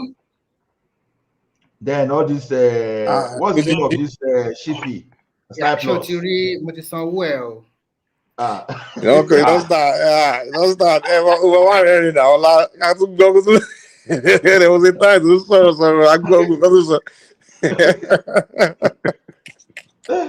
so man, Allah, I'm DJ. I can't say go to this time. I don't come out of so but you I call us No, I think our guys they really done well. You know, they really done well. You know the way. No, kudos to Kenny's music. D1 and Keke, Kenny Ogungbe's. Those guys they did a lot. Including this guy that went to Unilag, LD. Those are LD, tribesmen. And those guys that sang Olufumi, I think he's one that it's just how Olufumi that but they started pushing the video about that each song. Then these people come change everything finally after Two-Face. So what's the name of this guy? All those P Square. No, it was Divine and Don Jazzy that changed. I think it's Divine and Don Jazzy that finally did it. Yeah. They're the one that actually turned everything cool. You know, they brought Nigeria. You know, in the beginning, these guys are just making mediocre music. Why that of that? No, the type of life I'm living. You know, before the band and Don Jazz, all of them when they make song, they were gonna make a horrible video. You're right. They were gonna make horrible video. You're like, the video just make the song look bad. Come on, take and cut that. Cut rubbish. It's like, Shino Peter's son that revolutionized the video. Clarence Peters that revolutionized the videos. He's the one that started shooting high quality videos for them, and then all of them started investing. And it made a difference. Clarence Peters, Shina Okay. Peters' son. Son, okay, yeah. Man, I know Nigerian music just blew. This guy too, waiting with Daniel or that guy self. What's that guy's? That one, I've forgotten that one's name. So But then all this guy come the enter, all this clean the drunk and she rocket man. Obo the belly go Joe, we get it down, oh, everybody be no. Man, Nigeria don't sing go. I no go lie. Everybody just remember Tetula. no. I remember late 90s, 2000, the Plantation Boys. No, Plantation Boys was in the late You 90s. know, Tetula. Idris remember Shashi. You know it, my God. We will repeat it. That one was even 90s. That one was even 2000, early 2000. Early 2000, yeah. People they struggle, they won't go America, waiting be this continental confusion. That guy, you guys remember Junior and Pretty? Bolanle. Fine, baby. Then this guy, as that does, that guy did not even. I'm not call Monica now. I want to call Monica. Monica don't kill me. Monica don't kill me. Shakara. Monica don't. Where is this guy? Lyric Lori Gogo Shola Abi. They say Shola Ilu Lori Gogo Awala Nijo. Who is that? I don't think I know that one. Then there's this lady, but he didn't do so much. Ewa ba mi jo, Sheru Peleto, Emi Malego. What's the name of that lady, self? That lady went to Olabisi or Nabanjo University. So Sasha. Oh, yeah. She used to sing with MLD too, Sasha. Yeah, that's right. Ewa ba mi jo, Sheru Peleto. So I mean, also know these twin sisters. I think they are from Ikiti or Ondo. Oh, Lijado sisters. Yes. I know. I think they are from. I don't even know where they're from. They are fella cousins now. Lijado sisters. Now. I like their lyrics, and I think they. Lino la one lo. Yes. These are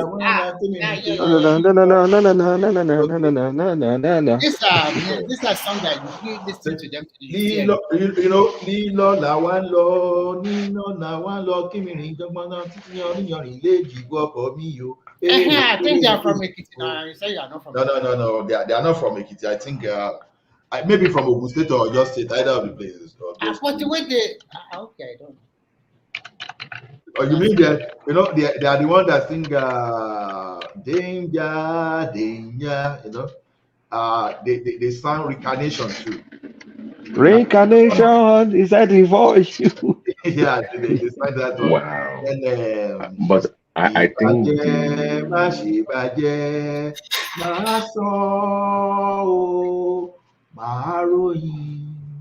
I think their best album was that Horizon Unlimited. That was their best album. About the shit, Abi. Yeah, that's the best album they had. Yeah, that's a tan.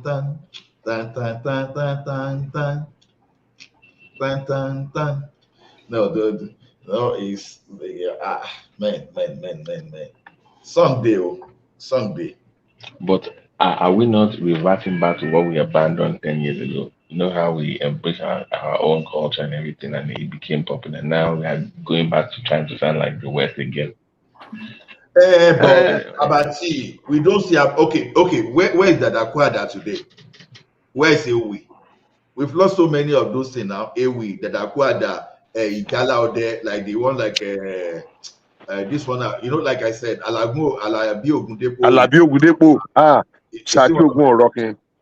Yeah, Orila Bayelo Oruko Orun Yo. No, here's the thing. No, all those things, them are calling me. and like to modernize it now. You can't be that raw from the get-go. If you want Now people, that's the to put problem it we are longer, having. yeah. That's the If you problem have we are been having. saying, Look, that's the problem we are having. You go back and listen to Orlando Julius today. You go back and listen to Orlando Julius Kalemura exactly. Victor Olaiya. You go to listen to Victor Olaiya. You go to listen to Ike Dairo. You see the what you want, so Bishop, what you want, wait, this so guy, Ajagun Erede, Is it not Baba Salah? It's not Victor Olaiya now. No, Victor Olaiya is different from No, it's different. They are different. Victor Olaiya was a musician. Bishop. Moses Olaiya ni Baba Salah. Guys, the point is that even like the way I think it was about how food has evolved, even hip hop has evolved. If you want to do the modern audience to listen to your sound, you have to evolve the sound. Only appeal to them. Doesn't mean they will not go back. Like look at people that listen to hip hop today, the younger ones. They will go back and listen to the old sound, but it's based off of them being introduced to the sound from No. Not for patronage sake. It's for record sake. I'm talking. Like in America today, how many people listen to country music anymore? They still do. They don't. In fact, they don't. They don't. But they've What do you changed. think? Country music has changed. What do you think Taylor Swift is? What do you think Taylor Swift is? It's a pop and country song now. How many of them now? I mean, country music. Country music is the thing in my city. They do, bro. Country music in my Where are you? Are you living in Tennessee? Forget the city. The back of the mountains, bro. Here's the thing. It's like you guys saying people in America should be listening to folk to folk music. Nobody listens to that anymore. So I mean, things need to change. I'm just glad that the popular music now is Afrobeat, and anywhere I go in the world, I'm hearing Yoruba songs. Whether it's infused with hip hop, I don't care. Let me tell you. Let me tell you a story. Question for you. If I know that Afrobeat is quite popular nowadays, but what do you think about giving that Grammy to Tyler? I also like Tyler music. No, Tyler deserved it though. I'm not gonna lie. Yeah, that Water is superb. That Water song is a hit. It's a hit. I wanted to beef her before, but that song is huge. Performance. So obviously that one I'm okay. The world one in Koyemi, the Shekeri, wherever they lost that guy from India. Forget the African one, the global sound. If it's a global sound, how do you win with less than 2 million total listen to on Spotify? The person that won the global sound, no, not China, that was Africa. You know, they also had the video for the global whatever performance or whatever. The guy that won, the group that won, they barely have 10 million on Spotify. So how do you win when nobody even knows you? I thought you were supposed to be global. Politics. I don't even know. Now politics. So you know, makes sense. if you want to turn to this Jay-Z and all these guys that will be complaining. No, me or complain. I don't care.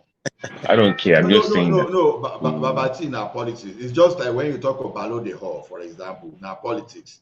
Because now, if you say now only one Nigeria day for that Grammy, I don't see how that South African lady will have won in Nigeria because but you go to Walmart. Ola, that South African song. Have you looked at that? That's a hit. I know it's a hit. I'm not disputing that.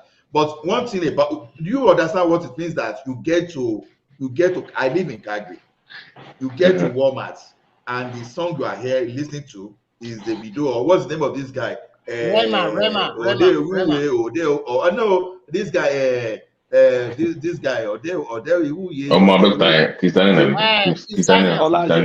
Check Calgary, Niconi. Me, I was in Cartagena, Colombia. In taxi, they were playing Davido, playing Burna Boy. Do you know why I feel bad? The reason I felt bad because when the Davido they got me, became Eddie. No. Go even the Grammys had to put that. No.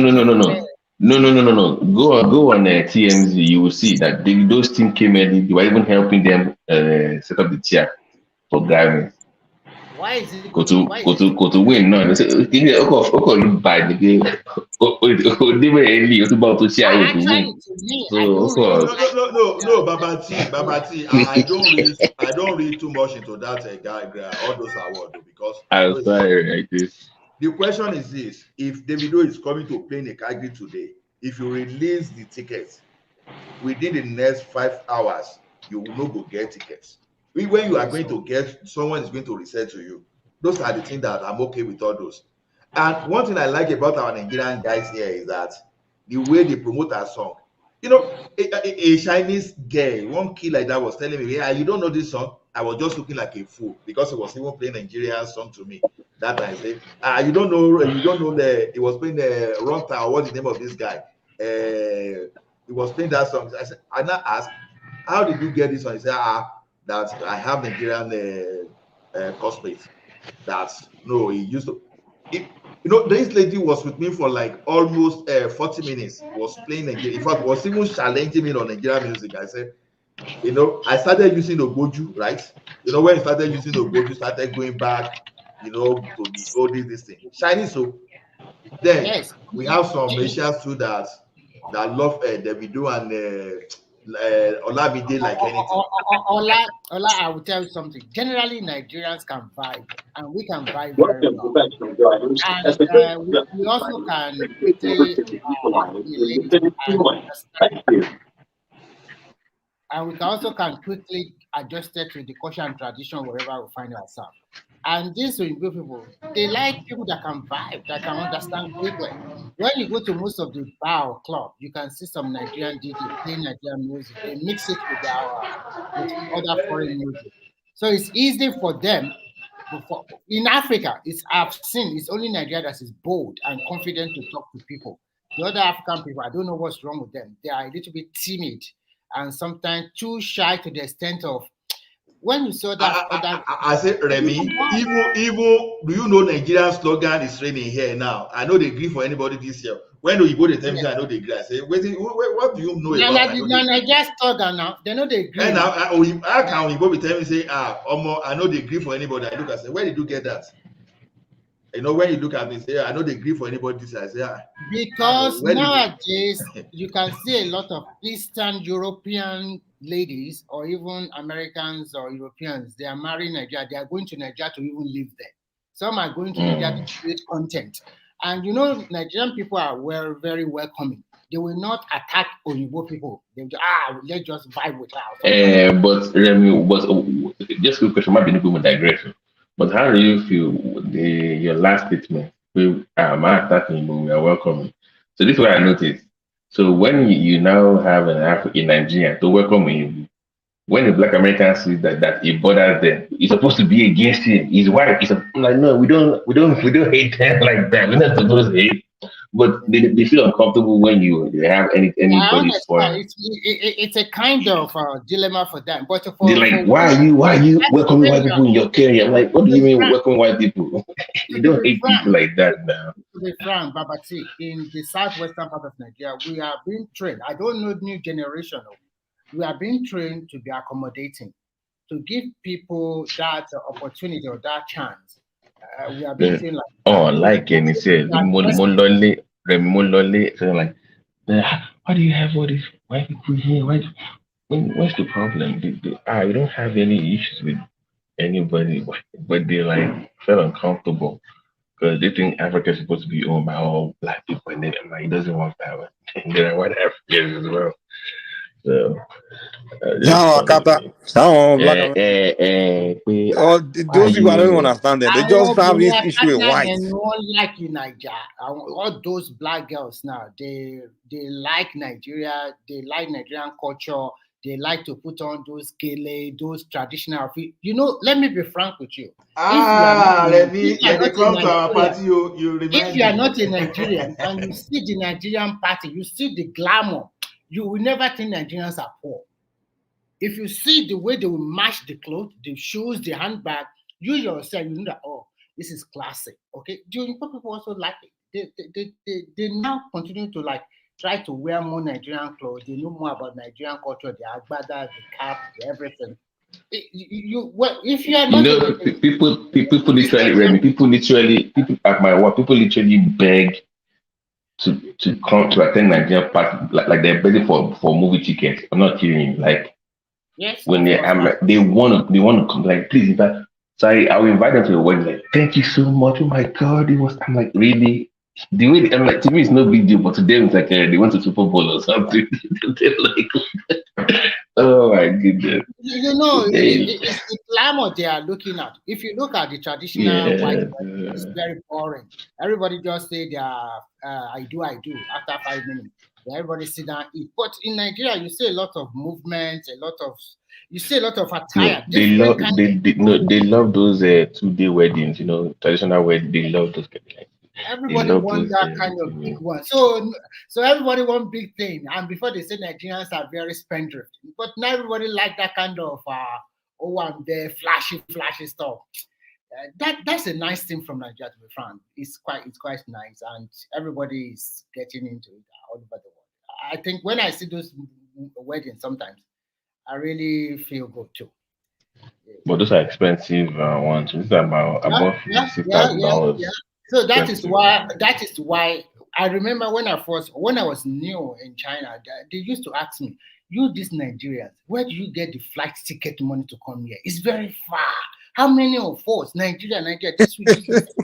How did let you roll with the ticket? Because Remy, that is the beauty of internet. Internet has helped change the orientation. Just imagine we are discussing Nigerian music now. Those days, if you made music, some DJ will not even play your music, but so nobody will even know you because some would like to kill your star, right? But these days, you don't even need them to promote you. Just go and open your YouTube account, and you. This is interesting because I remember in college the biggest Nigerian artist when I was in college was Dr. Albert, and it wasn't even in Nigeria. Dr. Abad, I know Dr. Abad. It's my life. You remember that guy? And it wasn't even like messing with life. He wasn't really hanging out like that. So, but I know. I didn't know the man is not even a Nigerian. I didn't even know. I found out later that it was Nigerian. I didn't even know it was Nigerian. One of my teachers here in Finland. Oh yeah, okay. You find out it's Nigerian, right?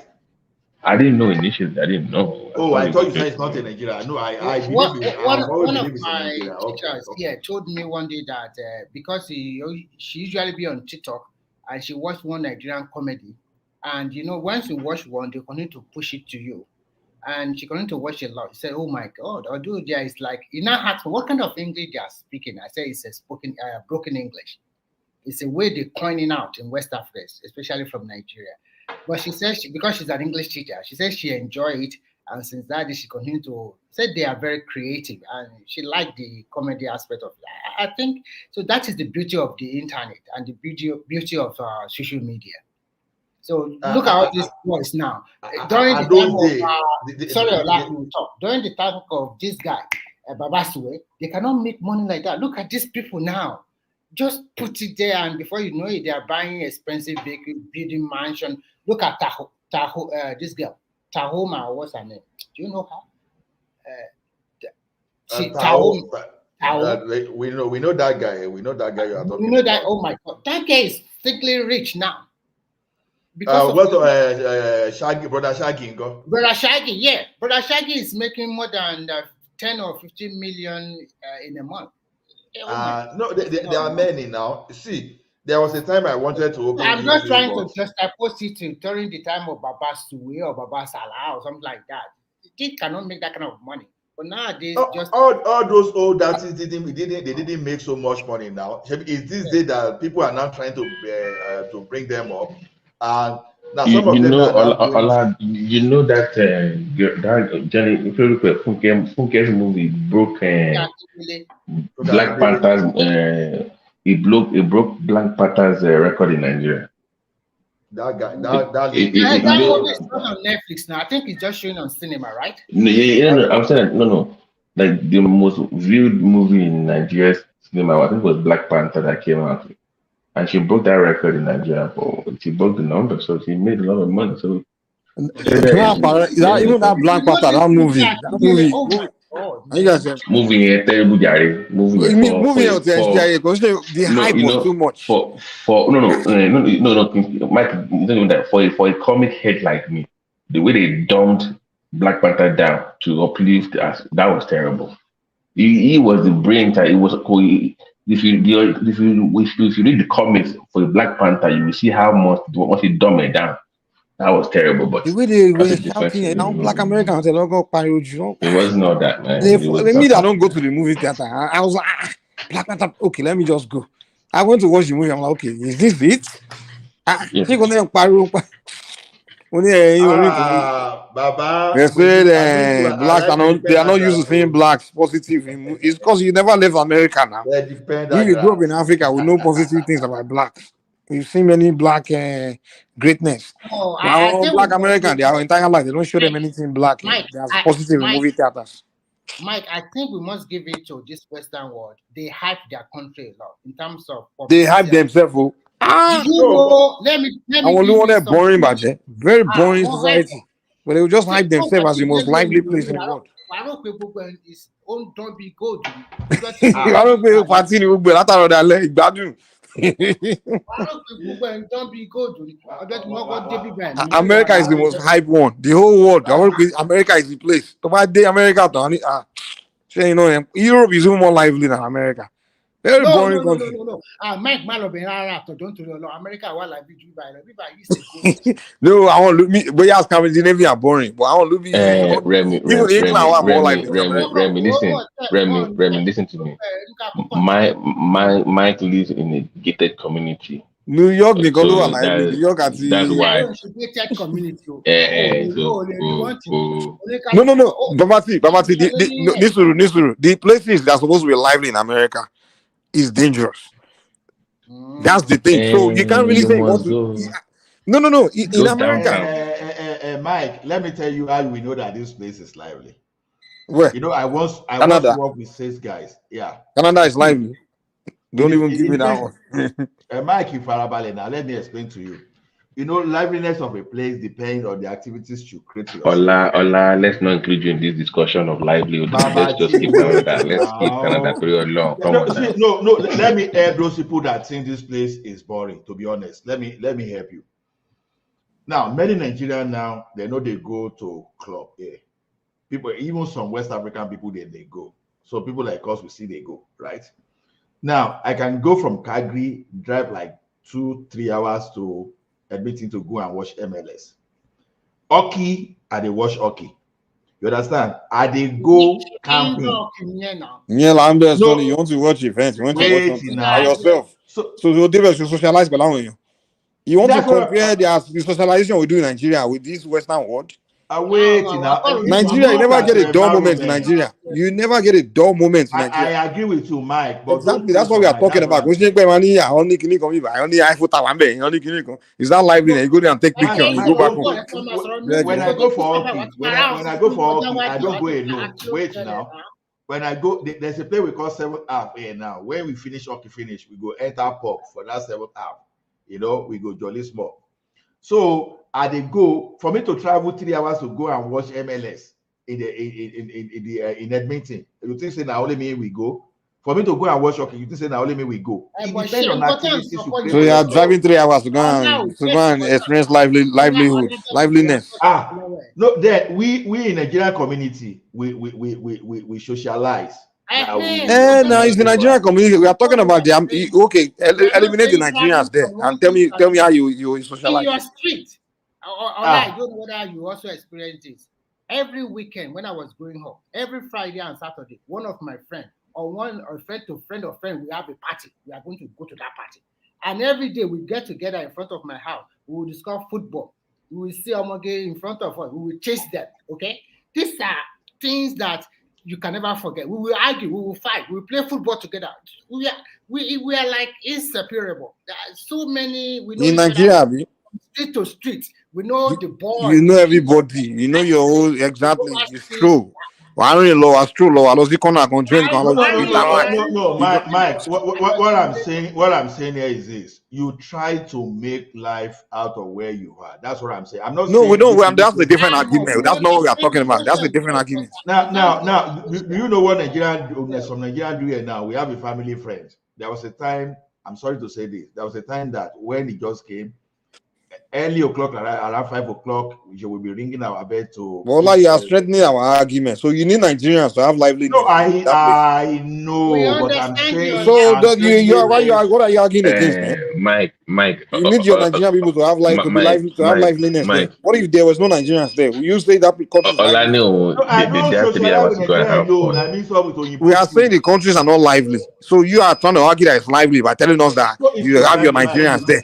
Mike is lively. It depends on how you. I beg, man. You just make money. That's it. Ọ̀la nígbà tó wà Nàìjíríà àìmọye gbogbo branch ló máa ti lọ tí wọ́n gbẹ sí pàtì wà kọ́ branch bá pàtì mi ló ń ṣe àmúmọ̀ àwọn pàtì yẹn rí wọ́n á dẹ̀ wọ́n ìyá wẹ́tọ̀ pẹ̀sí ò lè ṣe bẹ́ẹ̀. Mo gbọ́ mo branch wà ibẹ̀ ìkódà àti káwọn òyìnbó ya mo gbọ́ mo branch yìí bẹ̀ ìgan dáadáa àti káwọn òyìnbó wọlé nǹkan tí mo sọ nìyẹn.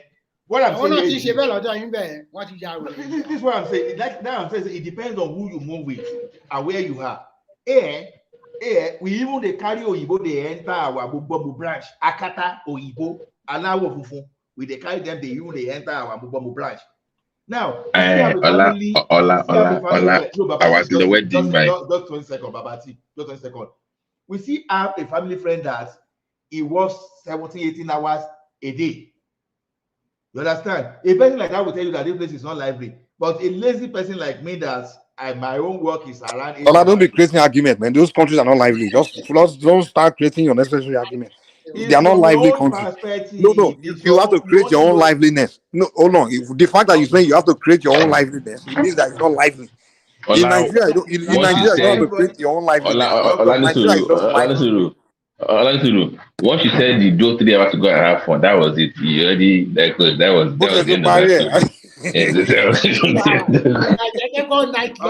No, Babati now. Babati, a football fan, you can drive anywhere. It's just like if you're okay, I'm a Chelsea fan now. Now I'm still planning to go to UK to go and watch at least 5 matches next season. How can you be a Chelsea fan? They are losers now. Can you come to us now or go somewhere? Happy other side. Also, no, they talk again. Babati, Arsenal. What do you mean they talk again? No, they talk. Is it Babati that is talking all this thing? How can you be comparing? Yeah. What do you mean, Chelsea? You are not in the middle of the table this season. You've never even won any European something that is tangible. What are you talking? Even Ola, hold on.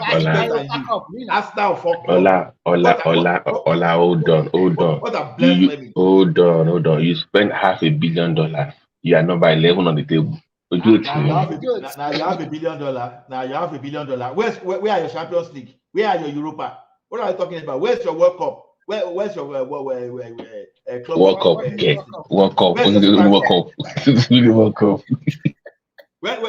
Where's your Super Cup? Where's your Club World Cup? Where's your Europa? Where's your Champions League? You spend over close to 1 billion. You are in the middle of the table. Now, is this your billion? Is this your billion? It's better. For the last 5 seasons, we have won the FA Cup. We have won the FA Cup. Have you won Champions League? We can still win. Have you won Champions League? What's the big deal about yourself? What's the big deal about Champions League? Win it first now, you understand. I mean that you win. It's not one time. I then just have borrowed. Remy,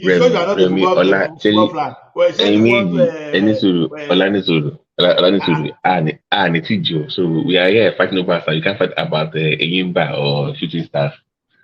That's what we're talking about Nigerian VAR. You ask an average Nigerian guy, it will name all the players in the Premiership for you without even without even going to London or England. People know. People look for Remy is not that true. It's not that true. It's true. When I was growing up, I can tell you which formation that who is that top striker, who is that defensive midfielder. There is a WhatsApp group. With my friends now. There is a WhatsApp group that I join. We call it Football Fanatics. Now, No, I'm inside not that football talking. We are fanatics. talking about when I was growing up. I'm Wait talking about now. Nigerian social I'm vibe. coming somewhere. I'm coming somewhere. Inside that football fanatics, some people, as popular as EPL is, they don't like EPL at all. It's Bundesliga. Some people in La Liga. Some people, they know the new player Eyibe of Aba want to sign now as they talk now. Now Nigeria League that they talk at the NFL. Now NFL that they talk now. It shocks you as You I are even right, listen to because NFL they call I them. still see some people complaining about watching Shooting Stars and losing at home, and they were like I say, angry. some people see they follow Shooting Stars. They talk. Some people see they follow Yeah, Eyibe they of are Aba. They following. go where they go. You know, I grew up in Ibadan, but my club that time was that I like stationery stores. Let me. You laugh at me now when I say I dey follow my club. They go everything drive 3 hours to follow you. They laugh. That is what it's a football fanaticism. For me to drive, you know, my son too dey play you soccer. mean in Canada? You follow your Yes, football my son they play football. Oh. My son they play football. Okay, that's So nice. we organize Nigeria. provincial too that they follow. So what I'm talking about, me that I dey go from I dey fly from Calgary. They go to Toronto to go watch match.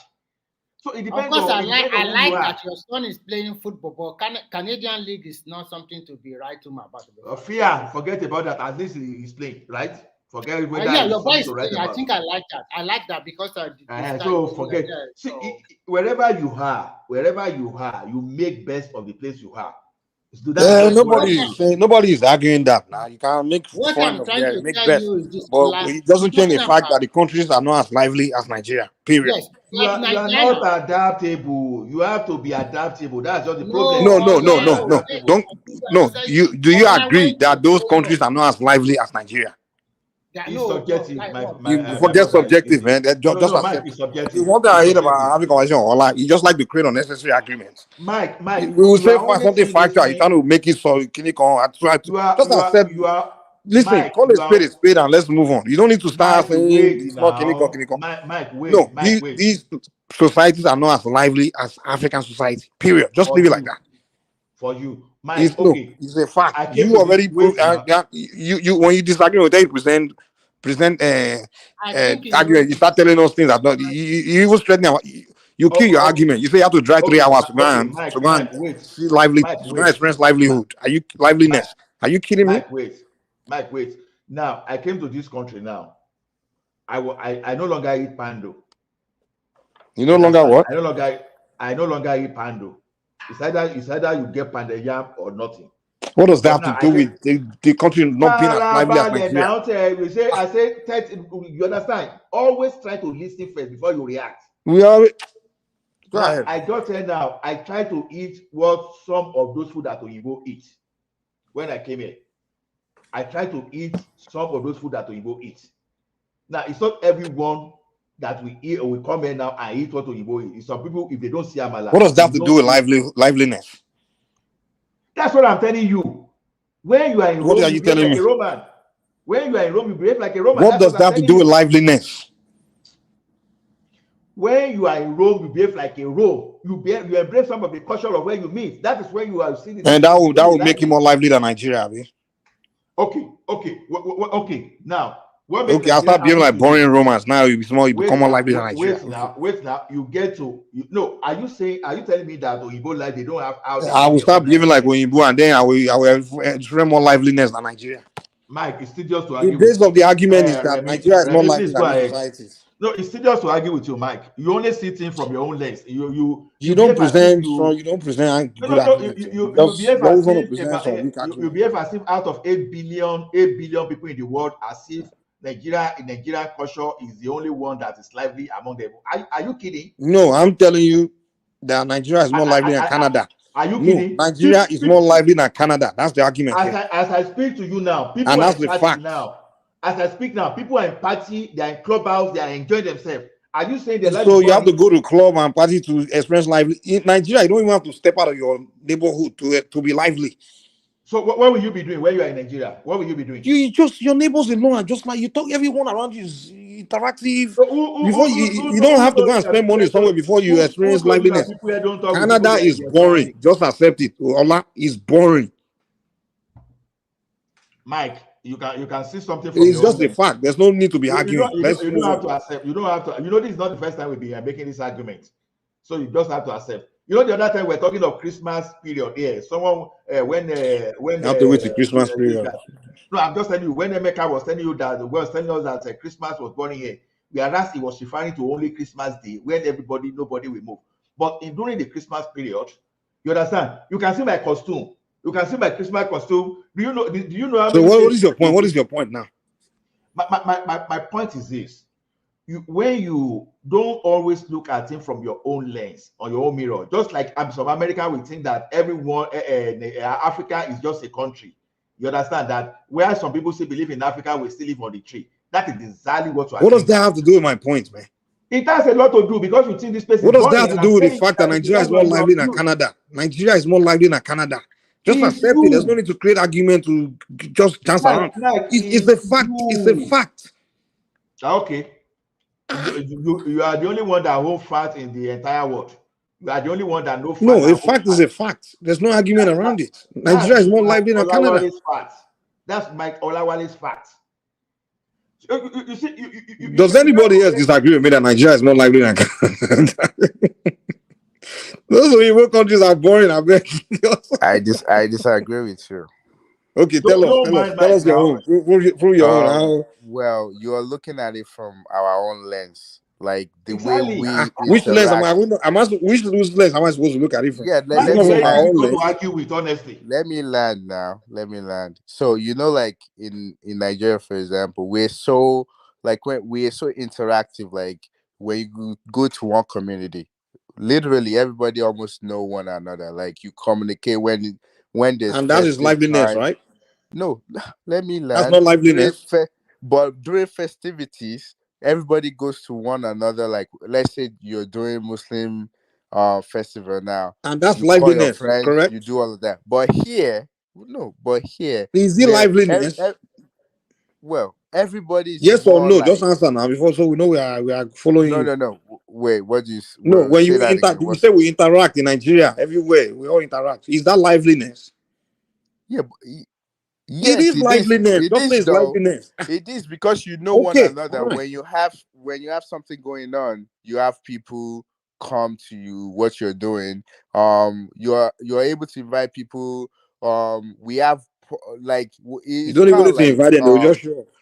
Wait, it's kind of like a thing in Nigeria, for example, like Friday, Saturday. I'm not sure now. Maybe Sunday too. Actually, it's every day. You go. Say that again. It's every day in Nigeria. Okay, maybe it's every day, but there's always like one bed. There's stuff like all of that. But here, a lot of people are more like into process. They're more into themselves. Like they're not like sometimes like where I live. Literally, I don't really know all my neighbors. It's more okay. Like so which one is more lively? Going out. What? So which one is more lively? Well, it's lively here too. If you're a party person, if you like me. Hold on. You're presenting argument against my point that Nigeria is more lively than America, and then what you're telling me that in Nigeria, people come to interact with you everywhere. And then hold on. Wait. I need to. Yeah, let me respond to him. I see what you're saying. I'm giving you one instance. That's it. But over here, so for example, like Friday, Saturday, Sunday, people usually go out. Like I go out. I even no, like I'm not boring. Like there's always party everywhere. Like you go. But when you get to some certain age, or if you're not familiar with this territory, especially in the familiarization, yeah, a lot of people because if you look at it, like we determine in this country, let's have a base for our arguments. Let's just not talk. Let's have a base. The argument is where is more lively? Is Nigeria more lively than here? And I said Nigeria is more lively, and you say you disagree, and I tell you to I don't present think the argument how here is more lively. Hold on. I don't think it's more lively. One is more like so here is more lively than Nigeria. No, I see. Which side are you on? Which side are you on? Which one is more lively? Wait, No, Ola, I before which one is more lively, here or Nigeria? You are giving leading question. It depends on who you are. You are in Nigeria. Yeah, okay. Based on who you are, okay. me as a person, Ola is not complicated. Wait, Ola okay, is not let me give complicated. you. Let me say, Oh, me wait, as a person that no. live Just let me know here. where you stand first before you start talking. So I know Yeah, where you stand. for you, okay. I think Where here is is more more lively? lively. Here Okay, is more lively. Okay, fine. I think Okay. here You is more say lively based on the fact that I've lived here more than I live in Nigeria. So I think okay. Here here is is more more lively. lively. Now, show us why here is more lively than Nigeria. Just tell us. Okay, so here is more lively. Here's the example. You can go out. There's always party Monday to Saturday. Like Saturdays, Sunday to Sunday. There's always party. Like if I want to literally go out, I could go to a strip club. I can go out. There's club. There's lounge. I can do whatever I want. I have friends By that yourself. have parties that I can go to. That if they invite me, so I'm not. It's not boring to me. I have something to do. There's Okay, always cool. something going on. And that thing is party, right? Not just party, there's different event, like not just clubbing only. So you have to go to the All events. this event, are you going to pay money or are you not going to pay money? No. Depend if your friends. Most So for time example, you pay money, right? Most time. yeah, most time you pay money. What's Yeah. wrong in paying money? What's wrong in paying money? So you have to No, pay but that's money just just the to experience culture liveliness. here, though. That's No, just the what's wrong in culture paying here. money? What's It wrong? has nothing Nobody to said anything do. is wrong now. Ola, we're just asking you just question now. So It's just the basically, culture here. I If think you dey go let to me this say hotel this. in I think Ikeja, the you no go pay problem money to that enter Oh, something. a ní lot. láti náwó ń gbà mí wà dé gbàdúkù Ọlọ́run ọba ń gbọ́. Wọ́n ṣe ògbà náà ló ní láti náwó bíbá yìí náà now. It depends. Kí ló ń sọ yìí ọ̀la? I think you guys are No, paying. Remy, you know the problem is this. When you there's no problem, man. Oriola already. Wait, I can go see. There's different. Wait, Oriola, listen to what you just presented now. You yeah, told me the American. Wait. You told me that here is more lively than Nigeria, and I'm telling you to tell me how. And you telling me that you can go to this club you go to, a strip club you go to. You have to leave your house and go there, and then you spend all your money there and just express liveliness. That's no, okay. You don't what have makes to. here more lively than You don't Nigeria. have to see. You don't have to go out. So, for example, now Okay. you can go to the Without going park. out, tell me how you So want you more can live, go to more the lively. park. So To the literally, park. there's park everywhere. So you can go to the park. There's always Walk around, especially right? summertime. Let me land. So especially summertime, there's always free stuff going on at the park. Is either there's or what did I call it? There's different shows.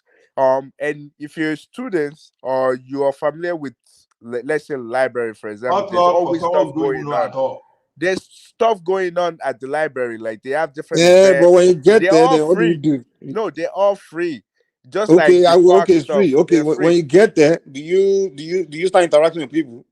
Yes, you can. I interact Really? with people. I play. See, if I go to the court or to so there's some park that have area that you can play soccer. Like I literally don't know people. I just work there and I can play. Or there's YMCA. There's also some other stuff that you can just go and Oh, you can YMCA, play. thank You you. can play basketball. You Oriola, can we are play. talking. We can communicate. These people don't know. They What don't do you mean know. we don't know? The Yeah, I thing don't know with why I'm us, saying, Harry. let me explain. Not just YMCA, there's different places that you can go and play stuff. And there's actually an app now called Meetup. Like you can Made literally up, just okay. join anything and just go and visit the different places. Like me, when I was still a little bit younger, like I go to the city. Like when I go to New York City, there's different rooftops. Like it's free. As long A as you better apply, a you just better go app in. would be is Eventbrite. If you go on Eventbrite, you put your Yeah. zip That code. one too. That one You just can go came to about. any all the events you will see pop up. You can go to anything and enjoy Yeah, yourself. is Yeah. the thing with I see what us is Grandpa more they talk like now, we're and I do they so switch Michael. Well, hold on now. depend on I the am not depend on the switching, place you Ola. live. The Like a lot whole of us, point we is don't. if a Nigerian here in the diaspora and like Oyala said, he doesn't go to Nigeria that much. Might go to Nigeria a lot. Also, obviously, there's something in Nigeria that he enjoys more than here. So everybody has their own perspective of what they, The point I'm making, yeah. Babati, is I never mentioned that there's everywhere else don't have some level of liveliness. But what I'm saying is that Nigeria is way more lively than here. And he's telling me that here is more lively, and that's okay. Present your argument. And everything you presented, wait. Everything you presented, you literally have to leave your house, get in your car, and go somewhere just to experience liveliness. But in Nigeria, you don't even have to. You literally will not have a dull moment. You don't have to leave. You don't Mike, have to leave where you stand. you enjoy the chaos. The grass goes You just your neighborhood alone. Everything is already going on. You literally cannot stay in so you enjoy You literally cannot wait for say you're no bored. hold on. So the dysfunction is the Potentially dysfunction. No. Liveliness is not. There's difference between having I fun know. there's What do you mean by liveliness? I What do you think mean by liveliness? Because give I give don't me understand what that give me a means. second, Oriola. There's difference between liveliness and going to have fun. Having fun is like going to an event and doing some event activity and stuff. That's having fun. But we're talking about liveliness. Liveliness meaning socialization, interaction. You understand? That's liveliness. Like what we are doing here now. This is liveliness, right? We are here. We're talking on this. It's liveliness. That's what liveliness is all about. It's Yeah, more. It's I better can than. do that in my community But too. hold I on now. have people around me, my neighbors. Hold on. What I'm telling you is that, and even you in, yourself said it. in In the comparison, what Western it's world, doing. In you know, comparison, Nigeria is more like if that's the base of the argument. In comparison, Nigeria is in more like comparison, like that's more lively. No, You no, no, no, literally, no, no. Based on what you said, based on what you you are said, talking about things to do. Things to do is about let going to have fun. To go now to let have me fun. You explain understand? it. Like in Nigeria, for example, hold on. In Nigeria, for example, we say, okay, it's time to go have fun. We go to the beach or we go to the the party. You're going to have fun. But we are talking about liveliness. Where the liveliness means you are not having a dull moment. You are not like, God damn, I'm bored. You understand? It's only in the Western world where you be like, God damn, I'm just bored as hell. I'm trying to think. Now you have to go get in your car, trying to figure one party event just to No. get lively, just to feel lively. But in Nigeria, you don't get that. It's just lively Okay. all around you, man. Let me say this. Let me say this. Mike, In my Mike, community. if So Well, when let's I was switch this growing up, argument, Daddy. We'll just go let on me and say on and on something, and on and on. Olarote. Because I know Nigerian people just like are to. you Lagidi or Ekiti come BSc kò ń ṣèkó? You too stubborn. No, the thing about your life, you just like argument, has it? If they tell you that the No, sky is now you blue, like you argument start to because create you like my argument, shoe. trying to convince us that it's not blue. let's not skip a point. Oriola said something before I forget. He mentioned strip clubs. Yes, now I heard him now. Yeah. So Yeah, but that's part Is it not of part of? like social life. Is it not part of it? It's part of kí ló social. wá débẹ̀ ni mo But fẹ́ mọ̀ the kí ló wá liveliness débẹ̀. that but the liveliness that he's Bàbá tí ṣe talking ìwọ about. òkìlò Allen òkìlò IC John òkìlò IC Jones nígbà tó wà ní ọmọ Ọlọ́run lèmi àmì Oh, ìtajà. sure. ìwọ bí báwo. So kí ni stripper even stripper kí ni ṣì wà decent ju àwọn ilé ìdáhùn sọ yẹn because wàá kàn gan ó yá jẹ́ ká sáré wọlé tóun ṣe ní Allen àti kìíní stripper club tó yẹ kó lè má fọ ọkọ̀ ọmọ kan tó yẹ kó ń jó bẹ́ẹ̀. So what are you talking about? So the thing is this, Mike. The thing is individual. What is lively to you may not be lively to me. But Canada is not really an argument to make. That's the point. Maybe the US, but Canada, I don't know. It depends on who is speaking. This is Ola speaking. Some people, like I said it here, Emeka the other time was telling you that Christmas is boring. And I'm telling you that personally for me, it's not true. For me to buy costume, to be joining people be doing for that Christmas, to be doing all those stuff, and you are saying it's boring. What pushed me to buy that costume? You fail for ask. Maybe because you're from Ekiti. We know Ekiti is probably boring in Nigeria. Say, let me say something. So when I used to when I was growing up, so it depends on the state though. But because here, like the state that I grew up, like the thing is we have like a lot of Nigerians. So usually it's tough for you. Which city is that? So this is Rhode Island. So they have a lot of Nigerians Rhode Island. there. Yeah. So that tiny state. Yeah, I know. See, Rhode Island is the state now. Yeah, that's the state. But if you go see, which city in Rhode Island? If you go to Worcester, you live in Rhode Island. Worcester, in Massachusetts. Wait. Worcester is not in Rhode Island. Hold on. No. I'm trying to explain something to him. Which city in Rhode Hold Island on now. Hold on. You know, I used to drive when I was doing some locums up there. I used to drive into Rhode Island to go out to come and buy some jollof rice. And, you know, it's a small state now. What are you doing there? What are you doing No, in I Rhode said Island? that's where I grew up in. Okay, Now okay, you sorry. now you You get to guys don't even know talk who I like people from No, you Rhode know the Island. thing that pay me most. If to say now old wait, man you like know people Remy, they from Rhode talk like Island. Mike. I If know now Rhode old man Island like now. Please, Remy, yeah. You think I know that area? Rhode Island, if now old man like Massachusetts. Remy, they talk like Well, Mike, I will I don't live understand. there. But I for grew up Mike there. to be That's all talking I'm like saying. this, But I'm trying you to know make they a point, but you guys are not. It's just like It's New like York as well. Ghanaian. If you go to It's a Brooklyn, New Ghanaian area York, now. It's like there's Ghana a people there. there's an area Cape Verde, all in those kind of people. yeah, there's Canadian there. There's a lot of Spanish, and depending on where you live, though, they have like different town, like different cities, like Providence, Warwick, but I think a lot more black people live in Providence, and there's an area there where a lot of Nigerians actually live there. Just like I was using an example, if you go to Brooklyn, there's an area section like a whole town is like Nigerians. If you go to Worcester, which probably Balati would know because you said he lives in Mass. I've worked in Mass before, but they have a lot of Ghanaian community there. Yeah, So there's a lot I of worked in. Ghanaian. So the point I used to cover in Worcester. Yeah, it's all Ghanaians there. Lots of So there's Ghanaians. a so the point I'm trying to make is depending on the city that you live in, you probably won't get like bored because you see people that looks like you, talk like you. You're probably neighbors as well. So it's like so easy. Like the town that I used to live before when I was younger is that town, like we have a lot, not too much Nigerian, but there's the like we go out in the streets, like we play, we know all our neighbors, we know everything. So that's the point I'm trying to make. That it depends, and there's always stuff like if you move to a state that there's not a lot of people like you in that community, then you be by yourself. Like then you can, if you're not a social person, but if you're a social person that can communicate and make friends, it's easy. But if you're not that type of person, then it would be a little bit tough for you because it would just be you. You go to work, come back, you don't know who your neighbor is. You just say hi, and that's it.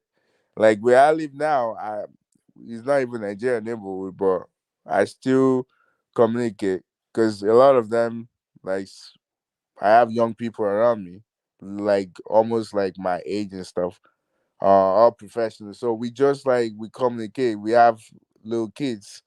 Everybody come out and do stuff. So Let me I put this show think backstage, sir. Let me put it backstage.